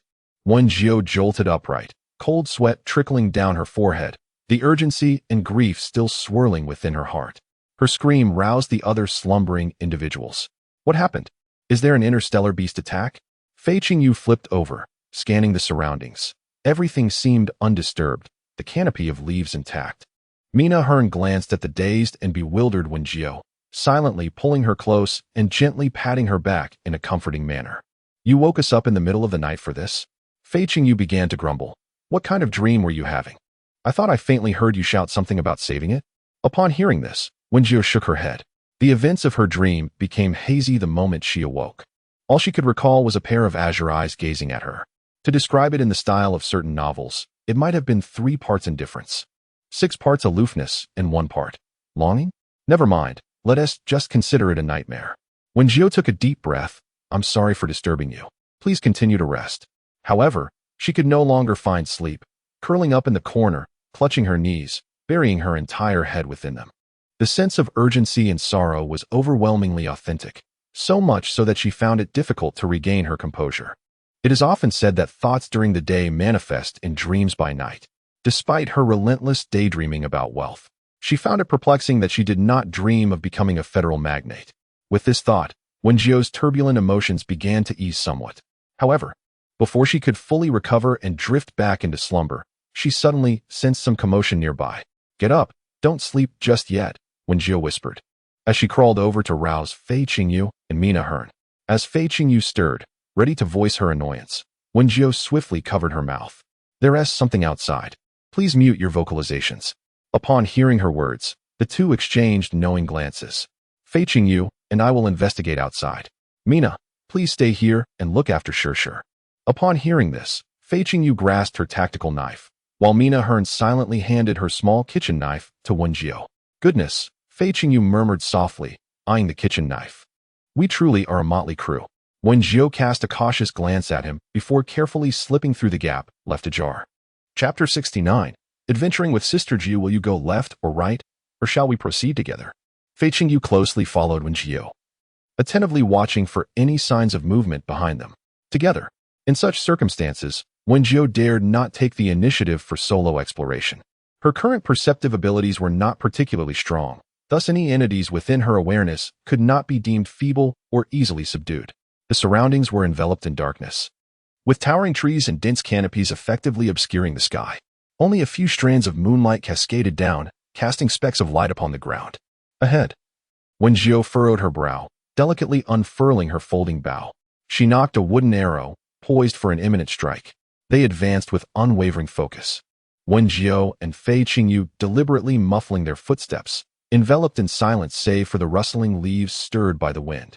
Once more, Wen Jiu sensed the ominous presence of danger. She turned to Fei Qingyu, signaling her to remain alert.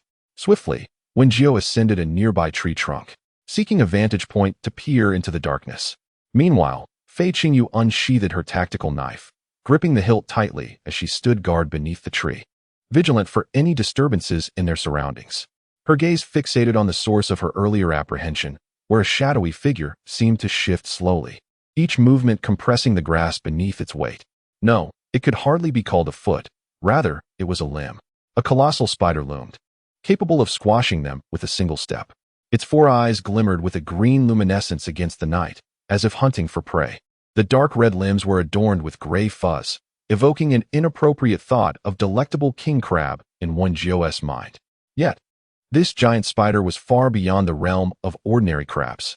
Sensing the presence of nearby beings, it shifted its limbs, leaving a deep imprint in the earth. Wen Jiu dared not linger any longer.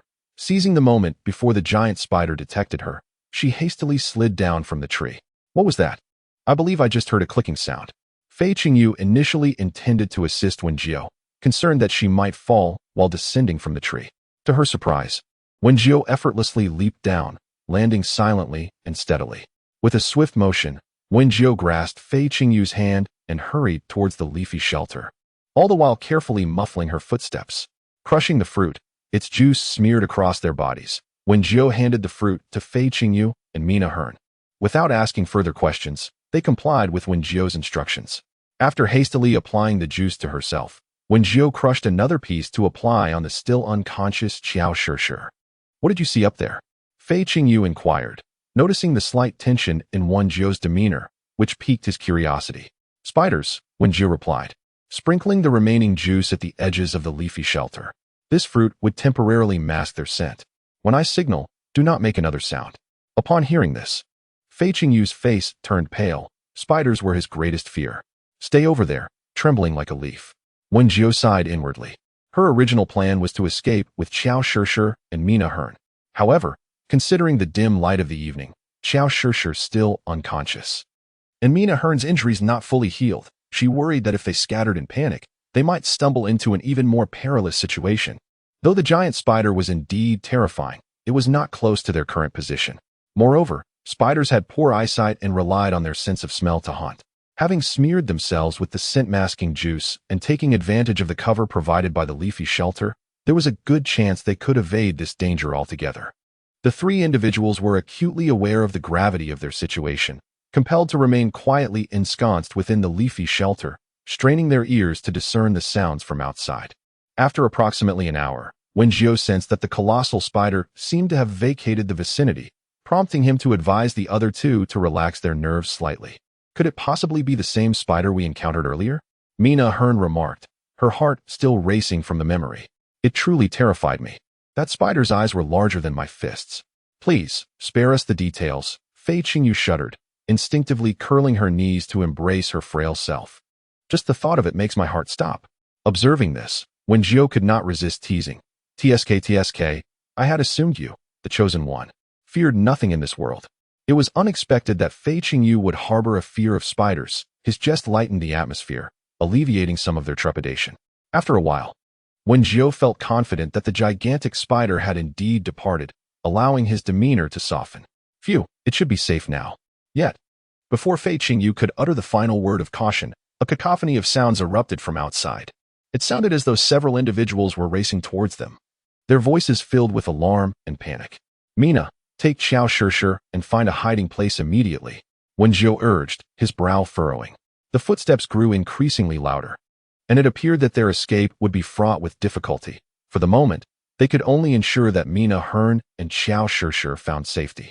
After she finished speaking, Mina Hearn did not hesitate and immediately carried Qiao Shishir out of the leafy shelter, seeking refuge in the nearby grass. Simultaneously, Wen Jiu and Fei Qingyu ventured out, swiftly ascending the surrounding trees to conceal themselves amidst the lush foliage. The leaves provided a perfect cover, effectively masking their presence. At last, they could discern the situation below. Several students were running frantically, desperate to avoid being left behind. Behind them trailed a swarm of densely packed mutated spiders.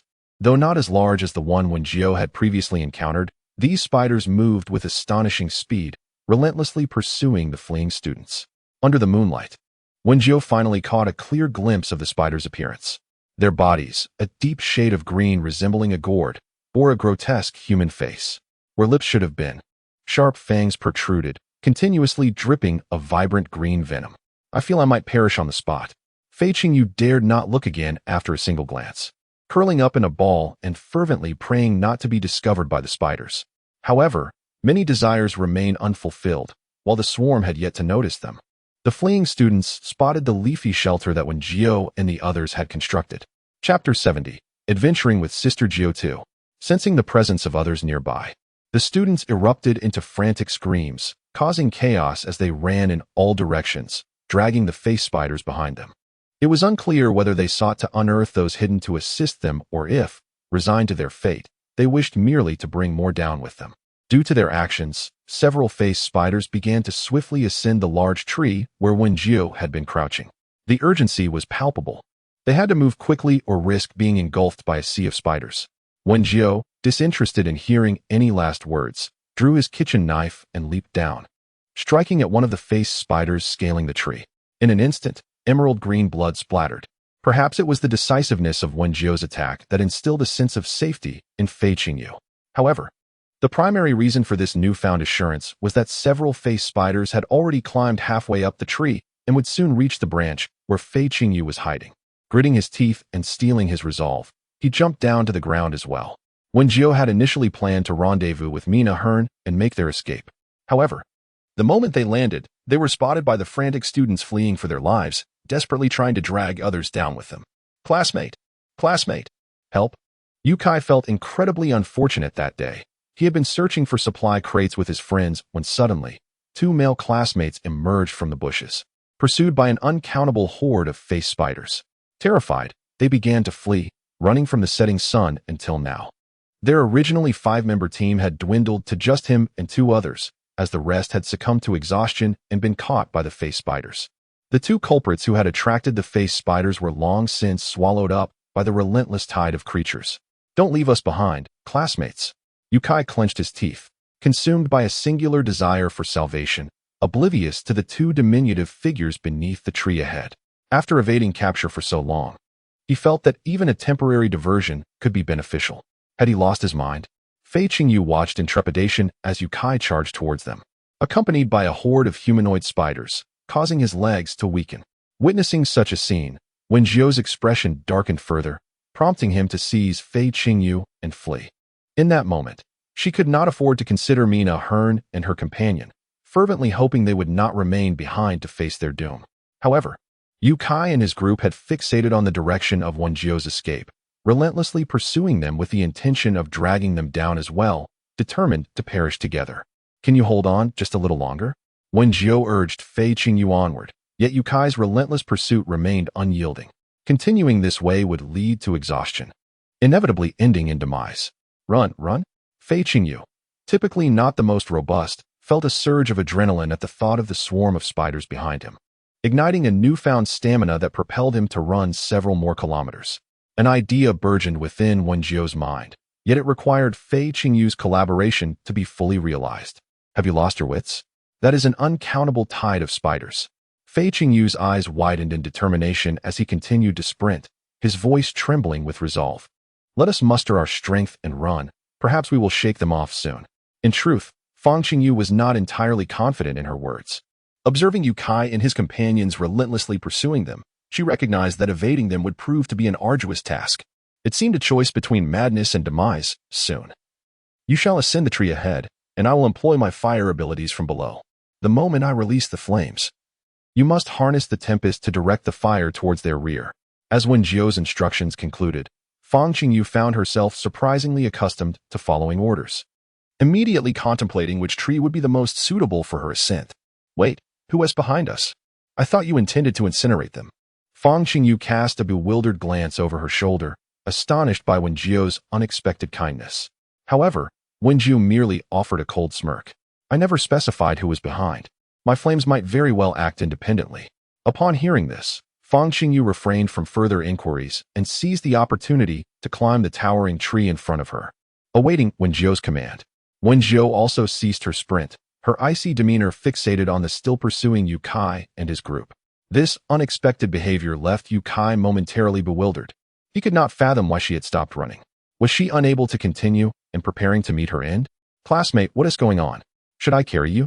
Yukai shouted towards Wen Jiu, adopting an appearance of benevolence, though he could not conceal the delight on his face. He eagerly wished for someone to serve as cannon fodder to buy him some time. He had witnessed the face spiders devouring others earlier. If even one individual fell victim to the face spiders, the others would cease their pursuit to partake in the feast of flesh. If the person before him were to perish here, it would be most welcome. Yet, the individual paid no heed to his words, even resorting to an impolite gesture. This made Yukai clench his teeth in frustration, wishing fervently for the face spiders behind him to consume Wen Jiu immediately. However, Wen Jiu remained composed, as if surveying a heap of corpses. Yet, to Yukai and his companions, she appeared as a beacon of hope, their grotesque faces contorting in frenzied pursuit towards her.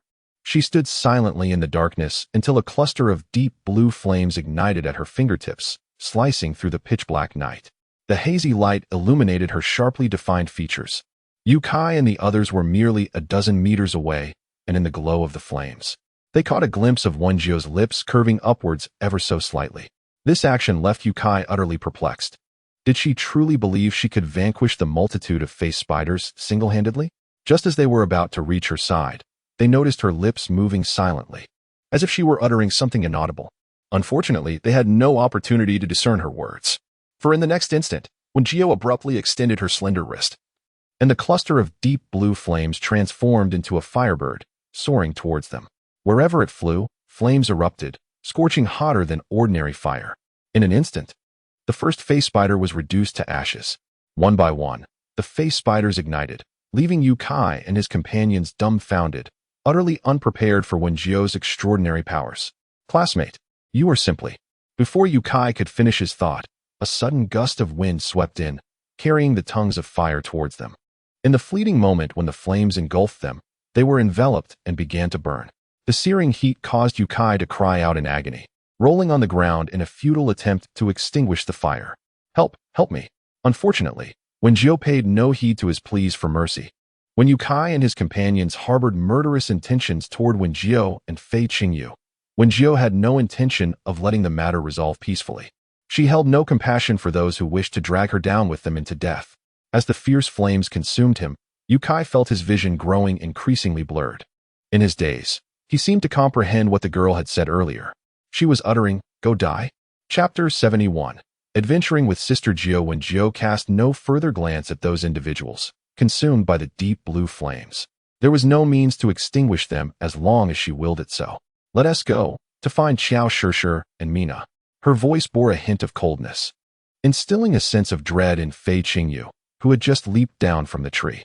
Initially, Fei Qingyu had thought Wen Jiu's earlier words were mere jest, but upon witnessing the charred remains of Zhou Kai and his companions, he realized that Wen Jiu was far from the gentle facade she presented. Perhaps because Mina Hearn and Xiao Shishir had not been detected by the students, they successfully evaded the attack of the face spiders while hiding in the bushes, masked by the scent of fruit juice. Once they found them, Wen Jiu hoisted Xiao Shishir onto her back and led them upstream along the riverbank. The atmosphere remained tranquil throughout, although Mina Hearn had intended to inquire how they had managed to escape from the horde of face spiders. Although she concealed Xiao Shishir within the thicket, the incessant swarm of spiders pursuing them was still vaguely visible.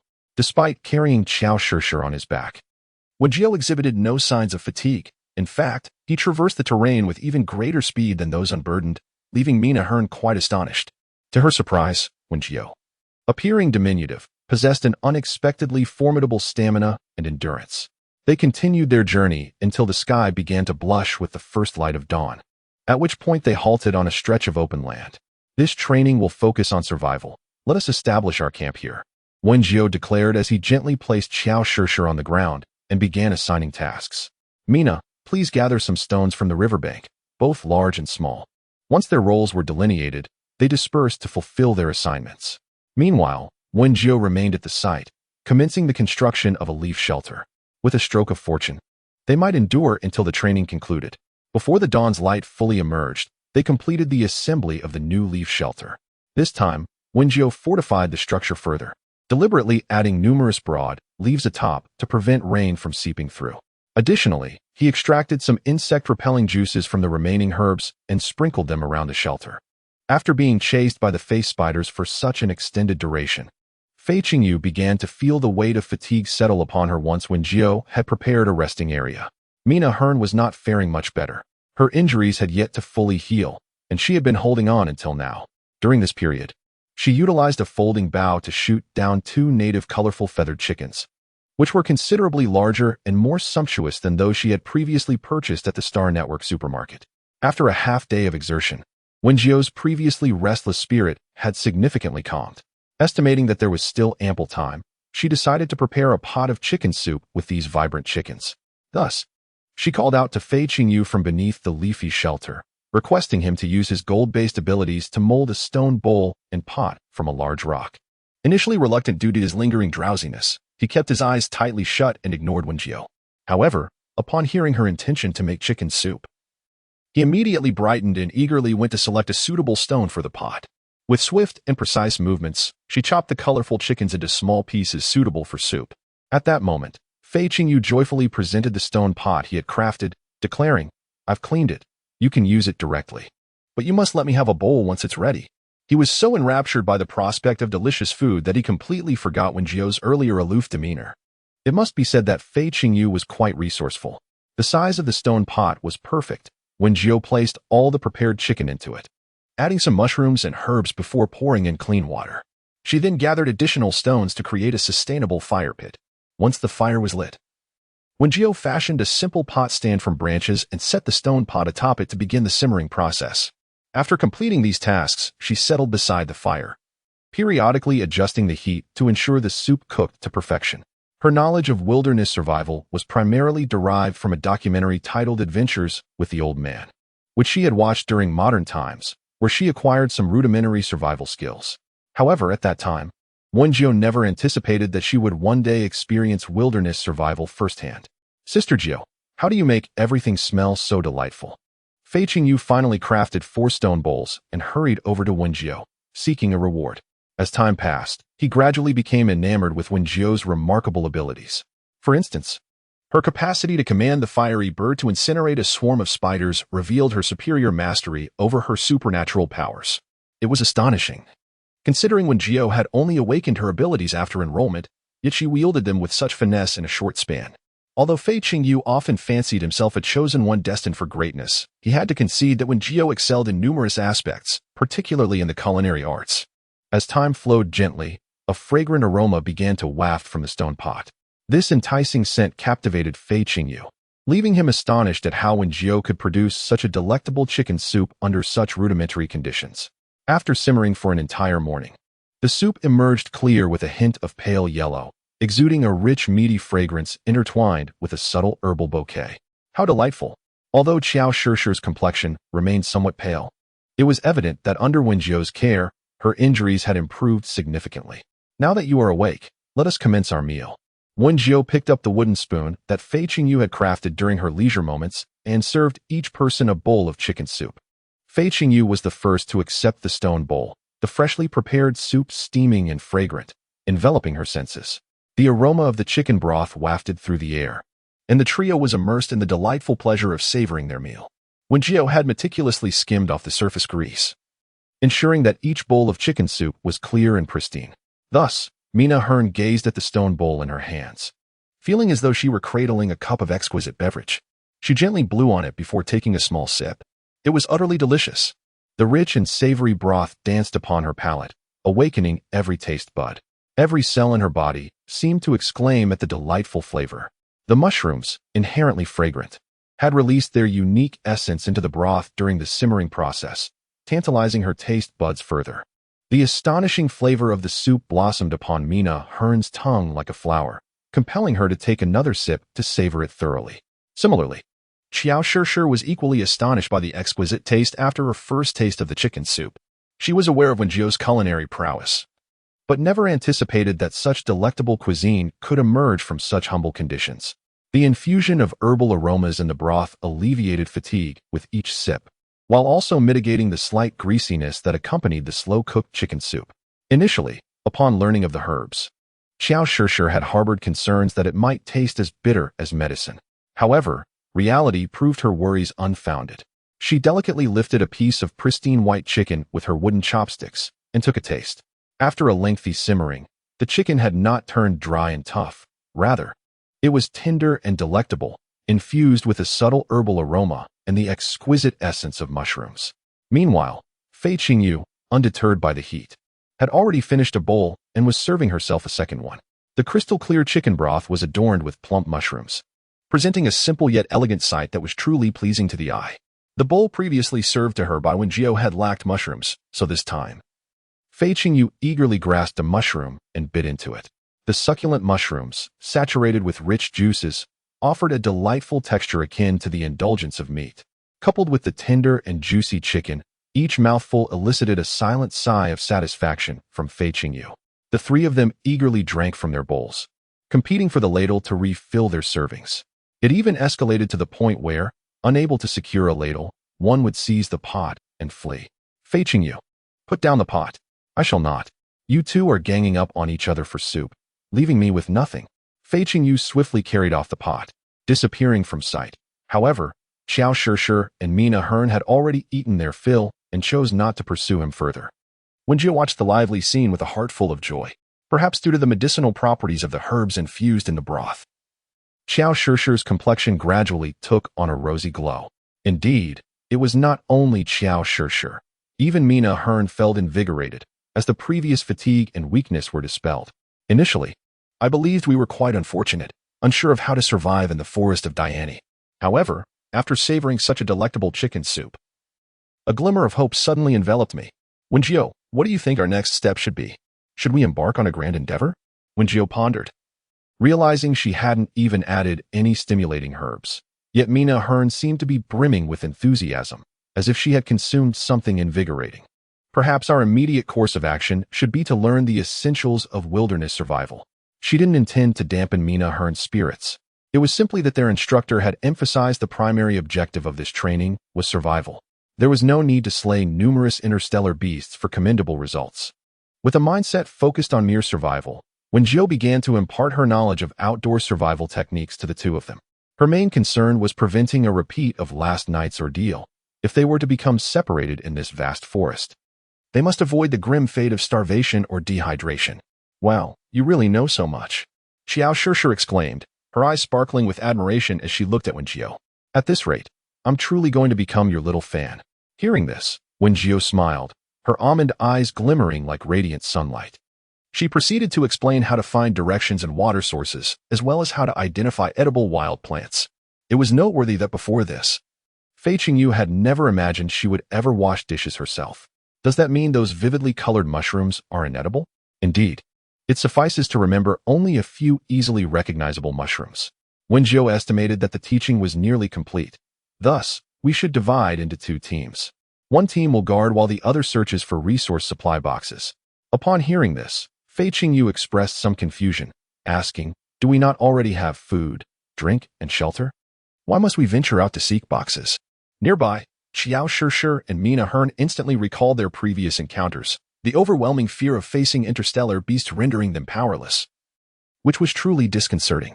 Consequently, they promptly concurred with Wen Jiu's suggestion, and Fei Qingyu, while having no objections, merely inquired out of curiosity. Seeing unanimous agreement, Wen Jiu continued. Then I will team up with Mina to search for resource boxes outside, while Shishir and Fei Qingyu will remain here. Although Xiao Shishir longed to accompany Wen Jiu, she understood that Wen Jiu was concerned for her health, which was why she and Fei Qingyu were to stay behind. Thus, she refrained from further comment. Fei Qingyu and Mina Hearn had no objections to the division of teams. So Wen Jiu and Mina Hearn packed some supplies into their bags and subsequently departed the camp in search of resource boxes.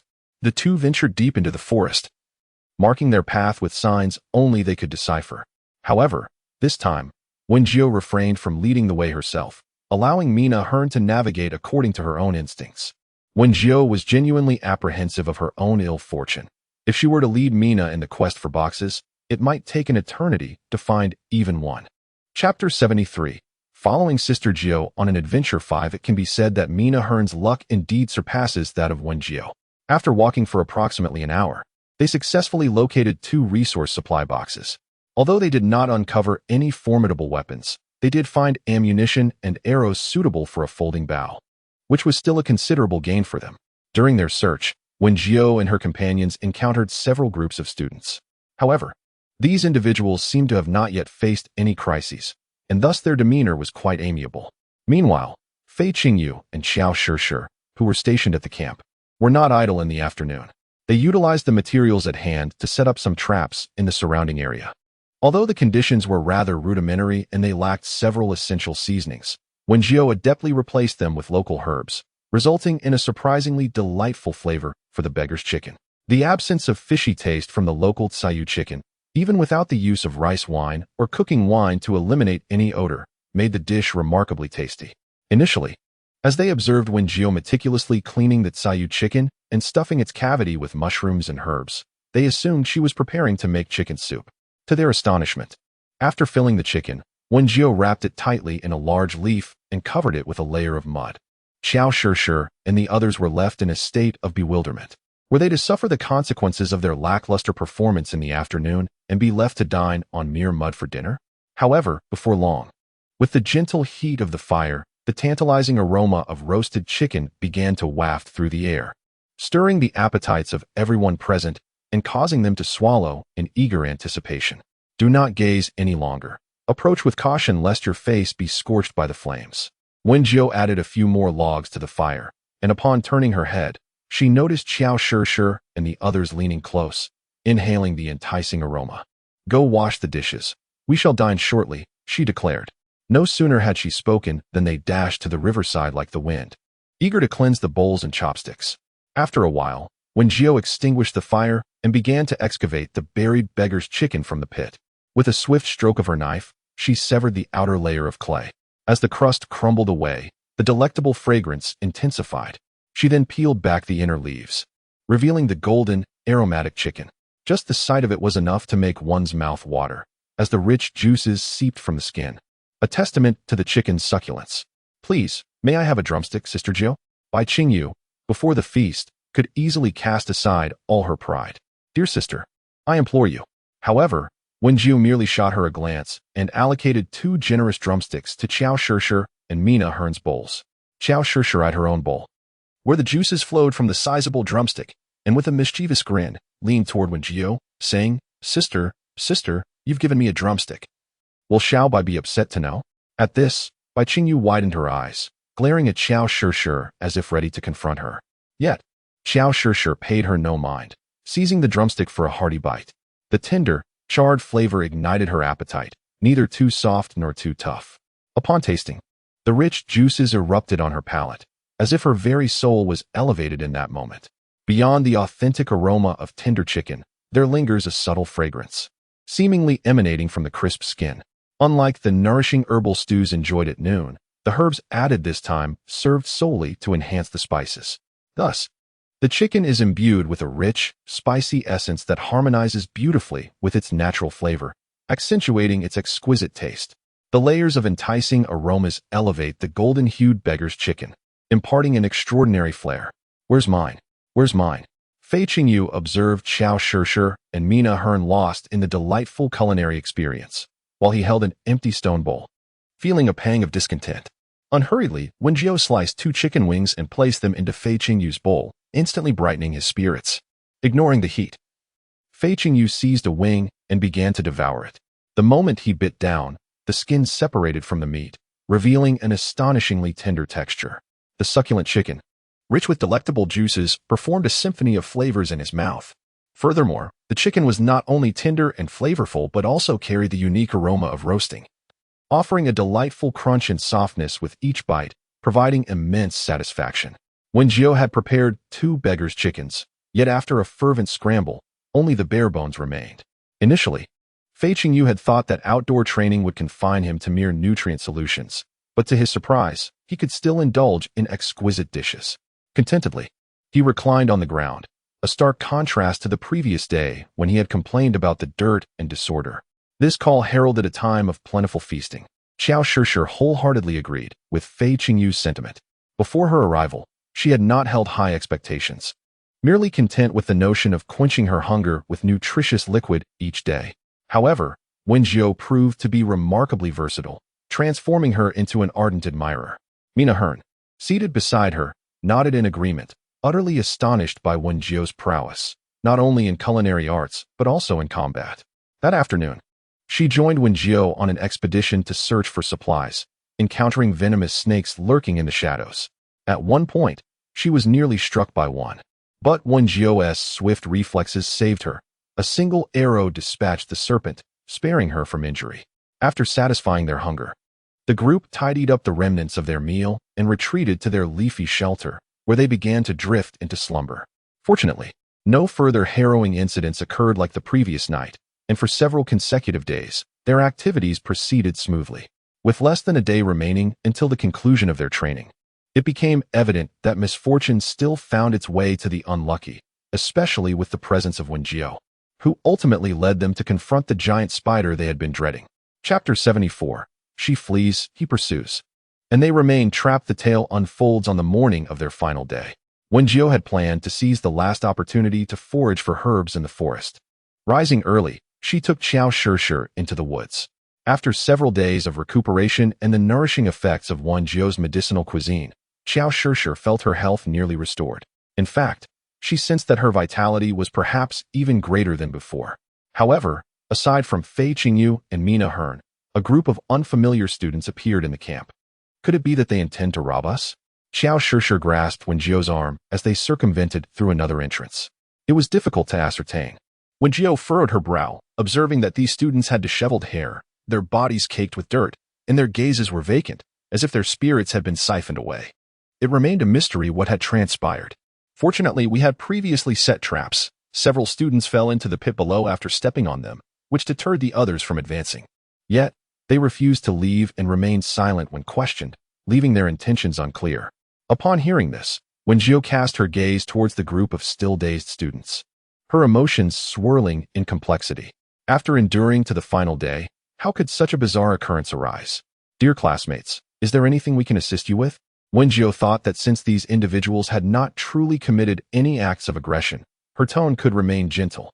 After all, we are all students of the 3047 Academy, and there was no need for heightened tensions. Nevertheless, the students disregarded Wen Jiu's words, their eyes still glimmering with an unsettling light as they fixated on them. It was perplexing. We had been living in tranquility for these past days. Even Xiao Shishir found herself bewildered by their presence. What could they possibly want? Primarily, it was crucial that those students did not notice the intelligent rings they possessed. For Wen Jiu could not guarantee that these seemingly starved individuals would refrain from committing rash acts. Subsequently, she ventured out again, clutching the wild fruits in her hands. Sure enough, upon seeing the wild fruits in Wen Jiu's possession, the students' eyes gleamed with a ravenous hunger, revealing the extent of their prolonged deprivation. We, too, had scant provisions, as these were the remnants of our own meager supplies. Wen Jiu set the fruits upon the ground and picked up a bright red orb, reminiscent of an apple, shaking it slightly. After all, we are classmates, and mutual assistance is only natural. Though separated by a deep chasm, it did little to deter those students who, like hungry wolves, surged forward to vie for the prize. Witnessing this spectacle, Wen Jiu casually tossed the fruit into the air, before it even touched the ground. One particularly tall student leapt up to snatch it, promptly stuffing it into his mouth and beginning to gnaw at it ravenously.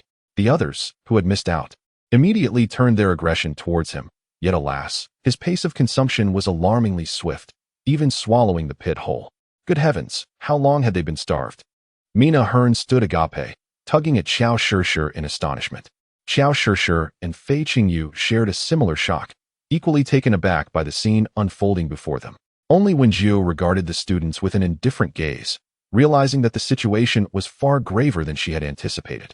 Logically, wild fruit should abound in the forest of Diani, and the number of resource supply boxes is not insignificant.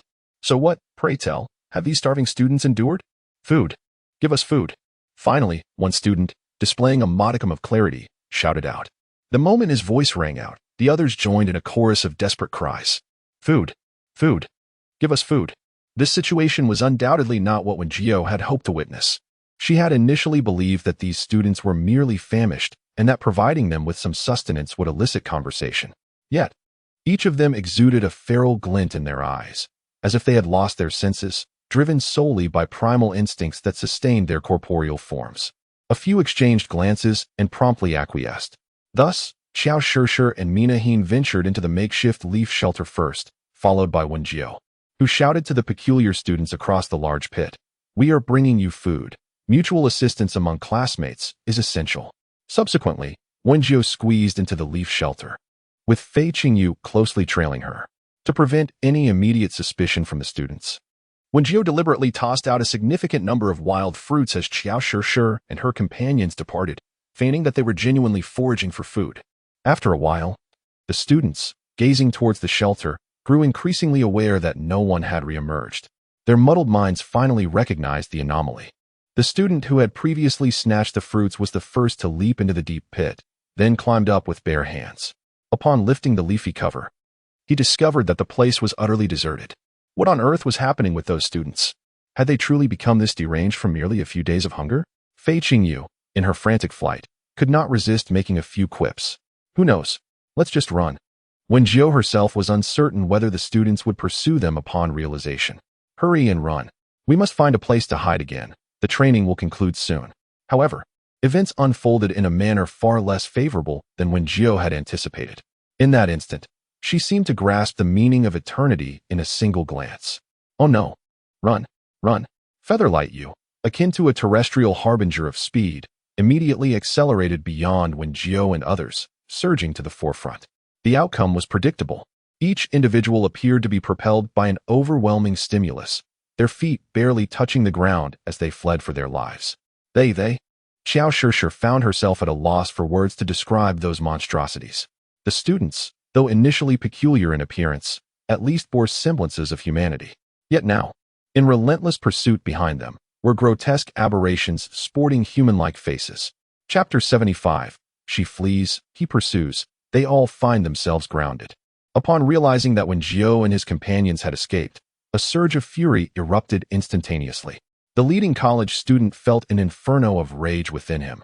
And after a searing pain, 2 pairs of arms sprouted from his waist, crawling upon the earth like a spider.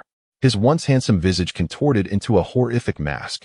His mouth, uncontrollably twisted into a wide grin, split open to the roots of his ears. A noxious, viscous green venom dripped incessantly from his lips onto the ground.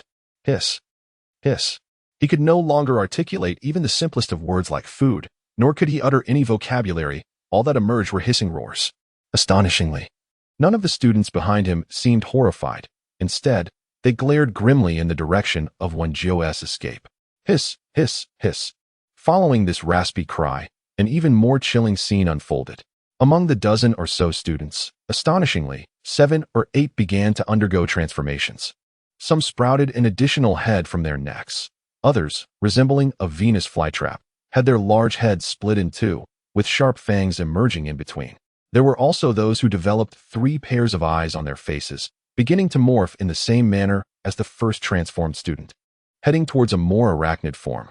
Following a brief period of mutation, their sense of smell became acutely heightened, allowing them to detect the faint aroma of human flesh lingering in the air. Sure, Wen Jiu pulled Xiao Shishir to hide behind a tree trunk, using the dense foliage to conceal them. This brought to mind the initial night when she had similarly hidden in a tree with Fei Qingyu.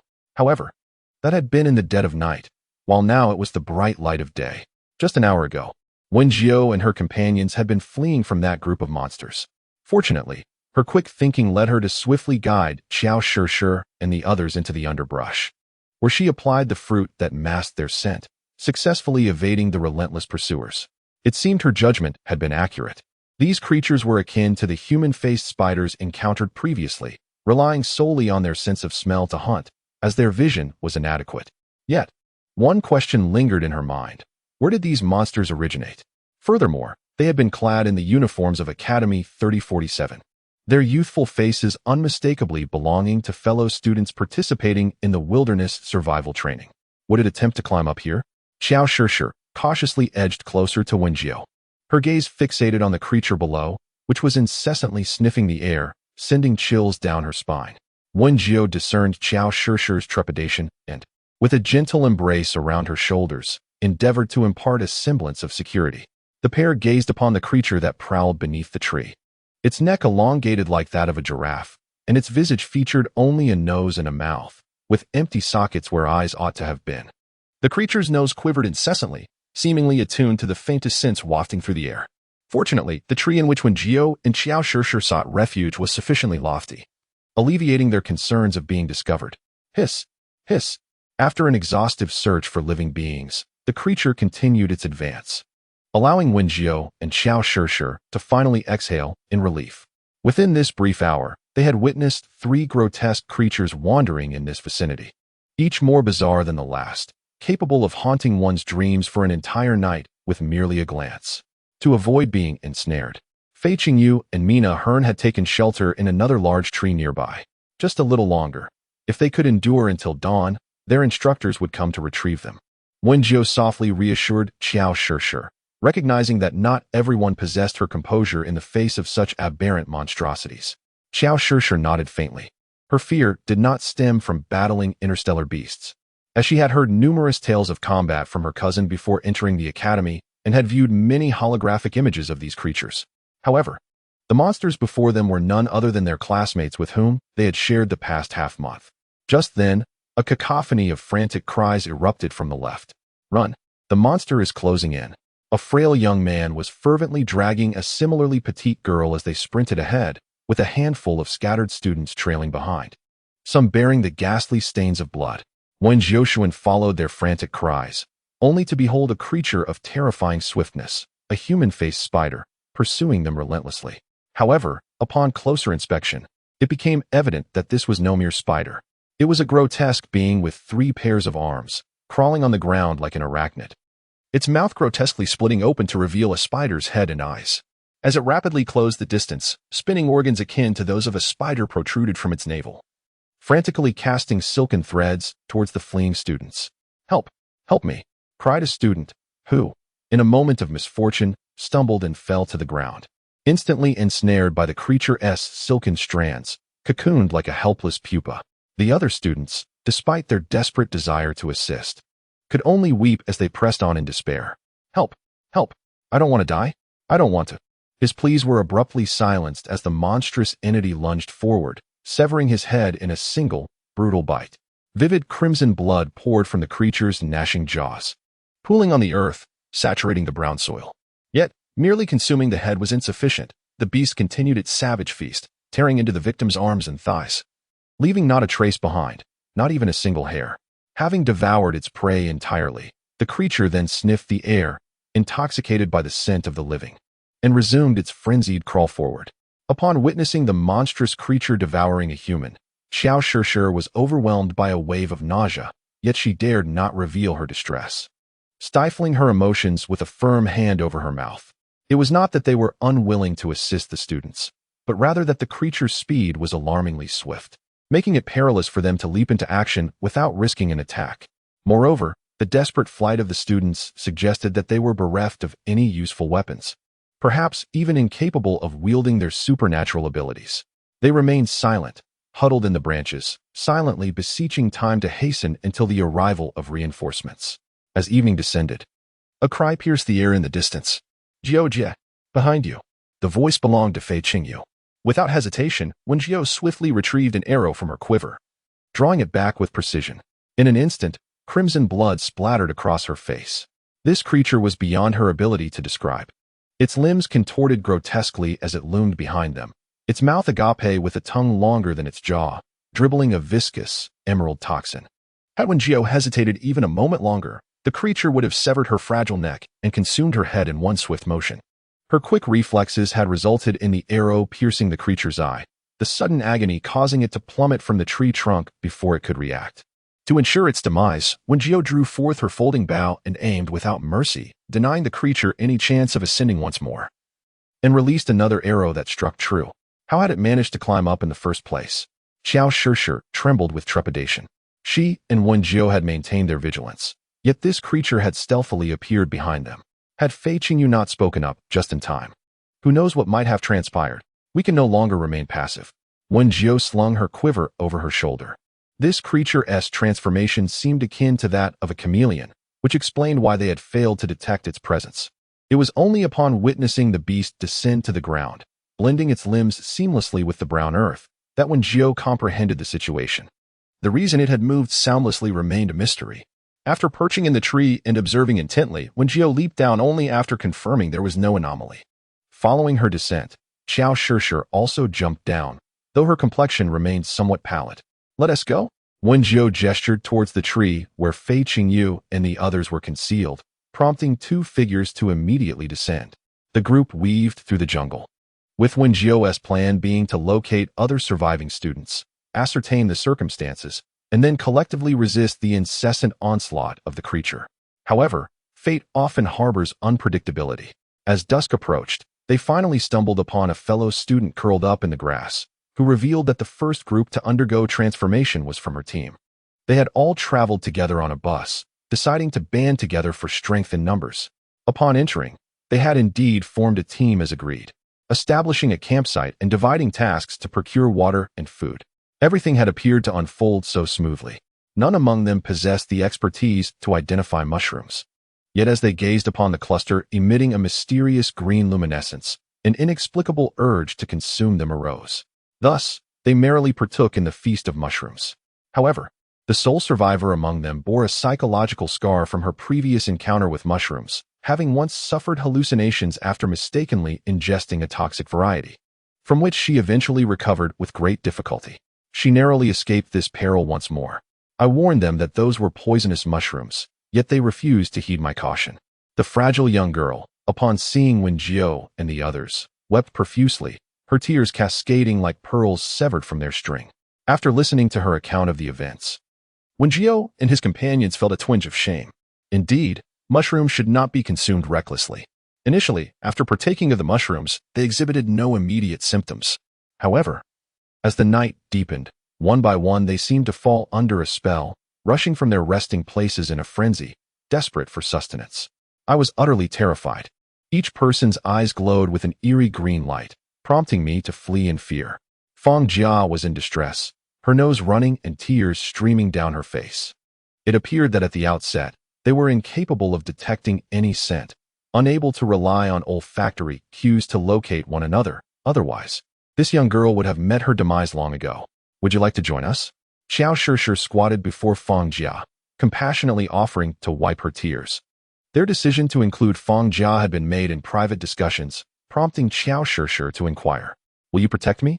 Feng Jia asked, her eyes red and resembling a wronged little creature. No. Wen Jiu's voice was frigid, and no one could offer perpetual protection, rather than awaiting the safeguarding of others. It was preferable too. As she spoke, Wen Jiu seized her folding bow and loosed an arrow into the thicket to her right. A grotesque creature tumbled forth from the underbrush, eliciting a series of terrified shrieks from Feng Jia. It was better to protect oneself. Wen Jiu swiftly delivered another arrow into the creature's head, striking true. Approaching to investigate, she noted it bore a resemblance to the deformed monster she had previously slain. Although their exteriors exhibited mutations, the position of the heart remained unchanged. Thus, resolving the matter was not particularly arduous. At least she had identified their vulnerability. Oh, how terrifying. Feng Jia's tears flowed anew. Have my friends truly transformed into such abominations? Wen Jiu was not particularly adept at offering comfort, so she could only rely on Xiao Shishir and Mina Hearn to step in. However, twilight had begun to descend, and they could not afford further delay. Accordingly, Wen Jiu grasped Feng Jia, who was weeping on the ground. I understand this is difficult for you to accept in the moment, but I hope you realize that our time is limited. If you wish to accompany us, cease your tears. The more you weep, the more monsters will be drawn to us. Wen Jiu had long been aware of her own excessive coldness in certain respects, yet amid such perilous circumstances, she had little patience to dally with a young girl. With those words, Feng Jia finally stifled her sobs, taking Xiao Shishir's hand and joining Wen Jiu and the others. A group of individuals continued their search for other surviving students. Along the way, Wen Jiu shared his insights on slaying the monsters. However, the atmosphere was laden with complexity. Those creatures had once been students of the 3047 Academy before their transformation. Strangely, despite traversing the wilderness until dusk, they had encountered neither other survivors nor any further grotesque beings. The silence was unnerving. Mina Hearn instinctively drew closer to Wen Jiu, pondering the peculiar absence of fellow students. Wen Jiu too fell into contemplation. This outdoor survival training involved several thousand freshmen. Although the expanse of the Diani forest was vast, she distinctly recalled her instructors mentioning that the training would only occur on the forest's periphery. During her previous excursions to seek resource boxes, she had frequently stumbled upon groups of students. Hence, the profound silence here was indeed perplexing. Let us search a bit further. If worst comes to worst, we can wait until dawn when the teachers will come to retrieve us, suggested Xiao Shishir as she tugged at Feng Jia, glancing around. The surroundings were cloaked in darkness, yet she seemed to perceive faint green glimmers. Could there be someone over there? Feng Jia followed Xiao Shishir's gaze, exclaiming, I think I see something green over there. Fei Qingyu, who had been unusually quiet throughout their journey, cast a casual glance in that direction. However, at that moment, his eyes widened in horror, and with a trembling voice, he addressed Wen Jiu. That looks like eyes. No sooner had he spoken than the faint glimmers began to edge closer to them. It was then that they finally discerned what it was, pairs of green, spider-like eyes staring back at them. Chapter 77. She flees, he pursues. They are all trapped. Run. Wen Jiu instantly grasped the urgency of the situation, hastily seizing a random individual without a moment's hesitation and dashing forward. They fled in a frantic haste, while the colossal spider drew ever closer. From its four enormous eyes emanated a ghastly green glow, which, albeit faint, finally illuminated the surrounding forest for Wen Jiu and the others. Countless strands of white silk wove intricately through the trees, ensnaring the previously missing students, rendering them immobile as if cocooned in a shroud. Strangely, even from outside the silken traps, they could discern the expressions of the trapped students. Some had withered into mere husks, while others, seemingly captured only recently, wore wide-eyed expressions of terror, fixated on the outside world. The giant spider, witnessing its prey attempting to escape, suddenly unleashed a torrent of silk in the direction of Wen Jiu and the others. Although Feng Jia was being pulled forward by Xiao Shishir, Her own stamina was lacking, and her speed paled in comparison to the others. In an instant, a strand of silk, thicker than her arm, ensnared her ankle, yanking her violently to the ground. Ah, help me. Fang Jia had yet to awaken her abilities. She clawed desperately at the earth with her fingers, the dirt wedging beneath her nails. But her efforts were in vain. In her despair, tears streamed down her face, mingling with the grime. No matter how fiercely she struggled against the resilient silk, escape was an unattainable dream. Just as she believed she was destined to perish here, a flame surged forth, successfully severing the web that ensnared her. Run! Xiao Shishir hurled a few fireballs towards Fang Jia's rear before continuing her frantic dash forward. There was no time for gratitude in such dire moments. Fang Jia could only scramble to her feet and flee in a panic. Goodness, Jiu Jia, think of something. Wen Jiu sprinted for a while before realizing that the person she had grasped was Fei Qingyu, who was so terrified by the giant spider that he was nearly paralyzed with fear. If Wen Jiu hadn't seized him to run, he would likely have stood frozen, waiting for his demise. I want to think of something. Wen Jiu was at a loss for words at Fei Qingyu's lack of resolve. Do you really think our combined abilities could take down that spider? One stomp from it could crush us. What? What should we do then? Fei Qingyu felt the webbing approaching from behind and immediately summoned a fierce wind with his powers to cut through it. We can't just keep running like this. It's still early. The evolved giant spider, having developed a modicum of intelligence, observed that its prey could not be ensnared by its webs and halted its pursuit. It seems it has stopped chasing us. Fei Qingyu noted the absence of the spiders hissing behind them. However, no sooner had he spoken than a louder and more ferocious roar echoed through the air. The grotesque creature that had been hunting them emerged from the depths of the forest, its eyes glowing with an insatiable hunger, and it began to charge wildly towards them. Wen Jiu swiftly grasped the folding bough and loosed an arrow at the monstrous creature that had leapt forth, claws extended. She followed with several more arrows, repelling the deformed beasts that sought to encircle them. Yet, the grotesque entities responded with furious roars, summoning more of their kind to swarm towards them. Fei Qingyu appeared hesitant. An expression of turmoil etched across her face. They were no longer human.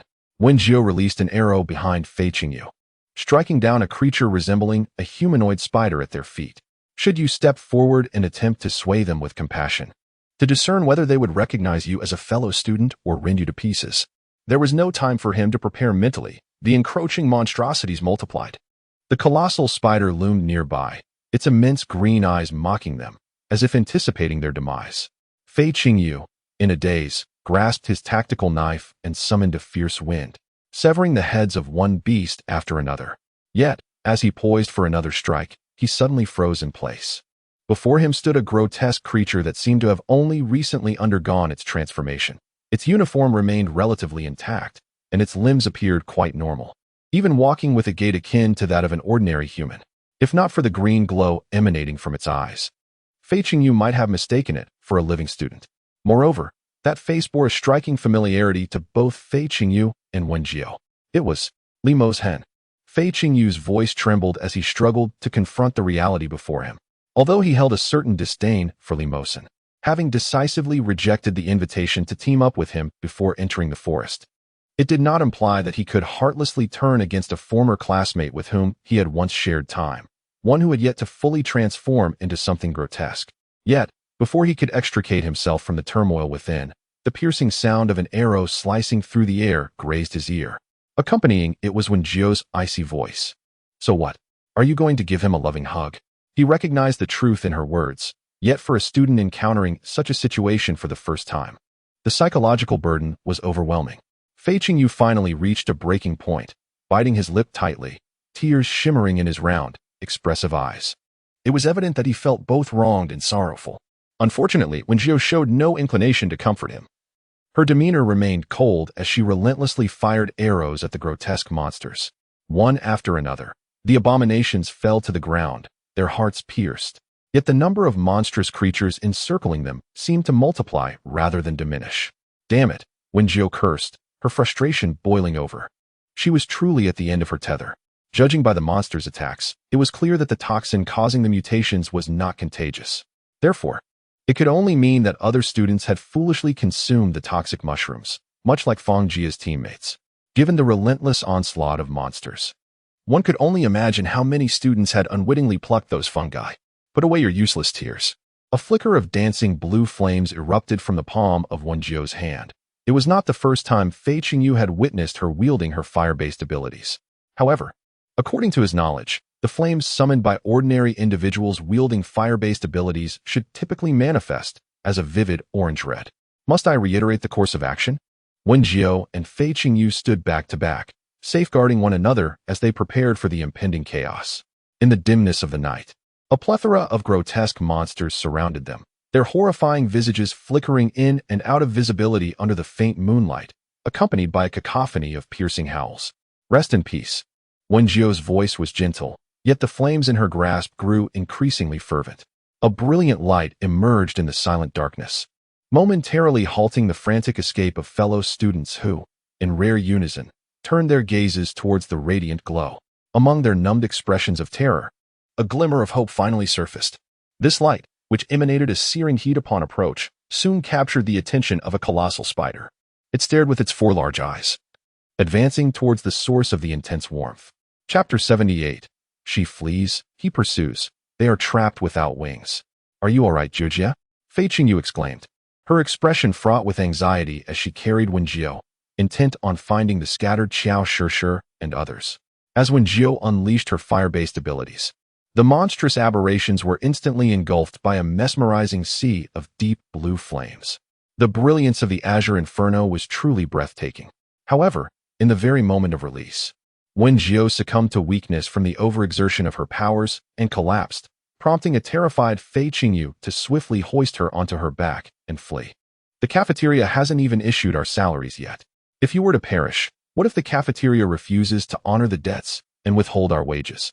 As he spoke, he suddenly felt a slight movement from the back of his shoulders. The sound emanating from Wen Jiu was faint, yet clear enough for him to discern. Do not even think about withholding my wages. Well, it seems that Wen Jiu can endure a little longer. Fei Qingyu traversed the forest, carrying Wen Jiu on her back, searching for a considerable time before finally locating Mina Hearn. Initially, she had fled alongside Qiao Shishir and Fang Jia. When Fei Qingyu found her, Mina was furiously hacking at a grotesque monster with a kitchen knife, her entire body splattered with vivid crimson blood. Had it not been for Fei Qingyu's recognition of the small knife in her hand, she might have turned and fled in fright. Earlier, while escaping, I had spotted a few surviving students, but they fled upon seeing me, leaving me no time to call out to them. Who wouldn't run upon encountering someone drenched in blood? Fei Qingyu silently mocked in her mind, though her expression remained composed. How much longer until dawn? At this rate, we are bound to perish at the hands of these monsters. Mina Hearn furrowed her brow, having taken over the burden of carrying Wen Jiu. Upon hearing this, Fei Qingyu glanced at the time on her intelligence ring. There were still 2.5 hours until midnight. Could they truly hold out until then? Perhaps we should crush the crystal of the wristband, allowing the teachers to come in for assistance sooner. As she spoke, she searched for traces of Qiao Shishir and the others, but unfortunately, they had not found anyone after a prolonged search. However, Mina Hearn shook her head, her mood considerably somber, stating, I have tried that before, and it was futile.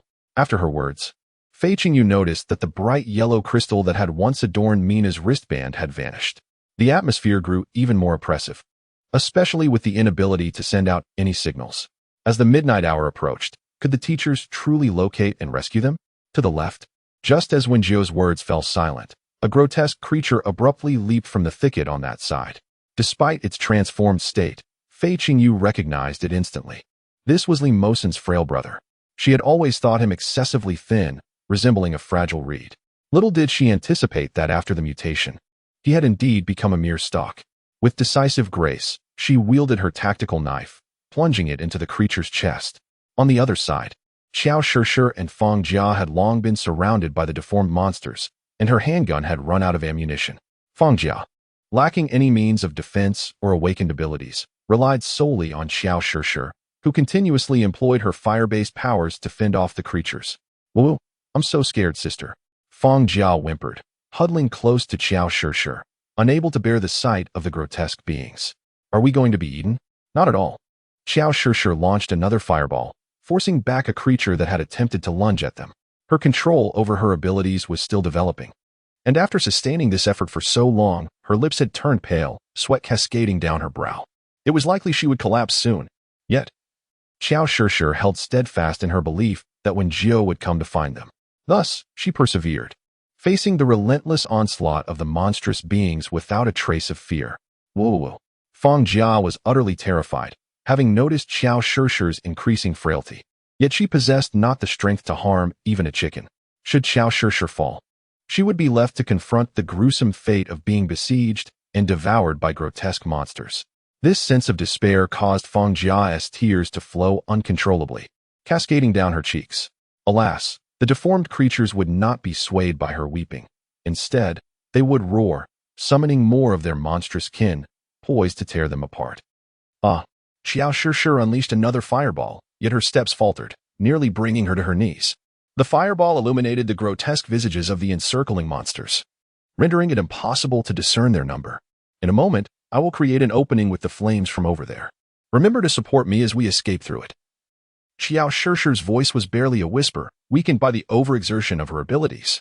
Upon hearing this, Fang Jia stifled her sobs, gripping Xiao Shishi's sleeve tightly.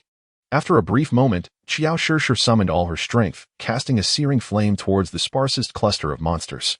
Fortunately, a breach was successfully created. Seeing this, Fang Jia immediately seized her, sprinting towards the opening. However, Xiao Shishi's vision had begun to blur, her exhaustion rendering her legs nearly incapable of movement.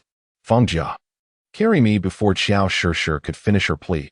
She felt Fang Jia's grip loosen, leaving her to confront the multitude of grotesque creatures alone. The roars of the monsters surrounding her seemed to mock her navet. She could hardly endure any longer. When would Wen Jiu arrive to rescue her?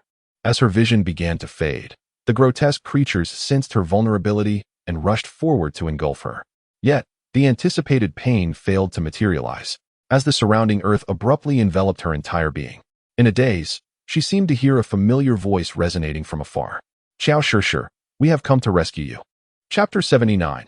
A great spider Fei Qingyu and Mina Hearn searched diligently for some time before they finally caught sight of a cluster of deformed monsters in the distance. They quickened their pace, fervently hoping that the one surrounded was not Xiao Shishi.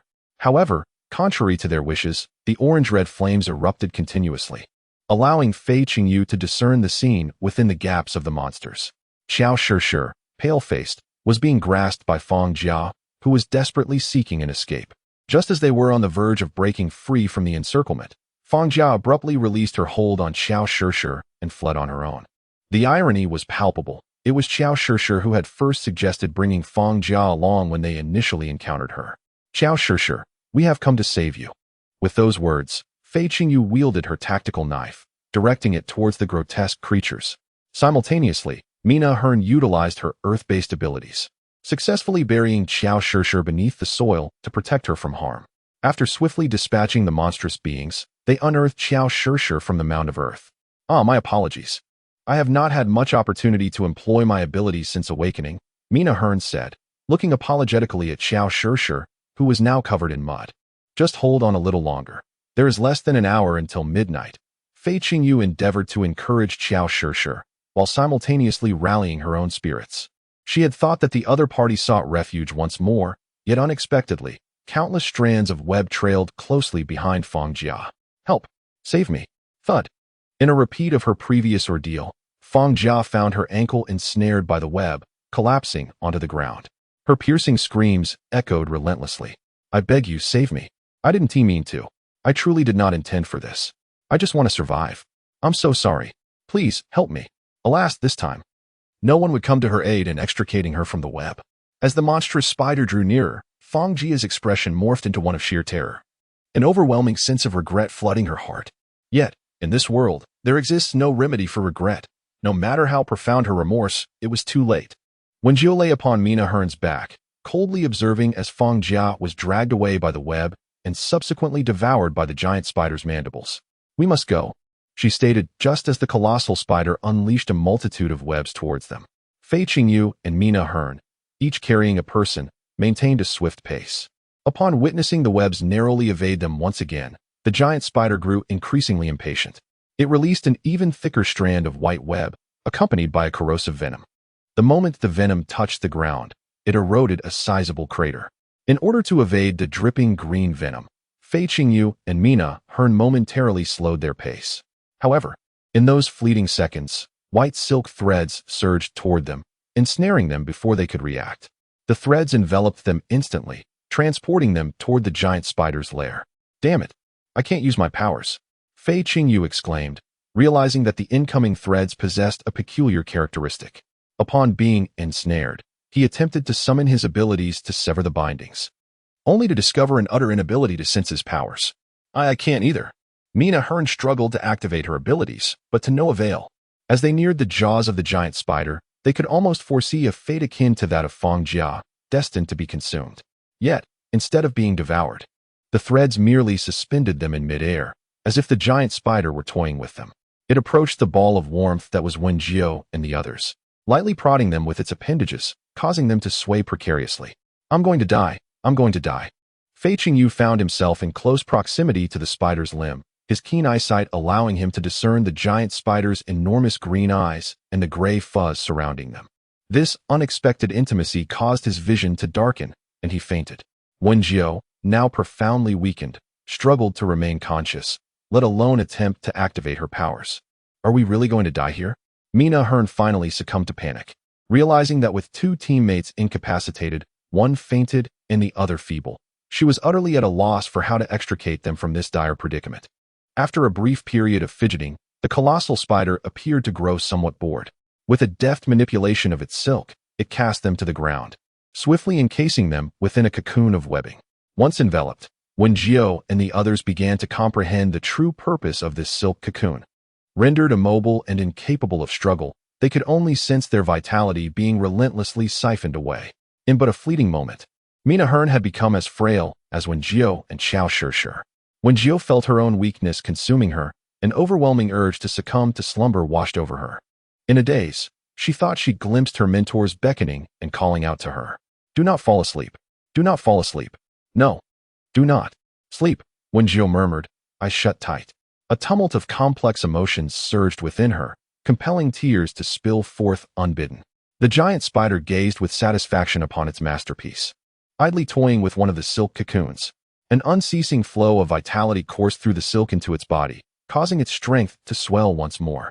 It had thrived by draining the life force of others, silently transforming from a mere spider into its current formidable form. If it could completely drain this batch of students, it would be able to transcend the confines of the Diani forest and surge into the outside world. The mere thought of escaping this wretched place brought a gleeful squint to the spider's eyes. However, it soon realized something was amiss. One of the cocoons seemed not to be transmitting any life force. Which one could it possibly be? It approached the extraordinary cocoon, where a faint blue light emanated, instilling a sense of curiosity within it. In the next moment, the blue glow intensified abruptly, causing the surrounding temperature to rise. The once indestructible cocoon was reduced to ashes, revealing three diminutive figures lying on the ground, along with one mischievous figure standing still, grinning. Chapter 80. The Great Spider Under the Full Moon, Shrouded in Mist. The silvery light cast an inexplicable chill. A smile lingered on Wen Jiu's lips, her pristine fangs glimmering as she toyed with a bundle of deep blue flames. Gazing at the colossal spider. Is it amusing? If Xiao Shishir and her companions were still conscious, they would have noticed that her originally gray-blue eyes now appeared as a lifeless silver. The giant spider was perplexed.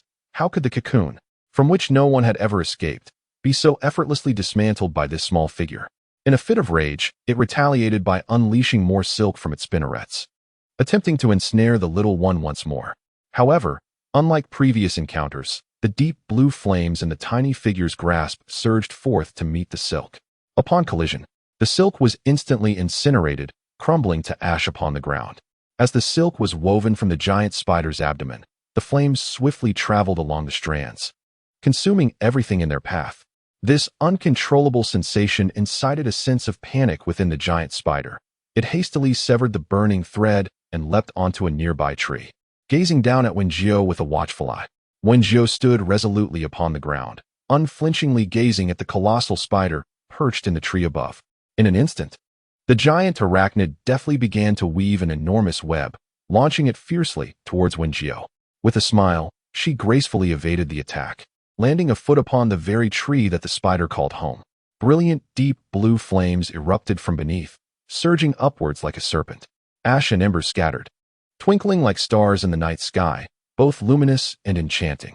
The giant spider, compelled to escape the advancing inferno, scurried to a different tree, while the original tree crashed down with a thunderous roar, sending clouds of dust into the air. Amidst the swirling debris, Wen Jiu maintained her smile. Standing firm on the ground, the dazzling flames sculpted her petite figure, and as the gentle breeze swept by, her platinum hair danced, revealing the elongated pointed ears concealed within. The roles of hunter and prey had finally reversed. As Wen Jiu's flames reignited, the giant spider retaliated, spitting a stream of emerald venom toward her. Alas, its speed was insufficient. With a swift slide, Wen Jiu evaded the attack and drew forth a slender rope from her waist, leaping onto the tree where the spider now resided. Before the creature could escape once more, she adeptly hurled the rope, ensnaring one of its legs. What had seemed like a futile effort to the spider now became an overwhelming force. Once bound, Wen Jiu plummeted straight down to the ground, dragging the helpless giant spider along with her, creating a tremendous crater upon impact. Before it could rise again, countless vines suddenly shot forth, ensnaring it as if it were a crab destined for the pot. Subsequently, a searing flame struck one of its verdant eyes, causing putrid juices to splatter through the air. The excruciating pain nearly drove the colossal spider to madness as it writhed and struggled upon the ground with its 8 legs. Regrettably, another flame surged forth, this time directly scorching its appendages, filling the air with the acrid stench of charred flesh. Why is there still no signal? Immediately report to the Academy's administration. Yuruman directed her subordinates with palpable agitation. The training was scheduled to conclude at dawn. Yet they had dispatched instructors half an hour prior to seek out the students based on the positioning signals from their crystal wristbands. She should have realized that something was amiss. Throughout their 10 days in the Diani Forest, not a single student had chosen to shatter their crystal to request an exit, leading them to mistakenly believe that this cohort of students exhibited extraordinary determination. However, the current situation suggested that events were far from their expectations. Director Yu, I believe we should request military support. Zhang Heling entered the tent in haste, his expression grave. I suspect that there are 4th-tier or higher interstellar beasts lurking at the periphery of the Diani Forest. The Federation currently categorizes interstellar beasts into 10 tiers, and once a beast reaches the 4th tier, it possesses a certain probability of manifesting signal interference abilities. This is precisely why commanders are essential during military operations. When signals become ineffective, the reliance on the commander's mental connection for guidance becomes paramount. Teacher Zhang, I can comprehend your current emotions. A middle-aged instructor entered behind Zhang Heling, but your statements lack substantiation. What if this adversely affects the institution? The middle-aged instructor was not mistaken. If there truly are interstellar beasts of 4th rank or higher lurking in the periphery of Dionysi Forest, the students undergoing training there would likely be completely annihilated, raising grave concerns regarding the accountability of the stationed military district. What does it mean to lack evidence? The complete loss of signal should suffice as proof. Zhang Heling, towering in stature, loomed over the middle-aged instructor, intimidating him into silence. Enough of this commotion. Yuruman pinched her brow, exhaling a deep sigh. Immediately, she called for military assistance. Teacher Zhang, please proceed to the military office to lead a contingent of soldiers into the forest to search for the students. To ensure safety during each field training exercise, the 11th Military District stationed on Planet 3047 routinely dispatches personnel to accompany them. Moreover, due to the unique nature of the inner periphery of Dionysi Forest, members of the 11th Military District are already stationed outside. The situation unfolded as Zhang Heling had anticipated. The moment they entered Dionysi Forest, the signal tracking was severed. Communication became impossible, and they could only search aimlessly within. Thousands of students could not possibly vanish all at once, could they? Yet, as they feared, these thousands of students seemed to have evaporated without a trace.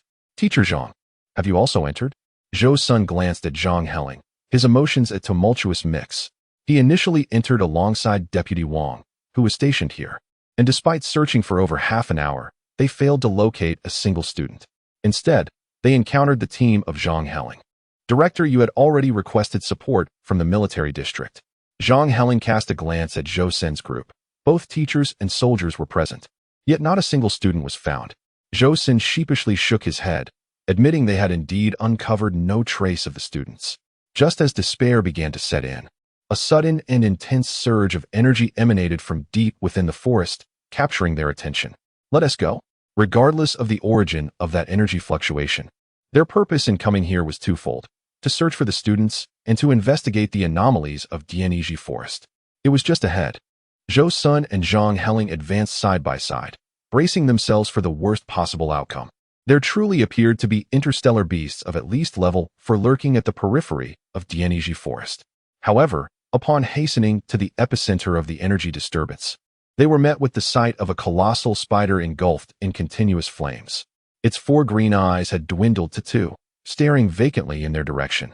The ground was littered with its severed limbs, leaving only its massive body at the center, consumed by deep blue flames. Thick, acrid smoke wafted through the air, causing nausea. Was there a student amidst this chaos? Deputy Wang soon spotted a frail figure in front of the enormous spider. Having finally found a surviving student, they quickly drew their weapons, preparing for defense as they approached the figure. That figure appears to be my student. Zhou Sun, illuminated by the flickering flames, discerned the frail silhouette, hesitating to confirm his suspicion. As they drew nearer, the individual finally turned around. Her platinum blonde hair danced in the wind, and in her hand, she clutched a long cord stained with vivid crimson blood, her expression icy. Wen Jiu? Zhou Sun and Zhang Heling called out in unison. Perhaps the sound was somewhat familiar. As the silver in Wen Jiu's eyes began to fade at that moment, she slowly closed her eyes and collapsed. Chapter 81. A delightful stay in the medical ward. Patient name, Wen Jiu. Su Wangming tapped on the luminous panel, recording the data, suspecting that excessive use of her abilities and mental energy had led to her fainting. An unknown cause had resulted in alterations to her appearance, and her genetic sequencing was currently disordered, although her vital signs remained stable. When Wen Jiu regained consciousness, her vision was met with a transparent barrier. The scent of disinfectant permeated the air, provoking an urge to sneeze.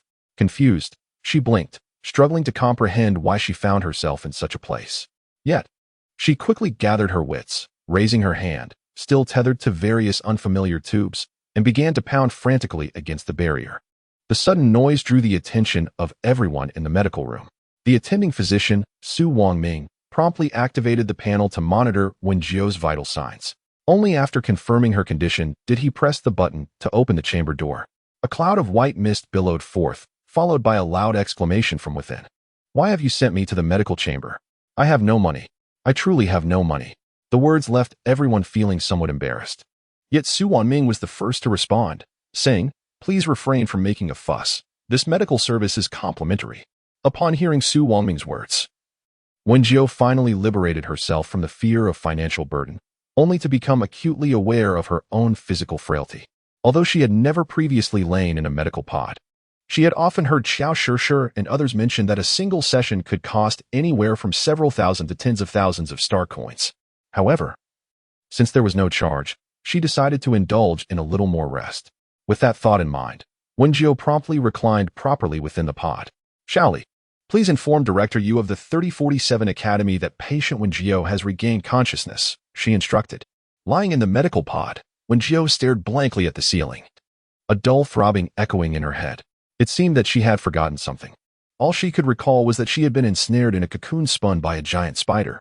The subsequent events eluded her memory. At that moment, Wen Jiu abruptly sat up. The various tubes that had clung to her body detached themselves the instant she rose. Su Wangming waved his hand, and a cheerful young nurse with a round face approached with a smile. Wen Jiu obediently followed her out of the medical room, navigating a series of twists and turns until they entered a private patient room. "Miss Wen, all your daily necessities have been provided. Should you require anything else, please feel free to press the call bell by your bedside." After offering her these instructions, the round-faced nurse exited the room, ensuring to close the door behind her. Wen Jiu surveyed her surroundings. Although the space was modest, it was pristine and orderly. She opened the wardrobe and casually retrieved a set of hospital garb, perhaps due to the urgency of the earlier situation. When she was admitted to the medical pod, she had not even changed her clothes, which were now stained with blood. Fortunately, the ward was equipped with a washroom, allowing her to indulge in a long-awaited hot shower. Standing under the showerhead, she found herself somewhat lost in thought, allowing the warm water to drench her short hair as steam billowed around her. During her walk to the ward, the round-faced nurse had shared numerous details about the recent training session, particularly concerning the sudden appearance of a colossal spider. According to confirmation from the military district, It was on the verge of qualifying as a fourth-tier interstellar beast. Its method of growth, which involved siphoning the life force of other creatures, had seemingly granted it an early understanding of interference signals. However, the exact reasons for this phenomenon were still under investigation by the military.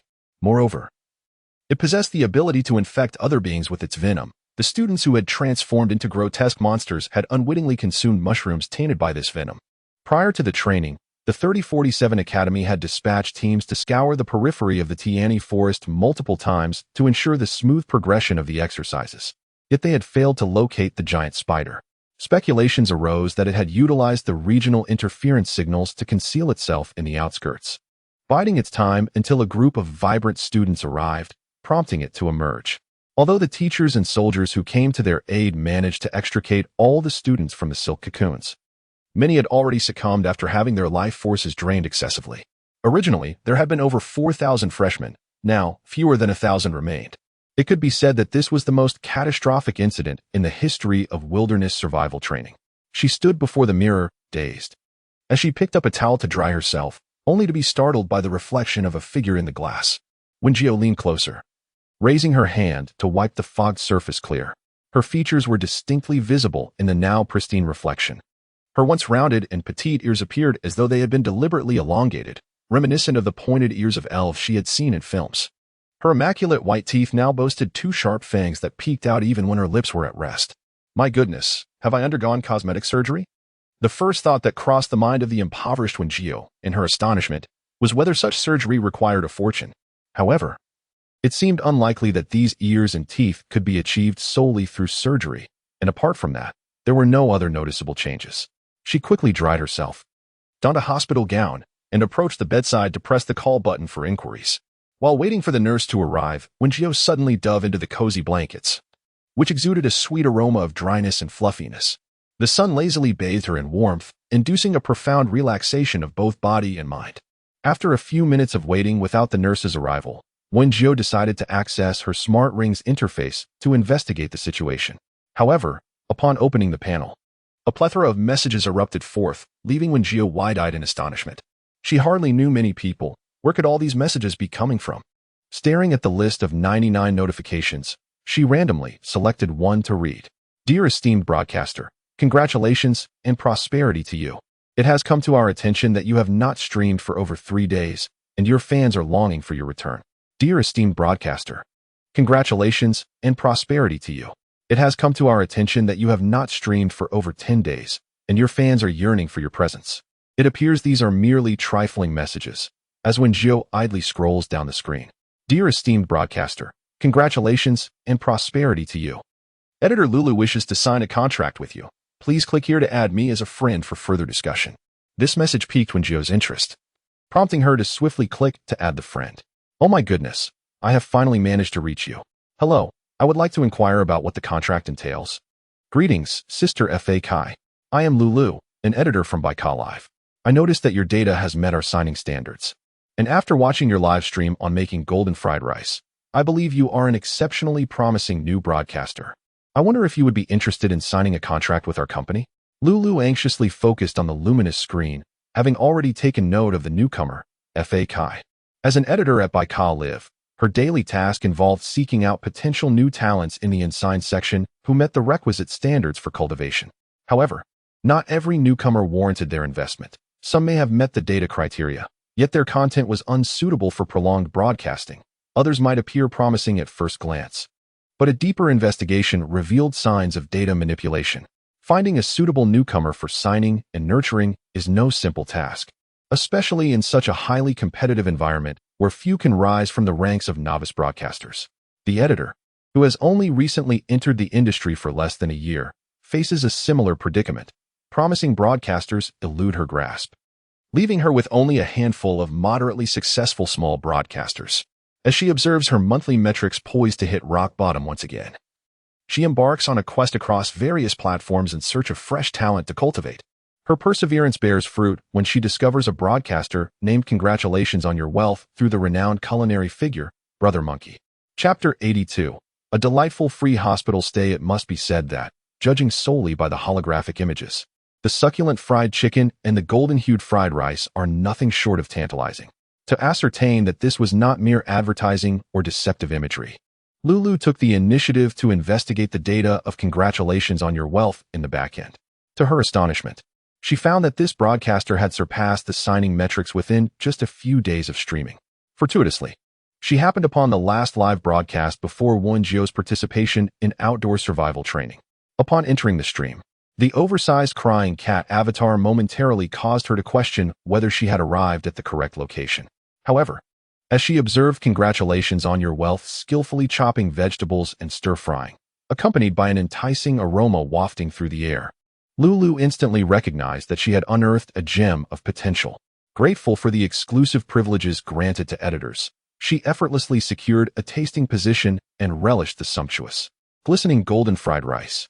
The plump grains of rice, resembling golden clouds, were heaped together, while the eggs, tender and fragrant, were infused with the aromatic essence of scallions. Each mouthful delivered a rich and assertive flavor experience, filling her senses with delight, evoking a sensation akin to frolicking in golden rice patties. The moment Lulu savored this golden egg fried rice, she resolved to secure a partnership with congratulations on wealth. No woman would escape from her grasp. With this thought in mind, while still savoring the golden egg fried rice, Lulu boldly extended an invitation to collaborate with congratulations on wealth. Thus, she continued to eat with composure, envisioning that once she signed with congratulations on wealth, not only would she truly prosper, but she would also indulge daily in such delectable delights courtesy of her editorial privileges. Just the thought of it made her exuberantly cheerful. However, contrary to her expectations, days passed, 1, 2, 3, without a word from congratulations on wealth, who had seemingly vanished, even disappearing from live broadcasts. Alarmed, Lulu hurriedly sought out congratulations on wealth through backstage contact information, but her friend request fell into the abyss, unheard and unseen.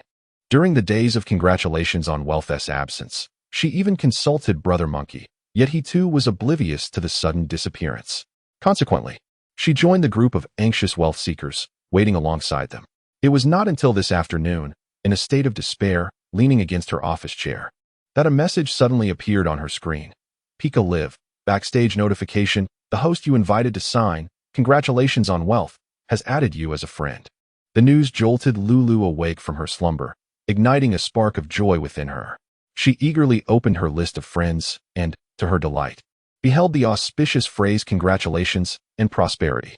Seizing the moment, she swiftly sent a message, and upon noticing that congratulations and prosperity seemed inclined towards signing a contract, she began to engage in a heartfelt discussion. Bika Lulu, upon signing, the revenue for the streamer will be distributed according to the contract, resulting in higher earnings compared to pre-contractual income. Additionally, our company has prepared guaranteed benefits for contracted streamers, meaning that simply by signing and fulfilling a requisite number of broadcast hours, one can secure this minimum salary. Bika Lulu, for instance, prior to signing, if a viewer gifts the friendship boat, an uncontracted streamer would receive only 20%, which amounts to 1,000 star coins.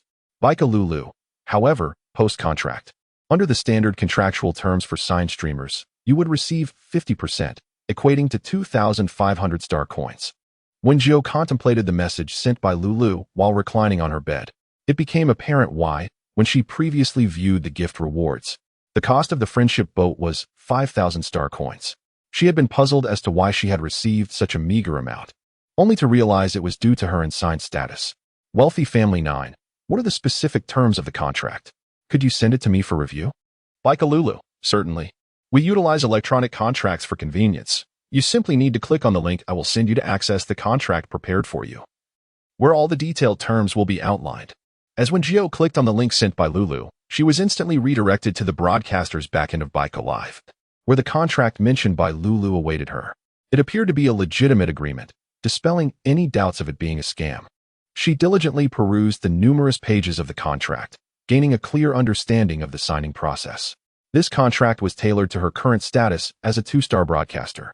According to Bika Live's regulations, a 2-star broadcaster who achieves a minimum of 120 hours of live streaming each month would secure a guaranteed salary of 4,000 star coins. The revenue share from gifts was indeed as Lulu had described.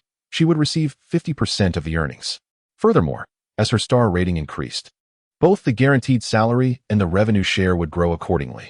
However, The initial contract was set for a 1-year term, allowing for renegotiation upon renewal to reflect her upgraded star rating.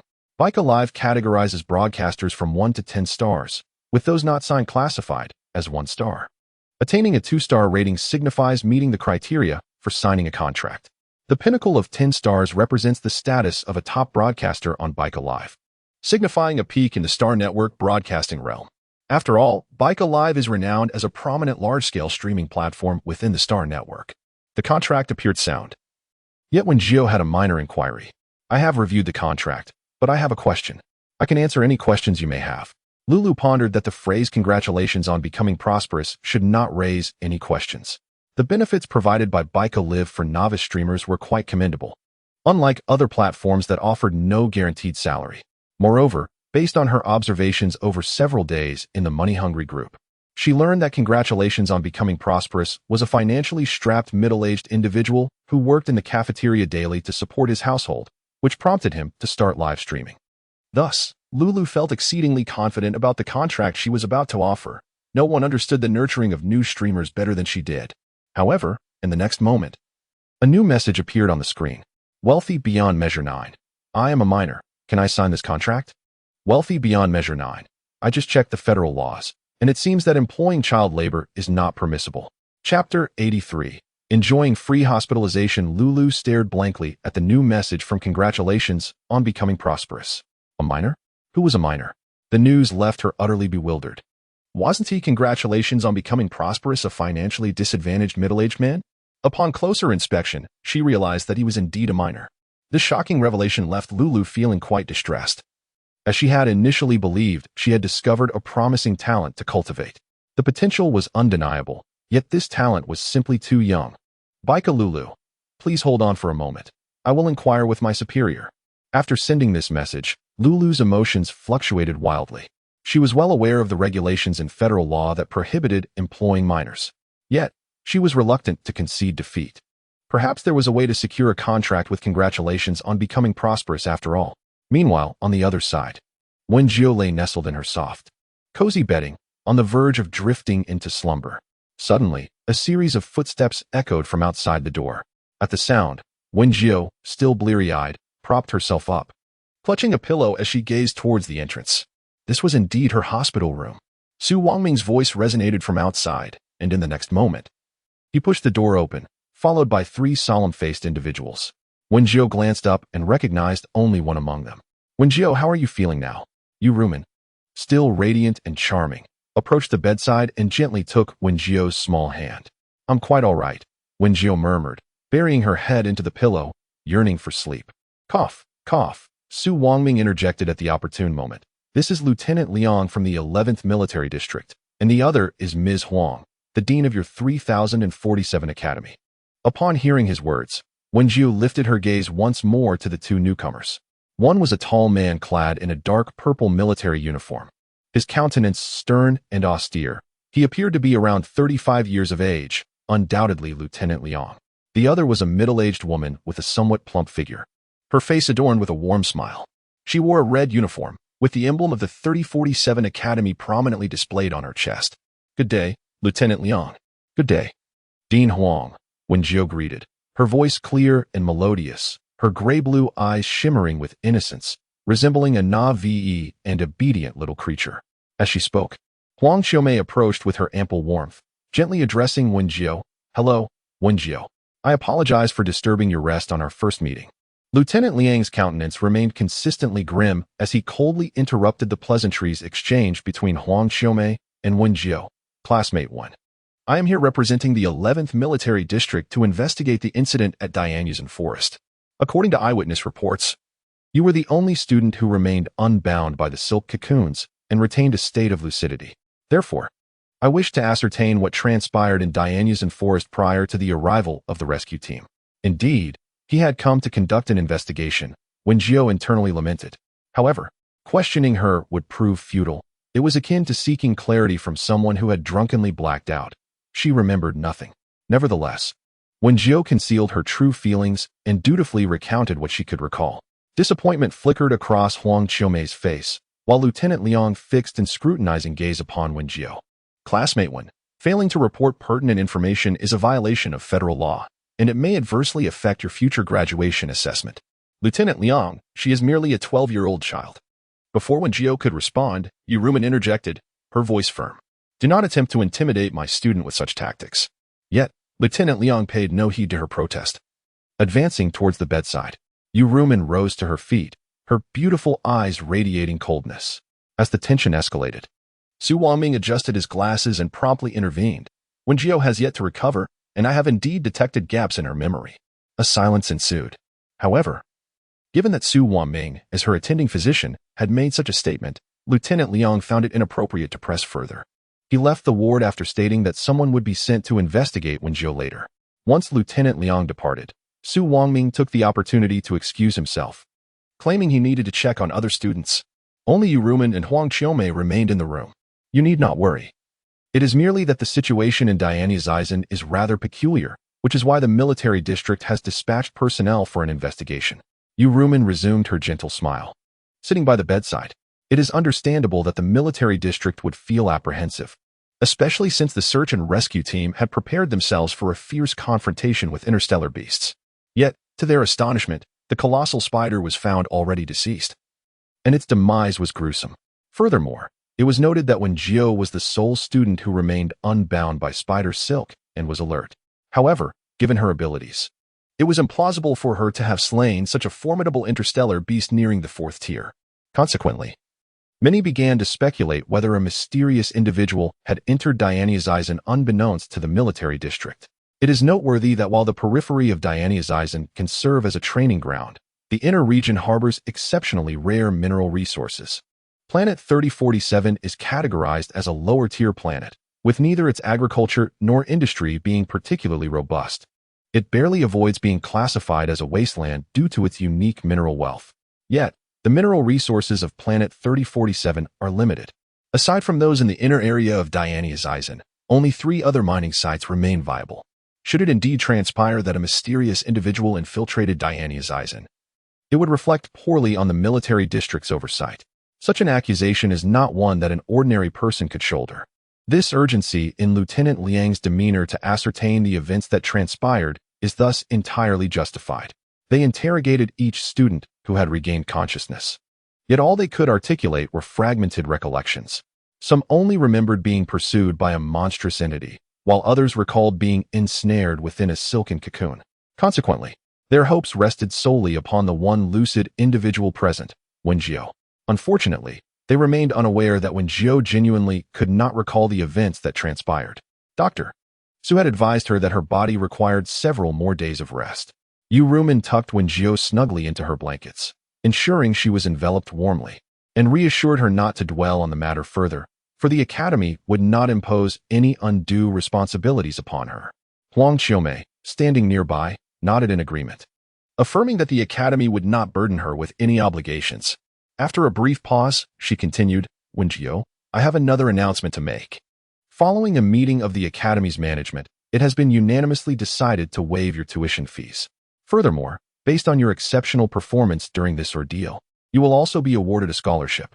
Though the precise connection between the deceased giant spider and Wen Jiu remained unclear, the feedback from other students indicated that her performance during the training was indeed the most remarkable. Upon hearing the mention of a scholarship, Wen Jiu, who had been feeling somewhat fatigued, abruptly sat up, her eyes sparkling with curiosity. Excuse me, may I inquire as to the exact amount of the scholarship? As she rose suddenly, her hair flowed, revealing her newly pointed ears. Upon learning from Su Wangming about the slight alterations in Wen Jiu's appearance, both Yuruman and Huang Qiumei were naturally aware of her newly developed pointed teeth and elongated ears. However, the sudden sight of those elongated ears still elicited a trace of astonishment from them. In Chapter 84, Delightful Free Hospital Stay, Wen Jiu noticed their momentary daze and realized that her peculiar ears were exposed. Yet, she had never been particularly concerned about her appearance. With a casual flick of her hand, she swept her hair aside, allowing Yuruman and Huang Qiumei a clear view. The latest technology had provided her with automatic cosmetic enhancements, including the trendy fairy-like ears. Wen Jiu blinked her large eyes, her demeanor utterly unflustered, and asked, How do you like it? Not bad, right? This light-hearted remark transformed Yu Rumin's initial worry about Wen Jiu's acceptance into a beaming smile, indicating that her concerns were unfounded. Moreover, Wen Jiu's playful interjection lightened the previously serious atmosphere. What automatic cosmetic enhancements? This is, Yu Rumin carefully chose her words before continuing. A transformation temporarily induced by certain factors, which Dr. Su will explain to you in detail later.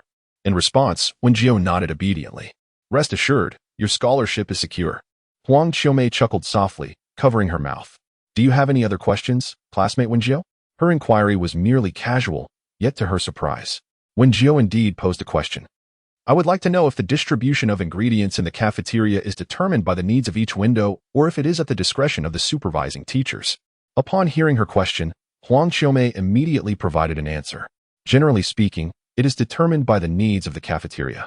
Speaking of which, the college has decided to increase the financial aid for impoverished students, which means you will no longer need to work in the cafeteria. This cannot be allowed, as she still hopes to continue benefiting from the cafeteria by cooking and live streaming. Earning twofold from a single effort is something Wen Jiu would not easily relinquish. The financial aid for schooling is no longer necessary. I love work, and work loves me. Wen Jiu's tone was genuinely sincere, nearly convincing Huang Qiumei of her fibs, as she hoped the dean would allow her to continue working in the cafeteria with the aspiration of ensuring every student has access to warm meals. And then, she would profit immensely from it. After a lengthy exchange of words, it ultimately concluded with Wen Jiu remaining in the cafeteria, granted the autonomy to select ingredients and apply for dedicated kitchen robots. Of course, Wen Jiu would not forget the troubles brought about by Shi Gang and his group. Dean Huang, there is one more matter I hope you could address. With that, Wen Jiu presented the evidence she had previously recorded in her smart bracelet. It contained several recordings of teacher Zhang, who was in charge of distributing ingredients, deliberately targeting the 18th window, as well as footage of Shi Gang and his cohorts creating trouble. Upon reviewing the evidence, Huang Qiumei's previously gentle demeanor gradually shifted to one of seriousness. Please forward me these pieces of evidence. I will ensure this matter is handled appropriately. After all, with the multitude of individuals at Academy 3047, it is not feasible for Huang Qiumei to be vigilant everywhere. After adding Huang Qiumei's StarNet account, Wen Jiu swiftly transmitted the evidence to her. Having resolved most matters, Huang Qiumei and Yu Rumin took a moment to advise Wen Jiu once more before departing from the hospital room. After their departure, Wen Jiu found her drowsiness considerably diminished. She then opened StarNet, intending to pass the time, when several new messages from Lulu appeared. Pika Lulu, I consulted our superior. According to federal law, it is indeed impossible to enter into a contract directly with a minor. However, as long as your guardian provides their consent by signing, we can proceed with the contract. A guardian? Wen Jiu pondered, where could she possibly find one? But soon, an idea struck her. Previously, with Yu Rumin's assistance, she had successfully transitioned from being an undocumented individual to an orphan adopted by Academy 3047. It seemed that Yu Rumin could serve as her guardian. Communicating with Yu Rumin about this matter proved even more seamless than Wen Jiu had anticipated. The latter readily consented. However, Yu Rumin expressed surprise, not realizing that Wen Jiu was secretly engaging in live streaming. Yet, considering it was a personal affair of Wen Jiu's, she refrained from prying further. With Yu Rumin's agreement, Wen Jiu promptly relayed the news to Lulu, and the three formed a small group to communicate and finalize the contract. Editor Lulu, is this person the mother of Miss Wen? After perusing the account details of congratulations and prosperity on StarNet, Lulu not only discovered the true age, but also learned that congratulations and prosperity was named one. Seeing that a guardian had been brought forth, she instinctively assumed this individual was the mother of congratulations and prosperity. Although the fact that Wen Jiu is an adopted orphan could easily be uncovered, Yu Rumin is reluctant to broadcast such matters widely. Today, the purpose is merely to review the contract. If Wen Jiu has no objections, she can sign it immediately.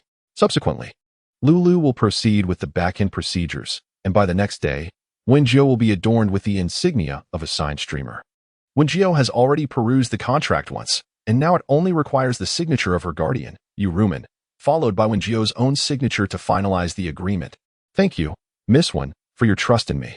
The backend will automatically initiate the process, and by tomorrow, you should have the streamer insignia, Lulu remarked. Additionally, I will arrange a promotional feature for you on the newcomer leaderboard within the food section as part of the signing benefits. When do you anticipate your next broadcast?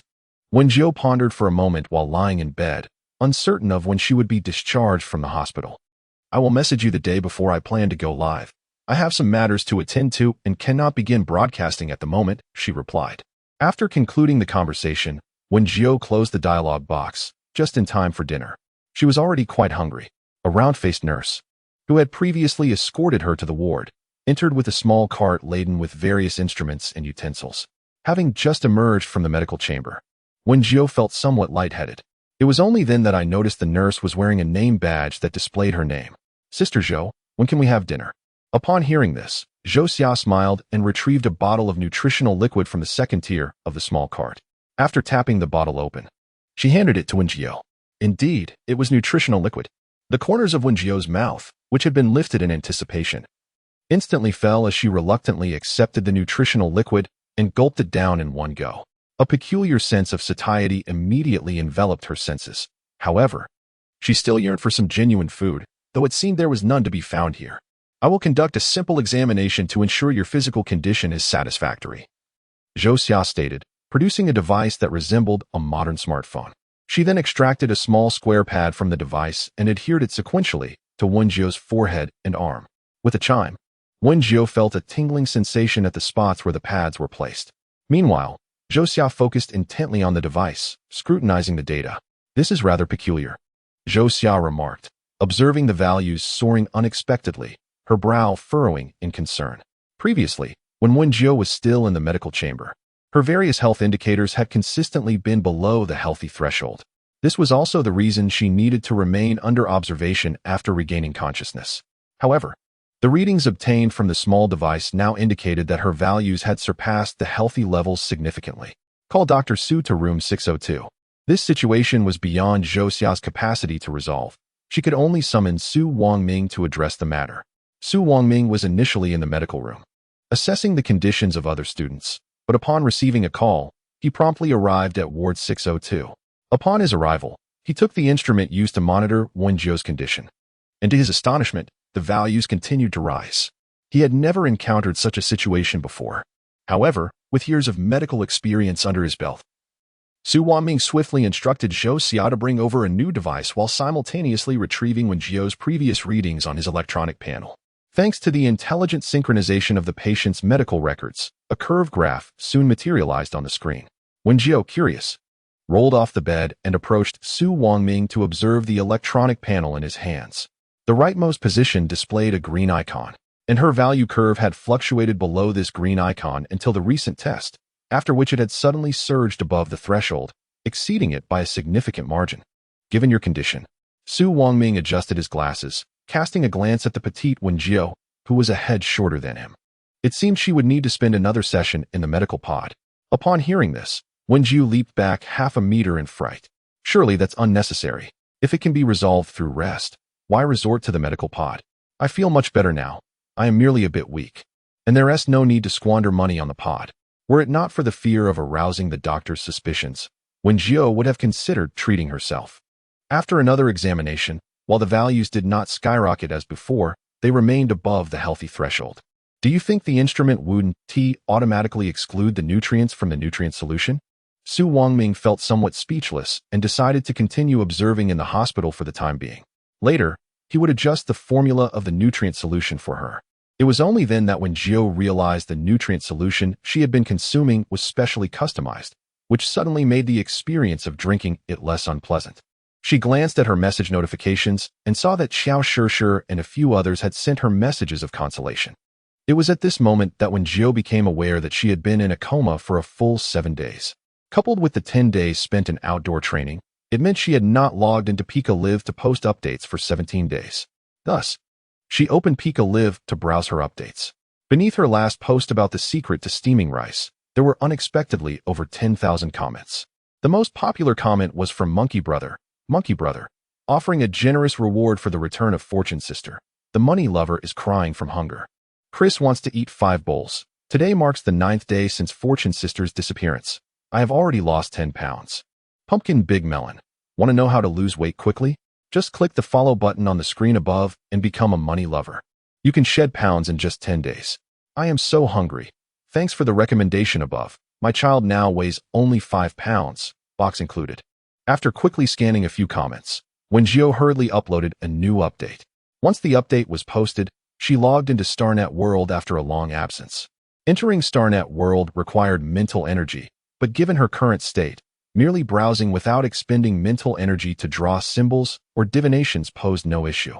As she had automatically saved her location upon logging off, she reappeared precisely at the designated spot when she logged back in, which happened to be the bustling stalls of the Starlight Night Market. Although it bore some resemblance to her recollections, there was a notable difference. Adjacent to her former empty stall was a vivacious middle-aged woman who greeted her warmly upon noticing her presence, completely indifferent to her imposing virtual figure. Before her, a black pot was filled with numerous oval-shaped items resembling charred coal, the nature of which she could not discern at the moment. Thus, she decided to set up her own table and chairs from the virtual realm, reasoning that even if she wasn't open for business, she could at least occupy her time pleasantly. It was regrettable, however, that her intelligence bracelet was of too low a level to accommodate any physical space. Should she wish to utilize the symbols she had drawn in the real world, she would need to undergo a mental conversion process, which indeed seemed rather cumbersome. She contemplated that once she earned more, she would invest in a more advanced intelligence bracelet. For now, the one provided by the Academy sufficed. Initially, she intended to remain in the Star Network world for a while before logging off, but then an old acquaintance unexpectedly appeared, rapping on her small wooden table. "Sun Badu, where have you been these past few days?" Without even raising her gaze, she recognized the delicate voice of Zhuang Ruodi. "What's the matter? Missing your Badu brother?" With one hand propping up her chin, she lifted her eyelids to glance at the enchanting figure before her. Unlike her previous appearance clad in a flowing red cloak, Zhuang Ruodi was now adorned in a shimmering gold sequined mini-dress, complemented by a necklace and bracelet crafted from pure gold. Her beauty was at its zenith, and her figure was equally exquisite, allowing her to wear what would ordinarily be considered gaudy attire with extraordinary brilliance. However, that was not the case. Zhuang Ruodi playfully tossed her curled hair, feigning allure, merely wishing to engage you in conversation. Coincidentally, she always appeared just before Wen Jiu disconnected. Thus, Wen Jiu only cast a fleeting glance her way and remarked, "It seems you took my advice and moved into a new home. Indeed, your fortune appears to be flourishing. However, your financial luck still leaves much to be desired. To enhance it, consider nurturing some greenery in the southeastern corner of your residence. But be cautious not to let the plants wither." Upon the conclusion of her words, it was evident that Zhuang Ruodi's expression had turned somewhat dazed. Zhuang Ruodi was genuinely perplexed as to how this Sun Badu could discern so much about her circumstances without asking a single question. "You can't possibly be a stalker, can you?" she inquired, laced with skepticism, yet all she received in return was a dismissive glance from Wen Jiu. In truth, Wen Jiu did not concern herself with her own matters. As the saying goes, a healer does not heal themselves, nor does a fortune teller predict their own fate. Zhuang Ruodi ultimately relinquished her pretense, boldly crossing her legs and settling into another chair, accepting it as it was. Nevertheless, Wen Jiu's predictions were indeed remarkably accurate, though Zhuang Ruodi was reluctant to acknowledge this fact. Initially, she had been indifferent to Wen Jiu's pronouncements, as she was not particularly superstitious. Yet, mere days later, she inexplicably found herself deprived of considerable wealth and narrowly escaped a life-threatening situation. In a moment of panic, Zhuang Ruodi recalled the words of Wen Jiu. Consequently, she followed Wen Jiu's advice and relocated to a neighborhood situated in the southeast, donating more than half of her accumulated assets, obtained through deception over the years, to a charitable foundation. After completing these acts, the misfortunes that had long plagued her began to dissipate. Not only did she cease to suffer from inexplicable losses, but she also found herself free from various bizarre calamities. Moreover, her fortune appeared to be on the rise. Just a couple of days prior, while shopping with her best friend, she encountered a talent scout from one of the 3 major entertainment agencies of the Federation, who immediately took a liking to her and exchanged social media contacts. However, Zhuang Ruodi, still burdened by her previous streak of ill fortune, felt a lingering melancholy and sought to consult the fortune teller Sun Badu once more at the Starlight Night Market. To her dismay, she had not seen Sun Badu for several consecutive days, nor had she caught even a glimpse of him. Now that she had finally found him, she felt uncertain about how to initiate the conversation. After all, she had previously declared her disdain for superstition. Irony of ironies, she found herself intrigued. It wasn't he so much that she was particularly superstitious, but rather that she had faith in Sun Badu. Faced once more with challenges, it was ultimately Wen Jiu who broke the silence, as she was genuinely eager to retire for the night. Zhuang Ruidi, pursing her red lips, nodded. Her dilemma was hardly insurmountable, merely a trivial concern.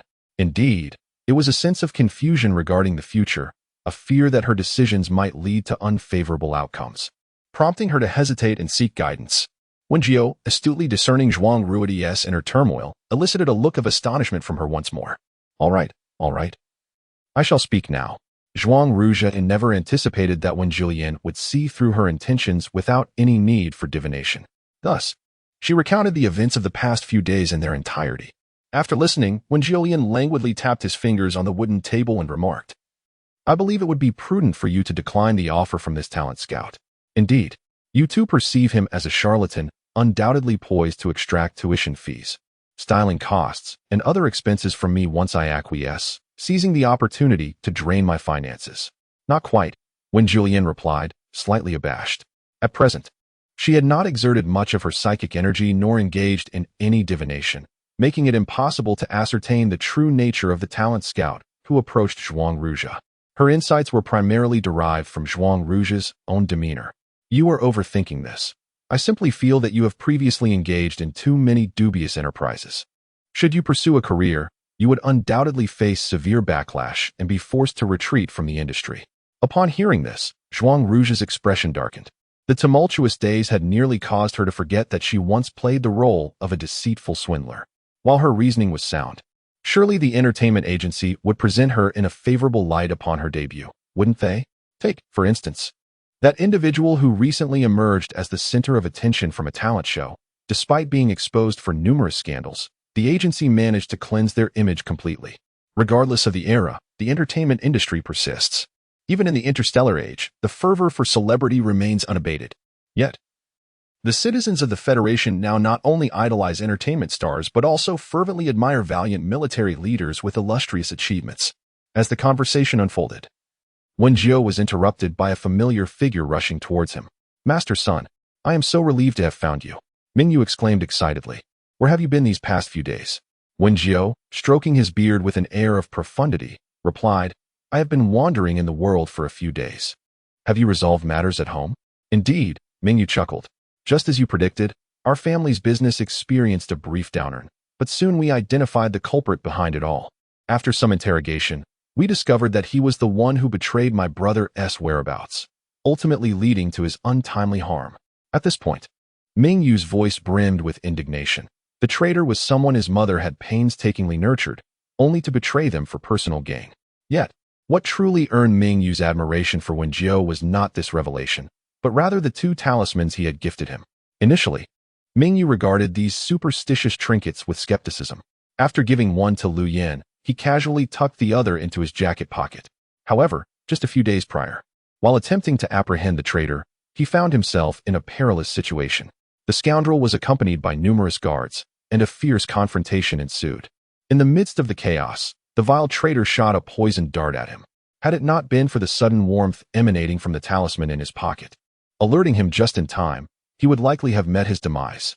Subsequent investigations revealed that the neurotoxin on the dart was lethal. Thus, this experience instilled in Mingyu a profound respect for Wen Jiu. Ultimately, that talisman had saved his life. Master Sun, I am truly grateful to you. After Mingyu spoke, he retrieved a crimson velvet banner adorned with golden silk edges from the virtual space. Embroidered in golden thread were 7 prominent characters, fortune teller Sun Badu. The characters appeared rather distorted, resembling the trails of a crawling insect. Wen Jiu scrutinized the inscription for a moment before deciphering its meaning. Master Sun, what do you think of this? Mingyu exclaimed. These 7 characters were meticulously embroidered by my friend, stitch by stitch. Well, let us say he conjured a friend out of thin air.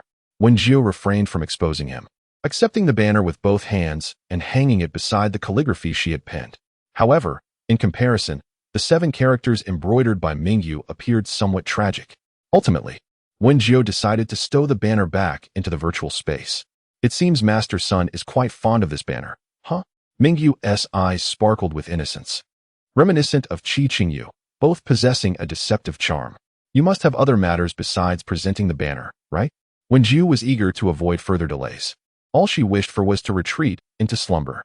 Well, there is a small matter, Mingyu feigned innocence. I simply wanted to ask the master if you could provide me with a few more of those talismans. Chapter 87. All is negotiable, but payment must come first. Oh, a business proposition. Wen Jiu momentarily suppressed her delight, continuing to feign profundity as she stroked her scruffy beard. Previously, I gifted you 2 talismans because we shared a connection. As soon as her words fell, Zhuang Rudi could no longer remain seated. She stood up with an alluring tone, inquiring, "What about me, Master Sun? Is there no fate between us?" "That's enough." Wen Jiu raised his hand, signaling Zhuang Rudi to sit down. This remark brought a flicker of joy to Mingyu. Could it be that he truly shared a bond with such an esteemed figure? However, within the next moment, his admiration for Wen Jiu's prowess shattered into 1,000 pieces. If one desired to continue this connection, an amulet would cost a staggering 888 star coins. Previously given freely, why now is there a price? Master Sun, aren't we fated? Why not gift me 2 more? Mingyu's expression turned somewhat dazed. It wasn't that he couldn't afford the fee. Rather, he had perceived that Master Sun treated him differently than others, leading him to believe there was genuine fate between them. Yet, it seemed Master Sun could forge connections with anyone, but only after payment was made. I mentioned before that there was a bond, but I did not say it applies now, Wen Jiu retorted with a hint of impatience. This is the price. If you wish to buy, I will hand it over now. If not, then so be it. All right, Mingyu scratched his head, reasoning that spending a little money for peace of mind was worthwhile. He promptly activated the holographic panel to transfer the funds and successfully acquired an amulet. After all, Wen Jiu would not vanish. He could always return for another after this one was used. Well then, if there's nothing else, I shall take my leave, Wen Jiu said while tidying up his belongings. Seeing Mingyu contentedly clutching his treasure, Zhuang Rudi immediately grew displeased. Master Sun, I also desire one of those amulets. Upon hearing her request, Zhuang Rudi decisively nodded. Then, one could see Wen Jiu meticulously arranging a series of yellow paper talismans upon the wooden table, protective charms, peach blossom talismans, wealth-attracting symbols, house-guarding amulets, harmony charms, and health talismans to dispel ailments. The Taoist calligraphy encompasses a vast array of symbols, naturally offering a rich variety of incantations. Wen Jiu merely sketched a fraction of those she deemed marketable. Numerous other types remained untouched on her drawing board. As she elaborated on her offerings, both Mingyu and Zhuang Rudi found themselves momentarily taken aback, but they swiftly identified the talismans they wished to purchase. Will this health talisman genuinely enable my brother to recover? Asked one. And that wealth-attracting symbol looks promising. How many star coins does it cost? Sensing the potential for trade, Wen Jiu was in no rush to conclude her dealings, patiently beginning to respond to their inquiries. The wealth-attracting talisman is priced at 6,666 star coins, a figure chosen for its auspicious connotation. Amidst her negotiations, several passers-by approached out of curiosity to witness the spectacle. What is being sold here? A wealth-attracting talisman? Can I truly become prosperous with this charm? One inquired. And what about the peach blossom talisman? Will it assist me in finding a boyfriend? Naturally, there were skeptics among the crowd. It is the year 209 of the Star Era. Surely, there cannot be people still indulging in superstitions? Can't we be a bit more rational? Another scoffed. If these talismans were genuinely effective, why would she be selling them on the streets? However, Wen Jiu paid no heed to the barbs of such critics, engrossed in calculating costs for Mingyu and Zhuang Rudi. Mingyu not only purchased a health talisman, but also acquired a charm for pest control and mosquito repellent. In a couple of days, he intends to undertake another task from the academy, and who knows, this talisman for pest control might prove useful. Those nearby, drawn by the spectacle, incessantly inquired why she did not purchase a peach blossom talisman. She merely smiled alluringly, contemplating that one cannot rely on men to earn a living. Subsequently, with her adept salesmanship, Wen Jiu successfully sold 3 peach blossom talismans and 2 wealth-attracting talismans, amassing nearly 50,000 star coins today. The crowd gathered around continued to swell. Yet Wen Jiu found herself unable to withstand the exertion of her mental energy, prompting her to close her stall and detach from the Starnet world. Even while reclining in her hospital room, she could still earn money. Truly, she was a financial prodigy. However, as her body had not fully recuperated, the fatigue from utilizing her mental energy soon manifested. Thus, Wen Jiu reclined beneath the covers, allowing sleepiness to envelop her. "Let us measure the values before breakfast today," she declared. With that, Zhou Xia produced the instrument to measure Wen Jiu's readings. Could it be that recovery is indeed this swift? Zhou Xia pondered, observing the values displayed on the device with a hint of confusion. After leaving yesterday, Su Wangming speculated that Wen Jiu's readings might be unstable due to her recent emergence from the medical pod. However, upon today's measurement, the values did not differ significantly from those recorded the previous day. With the need to report to Su Wangming, Zhou Xia handed Wen Jiu a nutritional solution to drink before hastily departing the room. Left alone in the hospital with no other forms of entertainment, Wen Jiu reopened the interface of her intelligence bracelet. Curiously, despite sensing her own lingering weakness, the health readings indicated that her current condition surpassed the standard values. Moreover, her ears had suddenly become pointed, and sharp fangs had emerged. Initially, she speculated that perhaps the human races of the interstellar era were different, and it was possible that individuals like her exhibited peculiar characteristics as they matured. Thus, she pondered that she might just be one of those individuals. With a sense of confusion, Wen Jiu began to casually search on her browser. Question: what causes ears to suddenly become pointed? Answer: it is likely due to the infection of toxins from interstellar beasts. There is no hope, just wait for death. Question: what causes sharp fangs to suddenly appear? Answer: it is a result of being bitten by a wolf. Once the poster transforms into a werewolf, do not forget to share a selfie for everyone to see. Indeed. Seeking answers through her browser yielded no correct information. Silently, Wen Jiu closed the smart bracelet interface, intending to take a stroll to pass the time. She recalled that there was a small garden downstairs, and basking in the sun would be beneficial for her health. However, as she pulled open the door to her hospital room, she was met with the sight of a cold-faced man clad in a dark purple military uniform standing outside.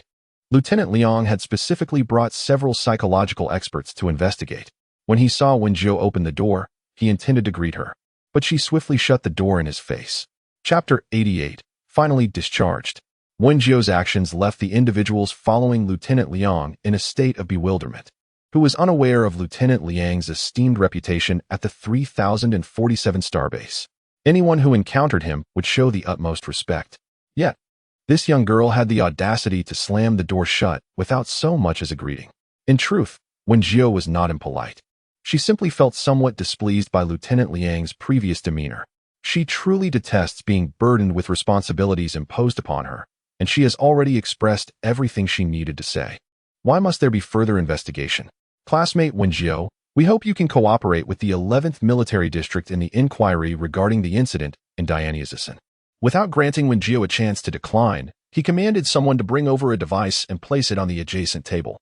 This action only served to deepen Wen Jiu's reluctance to engage with them. It was evident that they did not trust her previous statements, hence the introduction of a polygraph. Please forgive my rudeness, classmate Wen Jiu. Lieutenant Liang seemed to recognize that his conduct was somewhat intrusive, yet he stood tall, ready to proceed with the investigation. Our subsequent dialogue will be fully recorded on this electronic panel, and all procedures will adhere to federal law. We kindly request your cooperation. Upon finishing his remark, he summoned a handsome young man with an inviting demeanor to engage in conversation with Wen Jiu. Surely, they did not believe that sending a charming individual would alter her narrative. Moreover, she had indeed shared everything she recalled, even if she were confined to a federal prison. Her testimony would remain unchanged. Don't be anxious, little sister. Bai Yan, with a warm and approachable smile, pulled up a chair and sat beside her bed. Brother has a small favor to ask of you. Would that be all right? Wen Jiu found herself nearly stifling a laugh. It was amusing to think someone could genuinely treat her like a child. Noticing her gaze lowered slightly, Bai Yan continued. Brother understands that the previous training may have frightened you. Why don't you share with me what you experienced during that time? Wen Jiu truly wished that this handsome man would cease his incessant chatter. How could such a fine visage be marred by a mouth that would not stop moving?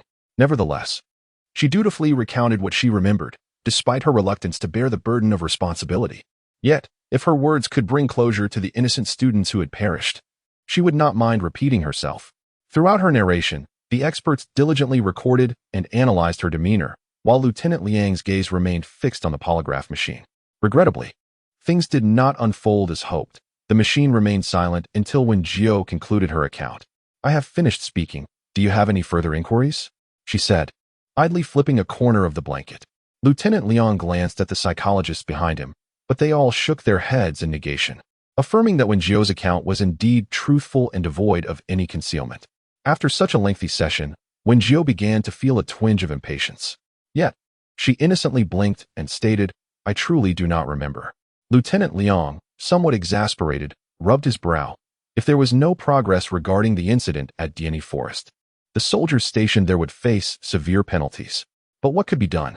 Su Wangming stood coldly at the door of the ward and remarked, "Lieutenant Leon, you have brought individuals here for investigation without permission from above. That is a significant offense, is it not?"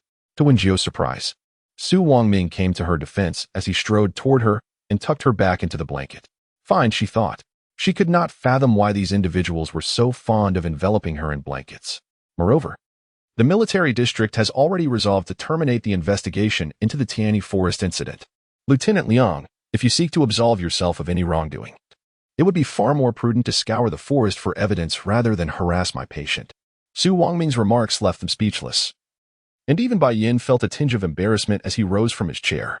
"If there is nothing pressing, I kindly ask you to step outside. My patient requires a tranquil environment to rest." With that, he gestured for them to leave. Cornered, Lieutenant Leon could only depart with a sullen expression.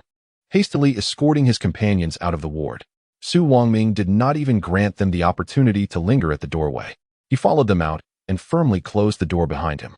"Wow, Dr. Su, you were so impressive just now," Wen Jiu feigned innocence, expressing her admiration. When suddenly a beeping sound pierced the air, she turned to see that the lie detector had been left behind by Lieutenant Liang and his team. How embarrassing.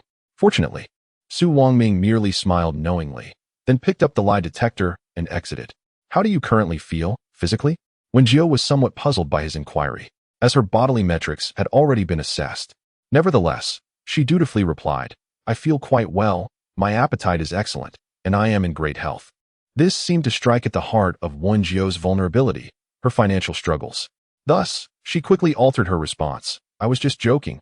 I feel a bit weak, and my mental state isn't as robust as before." Upon hearing this, Su Wangming nodded and pressed the call button at the bedside to summon Zhou Xia. However, unlike before, after Zhou Xia pushed in the small cart, she left, and it was Su Wangming who approached with the instruments to measure her values. "Your values," Su Wangming remarked, his glasses reflecting a cold gleam, his gaze profound, leaving Wen Jiu perplexed about his thoughts. "How is it, Dr. Su? When can I be discharged?" She had but one desire, to make money. "You can leave tomorrow," he replied. His words initially brought joy to Wen Jiu, but soon a sense of unease crept in. Wasn't this discharge a tad too swift? Su Wangming seemed to perceive her doubt, responding leisurely, "Your values have stabilized, so there is no issue with your discharge. Besides, all your classmates were discharged after 2 days.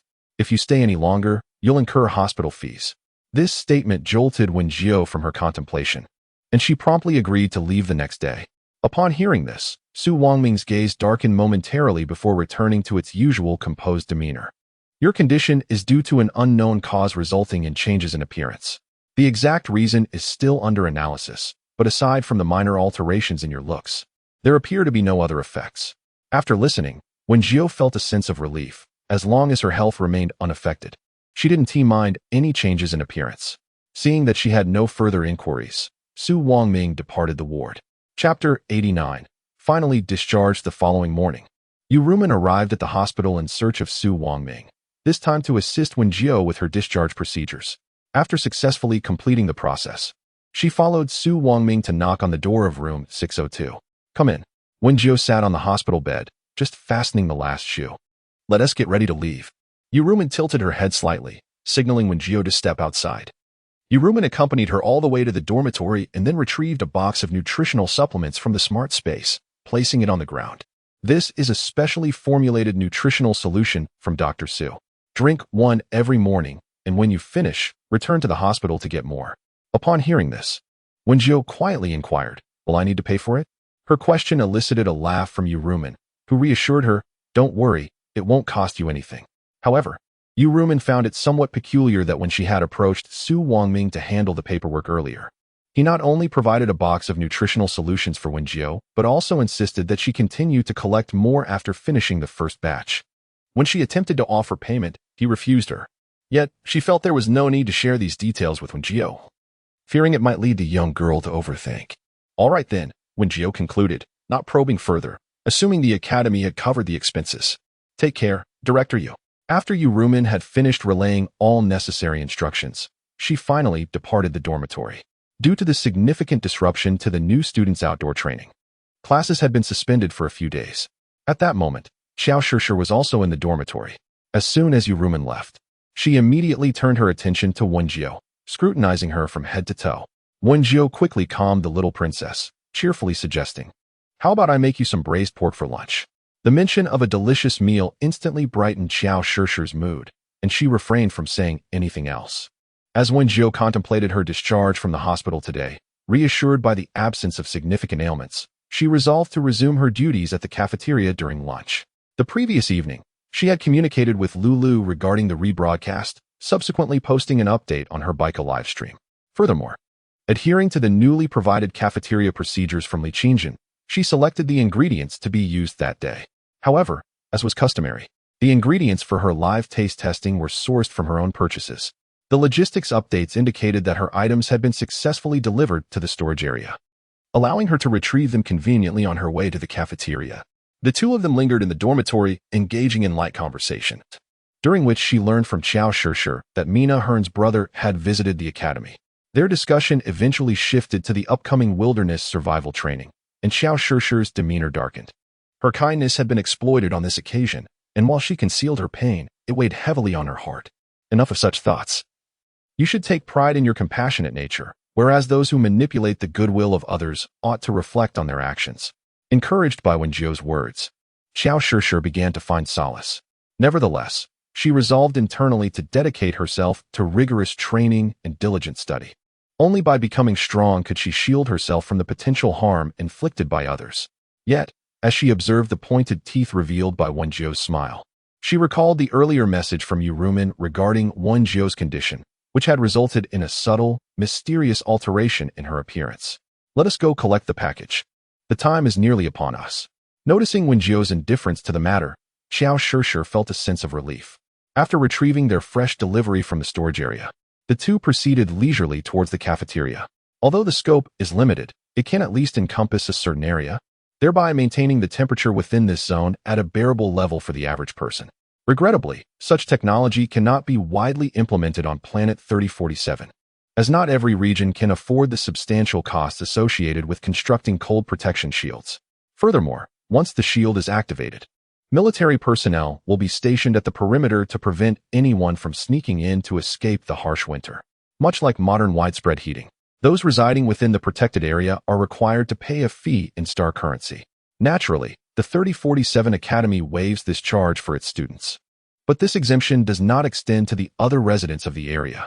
Wen Jiu is quite curious as to why Xiao Shishir, who appears to be a young lady of considerable means, has not been collected by her family. However, since Xiao Shishir did not mention it, Wen Jiu refrained from probing further. Upon arriving at the cafeteria, they proceeded directly to window 18, where the kitchen had already prepared the ingredients selected by Wen Jiu, and they were also provided with a fully automatic dishwasher and a refrigerator capable of accommodating more ingredients. Li Qingjin had initially intended to suggest that Wen Jiu apply for a cooking robot, but Wen Jiu felt she could manage on her own and thus did not make the request. "Ah, is this the newly delivered dishwasher?" Xiao Shishir exclaimed upon spotting it, her face lighting up with delight. "Does this mean we can finally dismiss Fei Qingyu?" Upon hearing Xiao Shishir's words, Wen Jiu chuckled for quite a while. Just as she was about to respond, a familiar, irritating voice echoed from outside the door. "Who wants to dismiss me? Without this young master, you will never find a better dishwasher." In truth, Fei Qingyu's emotions were rather intricate. He had previously expressed disdain for washing dishes, yet now he found himself competing with a dishwasher for the position. "Oh, I had thought you would return to the academy only after resuming classes." Xiao Shishir initiated the conversation. "We have a superior dishwasher now, so you need not lower yourself to such menial tasks anymore. I could engage in other activities instead of washing dishes. Must you always hope for my departure?" Wen Jiu, accustomed to the banter between the two youngsters, promptly handed them a broom and mop. "Enough of your squabbling. Hurry and complete the cleaning." Upon hearing this, Fei Qingyu feigned indignation. "You have already applied for a dishwasher. Why not apply for a cleaning robot as well?" To which Wen Jiu shot him a withering glance. If everything were to be done by robots, what purpose would you serve? Last night, she had received the Academy's revenue from the previous month. After deducting the cost of ingredients and a portion of the window fees, over 2,000 star coins were credited. Remarkably, she did not retain a single coin for herself, dividing the amount equally between Fei Qingyu and Xiao Shishi's accounts. Though the sum was modest, wages owed must be paid. Jiujia, your ears are quite fashionable. Where did you acquire them? Wen Jiu's unmasked transformation did not escape Fei Qingyu's notice. He immediately spotted the tips of her ears peeking through her hair. Having heard Xiao Shishi mention this, witnessing it firsthand prompted him to tease her a bit. What is this? Do you desire a pair for yourself? Would you like me to introduce you to a doctor who could arrange for a little cosmetic surgery? Wen Jiu cheerfully wiped away the dust with a towel.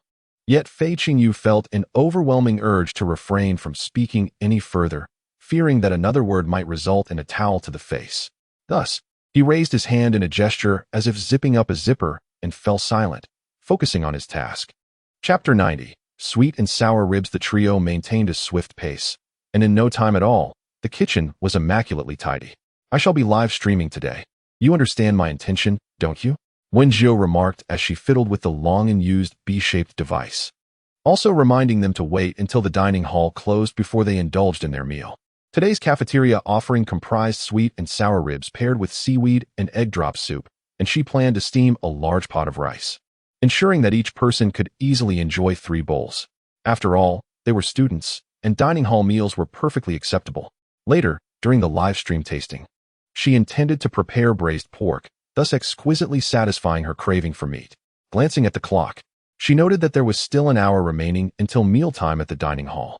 Hence, Wen Jiu initiated her live stream, preparing to both broadcast and create the cafeteria meal concurrently. Greetings, my financial enthusiasts. I am your host, wishing you prosperity. Having discovered that her fans delighted in referring to themselves as financial enthusiasts, she adopted the term with ease. As soon as she began streaming, the viewership surged dramatically, climbing to approximately 20,000 before stabilizing. Simultaneously, the barrage of comments on the smart device's screen flooded in like a tidal wave. I am so hungry, Grandma. The host you follow has finally gone live. In addition to her familiar loyal followers, a plethora of new fans joined the stream. It's a schwa, woo. Even though I am a newcomer, I have already read Monkey Brothers' food recommendations countless times. I could practically swim in my own drool. The host has finally begun the broadcast. Who can understand the agony of a viewer whose favorite streamer doesn't go live on the very first day of tuning in? I relate. On the day I joined, I discovered that the host hadn't streamed for over 10 days. It leaves one utterly speechless. Now, may I propose a request for a tasting opportunity? Wen Jiu, having deliberately moderated the speed of the barrage and the number of simultaneous comments, still found herself somewhat bewildered. She had not anticipated that her mere absence of just over 10 days would draw such an influx of both new and loyal fans commenting. Some personal matters had delayed her streaming before, but she was now officially resuming her broadcasts. I apologize for any concern caused. In the future, should any unforeseen circumstances necessitate a pause in my streaming, I shall notify you in advance. After soothing the eager fans, Wen Jiu began to introduce the dishes she would be preparing today. She planned to start with sweet and sour ribs and seaweed egg drop soup, and later, during the tasting segment, she intended to make braised pork. Once again, a dish I have never heard of. I am filled with anticipation. Likewise, I am unfamiliar with it. Yet I trust that Sister Fa Kai could make even wild grass taste delightful. Since Wen Jiu had adjusted the interface of the smart device to a larger size for better visibility of the comments, nearby Xiao Shishi and Fei Qingyu could also see what the audience was expressing.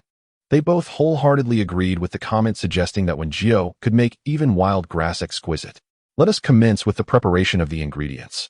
As the students will soon gather for their meal, we shall first concoct a delectable seaweed and egg soup, along with sweet and sour ribs. However, prior to that, we must steam the rice.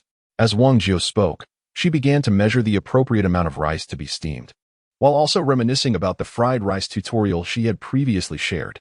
Speaking of which, I am yet to discover how well everyone has fared in their culinary endeavors. Today, I shall extend my streaming session, and once the tasting concludes, I will venture into the dynamics section to provide feedback and guidance to the eager learners who submitted their assignments. However, no sooner had she uttered these words than a barrage of comments flooded in. Wen Jiu, Welcome to the critique. Although I only managed to make fried rice, it turned out quite delectable. Monkey brother. I, too, have only succeeded in crafting fried rice. The other dishes proved too challenging, and my fried rice pales in comparison to that of sister Fa Kai. Yet, those welcoming feedback were in the minority, as the majority clamored for Wen Jiu to refrain from perusing the dynamic section. Man like the wind. It would be best not to taint sister Fa Kai's eyes with the creations of this dark culinary king. Chris wants 5 bowls. Similarly, my creation was intended solely for amusement in the dynamic section. Upon hearing that sister Fa Kai would take a look, I immediately sought to delete my comment, only to find that I could not remove it at all. Weekly blooming period. I am quite clever.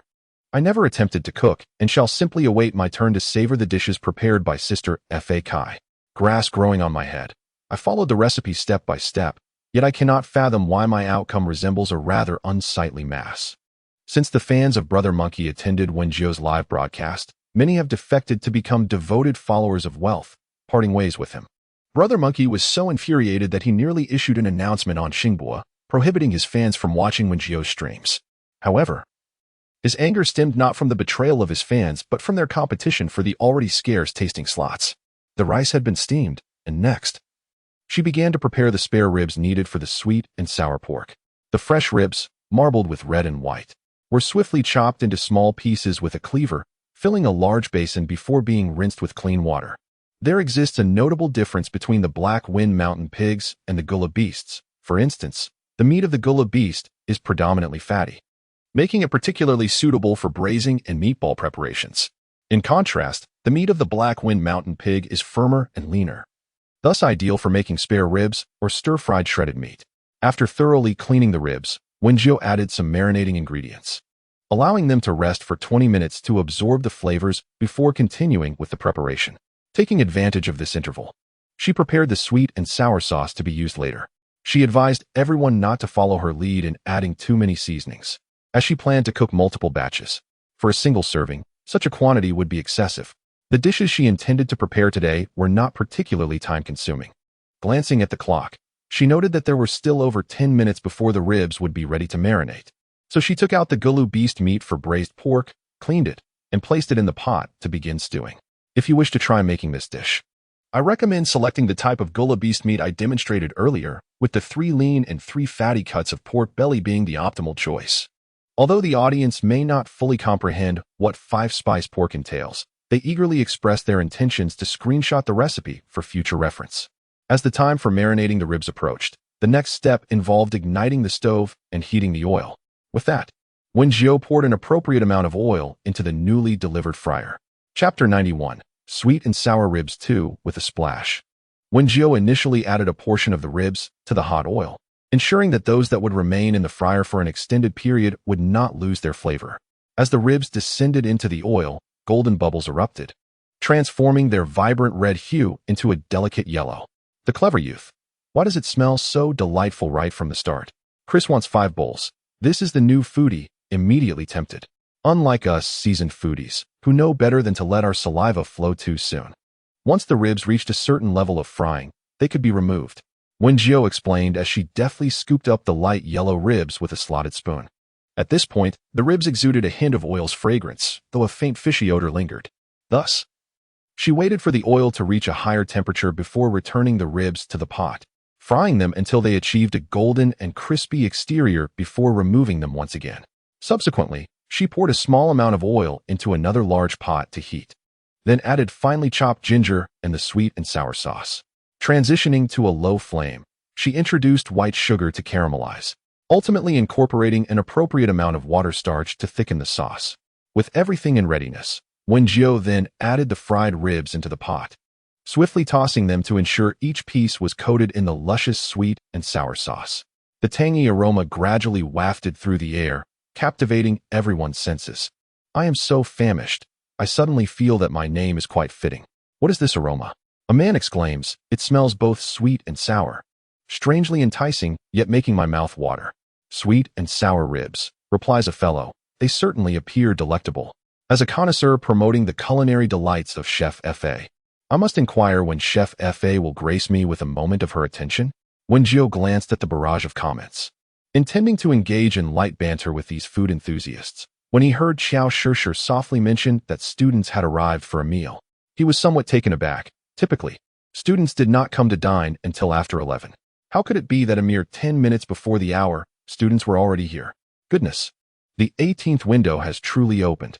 A loud shout from a male student echoed outside, followed by a swarm of students gathering before the 18th window, each wearing a pitiful expression. "You've finally opened. I've lost 10 pounds from hunger. Ever since I tasted the dishes from the 18th window, I can no longer stomach food from any other stall. Prior to discovering the joys of cuisine, I was socially anxious, barely able to utter a word to others. I am grateful to the 18th window for transforming me into a more cheerful and confident individual. I have become exuberantly unrestrained. Hello, my esteemed chef. Please customize for me a spicy, scallion-laden dish of sweet potato. What's all this ruckus about?" Someone chimes in. "Hasn't anyone taught you the rules after a few days away? Chef, I assure you, I am quite reasonable. Whatever you prepare, I shall eat without making any unreasonable demands." Wen Jiu was preoccupied with cooking and live streaming. Thus it fell upon Xiao Shishir to attend to the ravenous students. Today's menu featured sweet and sour spare ribs accompanied by seaweed and egg drop soup, with rice as the staple. As soon as Xiao Shishir finished her announcement, the group of students formed an orderly queue, demonstrating remarkable self-discipline without her needing to enforce any order. Everyone's welcome to a portion. Wang Dalong, having grown somewhat gaunt from hunger, had been deprived of sustenance since the temporary closure of Window 18. The offerings from the cafeteria paled in comparison to the delicacies available at Window 18, rendering them utterly unremarkable. In fact, one could liken it to a futile attempt to reach the moon. Over the past few days, he had been unable to stomach even the nutritional supplements. His sole desire fixated on the rice, leading to his gradual emaciation. At long last, news of the reopening of Window 18 reached him, and Wang Dalong dashed to the cafeteria immediately after class. Consequently, he became the first student to procure food, delightfully settling down with his plate. The sweet and sour spare ribs were enveloped in a glossy red glaze, adorned with specks of white sesame. Unable to contain his eagerness, Wang Dalong eagerly picked up a piece and took a bite. The contrasting flavors of sourness and sweetness harmoniously coalesced into a perfect balance. The vibrant, succulent spare ribs were tender, yet possessed a slight chewiness, each morsel infused with the tangy sauce, while simultaneously allowing the natural aroma of the Black Wind Mountain pork to shine through. Indeed, Window 18 was where Wang Dalong truly belonged. The rarity of such exquisite flavors compelled him to savor every last morsel of the rib, even relishing the bones until he could no longer resist the urge to spit them out. He couldn't help but silently lament that if it weren't for the fact that the bone was inedible, he might have been tempted to swallow it whole. Following that, he took a sip of the seaweed and egg drop soup, for the run had indeed left him quite parched. The fragrant seaweed and the golden egg flour combined in his mouth, the delicate texture complemented by the crisp, sweet little shrimp. The slightly spicy green onions infused the broth with flavor, adding an enticing aroma to the already fragrant seaweed and egg drop soup. Although there was a thermal shield in place, the temperature could only be maintained at a level that an ordinary person could endure without warming stones. Thus, the warmth from the hot soup made Wang Dalong feel a delightful thrill, prompting an involuntary sigh of satisfaction. However, his exclamation did not attract much attention from the other students. After all, having finally tasted the long-awaited delicacy, every student who managed to procure food wore a blissful smile on their face. There were plenty of students with exuberant personalities, each sincerely showering compliments. This made those who had yet to experience the delights of Window 18 eager to join the queue and try it for themselves. Oh my goodness, my friends. Just this sweet and sour pork ribs alone is enough to leave me in a daze from the aroma. What a culinary masterpiece this is. It must be the work of a culinary deity, for only a divine being could create such exquisite seaweed and egg drop soup. Meanwhile, Wen Jiu, who was tirelessly busy in the kitchen, couldn't help but smile upon hearing the students' praises from outside. After all, who doesn't enjoy having their culinary creations praised? However, the viewers of the live stream were feeling quite uncomfortable. A Big Wolf, 33. Wake up, can't you see the standard of your own Academy's meals? In the academy where the illustrious Fortune sister resides, such delectable delights are indeed at one's disposal. I am so hungry, lamented one. Oh, how I despise myself for not being a student of this institution. Another exclaimed, before watching the live stream, I believe that food promotions were somewhat exaggerated. Yet I was taken aback by how much more enticing the actual broadcast was. I am utterly craving it. Meanwhile, Lulu, radiating joy, leaned back in her office chair. Observing the enthusiastic comments from these fortune seekers, her delight surged even more. Signing on with congratulations on your wealth was undoubtedly a sagacious decision. Not only could she reap substantial profits, but she also enjoyed the privilege of sampling the culinary creations directly. The mere thought of savoring the much-anticipated braised pork elevated her spirits immensely. Chapter 92. The fried rice incident. Just give me a set meal, declared the students placing their orders. Initially, they would choose their preferred dishes, but since the cafeteria's offerings this time consisted of a fixed meal comprising one dish, one soup, and rice, many students soon began to request the set meal outright. Your set meal is ready, announced Xiao Shishir with a smile as she placed the tray on the pickup counter. Liu Peio's eyes sparkled as he eagerly accepted it, and then took a seat beside Wang Dalong. I was a bit late to class today, but thankfully I made it just in time. Unlike Wang Dalong, who was captivated by the culinary delights at window number 18, Liu Peio was content to sustain himself with nutritional supplements. However, he lamented that he could no longer indulge in the offerings from other windows. He watched as Wang Dalong savored his meal, too engrossed to even greet him. He lifted the bowl of soup, intending to quench his thirst before indulging in his meal. In the clear broth floated vibrant green seaweed, delicate strands of egg flour mingled with red and white shrimp. Scattered atop the surface were a few emerald green scallions, releasing waves of alluring aroma. The soup was irresistibly fragrant. Liu Peio couldn't help but smacked his lips, gently blowing across the surface before savoring a sip. In that moment, it felt as though he were immersed in a steaming, soothing hot spring. The subsequent explosion of fresh flavors on his palate was delightful. The tender seaweed contrasted beautifully with the crisp shrimp, creating a delightful texture with every bite. His gaze then shifted to the glossy, ruby-red sweet and sour ribs, which seemed tantalizing enough to whet anyone's appetite. It wasn't until he took a bite that he realized his previous praise for the dish was woefully inadequate. The interplay of sour and sweet, each enhancing the savory essence of the meat, was a perfect harmony, perhaps due to the frying process. The initial crunch of the outer layer gave way to the tender, succulent meat within. Incredible, he exclaimed. Meanwhile, the audience of Wen Jiu's live stream erupted in excitement. Is that a shui? I'm new here. Do we always have to drool before we can taste?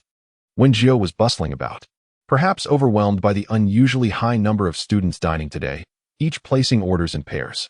With the last plate of sweet and sour ribs finally served, the operations at window 18 concluded for the afternoon. Yet, many students knew that this was not truly the end. Each time they believed that window 18 had closed for the day, they would pass by and catch a whiff of an even more enticing aroma. Unfortunately, after each day's business concluded, window 18 would shutter its visual access, leaving the curious students outside with nothing but their intrigue as they departed.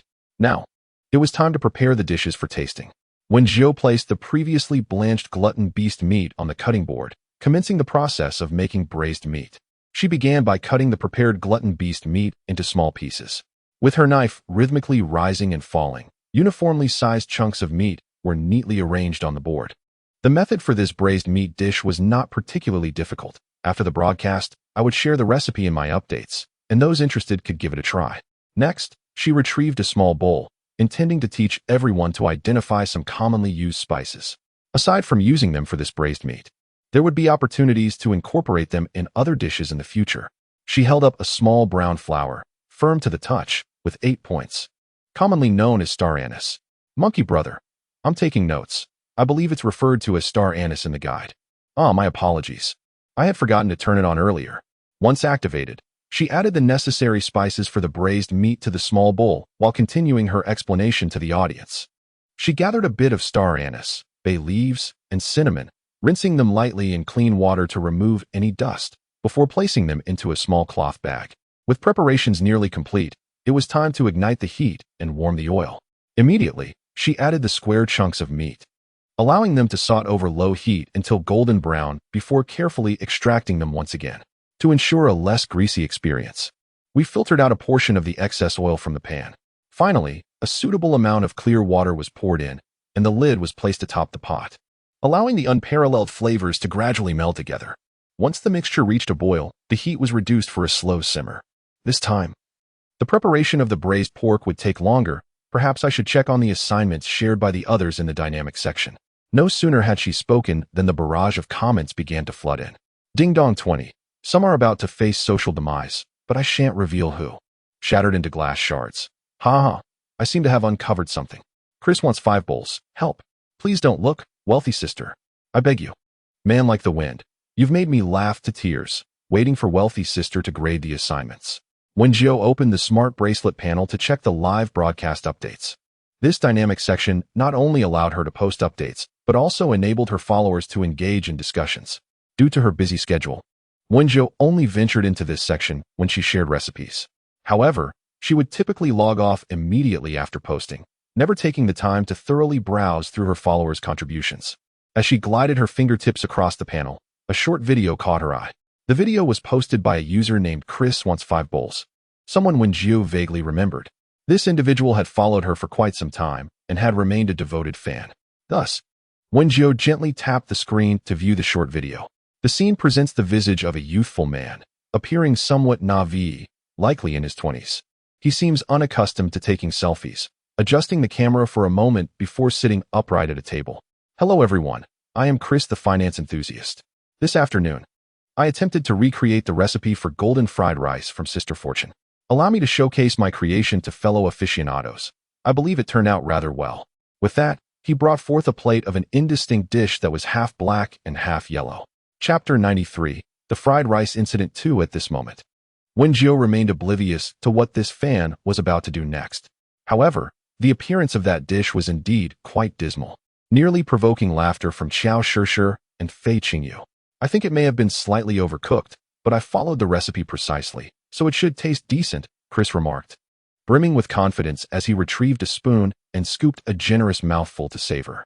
In that fleeting moment of tasting, his expression maintained a semblance of normalcy, even hinting at a touch of confidence that suggested, "Look, I am a culinary genius." Yet, as he continued to chew, his countenance underwent a dramatic transformation. Initially, his entire face scrunched up in distress, followed by a frantic shaking of his head from side to side. Eventually, his face flushed a deep crimson, and he began to fidget restlessly. His cheeks puffed out as though donning a mask of agony. The final shot captured him hastily rising and fleeing from the scene. Wen Jiu speculated that he might have rushed to the restroom to expel the contents of his stomach. "How ravenous I am!" exclaimed the finance enthusiasts in uproarious laughter. As Chris faced public humiliation, the man like the wind, I would refer to it as the fried rice incident. Meow 777. Chris's initial confidence made me clench my toes, and now there is a castle beneath my feet. After watching, Wen Jiu felt a sense of silence. She was at a loss for words. "Chris, could you elaborate on your specific methods?" "Chris wants to eat 5 bowls, Sister Fa Kai. I swear I followed your recipe step by step. If you don't believe me, you may visit my profile, where I have uploaded a comprehensive video on making fried rice." Having said that, Wen Jiu clicked on Chris's profile, and indeed, there was a video lasting over 20 minutes. The preparation of ingredients appeared to be without issue, but I had mentioned that the rice should be placed in the refrigerator's warming compartment overnight, not frozen. Moreover, why did you boil it in hot water after defrosting? Wen Jiu felt a bit embarrassed as she watched Chris shove a large bowl of rice into the freezer, only to take it out the next day and tap it, seemingly finding it still hard. Chris then took a basin of hot water and simply tossed the rice in. Ultimately, she proceeded to fry the rice, which had nearly turned into a watery mush, demonstrating a rather questionable culinary skill. Additionally, one should always add oil before frying the eggs, rather than tossing all the ingredients in beforehand. However, Wen Jiu thought that everyone was merely attempting this for the first time, and mistakes were bound to happen. So, after exiting Chris's video, she continued to scroll down in the dynamic section. Moreover, she believed that her recipe was articulated with great detail, ensuring that not everyone would inevitably fail in its execution. However, reality proved that she had indeed overestimated her expectations. The user remarked, "Here it comes. Welcome to the next victim of public scrutiny, the money-obsessed." Meanwhile, recalled, "I remember that seems to be related to Monkey Brother?" To which inquired, "Is it our Monkey Brother?" Surely, it cannot be a culinary disaster. In's update, aside from a 10-minute video, there was also an image of the final dish. Glanced at the username Monkey Brother, recognizing yet another familiar fan. Judging solely from the image, it was evidently superior to what Chris had prepared, although it did not achieve the golden hue and distinct grains. It at least appeared appetizing. Consequently, she proceeded to watch the video released by Monkey Brother, which was still playing at an accelerated speed. The cooking process demonstrated by Monkey Brother appeared sound, though the heat for frying eggs and rice could have been set higher. Additionally, a touch more oil before scrambling the eggs would have sufficed, and it was essential to fluff the rice beforehand to prevent clumping. Notably, when Monkey Brother sat down to eat, his complexion seemed less than ideal. Was he unwell? Not at all. He replied, I mistakenly used sugar instead of salt. Upon reading this comment, couldn't help but chuckle softly. Nevertheless, the issue was minor. At least the dish had been successful. It seemed her recipe was indeed quite commendable. With renewed hope, continued to scroll down, only to regretfully discover that had also met with failure. The user claims that he simply wished to indulge in more meat. Thus, he added several pounds of shredded meat to his dish. However, he lacks culinary skills, and this was his inaugural attempt at cooking. The outcome was predictable. The meat, still dripping with blood, mingled unpleasantly with the charred rice, rendering it an unappetizing sight. Should anyone desire a meat-infused fried rice, I shall craft a recipe to guide you, cautioning novices to refrain from incorporating extravagant ingredients on their first attempt. A Great Wolf 33. I never anticipated that making fried rice would prove so challenging. I thought it was simply a matter of adding whatever one fancied, but the result was quite different. Indeed, preparing fried rice is not inherently difficult, yet I never expected them to achieve such a result. Furthermore, an array of bizarre culinary endeavors ensued. Some attempted to fry chicken, only to cause an explosion in the pot. Others sought to enhance the flavor of the rice by pouring an entire bottle of soda into it. And there were those who transformed fried rice into a form of egg porridge.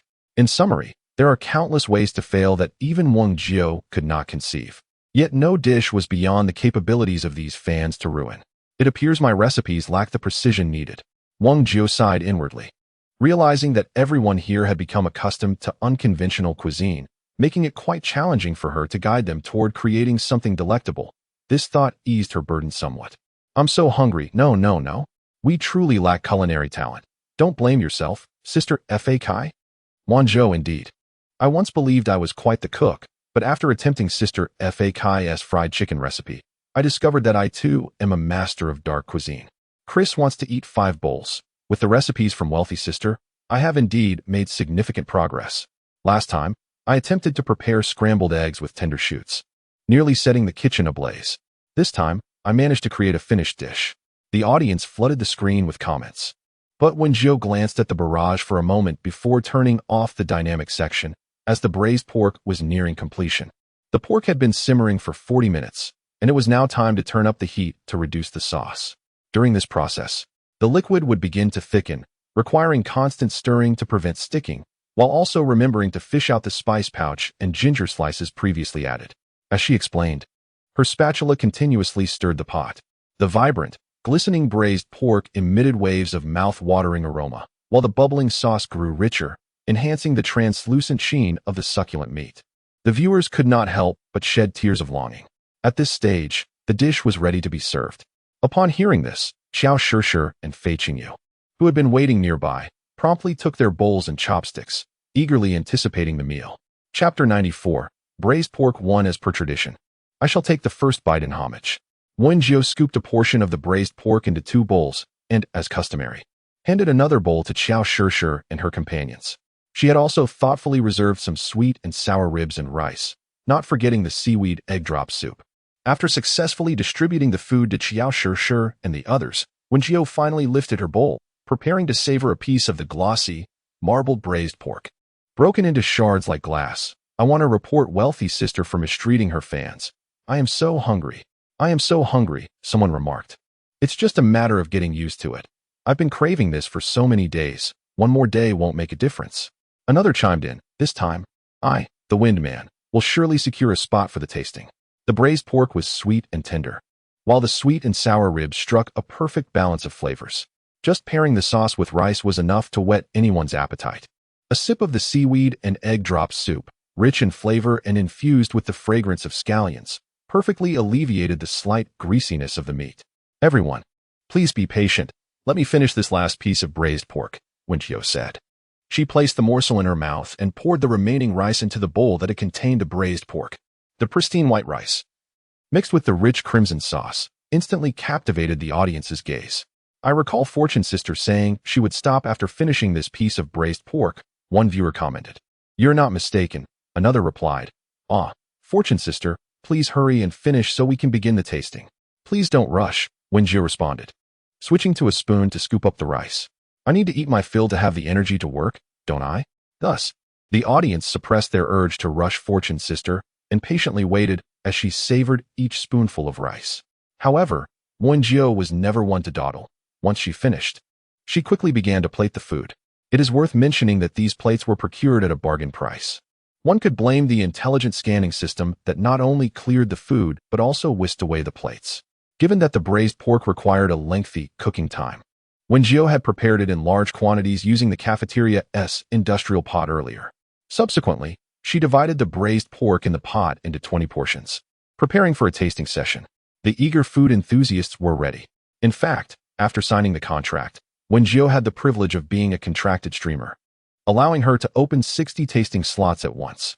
However, she felt that her health had not fully recovered, and taking on too much work at once would be rather exhausting, so she decided to offer only 20 slots this time. As the countdown reached its final moment, the 20 tasting slots were swiftly claimed. Weekly Bloom. Oh no, I didn't manage to grab a spot. Chris wants 5 bowls. Wow, after social death, I've come back to life. I finally secured a tasting spot. I'm so hungry. Congratulations to you. I have once again missed the chance to savor Sister Fa Kai's culinary skills. With the tasting slots filled, she began the scanning process. Those fortunate enough to secure a spot were reminded to prepare for the delivery. Wen Jiu activated the scanning feature on the Baika live stream, meticulously logging each piece of braised pork for transmission. Meanwhile, Xiao Shishir and Fei Qingyu had already indulged to their heart's content, sitting quietly as they awaited Wen Jiu's conclusion to the broadcast. Chris sat dazed at the table, having successfully snagged a tasting spot after days of watching the live stream. This joy compelled him to run about the living room, circling the coffee table a dozen times before finally stopping, only to find a plate of brilliantly colored braised pork before him. Unable to contain his excitement, he eagerly plucked a piece with his fingers and tossed it into his mouth, instantly awakening his senses. The sauce-enveloped braised pork was rich, yet not greasy, with the skin being elastic, perfectly complementing the tender layers of lean meat. The soft, fragrant flavors danced upon his palate, so delectable that it left him utterly entranced. The delectable braised pork left Chris both satisfied and somewhat disheartened. He feared that his palate had become so refined that he might never relish other dishes again. Yet, after much contemplation, he mused, what of it? At worst, he could diligently learn the art of cooking, and perhaps one day, his culinary creations would rival, no, at least be a fraction as delightful as those made by Sister Fa Kai. Thus, Chris continued to savor this exquisite dish. Each piece of braised pork was tender yet resilient, releasing an increasingly fragrant essence with every bite. There was no cloying greasiness typically associated with fatty meat. Instead, he felt enveloped by the savory aroma of the pork, which brought him immense satisfaction. Given that each serving was modest in size, he chewed each morsel thoroughly until his jaws ached before allowing it to slide down his throat. Suddenly, a melodious female voice wafted in from the entrance, startling Chris into an immediate stand. With a smile, he approached to greet her. Sister, why didn't you send me a message before coming? Chris chided himself for not finishing the delectable pork more quickly with Zhuorudian's arrival. He feared for the fate of his beloved dish. Chris and Zhuorudian were half-siblings. Their mother, after giving birth to Zhuorudian, had divorced and remarried, ultimately bringing Zhuorudian to live with Chris's biological father. Zhuorudian, several years older than Chris, had left home to forge her own path in adulthood, maintaining sparse contact with the family. Nevertheless, they each led their own lives, with Zhuorudian occasionally visiting Chris, and vice versa. Where did you procure such delicious treats? She inquired. As Zhuang Ruodi stepped through the door, she was immediately enveloped by an aroma that was decidedly unique, compelling her to involuntarily lick her crimson lips. Even though they were adorned with her newly purchased lipstick, this was not merely a purchase, it was something she had painstakingly seized from a live broadcast. Chris's tone was tinged with a hint of grievance. He hoped his dear sister would be considerate and refrain from snatching away his share. Alas, Zhuang Ruodi paid no heed to the pitiable inflection in his voice and swiftly retrieved a pair of chopsticks from the kitchen, taking her seat at the table. The plate before her was a meticulously arranged array of braised pork, glistening with a rich sauce that enveloped it like a lustrous, transparent film. Noticing her rapt gaze fixed upon the dish, Chris hastily interjected, "Sister, didn't you mention that you were planning to embark on a diet in preparation for your debut? Just look at this greasy meat. A single bite could easily add 3 pounds." However, she disregarded his concerns entirely, deftly picking up a piece of the resplendent braised pork with her chopsticks. The fragrant meat mingled with the sweetness of sugar, and as her teeth sank into it, she was met with a tender, velvety texture. The rich sauce permeated the meat, yet it did not overpower. It preserved the pure essence of the pork to the fullest extent. "Goodness, from which live broadcast did you procure this?"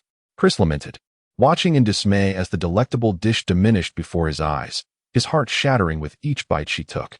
"Dear sister, if you're so eager to indulge, perhaps you should seize it yourself next time. An affectionate sister is one who helps you vanquish these fatty morsels," Zhuang Rudy replied, savoring the morsels with a look of utter contentment. "Quickly, share the name of that live broadcast with me, or I shall be here daily, waiting." Upon hearing this, Chris hastily shared the live stream link of congratulations on Prosperity. The primary reason being that Sister Prosperity invariably concluded her broadcasts immediately after tasting the dishes. Thus, Zhuang Rudy had not witnessed the projection of the live stream upon her arrival. Chris had assumed that Zhuang Rudy would, as usual, eat only a few bites before feeling satiated. However, to his surprise, she meticulously licked the sauce clean before setting down her plate. The red braised pork, which he had longed for, ultimately found its way into someone else's stomach. Chapter 95. Claypot Seafood Porridge. Due to a temporary suspension of classes, Xiao Shishir ventured to the training ground in the afternoon to practice independently. Meanwhile, Wen Jiu took her large iron pot to the rooftop, preparing for a new round of alchemical refinement. The previously concocted Qinglian pill had already been consumed, yet the foundation of her current physique remained rather weak. Now, in an inexplicable state of frailty, her desire to expedite the advancement of her supernatural abilities had become even more challenging. What Wen Jiu was unaware of, however, was the inherent difficulty of advancing one's abilities in this environment. Individuals of the caliber of Yuruman and Zhang Hailing had only attained level 5 abilities. Furthermore, as she possessed dual abilities, the energy she needed to absorb and the time required for her advancement were naturally greater and longer than those of others. Nevertheless, she was not inclined to hasten her progress unduly. Establishing a solid foundation for her body was essential for optimal training and advancement. Thus, the day before, Wen Jiu had purchased an array of new medicinal herbs at the Star Network supermarket, some of which were quite expensive. Prior to placing her order, she even took the time to check whether the similar type of pills she intended to concoct were more economical. Upon discovering that a single chi-replenishing health pill cost 2,000 star coins, Wen Jiu decisively opted for self-manufacture. Not to mention that the 2,000 star coins are nearly equivalent to the cost of her herbs. The pills she concocted herself are undoubtedly more effective than those available on the market. Wen Jiu held a considerable amount of confidence in this regard. Perhaps it was due to her prior misfortunes in the forest of Diane, but this time, she succeeded in her alchemical endeavors on her first attempt. She swiftly rolled the slightly cooled concoction into small pills, ultimately placing them into a bottle, marking the completion of her task. After reserving a bottle for herself, she intended to share the remainder with Xiao Shishir, Fei Qingyu, and Mina Hearn. After all, they were comrades who had faced life and death together. And Wen Jiu had always treated her allies with exceptional kindness, with the exception of Fei Qingyu's occasional sharp tongue. With ample time before the evening dining hall opened, Wen Jiu decided to visit the library to further explore some reference materials. Just then, Mina Hearn, who originally intended to head upstairs, noticed Wen Jiu seemingly preparing to leave and promptly joined her on the way out. The resumption of classes should be in a few days. "I've heard that the students are nearly awake," she remarked. In response, Wen Jiu nodded. "That sounds good. I plan to gather some information at the library. Would you like to accompany me?" What is going on with your ears?" Mina Hearn inquired, her head tilting to catch a glimpse of Wen Jiu's elongated ears, her eyes wide with astonishment. After hearing her words, Mina Hearn nodded thoughtfully. In this interstellar age, it was not uncommon for peculiarities to arise. She recalled her brother recounting tales of individuals in the military district who possessed beast-like ears. The two continued their leisurely conversation as they entered the library, where, perhaps due to the suspension of classes, an influx of new students had gathered to study. In the library, there exists a regulation to maintain silence, thus after registering, they each sought an empty seat. Wen Jiu's visit this time was twofold. On one hand, to search for additional biological reference books, and on the other, to further explore the medical literature available here. With the advancement of technology, the immediate response of contemporary citizens of the Federation upon falling ill is to retreat to a medical pod for treatment. Those residing on affluent planets exhibit no concern for the exorbitant costs associated with medical pods. Even a minor cut prompts them to seek the sanctuary of such a device. Consequently, remedies for common ailments are scarcely found in pharmacies. Even when available, their prices are prohibitively high. It was only after conducting research that Wen Jiu learned the ointment previously gifted to her by Uruman costs over 3,000 star coins for just a small tube. However, given Uruman's means, she could certainly afford it. Whether it would prove curative, however, remains a matter of fate. While technological progress is a boon, Wen Jiu perceived the overwhelming reliance on medical pods, which has nearly forsaken pharmaceutical research, as a troubling development. Particularly as she perused the medical texts, she noted that most entries merely documented substances that temporarily enhance abilities, modestly boost mental agility, or serve as hemostatic agents. There were no records of common medications such as those for colds, fevers, or diarrhea. Wen Jiu pondered privately, if she were to concoct pills or potions capable of curing ordinary ailments, would it not lead to substantial wealth? Yet, she quickly stifled this thought. Lacking both the necessary channels and certifications, the illicit manufacture and sale of pharmaceuticals would be unlawful. Such profits were not worth pursuing. As the afternoon slipped away, Wen Jiu glanced at the time and realized it was nearly mealtime at the cafeteria. She bid farewell to Mina Hearn and left the library. Xiao Shishir had messaged her earlier, saying she encountered Fei Qingyu at the training grounds, and soon after, the two engaged in a duel. It was unclear who emerged victorious. By the time Wen Jiu arrived at the kitchen, she had not even caught a glimpse of them. However, she needed to prepare the ingredients first, as she was set to create a delectable seafood congee for tonight's live broadcast. In winter, there is nothing quite like a warm bowl of congee to soothe the body. Additionally, she planned to concoct a pot of marinated broth, allowing her to occasionally add ingredients for flavoring later on. Thus, Wen Jiu first retrieved a bag of rice and placed it on the countertop before opening the Bika live stream. Good evening, my financial enthusiasts. I am your host, wishing you prosperity. As she began her broadcast, the number of viewers steadily climbed. Chris wants 5 bowls. Sister F.A. Kai, will you be making braised pork tonight? I barely had a few pieces before my sister snatched them away. A man like the wind. Chris, you should be grateful to even have a chance to eat. Stop complaining. Glacier, I suggest muting Chris, who eats during lunch and then tries to compete with us for dinner. Have some decency. No braised pork tonight. The dish for this evening is seafood congee. Chapter 96, Seafood Congee 2, Pumpkin Big Melon. What is seafood congee? I'm so hungry, I don't understand. But it must be delicious. Wen Jiu initially intended to describe it as a type of porridge, but realizing that the concept of porridge might be unfamiliar here, she decided to simply state that once it is prepared, everyone will understand its essence. It is particularly suitable for consumption during cold weather. However, she plans to explore a wider variety of porridge recipes in the future and considers discussing the possibility of creating a dedicated column on porridge with Lulu. Unlike the previous preparations for cafeteria meals, today she will first gather the ingredients for seafood porridge cooked in a clay pot. As she spoke, Wen Jiu opened a bag of rice and grasped a handful while the smart camera zoomed in on her palm. For those who wish to try making it themselves, she advised selecting short grain rice, known as japonica rice. This variety is characterized by its firm texture and elasticity, yielding a sticky and rich porridge that is soft, thick, and chewy once cooked. The comments from viewers reflected their enthusiasm. Brother Monkey, every time I watch Sister F.A. Kai's live stream, I learn so much.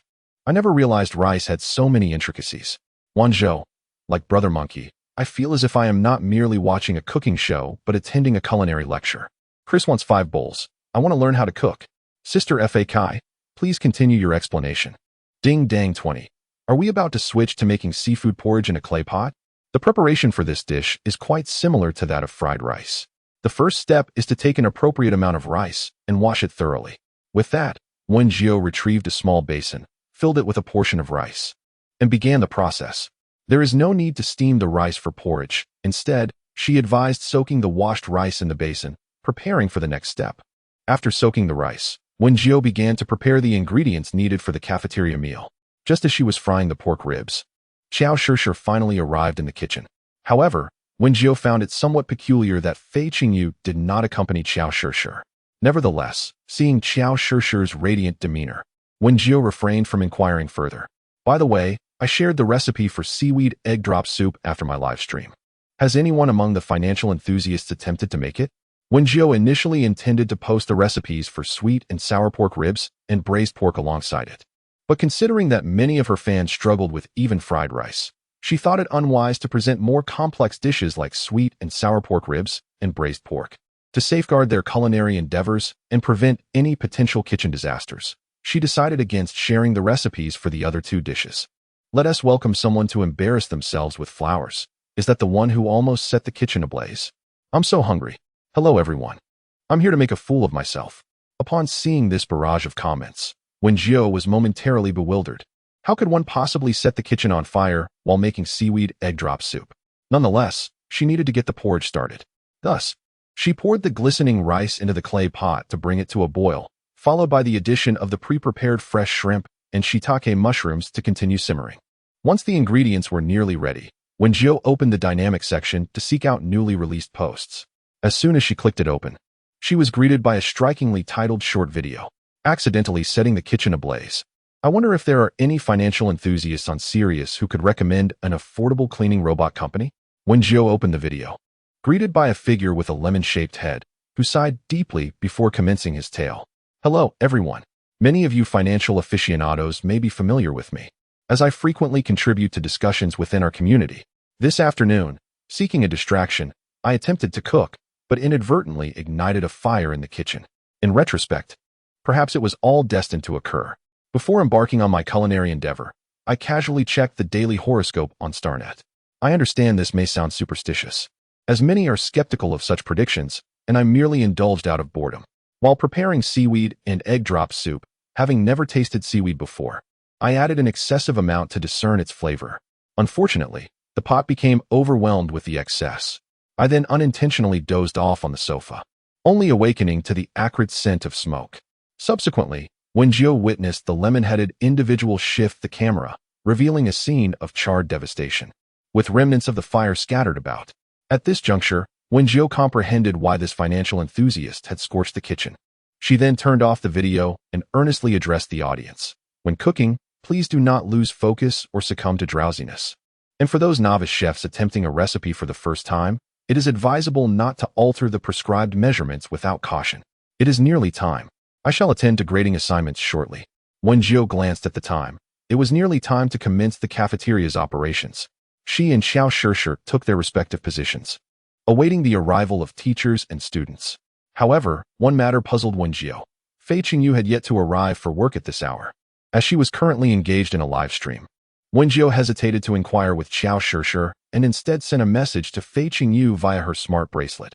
If you don't come to work soon, don't bother showing up. Dinner will be off the table for you. After sending the message, Wen Jiu refrained from checking for a response. That evening, the number of students purchasing meals at window 18 exceeded that of lunchtime, with a notable presence of teachers among them. For instance, Yu Rumen and Li Qingjin each ordered a meal to take away. Consequently, Wen Jiu spent some time searching for takeout boxes, then smilingly prepared the food and placed it at the collection point. We're off, wishing you both prosperous business. Upon finishing her words, Yu Rumen grabbed her bag and pulled Li Qingjin along as they exited. They were primarily concerned about an evening meeting that required the attendance of all faculty members, fearing that lingering too long over dinner would make them late. Thus, they opted to take their meals back to Yu Rumen's office. TSK. Wen Jiu's culinary skills have truly improved, Li Qingjin remarked, exhaling warmly into her palms. And I can already smell the deliciousness before even unwrapping it. Indeed, Yu Rumen hurriedly closed the office door, anxious that the delightful aroma would attract the attention of other teachers. The majority of diners in the cafeteria were still students. Most teachers either consumed nutritional drinks or ordered takeout, as few were inclined to dine in the cafeteria. After all, they are not like students who have the freedom to eat whatever they desire. It was only upon discovering Wen Jiu's remarkable culinary skills that Yu Rumen and her companions frequently visited the cafeteria. However, Zhou Sun was currently preoccupied, leaving only Yu Rumen and Li Qingjin to procure their meals. Hurry, Let us eat before others come to mooch off us. Chapter 97. Clay Pot Seafood Congee 3. How fragrant. Li Qingjin lifted the lid from the container holding sweet and sour spare ribs, and the gleaming, perfectly shaped ribs instantly captured her attention. Yu Rumen, beside her, was equally transfixed. They had never encountered such a dish before. In fact, every dish prepared by Wen Jiu was something entirely new to them. Nevertheless, neither of them possessed an insatiable curiosity. Thus they never inquired about how Wen Jiu acquired such culinary prowess. Let us dig in before someone else arrives, Yu Rumen remarked as she opened the box of rice. And both she and Li Qingjin began their meal with a serving of rice. The first dish they reached for with their chopsticks was the sweet and sour spare ribs, which were incredibly tender, soaked in a tangy and sweet sauce that left them utterly astonished. What flavor is this? It is both sour and sweet, yet remarkably delightful and fragrant. Li Qingjin found her emotions in turmoil. Had someone suggested to her that the combination of sourness and sweetness would be delectable, she would have vehemently disagreed. Yet, now, having tasted it, she was completely entranced. It was indeed called sweet and sour spare ribs, and the flavor was simply divine. Yu Rumen was utterly captivated by the delectable aroma, so much so that she disregarded her image and savored the bones with fervor. Subsequently, the two engaged in a subtle contest, each taking turns to snatch at the sweet and sour ribs. Fortuitously, they had ordered 2 portions, otherwise, their years of friendship might have been jeopardized over this dish. Ah, Director Yu, Teacher Li, what delectable fare are you indulging in behind closed doors?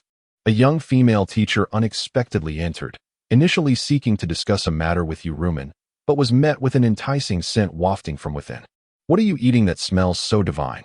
However, the two engrossed in their culinary delight paid her no heed. Thus, Sun Ran leaned closer, gazing at Yu Rumen with hopeful anticipation, wishing for her to grasp the unspoken plea. It was not uncommon for teachers to share their meals in the office for convenience. Yet Yu Rumen merely cast a fleeting glance her way before shoving the final piece of sweet and sour rib into her mouth. Wow, is it truly the case that you won't even share a single bite with me? Sun Ran instantly regretted her words, realizing that not only were they unwilling to offer her even a taste, but they had also poured rice directly into the fragrant container, mixing it with the sauce as they continued to eat. Fine, enjoy your meal. But don't say I didn't warn you that there's a meeting in 15 minutes. Sunren huffed, standing up abruptly and flinging the door open as she prepared to leave. Her gaze fell upon 2 vibrant dishes on the table that resembled water in appearance, colorful and bewildering. Forgive Sunran, for she simply could not associate such an odd sight with her understanding of soup. After all, the soup they consumed was either blue or black, certainly not a hue one would deem ordinary, and its aroma was indescribable. Yet, that tantalizing fragrance that tugged at her heartstrings wafted from this very bowl. Sunran, are you not tempted? Yu Rumen possessed a modest appetite. After finishing her rice and sweet and sour ribs, she felt utterly stuffed. Even if she wished to indulge in the seaweed and egg drop soup, her stomach simply lacked the capacity. MMM. Sun Ran's eyes sparkled as she fixated on the bowl, unconsciously swallowing. Go ahead and drink it. This is the seaweed and egg drop soup I bought from the cafeteria. Yu Rumen generously nudged the container towards her. At that moment, Sun Ran had no thoughts of questioning the cafeteria's offerings. She seized the box and took a hearty gulp. The seaweed, excessively tender, required no chewing, while the eggs were soft, silky, and accompanied by the delightful crunch of dried shrimp. The onion's fragrance intertwined with the shrimp's sweetness, conquering her palate. This was a flavor Sun Ran had never encountered before. Unbeknownst to her, tears began to cascade from the corners of her eyes. Why are you crying? Yu Rumen was the first to react, promptly handing a tissue to Sun Ran. This is simply exquisite. What have I been eating for the past 20 years? Upon hearing this, both Yu Rumen and Li Qingjin couldn't help but burst into laughter. In truth, their reactions had mirrored Sun Ran's when they first tasted the food prepared by Wen Jiu, though not quite as exaggerated. Once Sun Ran finished the seaweed and egg drop soup, they quickly set off for the college conference hall. The cafeteria has concluded its operations for the day, and just in time, my clay pot seafood congee is nearly ready. Wen Jiu, slightly lifted the lid and sprinkled the final bits of vegetables into the pot, followed by a dash of seasoning. As the live stream gained momentum, a growing number of new followers joined in. Initially, I would take a moment to explain things in detail, but I soon realized that these enthusiastic viewers were quite eager to assist. Whenever someone posed a question, They would quickly provide answers, which was immensely relieving for me. It was time to turn off the heat. I wrapped the sides of the clay pot with a cloth and swiftly transferred it to the cutting board. Next, I lifted the lid and gently stirred with a spoon, revealing a thick and creamy congee. The milky white broth enveloped vibrant red shrimp and verdant vegetable bits, exuding an enticing aroma intermingled with the fresh scent of greens. This sight and fragrance instantly ignited a longing within me. The comments continued to flow with playful requests for attention, as viewers eagerly engaged in the lively atmosphere of the stream. User A Man Like the Wind has gifted the streamer a friendship boat to celebrate their becoming the second companion of the streamer. A man like the wind. Haha. You bunch of sycophants. I'll just send money directly to Sister Fa Kai. Quickly blacken me out. In a while, there will be 30 tasting spots available. Wen Jiu swiftly scoops out 2 bowls of seafood porridge. As per the usual custom, those in the know will understand. I am unsure what Chi Ching Yu is up to tonight, as he is yet to arrive. However, since he is absent, Wen Jiu did not prepare dinner for him. She only handed a bowl to Qiao Shishir and then commenced her daily eating broadcast. Chapter 98. Clay Pot Seafood Porridge First. Let me showcase this clay pot seafood porridge to everyone. Wen Jiu scoops up a spoonful. The glistening white rice grains have been stewed to a tender softness, releasing a rich aroma. The shrimp, peeled prior to cooking, are plump and round, a vibrant red tinged with pink. Finely chopped mushrooms and greens are intermingled, contributing a hint of distinctive fragrance to the rice aroma. The taste is quite delightful. When Jiu takes her time swallowing a mouthful, it's simply too hot, fresh out of the pot. However, to the audience, it appears she is subtly tormenting them. Brother Monkey, Sister Fa Kai, can I pay you to stop the eating broadcast? Grass on the head of Qing. Please respect the feelings of food enthusiasts. Join me in calling for the protection of food enthusiasts. A Big Wolf, 33, protect food enthusiasts. After finishing her bowl of congee, Wen Jiu proceeded to divide the remaining seafood porridge from the clay pot into 30 small bowls. However, the portions were rather meager, as there were indeed very few shops selling clay pots. It took Wen Jiu quite a while to discover one that offered them. Unfortunately, the pots were quite small, and with her single batch divided into 30 portions, there was hardly anything left. Everyone, be prepared. With these words, Wen Jiu suddenly recalled some of her past experiences of watching live streams, and she cleared her throat before raising her voice. Are all you food enthusiasts ready? The tasting is about to commence. This seafood porridge is absolutely delightful, rich in flavor and wonderfully smooth. However, today there are only 30 limited portions available. If you miss out today, who knows when it will return. So, my fellow food lovers, seize this opportunity. Moreover, the host is also indulging in it. You must snatch it up. Get it. Get it.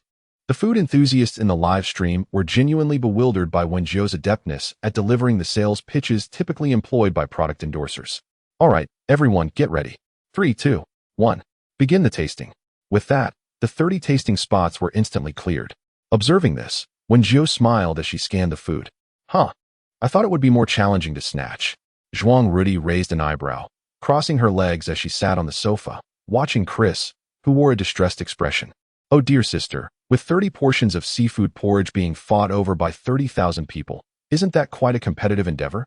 Chris sighed, initially eager to showcase his prowess to Zhuang Rudy.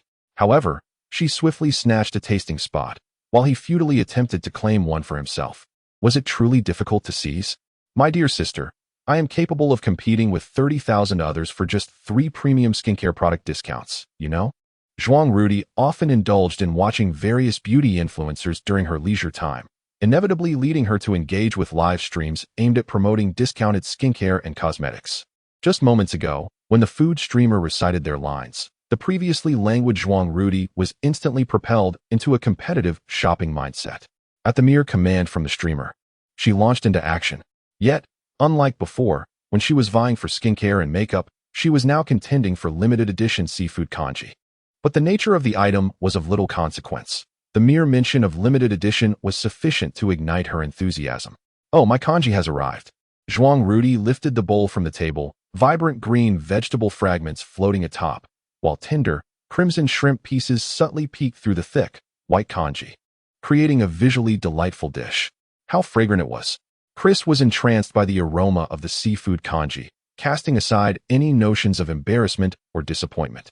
Dear sister, considering you devoured so much braised pork for lunch, Is it unreasonable for me to share a bit of your kanji? Go away. If you want to eat, why not order takeout?